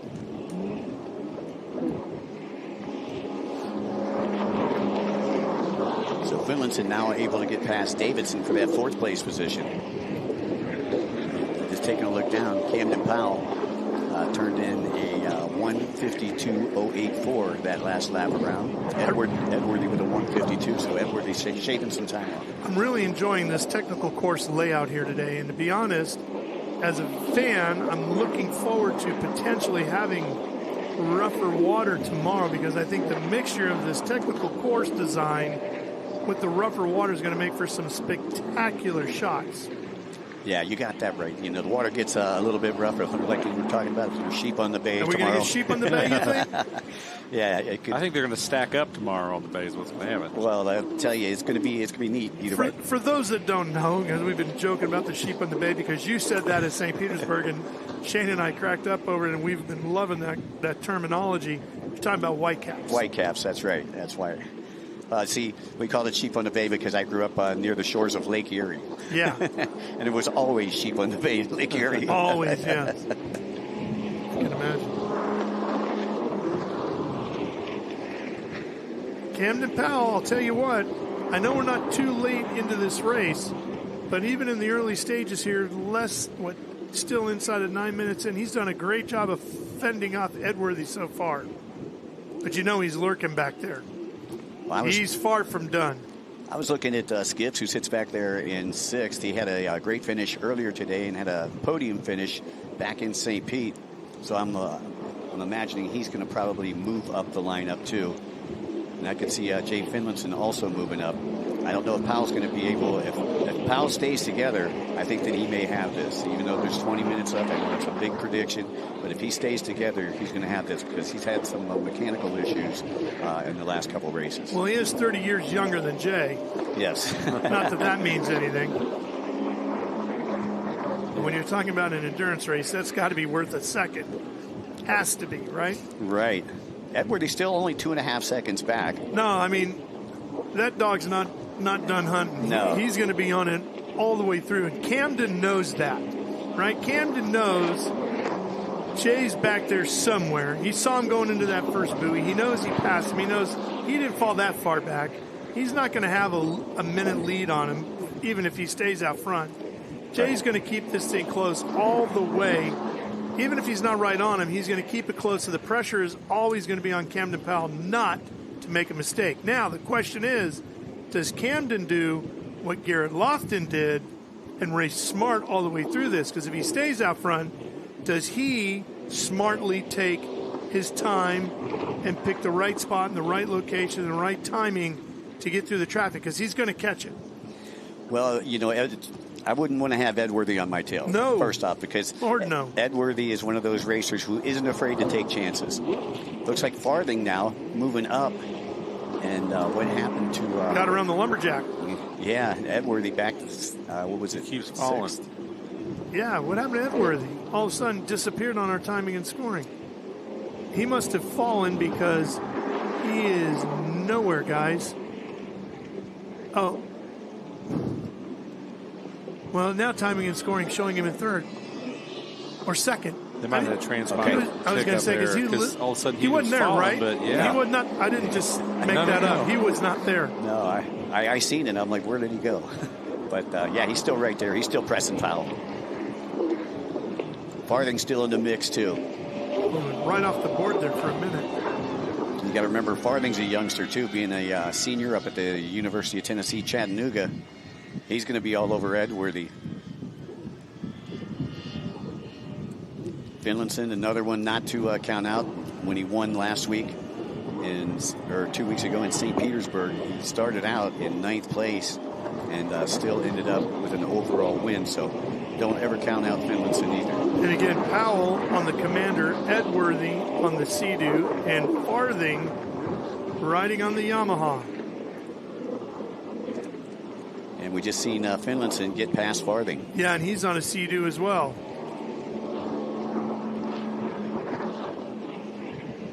Finlinson turning in the fastest lap time that last time around with a 1:51.425. And Skip's on a Yamaha too. Ramjeet's now starting to move through the pack. Started out in 9th place. Same thing he did last race. You know, he started out, I believe, in 6th, made his way all the way up to 2nd. Don't know if he'll be able to make his way up to 2nd, but again, we talk about consistency, and that's what builds champions. And what he needs to do is just make sure that he makes another podium here this week.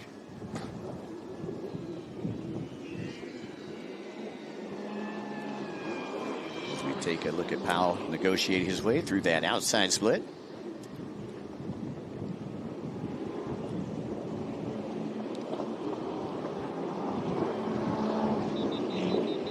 So 3rd place, about 11 seconds behind your leader right now. That's Finlinson, who is Powell's best friend. There's your move over flag. Yep. Get it figured out. Get out of the way. That's right. The leaders are coming through. And if you see one, pretty good chance there's another one behind him. Right, exactly. Yeah, so just get out of the way. You know that you're in the way right now. And hold your line, right? Hold your line, right. And a lot of riders are out there really sportsmanlike. You know, they'll just go way around an outside turn, and they'll say, hey, take the inside, and they'll dive in when they can. and that is the sportsmanlike thing to do. That was 77 Jason Russo right there. And Jason owns a dealership down in the Sarasota area, Russo's Marine. He's currently sitting in the 10th place right behind Dennis Mack and Sea-Doo's Anthony Radetich. I'll tell you what, if you're going to own a marina, Sarasota's not a bad spot to choose, right? For sure. The weather's got to be good for marine business year-round. Well, you know, and I'm bummed out, and I talked to Lucy, who works with us here at the IHRA, I was bummed out that we haven't been going to Sarasota here the past couple of years with the big boats. Can you get that handled? It's above my pay grade. But if somebody's listening, help us out. Ramjeet now into 6th, right behind Skips. As we stay with Camden Powell here, working through his way through the outside split once again, closing in on the halfway mark. Derek Powell, I'm sure, would like to go wire to wire. You see him just take a look over his shoulder right there. Well, he knows Edworthy's back there somewhere, right? Where? See, I don't know if that's a great place to do that, though. That's somewhere I would have encouraged you to look.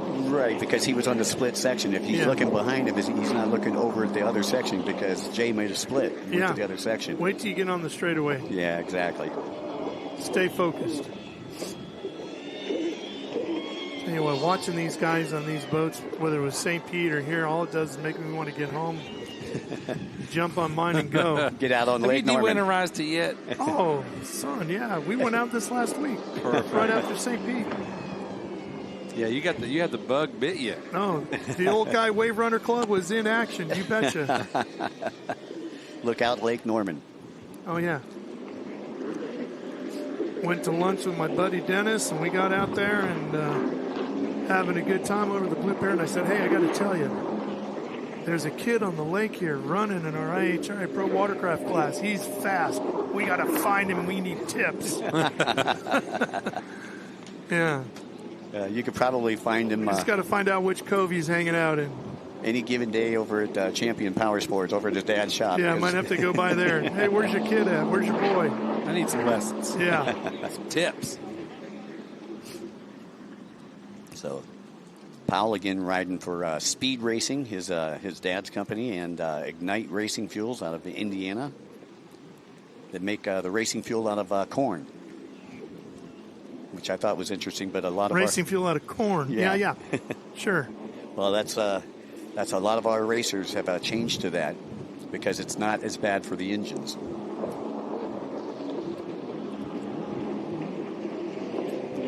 IndyCar was using that too, weren't they? Yes, sir. Here comes Powell, getting from that inside split this time. Edworthy and now Finlayson moving up into 3rd. I told you he'd be on the move. Didn't have the greatest of starts, but again, it's not how you start, it's how you finish, and 30 minutes gives you a lot of time to make that finish. So Powell about 7.5 seconds ahead of Edworthy. Finlayson about 12 seconds back from Powell, your race leader. Let's take a look at this replay. Look, he slides out just a little bit, and luckily he was able to hold on and keep control right there. So great recovery there by Camden Powell. Got to minimize those mistakes. 13 minutes to go in a lap. Again, heading down that back section or side section of the track over here along the causeway, and you can see it's a little bit rough over there as they're not protected right there. Spending a lot of time in the air. And I wouldn't say that sliding that boat like that is necessarily a mistake. That's just hard racing, right? He's just pushing still. He tried to put it up and set it down, and the wave dissipated. You know, and just slid him out just a little bit. But like I say, it was a great recovery, and you could just tell the strength. The kid is built like an Iron Man. He really is. Works out all the time with his pops and Jay up there in Syracuse, New York. Hey, Taylor, we're past the halfway point here with a lap and 12.5 minutes to go. How are things over there? Any updates for us?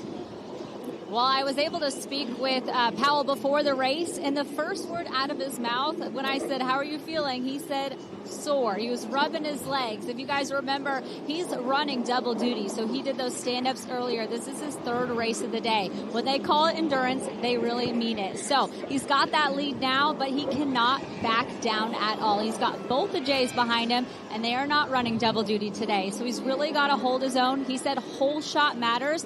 Luckily, he made that happen today, but can he make it all the way to the end? I'm excited to find out. Yeah, he checked the first box, didn't he, Taylor? Got that whole shot, beat Ed Worthy to the first buoy, and he's been out front since. Just doing the math, he's spent an hour and 15 minutes out there racing today, plus 3 laps. But Ed Worthy was 3 seconds quicker on that last lap. Camden ran a 1:55.335. Ed Worthy ran a 1:52.768. So, as we said early on, Jay's not going to just roll over here. Well, less than 5 seconds split the top 2, and less than 10 seconds split the top 3. So this race, even there's 11 minutes left, a lot of time to go. A lot of time.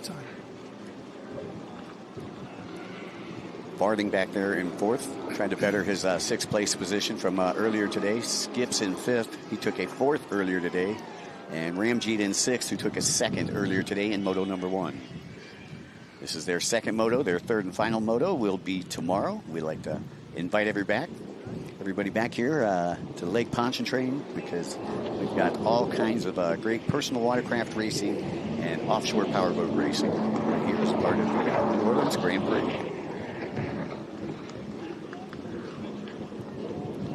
So Ed Worthy shaving another second off there.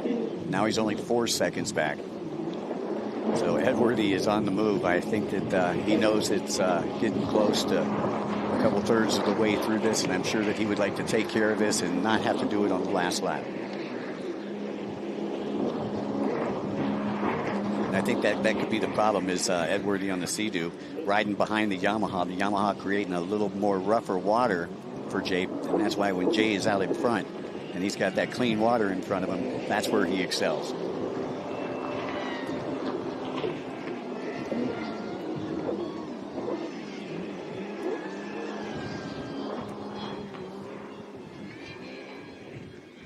Camden again sponsored by Riva Racing, as well as Circus Media, helping him out this season.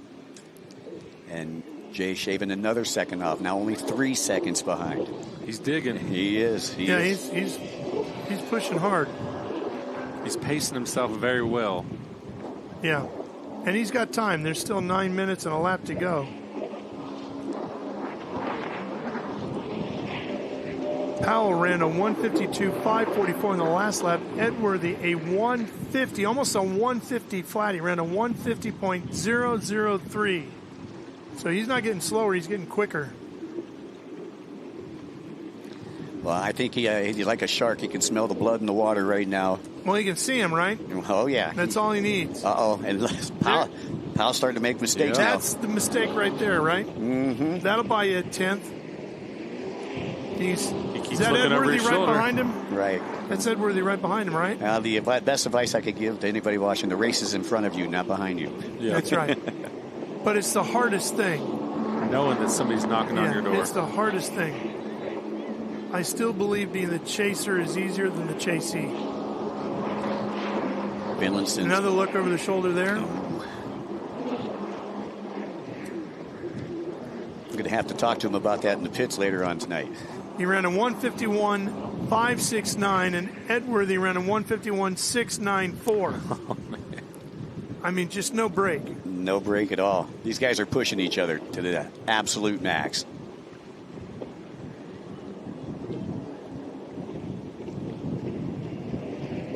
Farthing still remains in front of his teammate, Skips.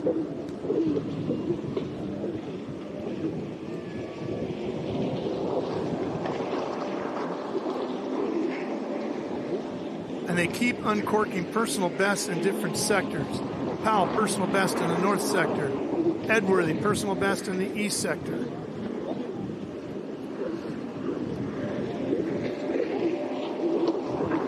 And now is when Powell's legs are really going to be screaming. Yeah, right? Final 7 minutes and a lap to go. If he was sore before, he's really feeling it now. Yeah, as Taylor pointed out, he was sore before he got on the boat for this one. And this is his second moto today, so obviously he's going to be a little bit sore. But how's he going to feel tomorrow for that third and final moto? Because if he's sore now... It's not going to be a wild night on Bourbon Street, I can tell you that. No. He just has to keep his head in the game and run a real clean He really does. race. But easier said than done when you got Jay Edworthy on your tail. And they both ran personal best in the split. So let's see what we get here time-wise.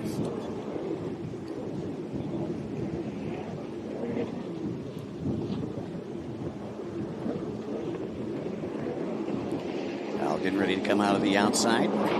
Another look over the shoulder.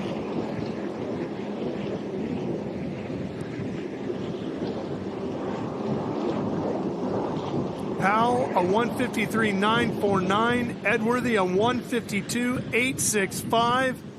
So, boy, it is on, fellas, with 6 minutes and a lap to go. Boy, I'll tell you, some great racing here for round number 2 in our pro endurance class here with the Monster Energy IHRA Tour. Some great racing all day long today, in the big boats. Really has been. Fun watching the big boats. MCon and Dirty Money was at that. Was those two battling it out there. Class 1 race. That was crazy. Incredible hull-to-hull, deck-to-deck racing.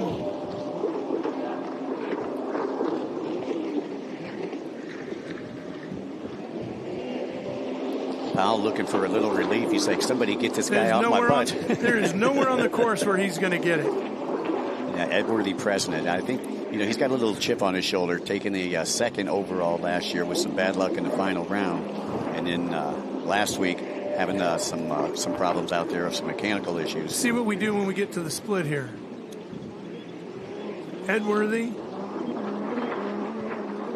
Gonna take. He went inside, right? Right. They'll make the turn there at the yellow tetrahedron. They'll come into the MasterCard buoy, and this is where they make the choice, inside or outside. And it looks like Powell is going to go to the outside. Oh, he's going outside to the blues. Yep. Yeah. So Edworthy must have went to the greens right there. He must have. Because I don't see him right behind him anymore. But if they're this close, that's what you got to do. Go where the other guy isn't. Let him catch a glimpse of you over his shoulder, right? Make him nervous if nothing else. Right, get in his head. Yeah. Which, Edworthy's already there because Powell just knows he's back there. Yep. And we're inside of 4.5 minutes and a lap to go. So let's see what we get. They both go personal best again. Holy cow, these two really, just throwing haymakers out there. Oh, jeez. Take the riding gloves off.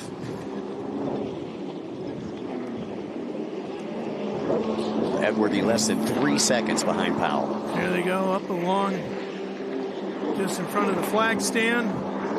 See what we get time-wise.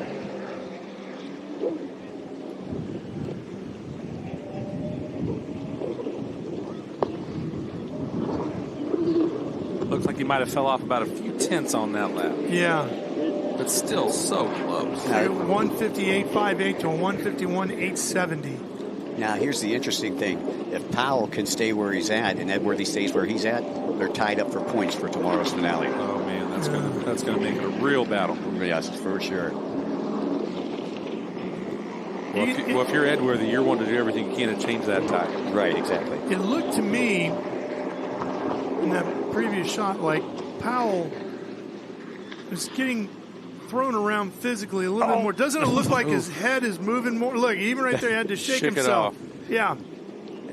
I wonder if he's feeling it more now and doesn't have quite the strength he had before to hold himself upright the way he needs to here, Well, he's definitely using a lot of upper body strength, but that jarring on that leg right there, that could not have felt good. No. And he went to the blues again here. Powell and Edworthy inside of 3 minutes and a lap to go. He's got to hold on for about 2 to 3 more laps. He's doing everything he can, and there's your gap between first and second. How about a 149.879? That's what you got to do, Camden Powell, especially when your competitor runs a 151.063. That's exactly what Camden Powell needed to do right there. Put in a heater, put a gap, and slow Jay Edworthy down and make him feel the pressure. Right. Make Jay say, okay, I'll settle for second on this one, and we'll work it out tomorrow. But Powell really pressing it here as we head toward the latter stages of this one. And to tell you how strong that was, Camden Powell's quickest lap of the day was a 1:49.667. So he was 0.2 of a second off his quickest lap inside of 2 minutes to go in the race with a lap. That's impressive. Very impressive. And you just know he's getting chased when you put in a time like that. He knew it was go time. I got to get it now. I got to give myself some gap here. And he just put a heater on Edworthy, and man, almost made a mistake there. He got right into the buoy there, but boy, if that could have been really damaging. Yeah, that would have definitely gave Edworthy a lead, and if he had to go out and take that penalty buoy. Yeah, that would have been disastrous right there. You lose about 7 to 10 seconds when you go and pick up the penalty buoy. That would have ended his day. Well, it looks like he's going to have another lap after he comes out of the outside. Yeah, and he's going to have to go again before he sees the white flag. Yeah, so he's got a couple more laps to go. As we are just under a minute here.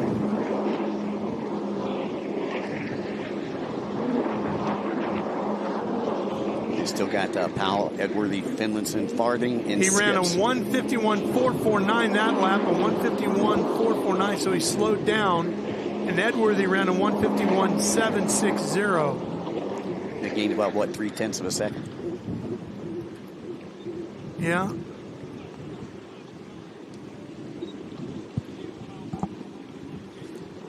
They'll see the white flag definitely this next time by. Well, great race here so far for Camden Powell. He's not really made any mistakes. He's had a couple of rough turns, but not really made any mistakes. And Edworthy's been right there to capitalize. So hats off to Camden Powell, who's rode a brilliant race so far. You can see Edworthy coming back up into the picture here as they work their way down the front straightaway. And let's see if we got the white flag. Should be coming out.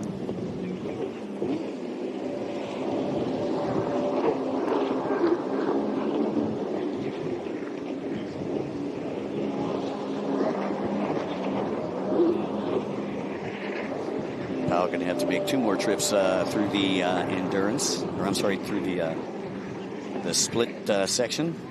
Again, Powell riding for Caldwell Racing, as well as Speed Racing. Here's Camden Powell on his final lap. Caldwell Racing, Speed Racing, Circus, Media Ignite, Racing Fuels, Riva Racing, Commander Industries, sponsoring this young man out of Syracuse, Indiana, working his way around after getting a great hole shot. And here comes the white. So less than a lap to go. And the gap between Edworthy and Finlayson has changed, but 4 seconds now, almost 5 seconds between Powell and Edworthy here on the final lap. Well, he put in another quick one, a 1:48.859. That was his new best. That was his best. Yeah. Man, you talk about drive. He's not giving up. But I'll tell you what, Edworthy did it too. He ran his best. Yes, he did. A 1:49.628. So his best was a little quicker. How about that? Or, well, almost. Almost. A 1:48.859 to a 1:49.628. After racing for 30 minutes, they both uncorked their quickest laps of the event. And to have them that close 30 minutes after the race begins, because you don't see that too much in endurance racing. You normally have a 10 to 20 second gap between first and second place. Here within 5 seconds, that's pretty amazing in the Pro Endurance 300.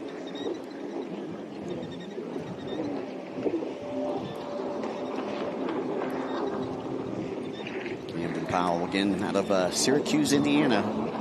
His buddy Jay Finlayson running in third. And these guys will be celebrating tonight as it's Finlayson's birthday as well. We've got a lot of birthdays this weekend. Oh, yeah. It's going to make Finlayson, 22? No, he just turned 21. It's I think he put his new age.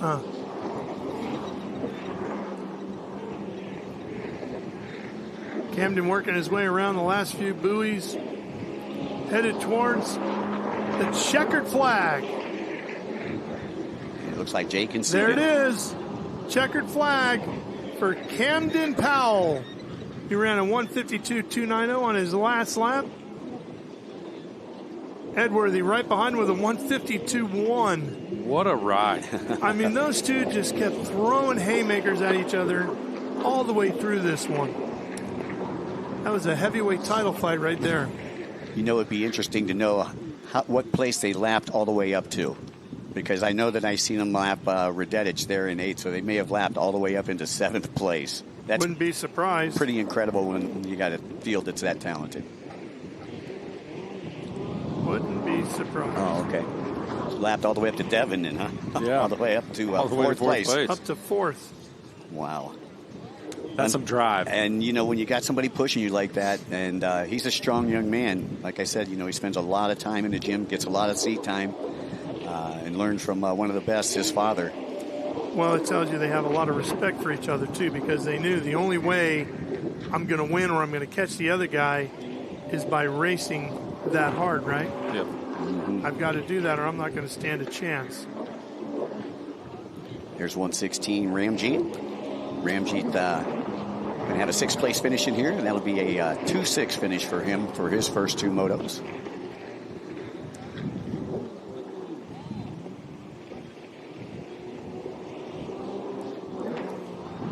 So it's been a great but long day of racing here. And we get to do it all again tomorrow, starting at 9 o'clock Eastern. 9 o'clock Eastern on Speed Sport 1. We'll have all the action for you over there, live and free all day long.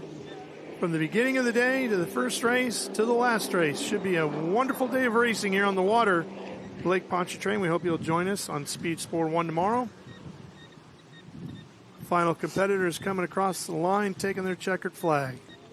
You know, it's Jose Acosta we just seen from Pinned Up Performance.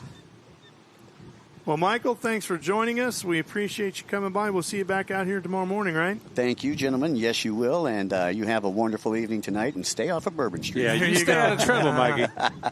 There you go. I'm going back to the hotel after the party. That's it. You guys have a good day. All right, Thanks, buddy. Mikey. So Camden Powell, outstanding run.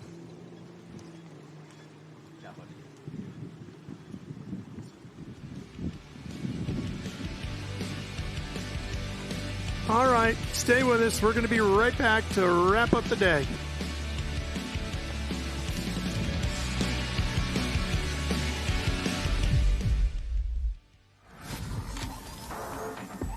Intensity doesn't ask for permission.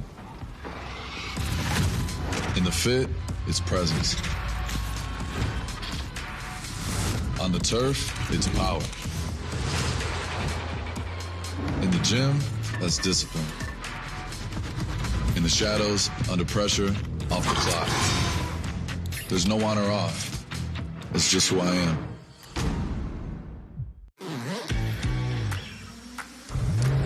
It's that no holding back feeling.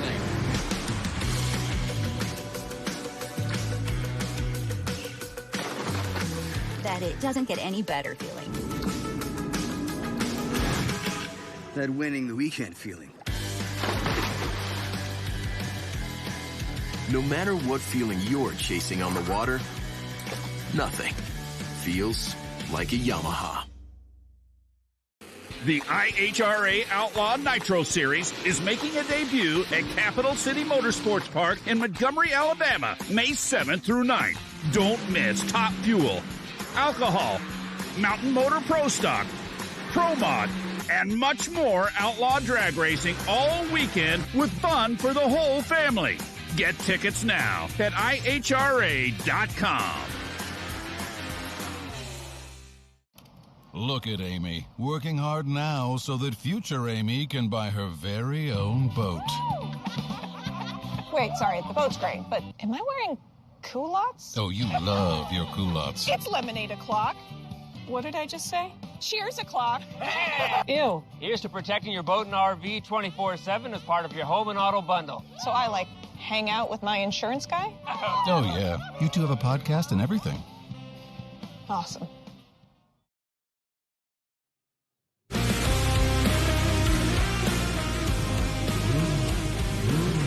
Welcome back to New Orleans, where we just finished the last pro race, our Moto 2 of our 300 endurance class racers. And I've got our winner right here. He's pulling up, kind of shaking it all off from the day. Camden Powell, what an incredible run that was. We spoke before. You told me you were sore. You hoped you could get it done. You got that whole shot, and that saved your day. No, I think the whole shot was a lot. We got a good start finally, and it kind of, I don't know, it showed its face, and I think it was good. The boat worked great. Huge shout out to my dad and Caldwell's of everyone, and I'm really thankful. And not only the whole shot, but you guys were throwing out some of your fastest laps right in the end of that race, right? Right when you think you should be tired, that's when you were putting down those fast laps in the last 5 laps. Where did that come from? Playing the guy with the hoodie, he was pushing me a little much there at the end. I wanted to take it easy, but when you have someone like him who's this fast pushing you, it makes you uncomfortable, but that's racing, and it was fun. He's pointing to Edworthy over there who's walking away, and really that's what it's all about, right? That makes it more fun when you turn around and you see that guy right on your butt. You cannot give up. It's frustrating, but yeah, you can't give it up. You said it just right, but I don't know, it was fun. I had a good time. I'll tell you what, you finished second and first, and Edworthy finished second and first. So Moto 3 is about to be very, very interesting. Yeah, we're excited for that. He's a good racer, and I'm glad to be up here. So hopefully it goes well tomorrow and everything's safe and fun and smooth. Awesome. Well, congratulations. That was an incredible run out there. Thank you. I appreciate it. All right, Camden Powell taking that win in Moto 3. You're good to go. Go relax. I know we talked earlier he was sore. We've got another day of pro watercraft as well as offshore racing tomorrow. It's going to be incredibly exciting. The sun is still shining. I'm down here on Secret Beach, and there's going to be a lot more to come tomorrow here in New Orleans. Yes, there is, Taylor, and we're looking forward to all of it, starting live at 9 a.m. Eastern on Speed Sport 1. And, boy, what a day we had. And we got done wrapping up our pro watercraft here, but what a day we had with our offshore powerboats, huh? Action-packed all the way around. The bracket races were tight. The Pro Class 1 race, absolutely amazing. Stunning. And the water sports racing all day long. I mean, you can't ask for a better day of racing. Qualifying was so intense. Oh, it was crazy. Thousandths of a second separating boats. That's just going to show you that tomorrow you better tune in because it's going to be an awesome day. Well, you were just looking at the weather. What are you seeing for tomorrow? Well, I was trying to look. They're talking about anywhere between 19 mile an hour to up to 24, 25 mile an hour wind gusts tomorrow between 9 and like 3 to 4 p.m. tomorrow. So I think it's going to get a little crazy. Well, we said the bracket racing was really good today. They did the awards ceremony for those competitors a little bit ago while we were continuing with our racing with the watercraft. So let's show you some of the highlights from the awards ceremony now for the bracket categories. Ding!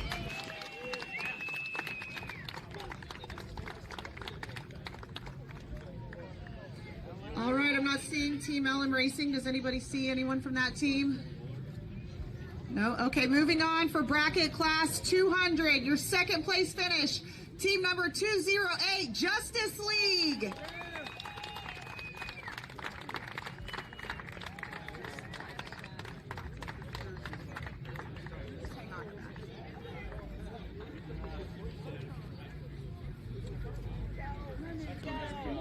Congrats.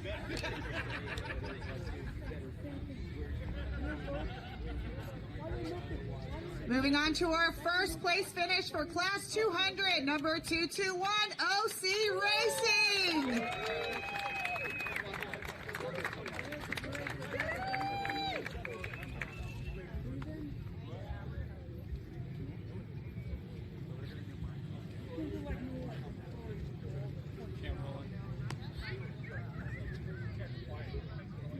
Congratulations, racers. Here's your bracket class 200 racers for Saturday's race.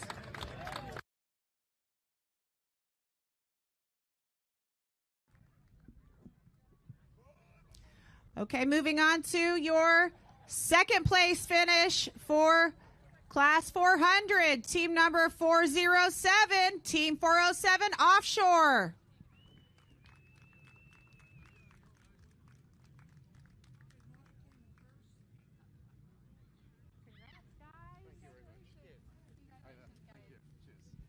And your first place finish for bracket class 400 is team number 421, Shocker.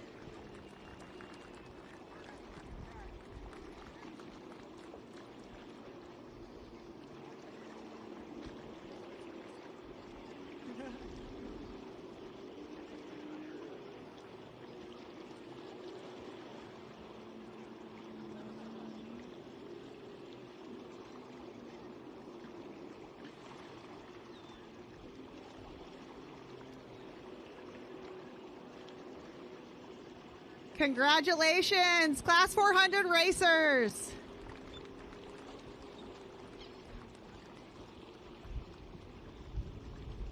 Moving on to your Class 500 racers.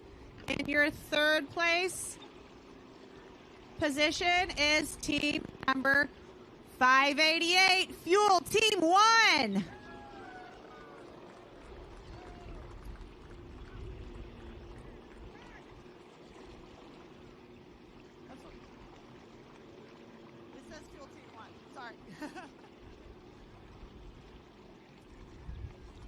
Fuel 1 team, I apologize.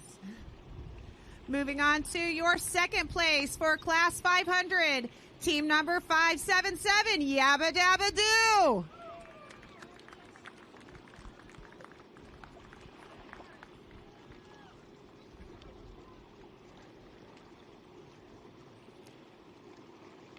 And your first place finish for Class 500, team number 576, back in action.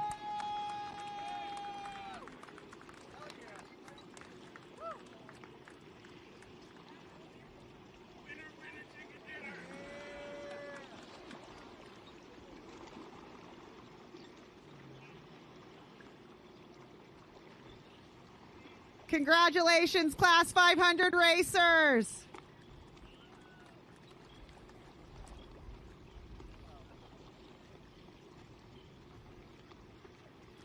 Up next, we are at our Class 600.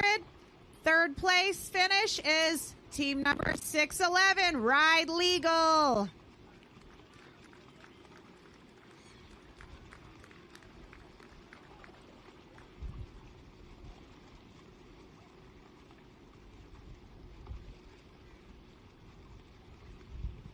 And our Class 200 second place finish is team number 605, Islandscapes.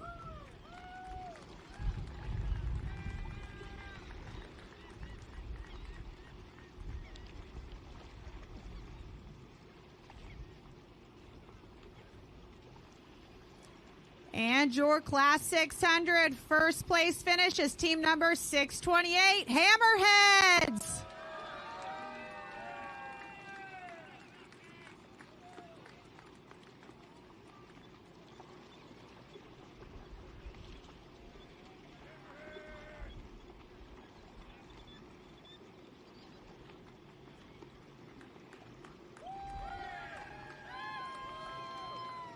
Congratulations, Class 600 racers.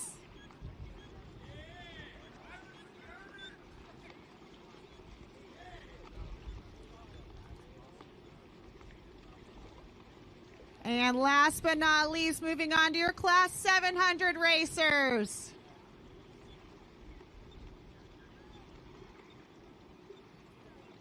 Your third place finish for today's race is team number 730, Red Rum.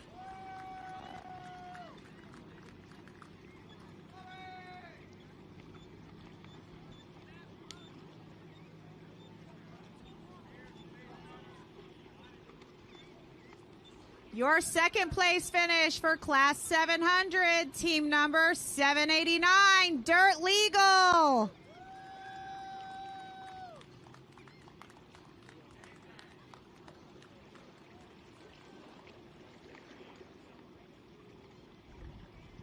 And your first place finish for Class 700, team number 744, Piston Broke.